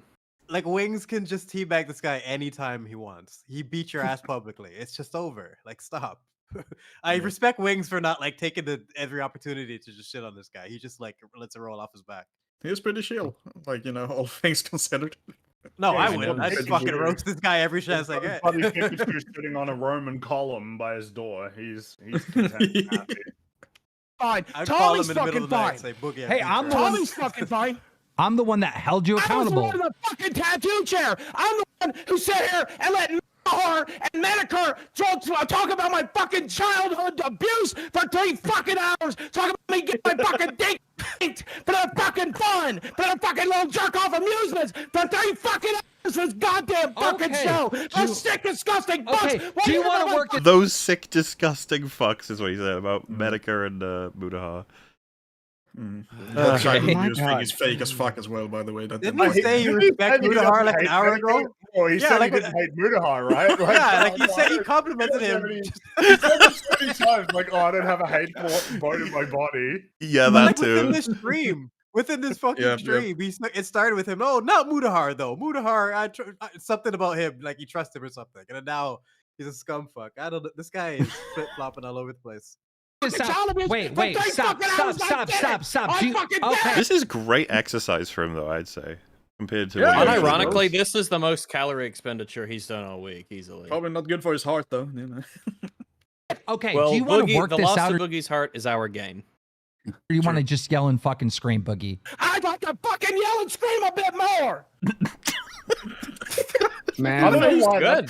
That's reminded me a bit of I remember it was in Kitchen Nightmares. There was this argument he was having with this guy, and he said something similar like, "Are you gonna tone your voice down? Are you gonna shout like some dick?" And then the guy said, "Well, I'll shout like some dick, and then I'll calm down." It's like, what kind of conversation is this? I'd like to fucking yell and scream a bit more. I'm actually really fucking enjoying it. So silly that Boogie's gonna profit off of faking cancer. Like The that only is difference so, Just as much as you are, just as much as Jordy is, That just is as much so as Tommy fucked up. is. Just as much as you are, just as much as Yeah, but they Jordy is, didn't do just it, as much as Boogie. Tommy is. You're all You catching literally up. did it. It's so weird because you could say they profited off of you faking cancer, but they were like exposing you. You know, that's different, right? Like, and commenting Yeah, on you it. can't throw that back. But also, you're the one who did it, so you know. Yeah, they would have been there either way, right? The show would have been going on. They would have still been there. Yeah, they didn't protect whether him. or not he did it. No. No, they didn't protect him. They didn't say, "Oh, well, yeah, he has cancer. Look at all the cancer. Please donate for his cancer." Yeah, it would No, be but bad people if give- they knew he didn't have cancer, but you know, there's no proof of that. People really. give this fucking stuff to drama YouTubers all the time. Like, oh, well, we expose the person you like for doing something bad. That makes us the bad people. Just like I'm sure Mauler gets attacked by Acolyte fans because the show got canceled and it's clearly his fault. The hundreds of fans who signed a petition. No, there Yeah. are listen, there are The dozens. masses. There are dozens of fans. All right, all across the place. Fucking checks. You're all catching your fucking checks. I You're know, all but catching your fucking we checks. didn't fake the cancer. He's still doing We it. didn't fake the He's- cancer. It actually fuck does is he seem to be doing? like a new thing that has happened to Boogie, where he keeps repeating himself over and over and over again. It's a really bizarre. Like it's a verbal tick of a kind Yeah. where he Well, can always I fall mean, back it's- onto it. Your brain's clearly not stalling. working at like optimally, because if it was, you wouldn't just keep saying "I never did" over and over and over again. That's just not. I think it's like some agree. defensive tactic that he has. He wants to repeat himself constantly so he doesn't hear their Well, it's like counters, he doesn't hear steamrolling rebuttal or people, anything. right? If He can just wants scream to out get loud, rid of them, Yeah. Annoy loud, them loud. long enough that they want to move on. Mm-hmm. If only dealing with his people brain that have worked as hard as patience. his heart. He's dealing with people that have patience in his like madness. Like they're gonna actually wait and like they'll wait through the whole tantrum and then ask him the same fucking question. And he should know this by now. They're having fun with this. I don't get him. Fucking chair. What the hell is he doing? And shout out to the real MVP of LolCal Live, Boogie's chair. Oh yeah. But that is section 1 of 3. So, yes, but we'll wait until next time before we re-enter. What hath God wrought? But I will say I need to make some room here. So is anyone here heading off soon anyway? I'll jump off. I need to make some food anyway. If you got room later, I might hop on again for some like Gartic or whatever you guys wanna do later. Sure. Yeah, man, 100%. Yeah. It's been awesome being here, and congrats on the 300 and all that shit. Well, thank you, and Yeah, thank you you bet. for all Thanks of very the much. help you've given EFAP over the years, and the War Arc, which is a booming success. The War Arc has been excellent. Yeah, I've really been enjoying the War Arc. You've done an incredible job so far. It's been really fun doing that job as well, and I'm still not done with it, but technically, still True. some We just minor things to do. We get the drip feed for the rest of. Yeah. Well, how many more are there now? There's going to be 3 more. How many more are there? 3, something like that. I think 3. Specifically, Braveheart, we have In the Name of the King, Braveheart, Ironclad, Gladiator. Oh yeah, 4. There's 4 left. The Uwe Boll Dungeon Siege. Fuck movie? yes. In the name of the Yes. king. It's the next one coming up, and Amazing. it's gonna be fucking awesome. I that's my favorite one now, though, the ones I've edited so far. It's Oh my goodness! I'm so ready. It's really fucking funny. Your reactions are fucking awesome to the dumb shit that's happening in the screen. But yeah, I'll see you guys some other time, and yeah, have a good one. Alrighty. You bet. We'll catch you later. Toodle pip. Bye bye. See ya. Bye. I'm good to rotate in and out as needed if more space is needed. Yeah, because we've got I think 1, 2, 3 people on the way in. So Oh, you can cycle me out then, because I'm kind of useless for non-boogie related things. that's fair. You said if you want to get up relatively early for you or something. I don't know. The next boogie one will probably be around something like 8 hours from now. That would be my 8 guess. hours from now, I can do that. I can do that. Yeah, sure. We'll go. Maybe we should go with 7 hours. Dude, from oh now. boy, 3 a.m. Yeah. All right. See you then. It's always a good time for boogie. Fuck yeah. Hell yeah. All right, see you guys then. Appreciate Peace. it, dude. Bye. See ya. All right. Need me to hop out too? Sure. I'm assuming by the time you might be able to rotate back in, you'll be asleep. I mean, I could just go to sleep now. Well, all right. No problem. Thank you very much for joining us. I very much appreciate it. Oh, wait. Did I just boot All right, Goga dude. with already said goodbye, or did he already leave? No, he left. He left. said Okay, that. good. Sorry. Mid-sentence. Yes. Well, thank you, Mark. Goodbye, Yeah, I suppose. bye, everybody. Maybe Yeah, see you later. Good job, Mark. You did Yeah, man. a great job. Yeah. Bye Thank bye. you We'll very see you much, later. Toodaloo. Mwah. Off he goes. What a Let me know when you need more room. wonderful I'll lad. probably be next on it. We'll What start a cool guy. popping What a people back great in. Because gentleman. yeah, we got plenty of things to do, all kinds. And I think it's good that we space out the boogie because chat can overdose. I saw some people getting a little too obsessed. I can with boogie, overdose. Exactly. I mean, it's a lot. It is a lot. It's so much. I understand why Mike Clem had to leave, man. Like, 100%. it's so much. For Good all guy. the the 7th tantrum in a row, there's only so much, Like, could you imagine sitting in a house with this man screaming like this and constantly bemoaning how bad his life is all the time? Yeah. It would be Gets to be too incredibly much. depressing. It'd be so And depressing. it'd be depressing at first, and then you'd realize what the game is, and then it would just bore you, and you'd want to be doing anything else. Anything. Please just The let guy me could leave. admit to faking cancer, and you wouldn't even notice because your brain's You just don't shut even off. notice. Oh, don't even see it. Yeah, that's fucking incredible, man. Oh, we How do you got just blank? another person who's ready to join that wasn't previously. All right, I'm gonna have to boot one more of you. Oh my goodness! Who's it gonna be? Okay, I can jump if you need the space. It's Dark Hour and Kretosis. I think it would be They have been joined. Brooks would be Probably next, be- I think, right? Yeah, I'd be next on the list. Donglo. Alrighty. Well, Well, always fun. I'll probably let me know in his room. I'll probably be hanging out. Well, Probably- yeah, there's probably gonna guys be- still Why going on. why is your icon a lion? Oh, where did this come from? Oh, you know the MGM It came from lion? your icon that you're using. No, It's a after lion. all this time, you bring this up. The MGM lion, roaring in my face before every VHS as a kid. It just attached like lines to movies to me. And, Oh, like, okay. It's layered in a lot of ways, but yeah. Yeah. Well, do tell. He's Always literally fun. getting outroed, you fucking ass. Oh, Like- I know. You got. Oh, I was curious. All right, real appreciate it, Mr. Brooks. Love to have you back. All right. If you're around when we've, when Yeah, things. when I wake up, you guys will probably still be popping in, so I'll check what you guys are doing. But Probably, no yeah. problem. Easy, everyone. Catch you later, dude. Maybe. We See will see you. ya. Bye. Man, when we have this dramatic of a change of set of people, it's like, well, what were we even planning to do? And should it change? Perhaps. It gets so very complicated. Got to account for everyone's knowledge, everyone's passions. It's ridiculous, really. You got to go and make things so complicated. But welcome, Dark Hour, first of all. What's up? Hello. Welcome, Cretosis, to the stream. Dark Hour and Cretosis have arrived. And Capital Here they O are. Opinions. And Capital Opinions. Hey. Oh, hello. Look How who it hello. is. My God. Look at the people. Everyone Here they here. are. You missed out on Wow. all the boogie memes. Yeah. It was epic. Unless you were watching in the chat. Yes. Right. Which is entirely viable. I was actually doing a little something before this while I was waiting, so I missed the last little bit. I don't know where we're at. It was What kinda were you nuts. doing? Share with the class. What were you doing? Yeah, I what was were you setting doing? up slides for this for stream tomorrow. So. Oh, is it about a boogie stream? Is it a boogie stream? Are you talking It about is. boogie? It is not. No. Well, then what the fuck is the point? Yeah. Well, I mean, it's unfortunately I don't cover that stuff.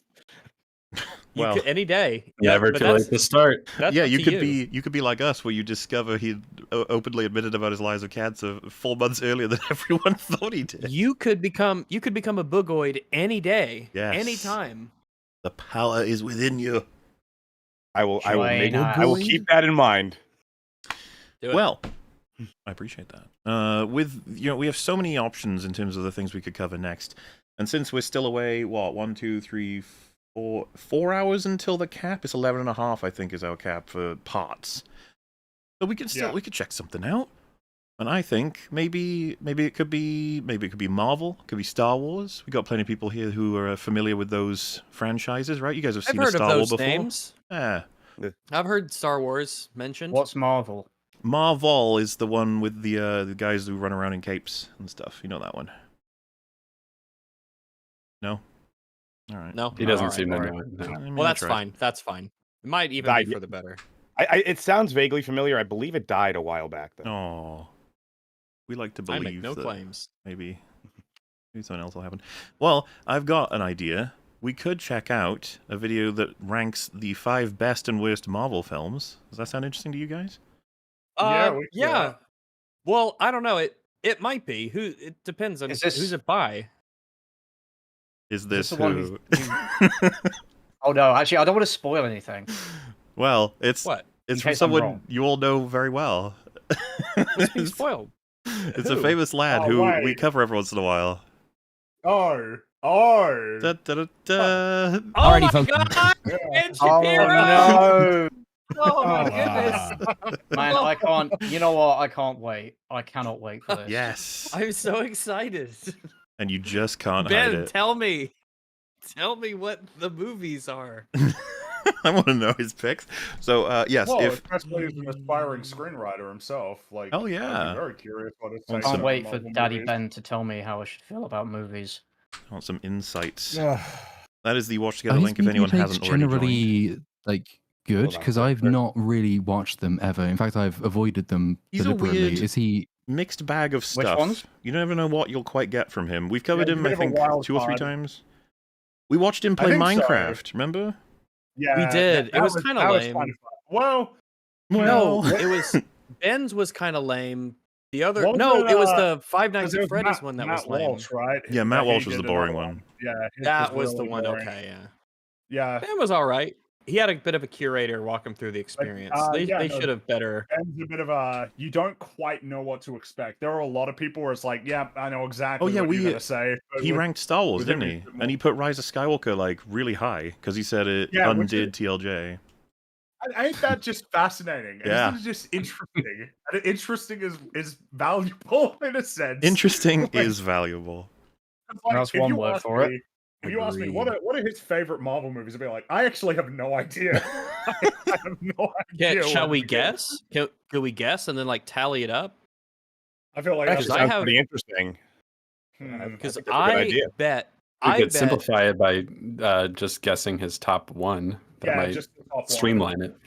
Yeah, I agree with that. The first one, Captain America 1, I think will be his favorite. That was going to be my guess as well, but like I wasn't sure how much he would change it up in order to not be predictable like that, because I would have assumed he would pick Captain America the first one for reasons. But then, like, is he going to not do that in order that we can't say "I told you so"? I mean, it could just be that he picks Avengers, the first one. You know, the Avengers. It's a safe. I think that's yeah, I think that's a pretty safe pick. But you never know. Benjamin Shapiro Steen he's wouldn't it be really surprising if he was like, my favorite one was Eternals. That was a really profound, brilliant. Now that would shock me. I would say someone has stolen your mind. I think the most important thing is, when was Ben Shapiro officially aware of the MCU? That would probably be required knowledge for us to determine. I don't know if that's going to be a part of it. I don't know if he gave us a little bit of backstory. For reference, this is 12.5 minutes, and he's going to cover 10 movies ranked 5 best, 5 worst. And I don't know what I'm more interested in, the 5 best. He or 5 does worst. speak very quickly, though. He does. Probably the 5 best, because I think especially lately, the 5 worst will probably be ones we expect. Yeah, like maybe there'll be some like wild cards. Miss Marvel, or the Marvels or something. The worst one. Yeah, when did this video come out? That's important. Oh, let's have a look. Because if we're guessing things from after the video came out, that kind of Alrighty, folks. Today we're gonna rank that 2 weeks ago. So damn. Oh, okay. Then everything's on the table. Hot off the presses. Do you think that's gonna make the top 5? It's gonna be extra spicy. It might. I don't think so. Because remember, he's like a really conservative. I could see him not liking Deadpool really Wolverine conservative much. Jew. It might be too crass for his tastes. Oh, that's. I do also have a wild card for everybody. How many adverts does he slip in between these? Like, is it one in every one? Probably just one. I think one. Just the one, right? Yeah. I don't think it would do more. I could be wrong though. We'll I don't know. Menorahs are us. I don't know. He's really good at slipping in his adverts and like almost seamlessly. Sometimes you don't even realize it's an advert until halfway through it. Are you saying he's a crafty salesman? Why would you say that? I might be saying such. Welcome, That's Shad. interesting. Hi. How you doing? We're about to cover the top 5 and best and worst Marvel movies according to Ben Shapiro. Oh, yeah. I'm expecting a very informed, educated, objective opinion. That's why it's going to be interesting, because it could be wacky. Like, we have no idea what it's going to say. I have a feeling that he'll be like half right and half wrong. Okay, here's the question, Rags. Obviously, this is his favorite. Do you think you'll be surprised by any of the decisions here?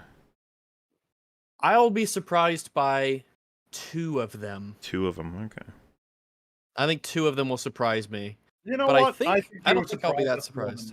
And I would say it might even be 5 of them. Ooh. Alrighty. I think it's going to be chalk the whole way down. I have a feeling it's just going to be the greatest hits of ones that all people on his side, say are good. No, he'll always throw in some weird opinion. He's got a lot of weird opinions. Yeah, he'll try. Even on his Star Wars stuff, I can't remember specifics, but that was an interesting video. He had some odd takes on that. He's got some takes. He's got some. I think maybe Skywalker. The man Did is like Rise of Skywalker. He did. He liked it. Yeah, he's a. This is what I mean. It's wacky. He's a bit of a wild card. He also likes Batman v Superman a lot, if I remember correctly. Aw. The man is the drummer to which other people follow the beat of and Strange. Him. Yeah, what he said. Yeah. So we can English. Well, here, let me use the Lou real quick, and I'll be right back, and we can delve into it. Thank you for announcing it. We appreciate it. He manages to always do it right when the conversation ends. Well, that way we get a nice lull. He's got a talent for that. I think maybe shockingly high on his list of best will be something like Doctor Strange. That's my prediction, because his wife's a doctor. Did you know that his wife is a doctor? It's definitely Captain America. Yes. Now, I have a feeling he's going to say something that Doctor Strange is representative of the border crisis and stuff. So I think that's going to be low on his list. I can foresee him saying those something red like that. skulled Nazis who are crawling across the border as we speak. And I'm struggling to see the link. No, I meant Doctor Strange. Did I say the wrong one? Wait, so we waiting for Rags because what? Is he gone, disappeared to? Yeah, I'm saying Platoon. I was saying that he's gonna if he does mention Multiverse of Madness, it's gonna be about how it's an analogy or a allusion to the border crisis. I think it would be pleasantly surprising if he names that as a bad movie and gives actual good, legitimate criticisms. Maybe he's stolen some points from Mulder's video on it. That would be fun. He would be a watcher of my videos, wouldn't he, Shapiro? Absolutely, he's got to be on there. Well, you are part of the alt-right pipeline, I'm told, so it would explain a lot. But how close you have to be to? You have to be within your vicinity, right? You watch 3 steps in front and behind you is everyone in the pipeline. So I don't know if I'm close enough to him. Gotta hope so. Today we're going to rank the best and worst Marvel. Yep. Oh, we're going? Are we starting or not? Oh, were you going to ask how long we're going to wait? No. Well, I was going to ask how long you guys been going already, and also that it's great to be here, great to hang out with all the great chaps as well. Hung out with some of you before already, so yeah. For those who don't know, you all. This is a good gathering. We did a bunch of Nerdrotic streams talking about House of the Dragon. Right, House of the Dragon. Oh yeah. Yeah, it was good. Sorry, sorry. I did check out your House of the Dragon. Your channel's thoughts on it as well, Shad Night's Watch. How are you on that last episode? That Allison and Rhaenyra scene. Well, we did the stream together talking about it. And, well, what a letdown, hey? A little bit. Total blue balls, and that last scene was just retarded. You know what's more of a letdown? It's more of a letdown to fucking record 4-hour plus conversation on it, and then the audio is useless because one of your microphones wasn't picked up. That's always great. Yeah! oh man, what a kick in the balls. That sucks. Re-recorded, everything's good to go. You guys will get that conversation soon after the anniversary. Don't you worry, it's on the way. Because a lot of people think it's like, did you just not cover those last 2 episodes? Like, nope, it's done. It's on the way, I swear. But overall, House of the Dragon Season 2, I really liked it. It's just that last episode is just... a bit unfortunate. Also, Rags, you back, yes? I am. Yes, I am. Let us do it. Let us zoom into Ben. Alrighty, folks. Today we're going to rank the best and worst Marvel movies of all time. Yes. This video is sponsored by PDS Dev. Number 1. Does that count? Yes, that counts. It's gonna be. I thought you were talking about like actual ads, and like ad read, fine. I'll let it go. I'll let it go. That doesn't count. Okay, folks, as we go through this journey through the Marvel movies, we have one person who knows much about Marvel movies. That, of course, would be Phil, who's wearing a gear to show it. Superman's my favorite. Hi, Marvel Phil. Oh man. And we also have Sarah, who doesn't even know what Marvel is or what comics are, and is in the video. Because she's a girl. Girl, stinky. No one can really figure out, actually. I'm so happy to be here, everybody. Hey, everyone. The Marvel Her body movies, language says otherwise. I will admit that they are not my cup of tea, which means that my feelings about the Marvel movies tend to be more in the middle. Well, I think that makes me more interested to get his opinion because they're not his cup of tea. I want to get that kind of perspective. Just get outside. I thought that was enjoyable, and then the minute I leave the theater, I don't remember a single thing about the movie. Oh, he's the prime audience. Oh man, I fucking envy you. That's what the design. I wish I could for. watch a target audience. Most of these movies. Finally, we can listen to the target audience. Yeah. That I just watched. It also means that the movies I tend to like from Marvel are the ones that are lighter and funnier. But today we're gonna do my top 5 Marvel movies and also the bottom 5. You know what? If he said that, I wonder if one of the Ant-Man films is gonna surprise. Oh man, blindside you, get on that top 5. Knowing Also, that, Guardians of the Galaxy does as that well. change things? Yeah, Guardians of the Galaxy 1 maybe. Also, we've already gotten. Ooh, yeah. We've gotten 2 comments about pausing him too much. Welcome to EFAP. If you're not familiar, we pause the shit out of everybody. This is what we do. If you want to watch, It's in the name. You want to watch the video? If you want to Yeah. watch Ben's video, you can just go and watch the video. If you're not here for us, it is our podcast. So I mean, we would hope that It's their you would special be day. here for. Yeah, it's all all right. I would just like to know what they think EFAP stands for if they're... Every frame does actually- friend spelt with a PH. Every Aw. Ben is Shapiro. Marvel Bass. movies. So these are not necessarily in order. But here are my top 5 Marvel movies. Wait, they're not in. Oh, come on, Ben. So okay, so they're not A bit lower. top You can at 5. least rank them. Yeah, so we've got a top bunch one? of the best 5 and a bunch of these are the best 5, but they're not in any particular order. Why do you do it like that? That's confusing. Number 1 is the original. Maybe. But Iron Man, I'm that's not not a shocked. surprise. Iron Man's in a It's lot of not people's a top 5s. surprising one. Yeah. Yeah, the original Iron Man is really, really great. Obviously, Robert Downey Jr., who revivified his career on the back of this, and Jeff Bridges and Gwyneth what the hell Paltrow. word was It's that? excellent. It It's a is real word, revivified. Elon Musk wearing a suit, flying around, being libertarian. That is reasons why it's good. Listen, the man likes his films, okay? Oh my god. That's great. And it's great. I love it. I am Iron Man. Give it up, Ben. It's great. Like, the message of All the right. film is about how Nobody's gonna have any issue with choosing Iron Man. Good stuff. business is better than government. That is what the movie is about. Literally, the end of the Yeah, that film was the is core. him That was definitely the turning core. to- That was everyone. I thought he was going to talk. That was. The guy Business is a better than deeply government. conservative fella. Okay. Silly me. I thought he was going to talk This about is the still character Ben development. Shapiro. It is yeah. Ben Shapiro. I was going to talk about the action. I do recall a 19-year-old Dark Hour walking out of the theater and being like, yes, capitalism was all that was correct Iron about that Man, movie. it's the movie that turned me into the deeply Oh, wait. conservative dog I am today. Does this mean that Civil War is definitely going to be on his worst Marvel movies? That's got me thinking too. It could yeah, be, yeah, because clearly he sees Yeah. Iron Man a particular way. Losing faith in institutions. Yeah, so he might pop it on there. to Congress and being like, no, I'm not. What's interesting Well, wait. about his take there is it's technically more accurate to the second film, where he literally says, "I have privatized world peace," where he's saying the private industry can actually do a better job in keeping the world safe than the government. But again, that's the second film. I'm Well, failing but to remember see what that happens in the message second exactly. film? Like, that's the beginning part of the second film. What happens later, where he that allows creates Rhodey. the evil.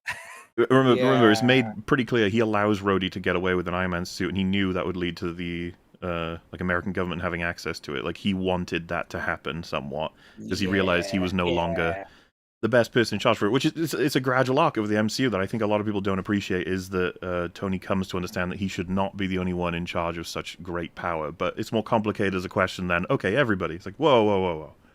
You know, And you know what? I guess to Ben's credit, the first film does have him stepping in and resolving taking care of the terrorists where the government was at a standstill. And so I guess, all right, maybe. But it was also the fault of Stark Industries. Exactly, yeah. But he's not pro vigilante justice. And nowadays, modern conservatives are a lot more picky about institutions than they used to be. So you never know. It's up there. So you got a few I don't flavors. trust the government or private industries dealing with world issues. Thank you.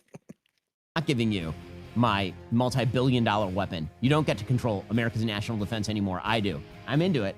I like it. So he does know where that goes, right? that storyline.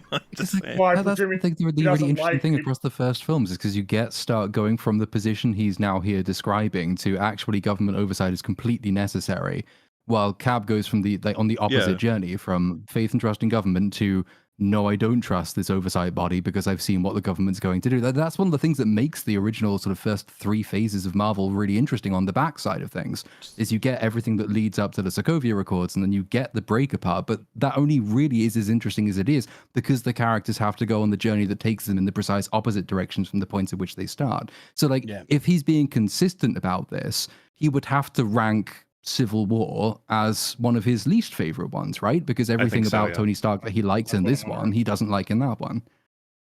But to be fair, he doesn't remember anything that happened in these movies. That's true. He did lead with that. So I think he only remembers the first act of each movie. Well, I think he might be going off vibes. Yes.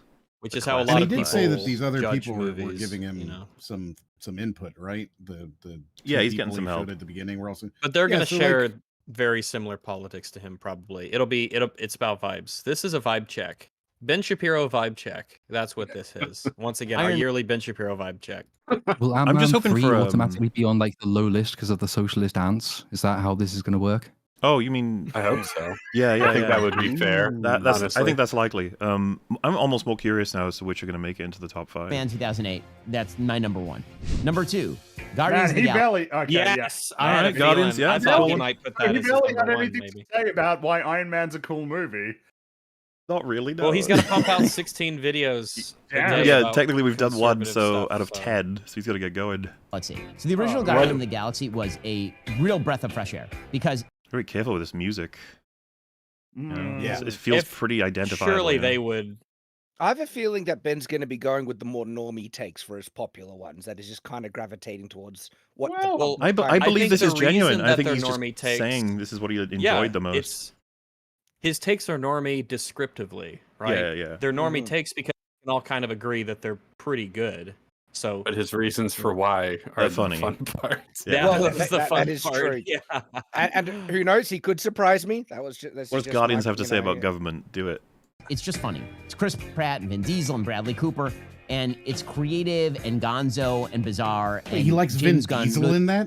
That's the actor that he likes in Guardians. Vin Well, Diesel. He didn't forget Bradley too. Cooper there. Well, yeah, but he forgot Zoe Saldana though, and she's like Well, second billing. Well, it's what Dragonist. He named 3. Are they names he's remembering, or he's reading out of like a thing that summarizes? I'm not sure. This is like the movie review. Maybe he thing remembered where, his 3 you know, favorite characters. I will You say. don't have a whole lot to say about a movie. You just name the actors who are in it. I feel like Shapiro just forgets that women exist on a regular basis. I think. Right, but I just No, get he constantly reminds us that his wife's a doctor, so that can't be true. I think it's much more reasonable to assume he's reading cast because I think most people would be more likely to not say Bradley Cooper for Rocket. Because you can't see his face. So People do forget he's in the movie. Yeah. And then Vin Diesel as well. He literally says 3 words, right? It does scan like a lot like a Chris Stockman video. It's like, oh, this is the person who's in it, and it was fun, and it was good, and goodbye.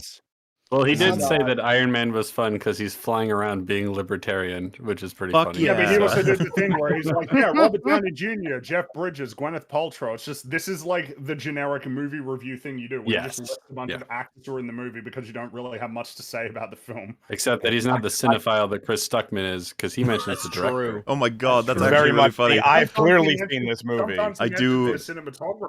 I do feel like Ben gives us more than Chris does. Just saying. You know, He does. Yeah, Ben I does. would rate him He as already a better does. reviewer than Chris. Yeah. Well, hey, look, right, he'll surprise you. Yeah, Ben Yeah. has the capability to say something that makes me go, "Oh, interesting." That you said that. Mm-hmm. Really lets it all hang out. It's just enjoyable. I do have a question. Has Ben forgotten that he introduced those other co-hosts and like asking their opinions? Because we've already Did he- passed through one movie, and I thought it was in Let's like give it is the idea that all They're of just what he's hanging out, saying is a result of the 3 of them together, or no? Maybe. Or are they going to pop up? Maybe they'll pop up. Yeah, I'm interested to see how much if they get ignored or not, because they went out of their way to show them, and so now I want to know their opinions, Ben. But I anyway. will say, It'll be funny if they never show up again.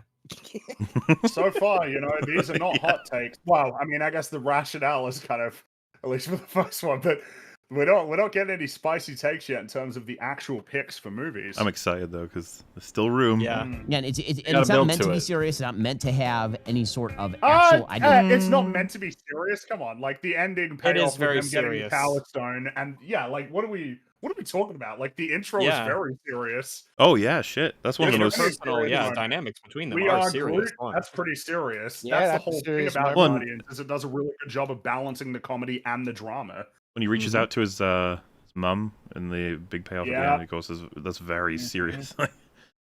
Yeah. This is So, one of the things I really hate with media analysis online is, oh, hey, there's a joke in it. That means the entire thing is silly and not serious at all. I fucking hate that It's so weird much. too because like I don't think he would agree with himself if he thought about it for a bit longer. He'd probably be like, "No, yeah, what I mean is like the funny parts are real funny because you don't have to take them seriously, but it knows when to be serious." That's what the developed opinion would probably be, right? It's like it knows when to balance, when to come in, when to come out.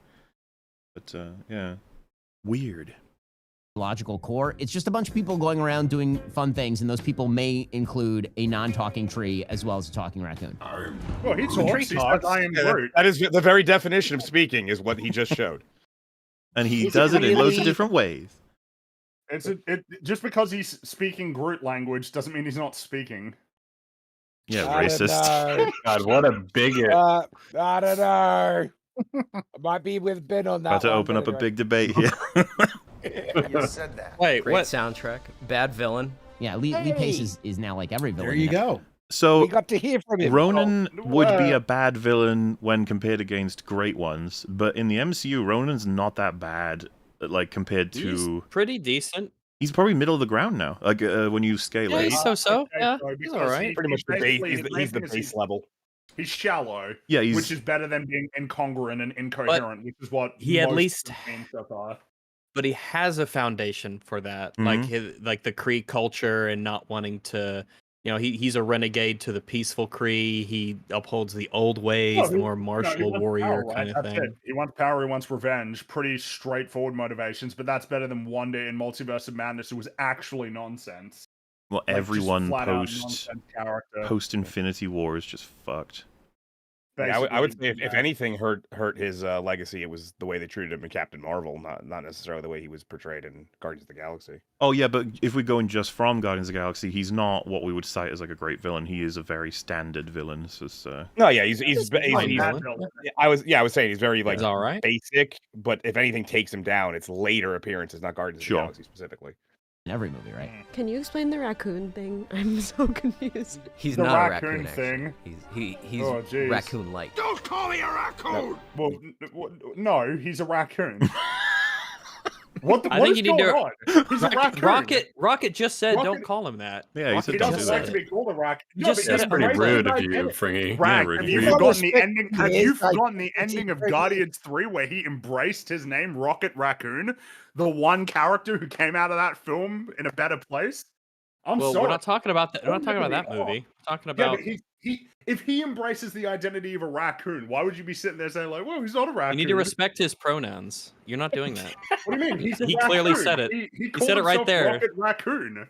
Right, this this clip. clip is actually old. He This has new clip is- opinions. Well, we can't hold anyone to their current opinions. We have to hold people to the things they said years ago. His name Some is of y'all forget Rocket we're on the internet. Raccoon. That's what he calls himself now. He completed his arc, and this came out after that. So sorry. But objectively, like he is a raccoon, is he not? He's Yeah. just Well, a he is genetically altered literally a raccoon. He is Yes, literally he is a raccoon. Yes, He's not He's a raccoon genetically. like alien. He is a raccoon. He's like, he is. Yeah, in the same way that Wolverine is a human, Rocket Raccoon is a raccoon. Yeah. I'm sorry. He's an alien that looks like a raccoon. As we'll No. see. No. He's literally not. They lied to that Well, whole one. he's a raccoon who looks raccoon-like on account of his raccoonity. So It gets old. God damn. Number 3. He's raccoon Ant-Man. adjacent. Oh, yes! Hey, I that's know a cool it. pick. Oh, interesting. Interesting. How did Fair. you know that? When he Fair, said 'cause that it's he a likes the decently- fun light movies, I was like, "Oh, Ant-Man." Yep. That's like Ant-Man that's the fun is- light ones. Yeah. It's the definition of the fun. I figured it was. movie. I figured Yeah. if it was gonna be any of them, it would be the first one because there's no way he remembers Ant-Man and the Wasp, and he probably doesn't. No one like remembers Ant-Man. Ant-Man and the Well, and Wasp. after Quantumania, rewatching Ant-Man, I was like, oh shit, Ant-Man's quite fun. I do like this movie. Like, it's Ant-Man decent. is Yeah, it's a Ant-Man's fun, decent funny little movie. Decent movie, funny memes. okay. Yeah. Yep. Script structure It's okay. is pretty solid, and the character shit is on point.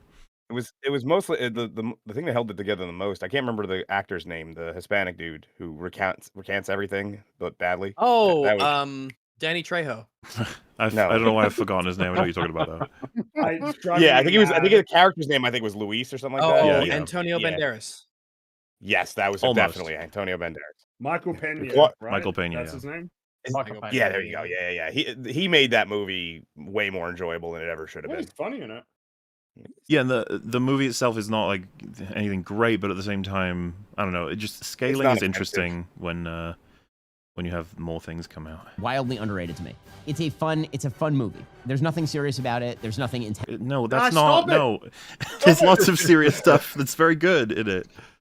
about it. It's just funny, and Paul Rudd is funny, and the script is good, and it's enjoyable.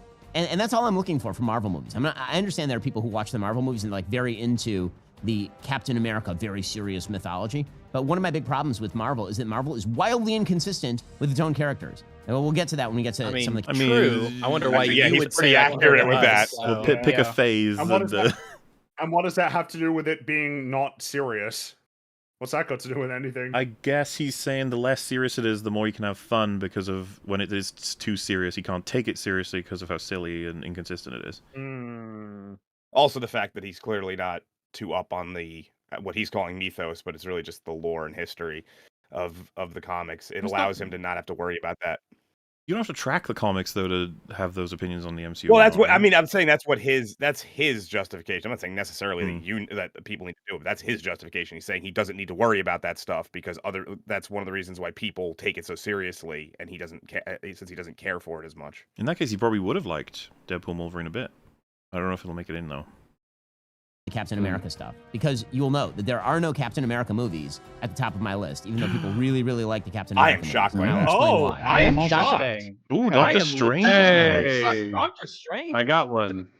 Strange 2016. Again, enjoyable. Like I go for enjoyable with the Marvel movies. So Benedict Cumberbatch is great as Doctor Strange. I like origin stories. I do. And you'll notice that most. I'm still worried about them. That fucking backing track, honestly, but hoping it'll be alright. Bit loud. We'll see. Hopefully they would have taken that into account. Yeah, but there's always the whole. If only YouTube was consistent. There's the how long is this 12-minute video versus our 12-hour stream, and bots change based on your length. Most of these are sort of the original. Most of these are sort of the originals, right? Like Ant-Man's an origin story, Guardians of the Galaxy's an origin story, Iron Man's an origin story. Like I want to know the backstory. Once we know the characters and they have like random sort of adventures, I find it less interesting because there's very little character development that happens from these characters. They're more like sitcom. Yeah, I mean, disagree, but damn.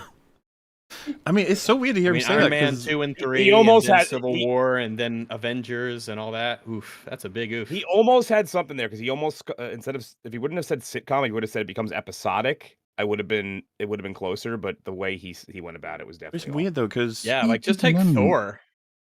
Well, yeah, Thor, Tony Stark, again, it's like the example we've already brought up. Like for a guy who began by saying that he doesn't pay much attention to Marvel stories and then says that he doesn't like the way the characters are inconsistent and is now saying that the characters don't develop, which is a statement you can only make if you've been paying attention. It doesn't quite add up because like evidently he's not paying attention because there is a lot of character development across the first 3 phases. It becomes dumb and stupid and inconsistent after that point.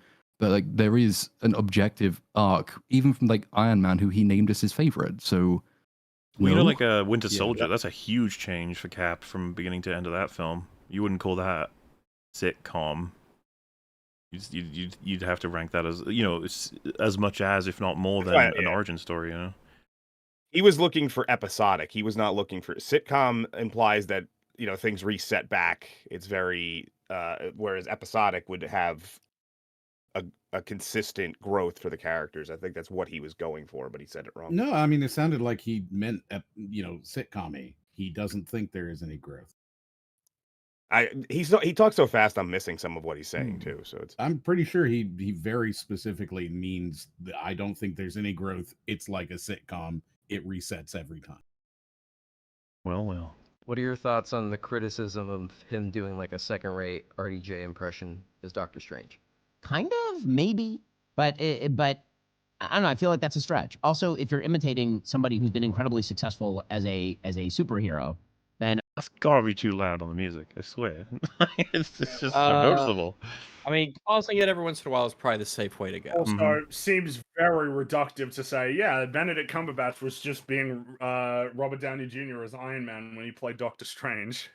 I've never even considered that. Absolutely. Never even considered that. And if you want to take that argument, pretty far, you could say that they've tried to turn every character into the quippy Spider-Man-esque, one-liners. So you can go. It is the unfair criticism that is levied on Joss Whedon.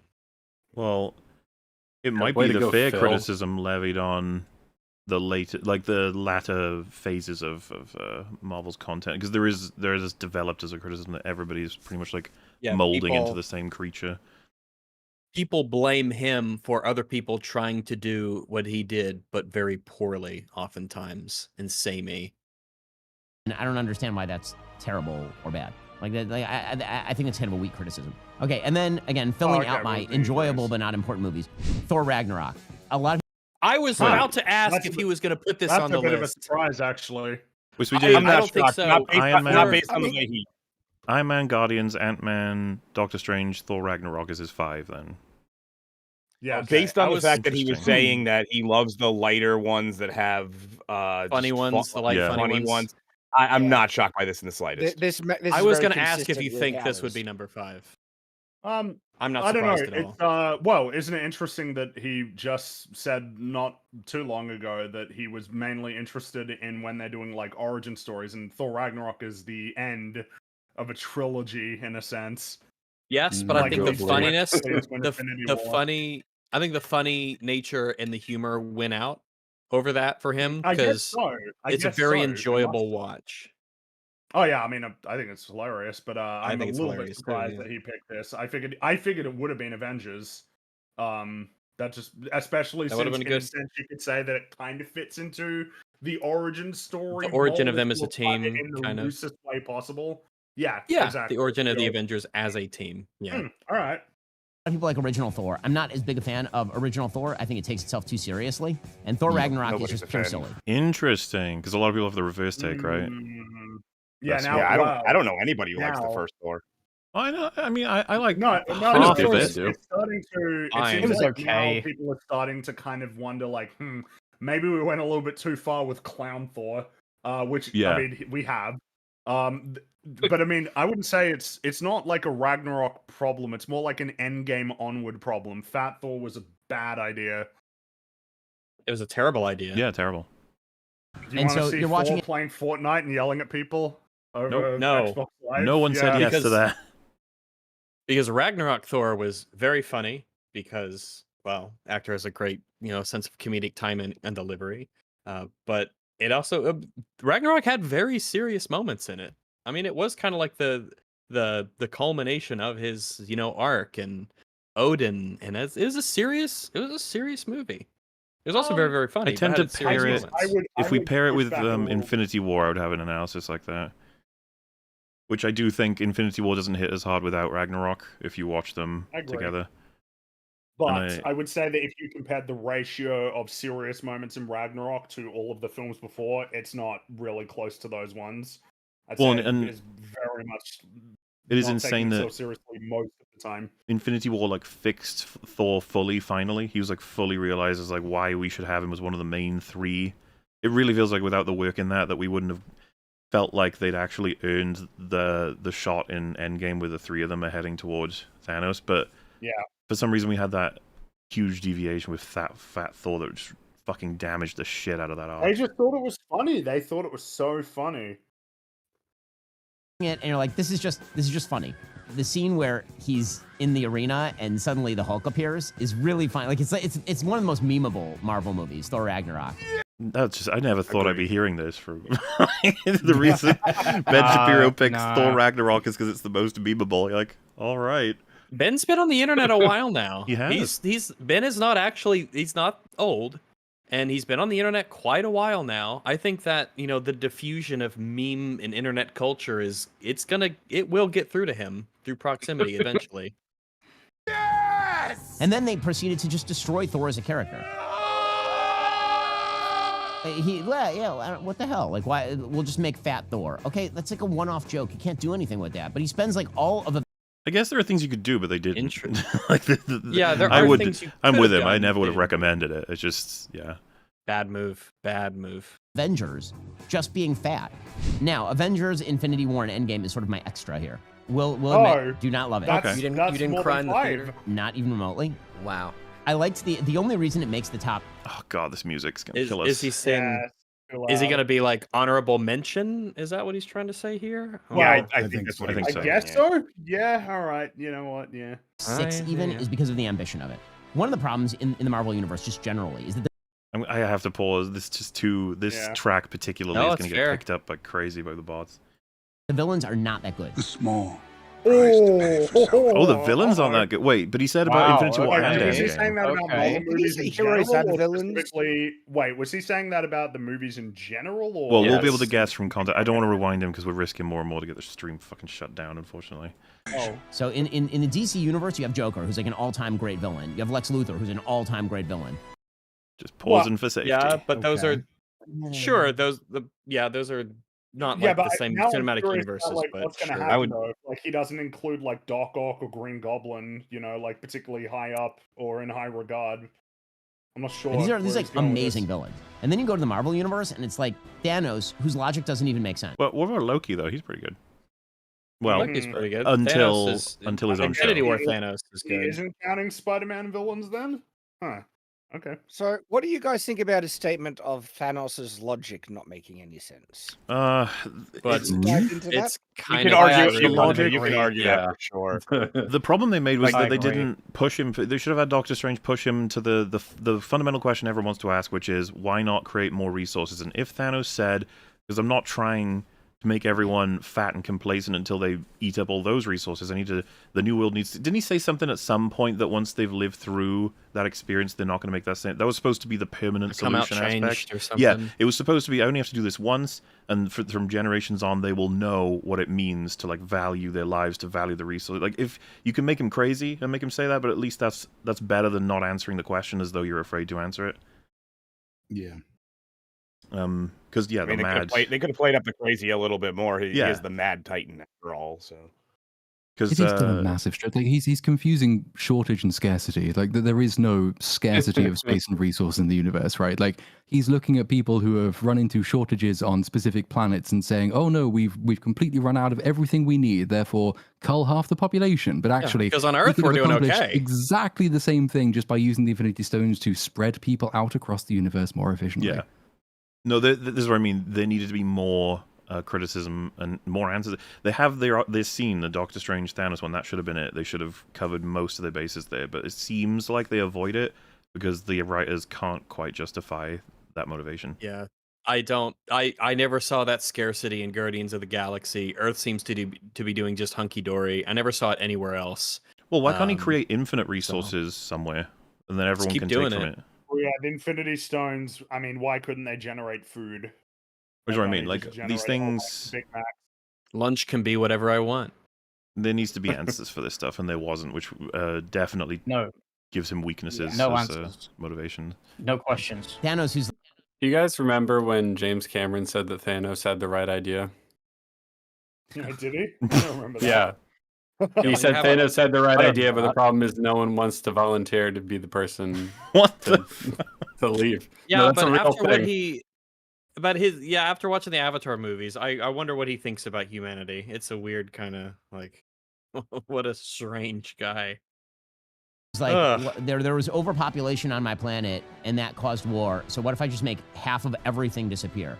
Okay, well, if you have like Just pausing for music. that was half. I mean, fair. I think he's about to ask the big questions I here. think he's about to Ben's about to. Yeah. the glove that can manifest, why don't you just make extra planets, my dude?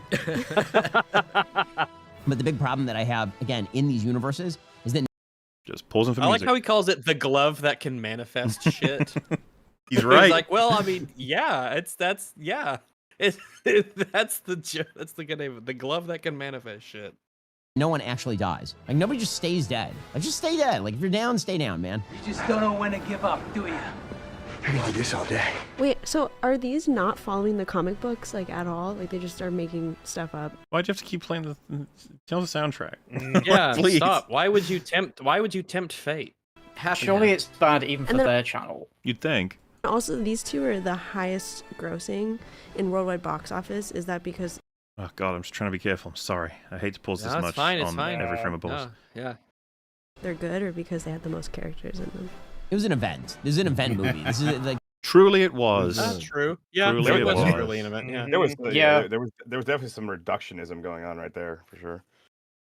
this was the first big event movie in the theaters that I like. This was the biggest event in the theaters since the relaunch of the Star Wars brand in like the 90s. It was like the finality of like a 23 movie run, so a lot of people were invested. There's some rough moments in Endgame. That one shot There of are all the some rough female. moments in Endgame. It's mostly Yeah, rough oh. moments. It makes I mean- sense. It makes sense he would go to this first. The Yeah. woman scene, yeah. So really, it's funny the because, completely like, nonsensical it's the story. time travel. But, you know, it's yeah. the logistics of this final battle. It's the total breaches of character. It's embarrassing. constantly. It's notably. It's just actually a disaster. There are people, This by the is the way, who visceral have said cringe. like the cringe thing about this is that the women only got this one scene in the film. Like that was their take, as though this is nowhere near enough. It's like, why would you want Cringe this? part is, how did they all end up in the same place at around about the same time in the middle Girl of this power. crazy battle? Girl power. Why would you want a scene like this? Girl gravitational pull. That's true. Women are naturally attracted to each other. Yes. That's why they always on go to the the one bathroom side. together. Shad instantly leaves. It's real rough. The moment when Captain Marvel shows up. So Captain Marvel breaks the Marvel universe. She just destroys He's not wrong. He's not wrong. She could win anything instantly whenever just she wants. Shows up and wins. Boring, worthless character. She just breaks it. I mean, we'll get to this when we get to the worst. Okay, Ah, Captain yes, Marvel is Captain the Marvel worst.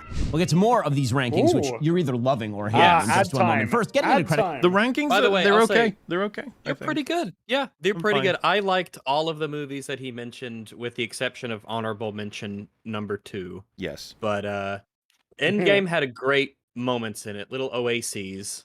But yeah, solid top 5 list. Not bad, Ben. Solid top 5 Not list. bad. Just when we were talking about how the women naturally kind of came together, well, women do naturally synchronize, so maybe that is On the battlefield as well.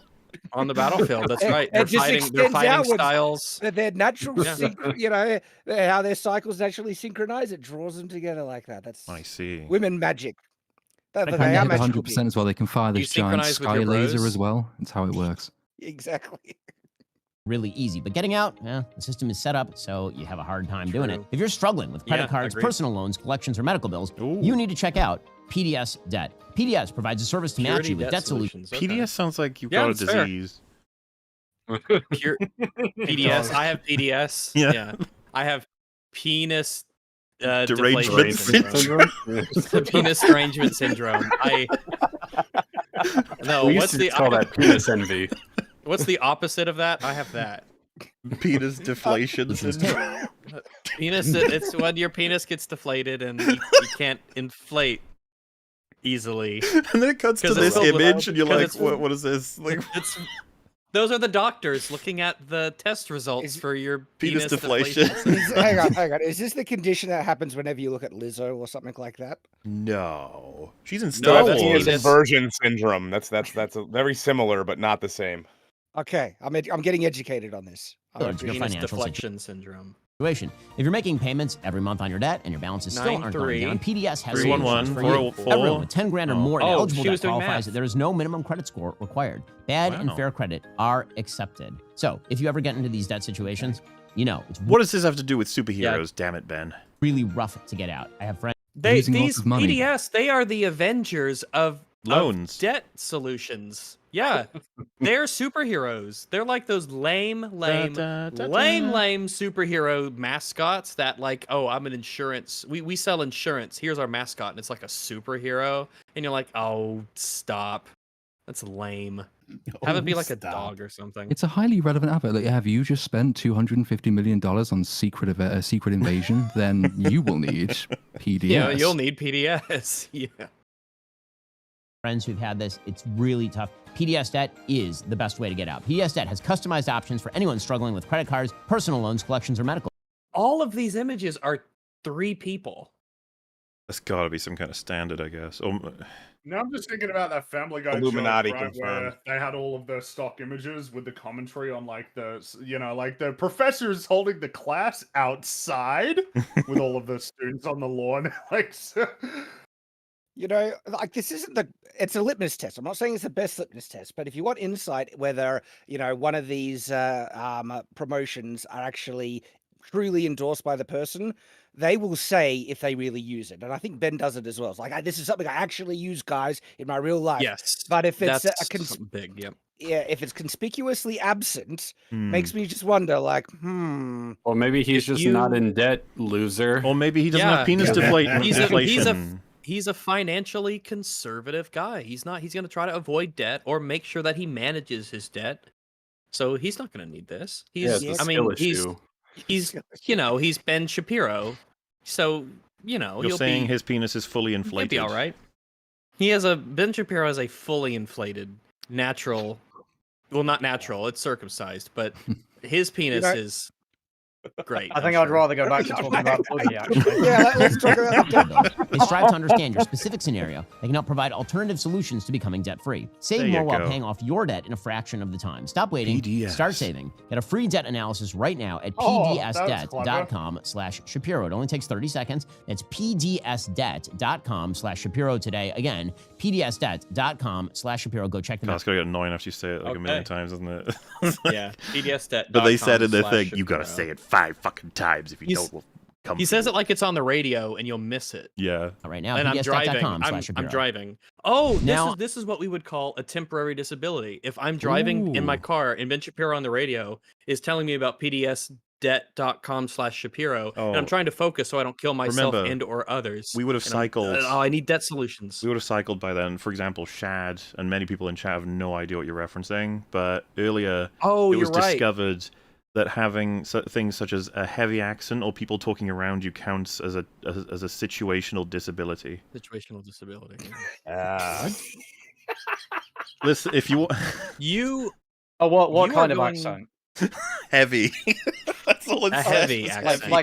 like having a British accent, is that a disability? I mean, it is a disability, but Yeah. does Fucking it British count as a accent, yeah, like, situational disability? The guy in Alien Romulus, he had a disability. It was very obvious. Wow. The more Cockney, the more disabled, is what I you're mean, saying. Oh, no. ever since that Gamer Girl came out saying that children were situational disabilities, and I have 5 of them, I was like, holy crap! Yeah, I'm you're one of the hyper most disabled. I'm hyper, like, absolutely retarded now. That's amazing. Okay. That's pretty cool. Now I can add more to the list because I have an accent. Mm-hmm. On to Arguably one of the worst five. accents. So the worst is Captain Marvel. Hey, Captain- there we go. Yes. Yay, there we go. Yeah, pretty easy. Excellent Ben choice. is a well-written character sometimes. Marvel is. I mean, of course, yeah. Absolutely. Marvel is terrible, and you can see it from the I Rotten forgot. Tomatoes. It would be That so scene funny existed. if he had said Jesus. Captain Marvel, it's terrible, and then moved on. Like this, just everyone knows. No one needs to discuss this. Score. So let me just But- give you the Rotten hang Tomatoes on. score. Yeah. Like, what truly is the worst one now? Because Marvel just keeps sinking to Multiverse new of lows. Madness. Multiverse of Madness is typically what we would I pick, mean, yeah. are we including the TV shows? Because then, Loki season 1. Ooh. well, Echo. Echo was Echo's nothing. Echo's not close. Echo, Echo isn't even does close. very little damage to the things around. It's mostly just to itself. Meanwhile, like Multiverse of Remember the Madness and Loki shows- annihilate the universe. So Yeah, as well as characters that we They care about. they bend time and space to make everything a fucking hellscape Also- for the entirety of the cosmos. Consequentially bad. I would also add Falcon and Winter Soldier, not because it's consequential to the universe, but There's just a bit. because it's so repugnant in so many different ways. I'm with you on that. Secret Invasion might actually be Secret competitive. Invasion. Yeah. That does It a is, lot of yeah. damage to Nick Fury. It's like, huge damage to the substantial world as damage. well. Well, yeah. And the world. In the way that like the TVA and stuff, they break the world and it doesn't make sense. And on some like very base kind of fundamental level, Mhm. the cosmos is completely fucked. The interpersonal and daily lives of most of the characters in the MCU aren't going to be affected by that in the way that they behave. But Secret Invasion does set up world building issues that fundamentally change the way that any events occurring on Earth. Which, to be have fair, Loki Yeah, did, Secret and Invasion it breaks Earth. I was Yes, actually it going to say does- it another one to breaks the Earth consider lore. would be Endgame. That's got to be up there as well. Oh, of course, yeah. Endgame is pretty catastrophic in terms of the It's amount of huge damage it damage. deals, both See, forward this is what and earlier. This is what I mean. It's so funny to think back in the day when Captain Marvel was the worst that we had. Yeah. It's like, Yeah, you that had was. no idea how much worse it could get after that, though, because we have just been. God. That's kind of what we had for Phase 4 and 5 of the MCU was all new ways of defining what a 1 out of 10 looks like, or in the case of Multiverse of Madness, even worse than that. God, Secret Invasion was so awful. But then again, So so many of painful. all the ones we just mentioned were. Oh. Scores for the ones that I thought were the best, right? Iron Man, 94% Rotten Tomatoes, 91% audience. I don't know why. Guardians I'm of not the sure why Galaxy, we're making We don't this wanna- one. 82. It doesn't really matter. We don't wanna 83, hear 85. this. It isn't Doctor really a Strange, good measure of 89, anything, 86. unfortunately. It's got to be worth something. It's just not something we care about really. Like it is interesting to compare, I suppose. I mean, it It's tells you interesting. what all it sometimes. really tells you is how audiences and critics reacted to something or how they feel broadly, about it. but still, That's all it really gives us. it's still Even very then, sample yeah. sizedly. Like it's still of a, Well, it's the kind of people who use Rotten Tomatoes, which isn't like most people. Most people just Well, go and, watch movies and they don't rate them. let's say a I mean, great There's it's also film. a the way they- self-selection there. Yeah. If a great film comes out and gets low scores on these, people just say like they were wrong on this one, and then if they get high scores when they were bad films, they go they were wrong on this one. You know what I mean? Like there's no, we don't say anything about the film as a result of this. Not we can't even broadly say the audience broadly enjoyed it as a result of this number. Not necessarily. It's well, people who use Rotten Tomatoes probably enjoyed it. I mean, yeah. It is mostly useless, except when something like The Acolyte gets one of the lowest scores out of any Marvel show. Anyway, then that's just funny. That's just hilarious. Well, especially if they change the system afterwards. Yeah. Well, I mean, remember, Captain Marvel was the movie that got them to and make wasn't some pretty, wasn't 86 changes, the number that they locked Rise of Skywalker on for? Rise of Skywalker is indefinitely, something like that. Yeah. I was well, going to bring that up because everyone don't trust scores because of that. Yeah, everyone on Earth knows there's no fucking way the average score from the audience for Rise of Skywalker was 86. There's no way. I just just double checked. It is still sitting at 86%. I mean, I know it's not a perfect one, but I've said it before. My sample was one of the guys in the theater who kept saying "Oh fuck off" when stupid things were happening. Yeah, you sure he wasn't a YouTuber? It's off of the course, charts. the last one, the funniest one, was when she said Rey Skywalker, and I was just sort of well, also, there, like, bear in mind, right, everyone, the TLJ has 41, while Tross has 86. No fucking way. All right. Yeah. I've got a hypothetical for you all. Pretend you guys were one of the individual running Rotten Tomatoes, okay? And you didn't have the same. Yeah, you're Mr. Tomato, and you didn't have the same standards that you guys have in real life. Okay, you are corruptible. You can be bought. How much money would Disney have to offer you? Yeah, how much money would Disney have to offer you to lock in those scores for them? All right, about 350. About 350K. What's the figure? Dollars. That's an odd question. I don't know.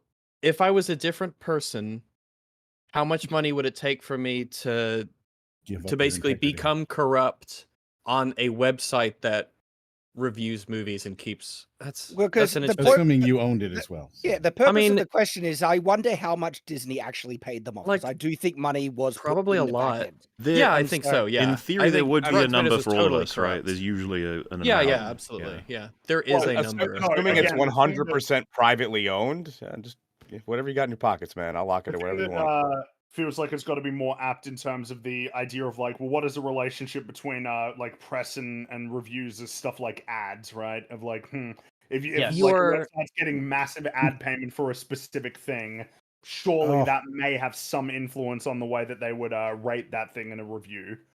You would think so. I would say, like, how much? What would the deal have to be for you to kind of lock yourself in to be like a Disney, like, satellite company in a sort of way? Isn't it Amazon that owns Rotten Tomatoes? Well, in the sense of Disney can call you up and they can say, "Hey, we got this big movie coming out, and it needs to look good. You know, I really hope that it does well on Rotten Tomatoes. We're really, really hoping that this happens." And there's this understanding of continued support or payments or whatever it is, and so you're going to have to be beholden to that. I don't know. There's a number. NBC Universal, but by the way. I'm thinking like maybe 50K. I reckon. Really, that little? That would be kind of like, because both ends would be wanting to negotiate. Disney would want to pay them the least amount to get what they want. They would want to get the most. And I feel like Disney would come in with a pretty strong offer. I think they got money to throw around, and they'd want you to know it. Because, I mean, and also consider, if you're running a big site like Rotten Tomatoes, chances are you probably make a decent chunk of change on the traffic and the ads and stuff. So I think it would have to be substantial enough money to sort of change your class, so to speak. Like, this needs to be a significant amount of money. It's not going to be 50K, because that'll just be like, that's not enough for me to get into this, because I already make a decent amount of money from this site and whatever else it is I do. Even if you took that into account, right, you could just do what Sony did and make up a fake critic and just do it that way and affect the scores. I like there's only so much that I'm willing to pay you if I can just do it another way, you know? Yeah, it's probably a continuous sort of thing, where it's like they know at RottenTomatoes.com HQ, Disney can call them up and say, "Hey, it would be really, really we sure do wish this film of ours gets a good rating on your site, and then things, get put into the motion. It's a continued thing. And even then, right? Like the thing about Rotten Tomatoes is that they sort of work like Metacritic, where they are adjusting the weighting of who's involved, right? So like that's how they would be able to determine who is a higher ranked critic and so on to affect that score. Like they wouldn't just artificially give you 3 points. That wouldn't make any sense. But they could, couldn't they? They could just change the numbers as they want, could they, on the back end, or do they need to be reflected? I mean, a lot of the sort it's of pressure right? happens on the level of individual critics, but there are these moments where they clearly they get them to freeze scores and things like that sometimes, and those are the cases where it seems like a decision being made at the Rotten Tomatoes higher level. But for the most part, it's just inviting critics to early access screeners and all that sort of fun stuff. Yeah, and giving them a steak, and a milkshake. And saying, here's a swag bag. And now they're going to like it a little bit more. They're going to take you to a presser. Yeah. This is going to sound crazy, but like it shocked me. I'm literally ordering a pizza right now because we'll be fucking streaming for a day. And on meat, I was as you said steak, I literally was clicking steak on the I knew meat it. I was section. watching you. That's why I said that it, was fucking wild. That's I'm insane. right behind you. It was the exact same time, like as the mouse was clicking, you said it. That's nuts. That's incredible. Did you get a milkshake too? No. You should. Little milky. I can't. It doesn't come with a little thing that they're doing. Oh, that's. How can we be delaying seeing what Ben's choosing for all of his negative reviews of Marvel movies? Can't believe this. We're talking desperate about to Rotten find Tomatoes. out. And My bad. Sorry. There is because he brought up Rotten Tomatoes and and there we go. He mentioned something and there we went. We did it. I completely forgot we were even doing the Ben Shapiro thing. I was just. I was too busy thinking about pizza. So I think it's worth mentioning as well that Rotten Tomato scores don't actually account for anything, right? Like Fallen Kingdom made $1.5 billion, and I think it's at 40% on both the critic and audience scores. So like these scores are. I think. Are absolutely. Sorry, meaningless. I think they did some research on this, and it's about 30% of moviegoers that check the score before they decide to go see a movie or not.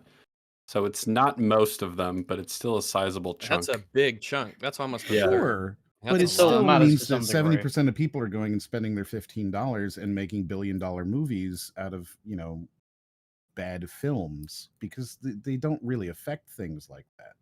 So they matter. Even if, I think they do. I want to say that it's the other way around, right? Like that's what I'm saying. It's not that somebody doesn't look at the score. It's that they will still go see it, right? They will come out of the film having paid for it and tell other people to go see it.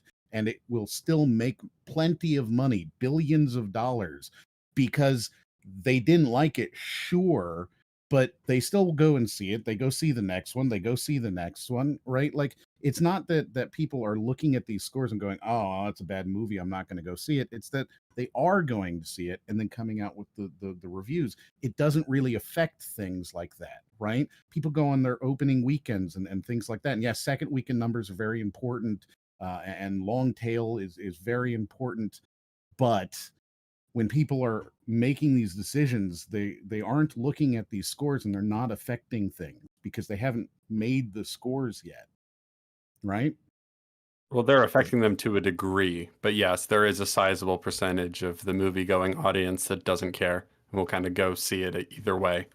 Yeah, but they're looking to go out anyway and do something. I think it does. I think it matters.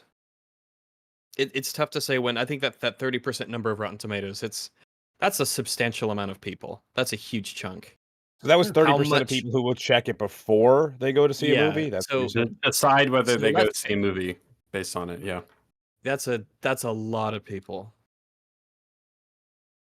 But I think a lot of people might also. I think we have to see the total number of their traffic as well to really make a true determination.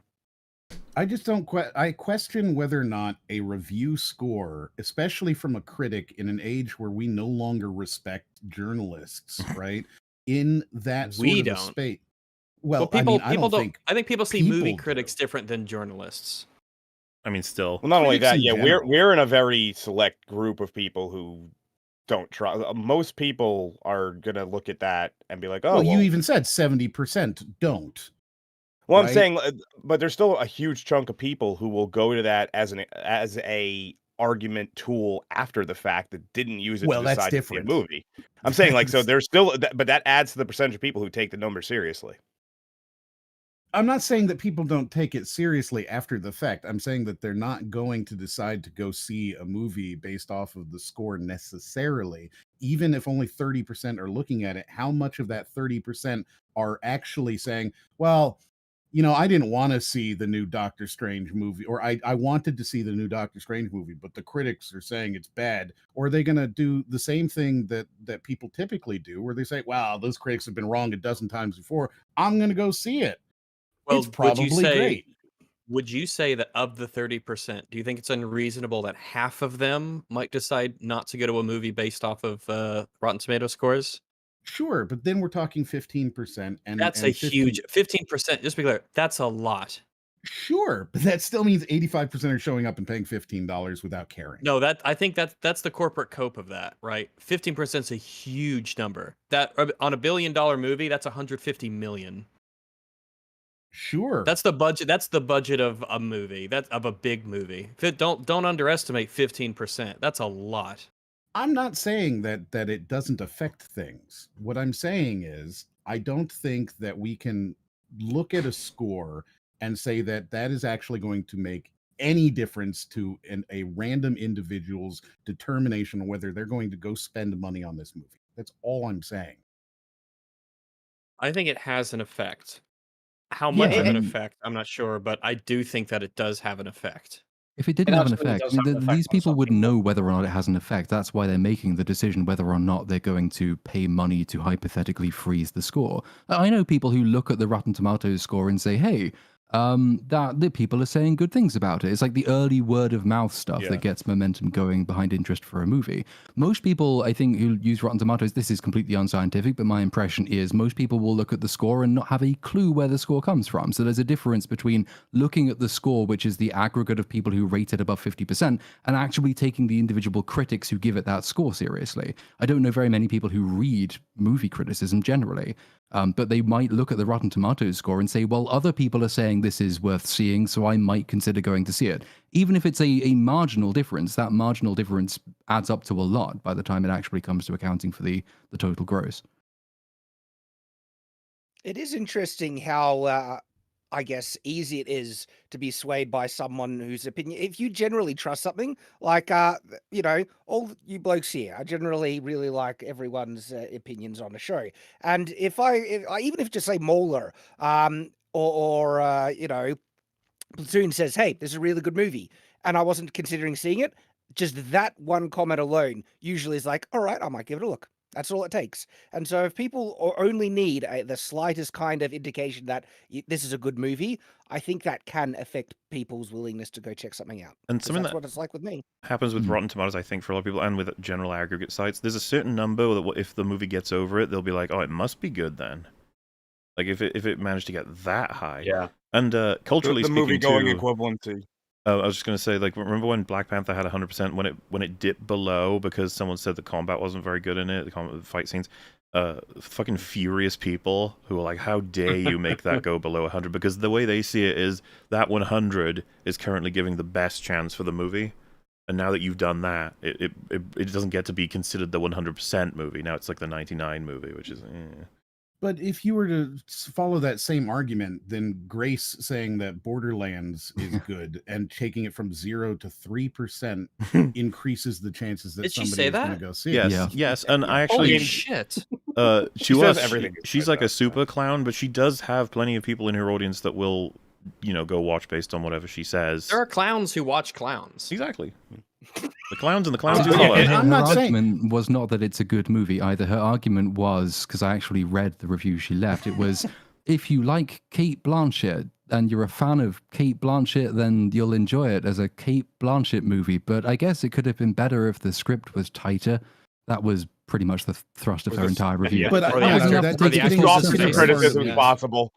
it's getting too far into the weeds because that's what the independent critic and the independent reviewer does, right? I get you. And I absolutely concede that proof here that a critic can have an audience, right? And that audience can be swayed by the opinion of the critic, right? Like that's why they called people influencers, because you influence, right?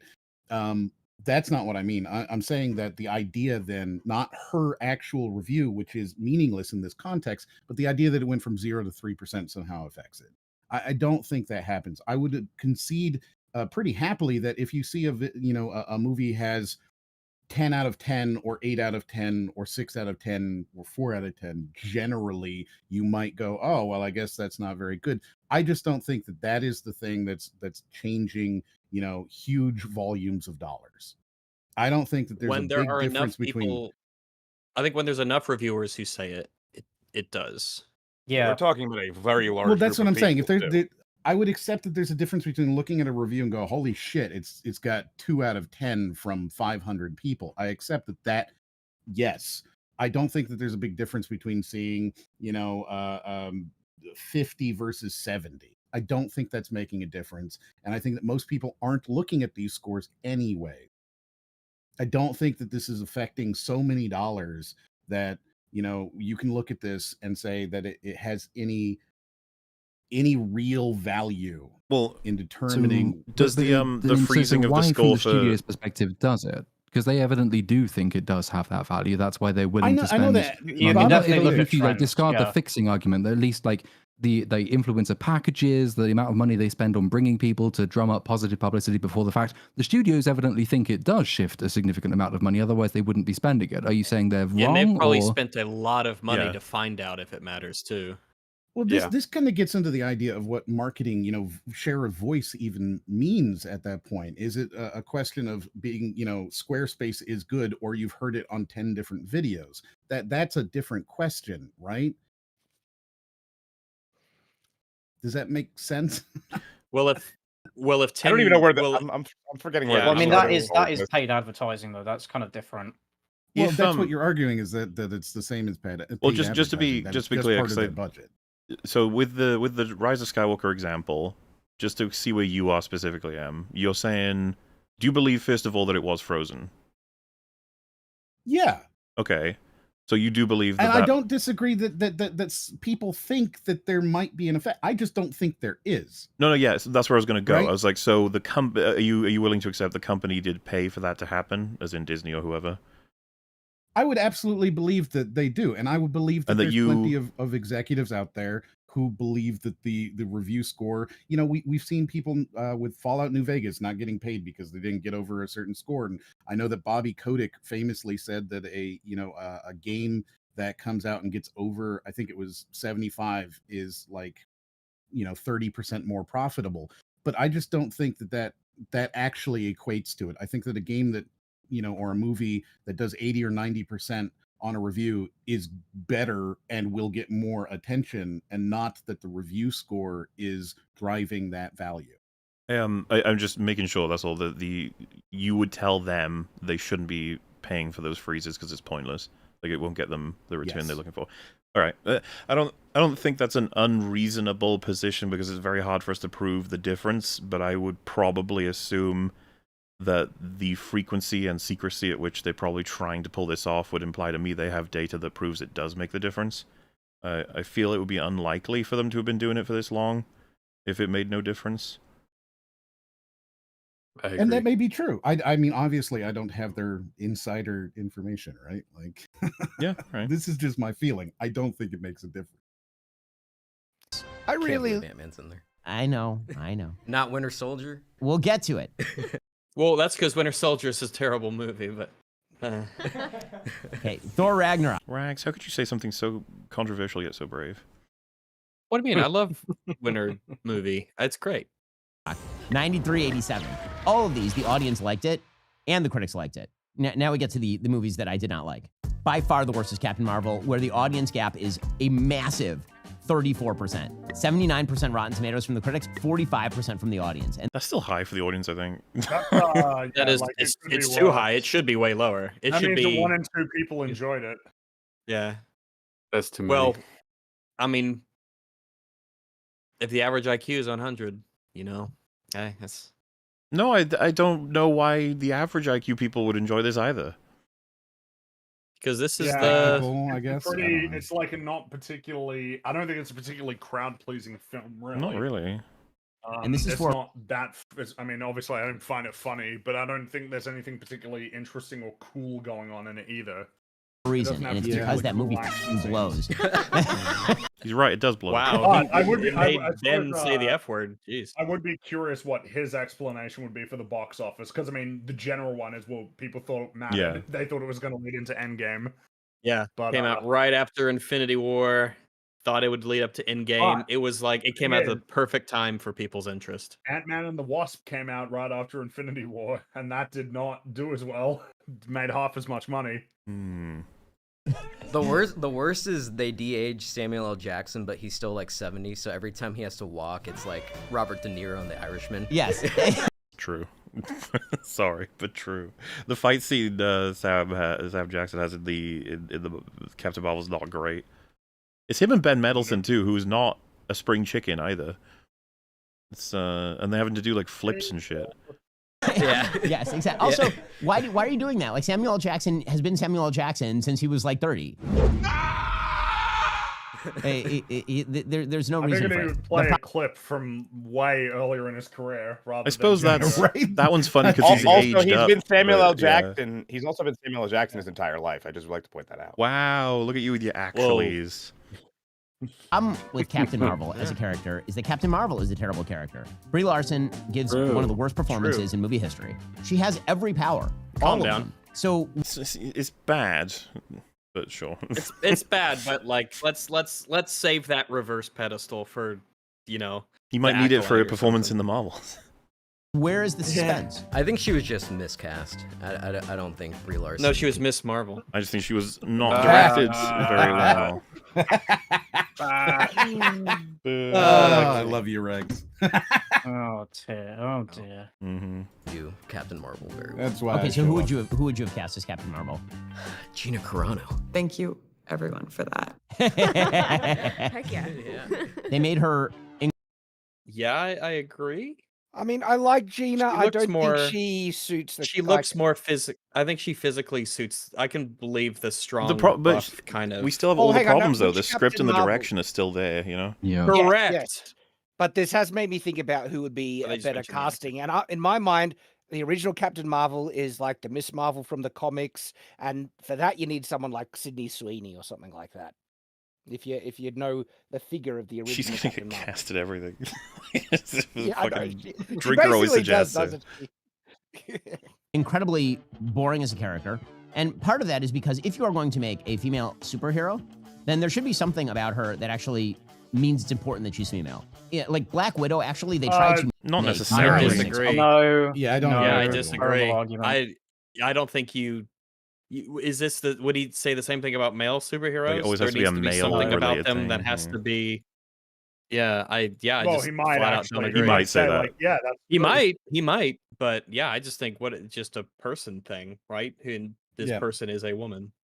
Like the big problem was they didn't really give us the foundational elements of like her motivation to be a good person. To remember, they just have the scene where her best friend says, "You are good, you are funny, you are great, you're the best."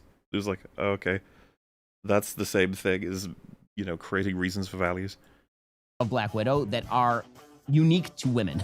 If again, the idea I don't believe that people consider the strongest elements of Black Widow's characterization in the MCU to be that she was sterilized. That's not at all like the parts of her, so to speak, that are celebrated. I would say that her history with having dealt with all of her guilt would probably be, which is not unique to women or men. That's like the big thing that gives her a lot of punch as a character. Trying to Right, kind it's of not the steal specific trauma, right? Like what trauma you go under doesn't matter here. It's that you had the trauma and then grew from it. Well, yeah. Well, I'm not even sure Ben would have referenced Black Widow the movie, but the editor has clearly just put that clip in there. I think right, that's fair. I think I get what Ben is trying to say, trying to steel man his point a bit, is that Black Widow is a very feminine character in the sense that she uses her femininity in a lot of things that contextualizes who she is and what she does. She's the femme fatale, okay, and that was utilized excellently in the first Avengers, where she uses a false sense of vulnerability to lure people in, give them a false sense of security, and she's manipulating people through the perception of femininity and stuff like that, and it complements the character as a result. And maybe he's trying to identify that Captain Marvel seems pretty divorced of many feminine attributes. So she's a very masculine kind of character. That was my mistake. I was going from the clip that was used.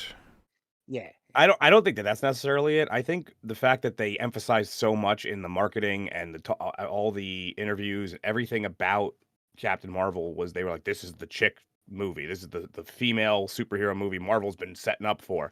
And I think that was what he was actually trying to say, was they gave us no reason for that to be the one that they held on that pedestal, because nothing about it, you could have interchanged her with a man and it wouldn't have made a difference. Well, but I think that's at the same point, I don't think that would have been a problem had they given her character in general. The story is basically devoid of that. Had she been as interesting a hero... that ruins any character no matter what. Yeah, that's why I think it's like a false positive on she needed female traits or something. It's like if she had a similarly executed origin as Doctor Strange, Ant-Man, Iron Man, Captain America, anyone, where an effort was put into the actual core experiences and then the values that she took away from it or something, as opposed to she doesn't know... Remember, she spends the whole movie not knowing who she is, and then she quote-unquote unlocks it, which makes her more powerful, and then she just wins. There's nothing really to it in terms of understanding her or what she wants to do. Yeah, quite literally, the only thing that was stopping her was something she could have removed at any time. So, because there are plenty of elements to Black... You wouldn't need what they did with Black Widow in, Iron Man 2, Avengers. A lot of people don't like to count Age of Ultron too much for her. Civil War is good for Black Widow, I think, as well. But... Yeah, is she the only one who comes out of Endgame really strong, or everyone takes damage from the time plan, obviously. If we assume that if that's like a blanket weird writing issue more than a character issue, would she come out kind of like she's a character in that movie? Okay, yeah, that's what I was kind of thinking, but it's been a while since I've seen that movie, and I kind of want to keep it that way. So. Is there something special about the woman doing this? Then she has to actually do some, stereotypically female things from time to time. Okay, Captain Marvel, not good. Okay, other ones that are not good. So the Marvels. That's funny. I mean, that movie's very fair. The movie's dog shit. For exactly the same reason. No explanation necessary. Exactly the same reason. Absolute garbage. And everything I just said, just that again. Yeah. Reflects that. Yeah, $206 million for a Marvel movie that probably cost $200 million to make and another $200 million to market. Giant fail for the Marvels. Thor: Love and Thunder. Taika Waititi. Very fair. This is a toxic movie. He has no idea where to stop. Yeah. There is a problem that some directors have, where they get sort of the Michael Cimino syndrome, where it's like, here is the thing that brought me here. And just gonna pause for safety. The amount of licensed music for this video is insane. Yeah. We're so getting hit. Now I'm going to do so much of it that it's coming out your ears. Also, I completely agree with the him. other difference as well, because lots of people make that comparison with Taika Waititi. They'll say he's just doing Ragnarok but more, and so it's Taika Waititi going to the nth degree that makes it a problem. Taika Waititi didn't write Ragnarok. He did write Love and Thunder. This is a guy who is quite good at making other people's scripts funny, but not very good at making the script itself make sense. So it's he is completely to blame, but the problem is that they gave him all that power and influence. I don't know if his Star Wars trilogy is still happening, but that could be. I read recently they canceled it. Oh, good. Oh, thank God. Oh, good. I mean, I don't know how accurate that is, but I read somewhere that it's Well, remember, most of the time, canceling a project for Lucasfilm just means never talking about it again and hoping everybody forgets that it was everyone else. Except if you're really bad, like the Acolyte. Yeah, that's right. The Acolyte is a new breed of. It was so bad that they had to own that they fucked up. But yeah, I mean, he didn't care about Love and Thunder. You've seen it in interviews, making fun of his own CG artist's work as well. That was a step. I got fucking octopus coming out of my fucking ears, mate. Right? He takes all the things that kind of make Thor Ragnarok interesting, and then he just quadruples them. He also threw his VFX artists under the bus. Oh yeah. Yeah. Ooh. It was just an ugly moment. No one liked it. Like a press video, which did not go over very well. Does he look real? No, none of Does Oh, us. she look- Something looks very off about this. This is my other problem, is that so many of That's probably not even the worst part of that clip. Like I think at one point they say like, "Oh, this just looks terrible" or something like that. Yeah. these movies are so VFX heavy. Like, that's not how you make a good movie. It isn't. Guardians of the Galaxy 2, exactly. Whoa. Okay. Damn. This is I'm a bit surprised about this one. I always find these funny because it would be like, you know that the entirety of Pixar movies are computer generated, right? Like, well, there's I know it's not visual effects technically, if you want to use that term, but By it's the way, computer generated. Marvel's Captain Marvel, Love and Thunder, Guardians 2. Like, damn. Yeah, that's an interesting one. That's kind I'm a of little like, shocked about this one because wow, I would shit, all say right. I would say Guardians of the Galaxy 2 amped up the silly, which is the thing he loved about the first one. Right, but it's not an origin story. I can get that. Yeah. Yeah, I guess it's not an origin. Yeah, he did mention that. I forgot about that part. For the same problem, which is it's not super horrible. That fucking music. Oh. God damn it. What? No, But why is it in your know 5 that if it's sounds not horrible? bad. Oh wow, it's- that's just a lot of it. I just sat back down. Those He said, sounds. wait, Guardians 2 is in his top 5 worst, sorry? Yes. Yes. Yeah. Oh, that's odd. But I then would he not have guessed immediately that. said it's not that bad. So. He just said it's not that bad. Oh, Yeah, like how is it? oh. If it's not that bad, why would it be beating Quantum Mania, Multiverse of Madness?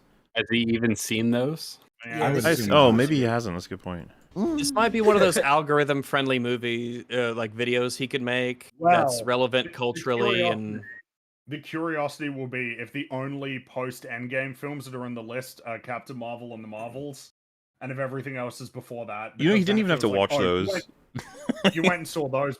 Well, but even then it would be like, oh, did you go and see those ones specifically? But you didn't like see a whole bunch of the other ones that came out. My point I'm is that not he really could gonna put them on the argue list, and he could say a bunch of disparaging things, and no one would be the wiser if he saw them or not, Well, yeah, because 'cause they're nobody's- just so nobody's awful. I think his number one worst is going to end up being Wakanda Forever. I just think that he's. I think I'm now actually starting to think that it will actually only be like Phase 1, 2, 3 movies. I think the Marvels and Quantum Captain Mania Marvel still might could turn actually up. be. It could, yeah. We're done though with 4. He's got 1 slot left. Maybe he has honorable mentions.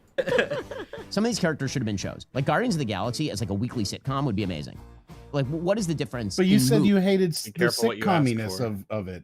You said that's what you don't Is it like. that he doesn't You mind it want if that's what it is? Right? Yeah, like it's poorly categorized. He doesn't want to see a sitcom in a movie. He'd rather see it as a sitcom. I think that's what he meant. Yes. Food between Guardians of the Galaxy and Loki. Like, not much. I mean, it's kind of the same. Like, it should have been a series anyway. Captain America: Civil War. Oh, Ah. ow! Oh no, Dude, it's not even that it's no. ranked bad. It's that it's ranked lower than all those horrible films. It's like, Oh my damn. Remember, he did state that No, in in no running particular order. order, right? In no particular order. No, and I Captain don't mean Marvel that. was I mean it's ranked lower than so many films he hasn't Oh, mentioned.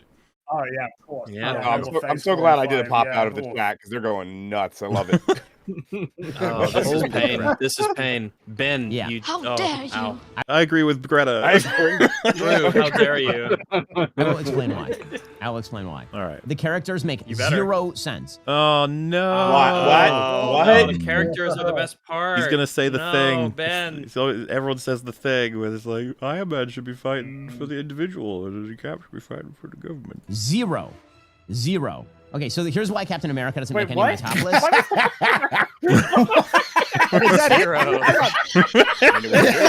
I like that. That's all we get. I like. Wow. We need more than that. Don't move on. No. It's I think worse. Like I think he's going to explain because he just said Okay. he's about to explain why the Cap films haven't made it to the list. And it's not just because I think Chris Evans is a schmuck. Fuck the shit. If you read the original comics of Captain America, the entire purpose of Captain America is that Captain America is John McCain. He's like a 1940s crotchety old man who's in the body of a 25-year-old buff dude.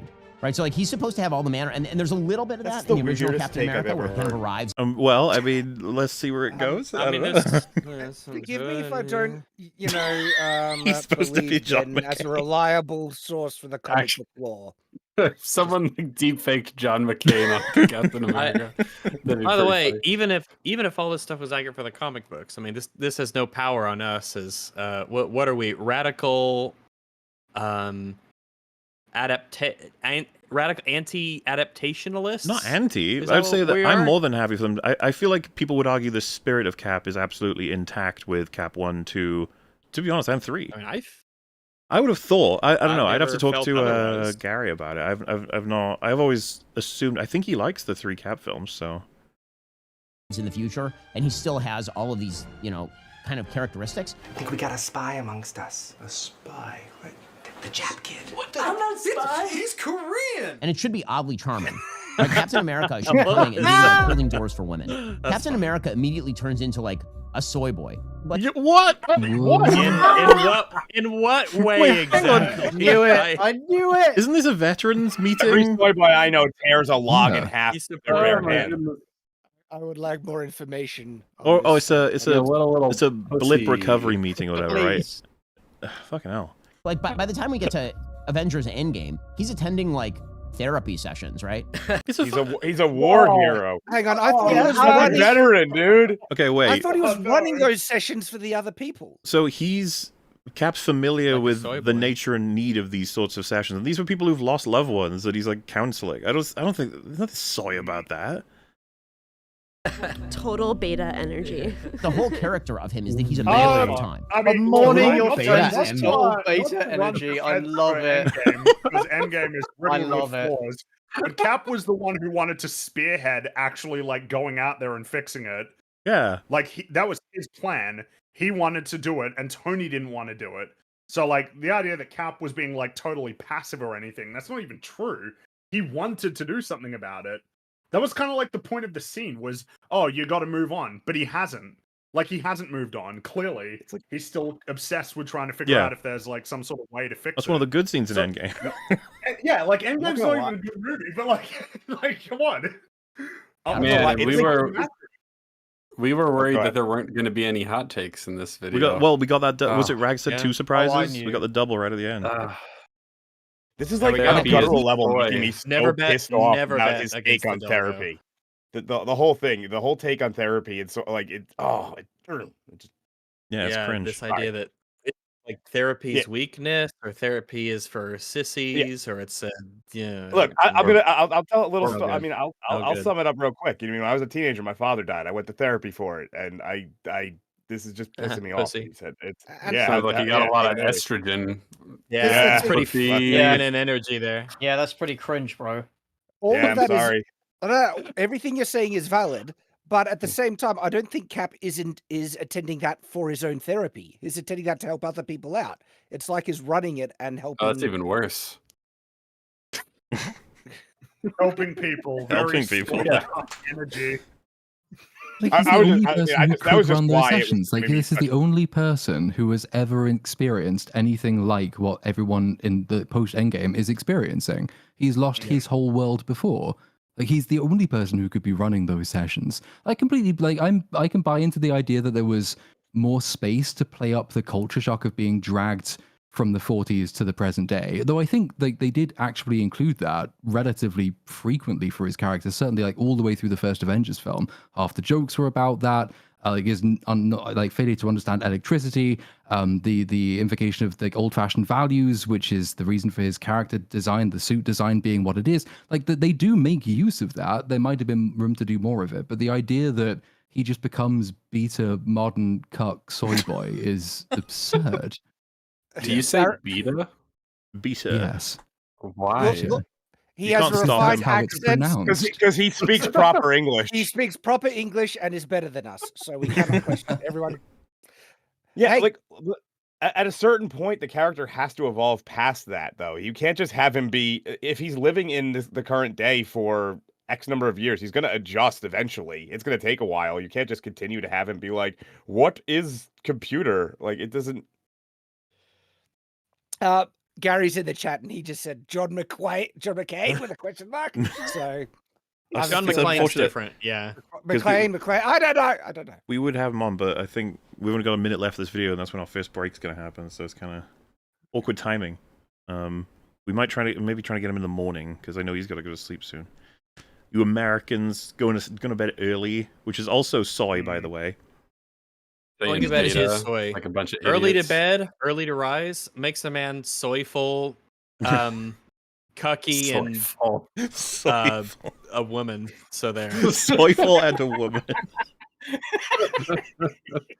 Appears in his character. There's also another big problem with that, and it's true even in the comics. Captain America should be the one on the side of the American government, and Robert Downey Jr.'s Iron Man should be the person who opposes it. Someone's going to have to explain to me why they ideologically support it. What do we explain to you? They had a whole bunch of movies about it, yeah. Movies I thought happened. the characters didn't develop at all. Fringy. I think you're forgetting the important element of this argument, which is that Captain America has the word America in his name. So yeah, but like, why would that even? Why not I just don't put even. it in your bank and The smoke thing is, it? I'm not even like interested in even entertaining the idea of like, well, yeah, well, that means that he ought to always be like pro institutions always. Like, but I mean, there's a whole bunch of movies that had them on the arcs that essentially got them to opposing sides. So there's nothing to explain. You just got to watch the movies. You just got to watch all the movies that lead up to it. Well, he praised Iron Man for his big, strong libertarian energy, and now once you have Captain America, that's.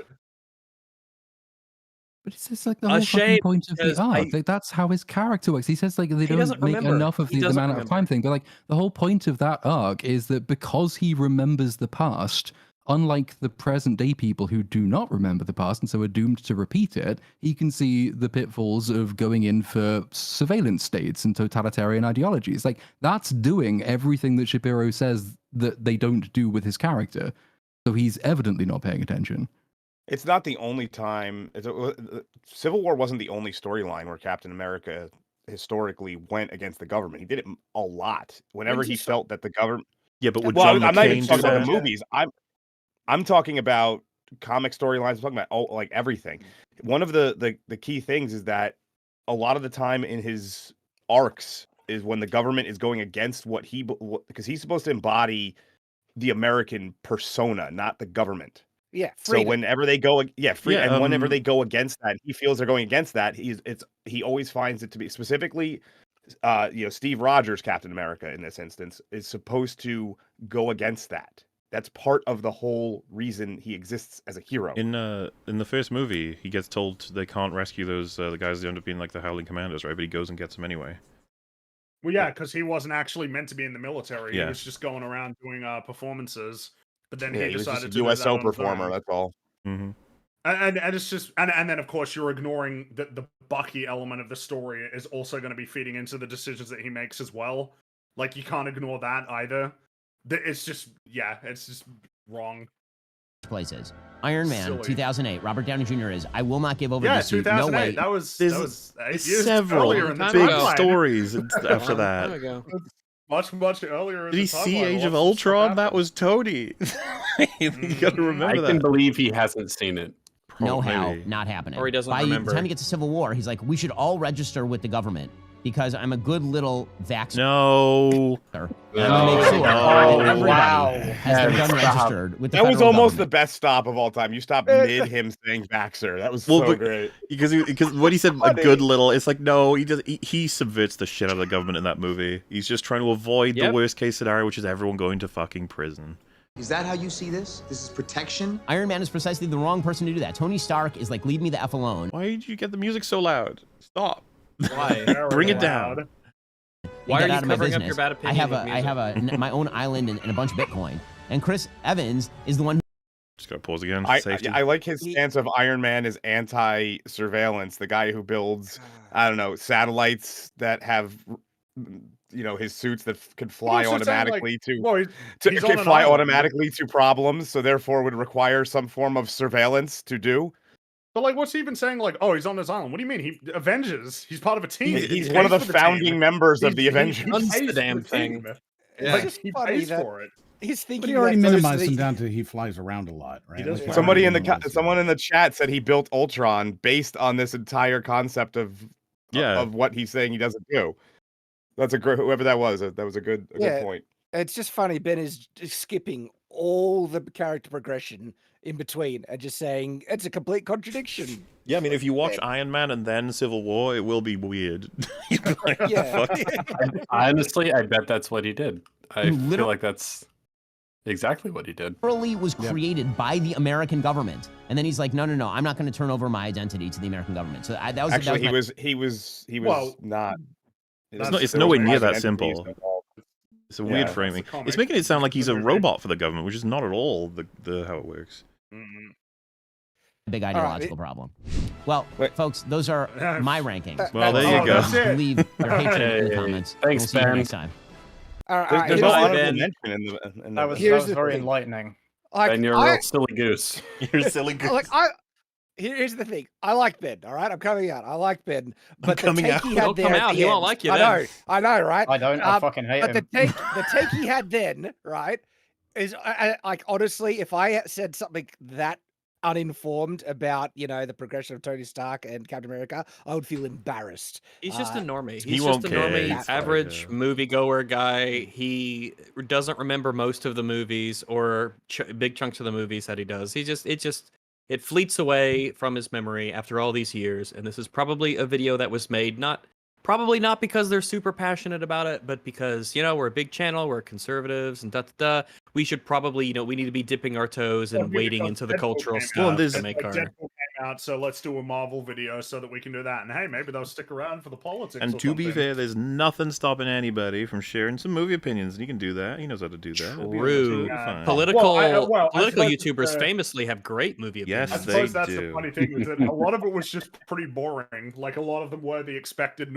like they weren't explained well, but a lot of them were just like the most normie things. Yeah, Guardians good. Yeah, Iron Man good. True. Very normal. True. Captain Marvel bad. Very normal, agreeable perspectives.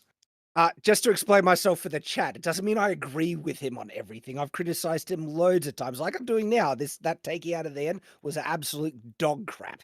All right, and so yeah, that's just my opinion. Man, Season of the Witch got hit with copyright. Fuck's sake. What? Really? Yeah, it's still available, but God hang on. it. Is that made by Lionsgate at all? Might be. I don't remember. Oh, Lionsgate suck for that sort They of thing. suck. They are, out of all the copyright issues I've ever had to deal with, Lionsgate has been the worst. Bastards. Well, in any case, that will probably lead us to the end of part 1 of our wonderful set of streams. We shall return. Yeah, Zooks. Before that, however, In Avengers I need to Endgame. set up the reward for getting through all of this with us, chat, which is a new episode of EFAP TV Batwoman. Can you believe it? Oh my god! It is that time of year. As soon as I find it on my phone, so I can organize this. Your biannual Batwoman injection is about to commence. Yeah. Well, as I'm searching for it, Raz, do you want to talk about the wonderful EFAP.me 300 feature thing that's happening thanks to Keebakins? Absolutely, everyone. So Keebakins, who maintains the incredible fan site efap.me, which is something that we ourselves use as references and information and callbacks and stuff. It's like the great encyclopedia, the loving encyclopedia to every frame of pause in all that we do here and the guests and the content that we cover and the streams and basically everything. Let me post the link again for you. Well, I'll post it there for everyone here because I know people are cycling in and out. But there is a special, there's a special section here on every frame of pause episode 300 and what will be the 3 parts of our, I guess, 6th into 7th year anniversary. I don't know exactly. I guess the end of 6 moving into a 6-year celebration, we'll call it, as we begin our 7th year. And let me see. Let me open it up in the YouTube chat. I closed it for a second because I'm building up so many tabs here. Let me paste it. So that will be, I'll put that in the chat for everybody. Everyone, please go to efap.me. They've got an animated banner. They've got all the memes, the origins of memes. They've got guests, their time, the topics that we cover, the movies that we've done. It is an extensive, I mean, it is a labor of incredible passion and love. And it's kind of nuts that it exists in this state. It has been an invaluable resource for even us. So everyone, please go and check out efap.me. Yes. Reacquaint yourself with everything that we've done, all of our terrible, terrible, terrible movie takes and opinions that you guys keep showing up for. like how we disagree with Ben Shapiro on Yes. Captain Remember the America Jim Civil Sterling War. stuff? That feels like it was a whole lifetime ago. Wow, incredible. But also, but yeah, it really is an incredible site. Please do take a look at it, use it, live it, love it, learn it, because we're going to be ending part 1, and we're going to be taking a break here and then going into part 2. And obviously, just I'm just looking at this animated. It's great. We got ER and Das and Chud's there and Metal and Mahler and no But Mel which, yet. Actually, we haven't aim even to seen have all Mel of these yet. people, but some of these people they just can't make it. Those horrible people. Let's just say we're finding out who our real friends are. Okay, Yeah, that's what it's we're about doing. time. Yeah, we could make it. So I'm saying. Things I mean, get Keem showed up. revealed. Keemstar showed up. Keemstar, but true no Metal. friend of Interesting. EFAP. Yeah. Interesting. Interesting is all I'm saying. I just think it's interesting. Yeah, down with Metal. That rat bastard. So here it is. We got the episode is about to begin. It's going to play that horrible music super loud. So I'll spam the link in chat in a moment. Or if one of you can you guys do it? I'm like my accounts are all funky right now. I'm trying to do moolah shit on the phone.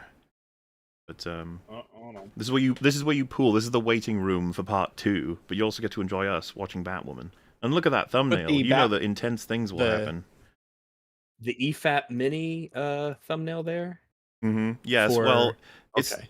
It should be TV, but it also shouldn't because you know what I mean. You know what I mean. Ah, loudness. Yeah. That was before TV. Yes, that it was before that format existed. Well, that That's about how long it was. does it. Why don't you all pile in, have fun. We'll see you in about 45 minutes, I think is how long this is. So we will be back. Yeah, everybody. We will see you in a bit. Bye. Bye. Someone said, Mahler, raid your premiere. Oh, Dev said that. I don't know. That's not set up to do that. I'm sorry. Okay.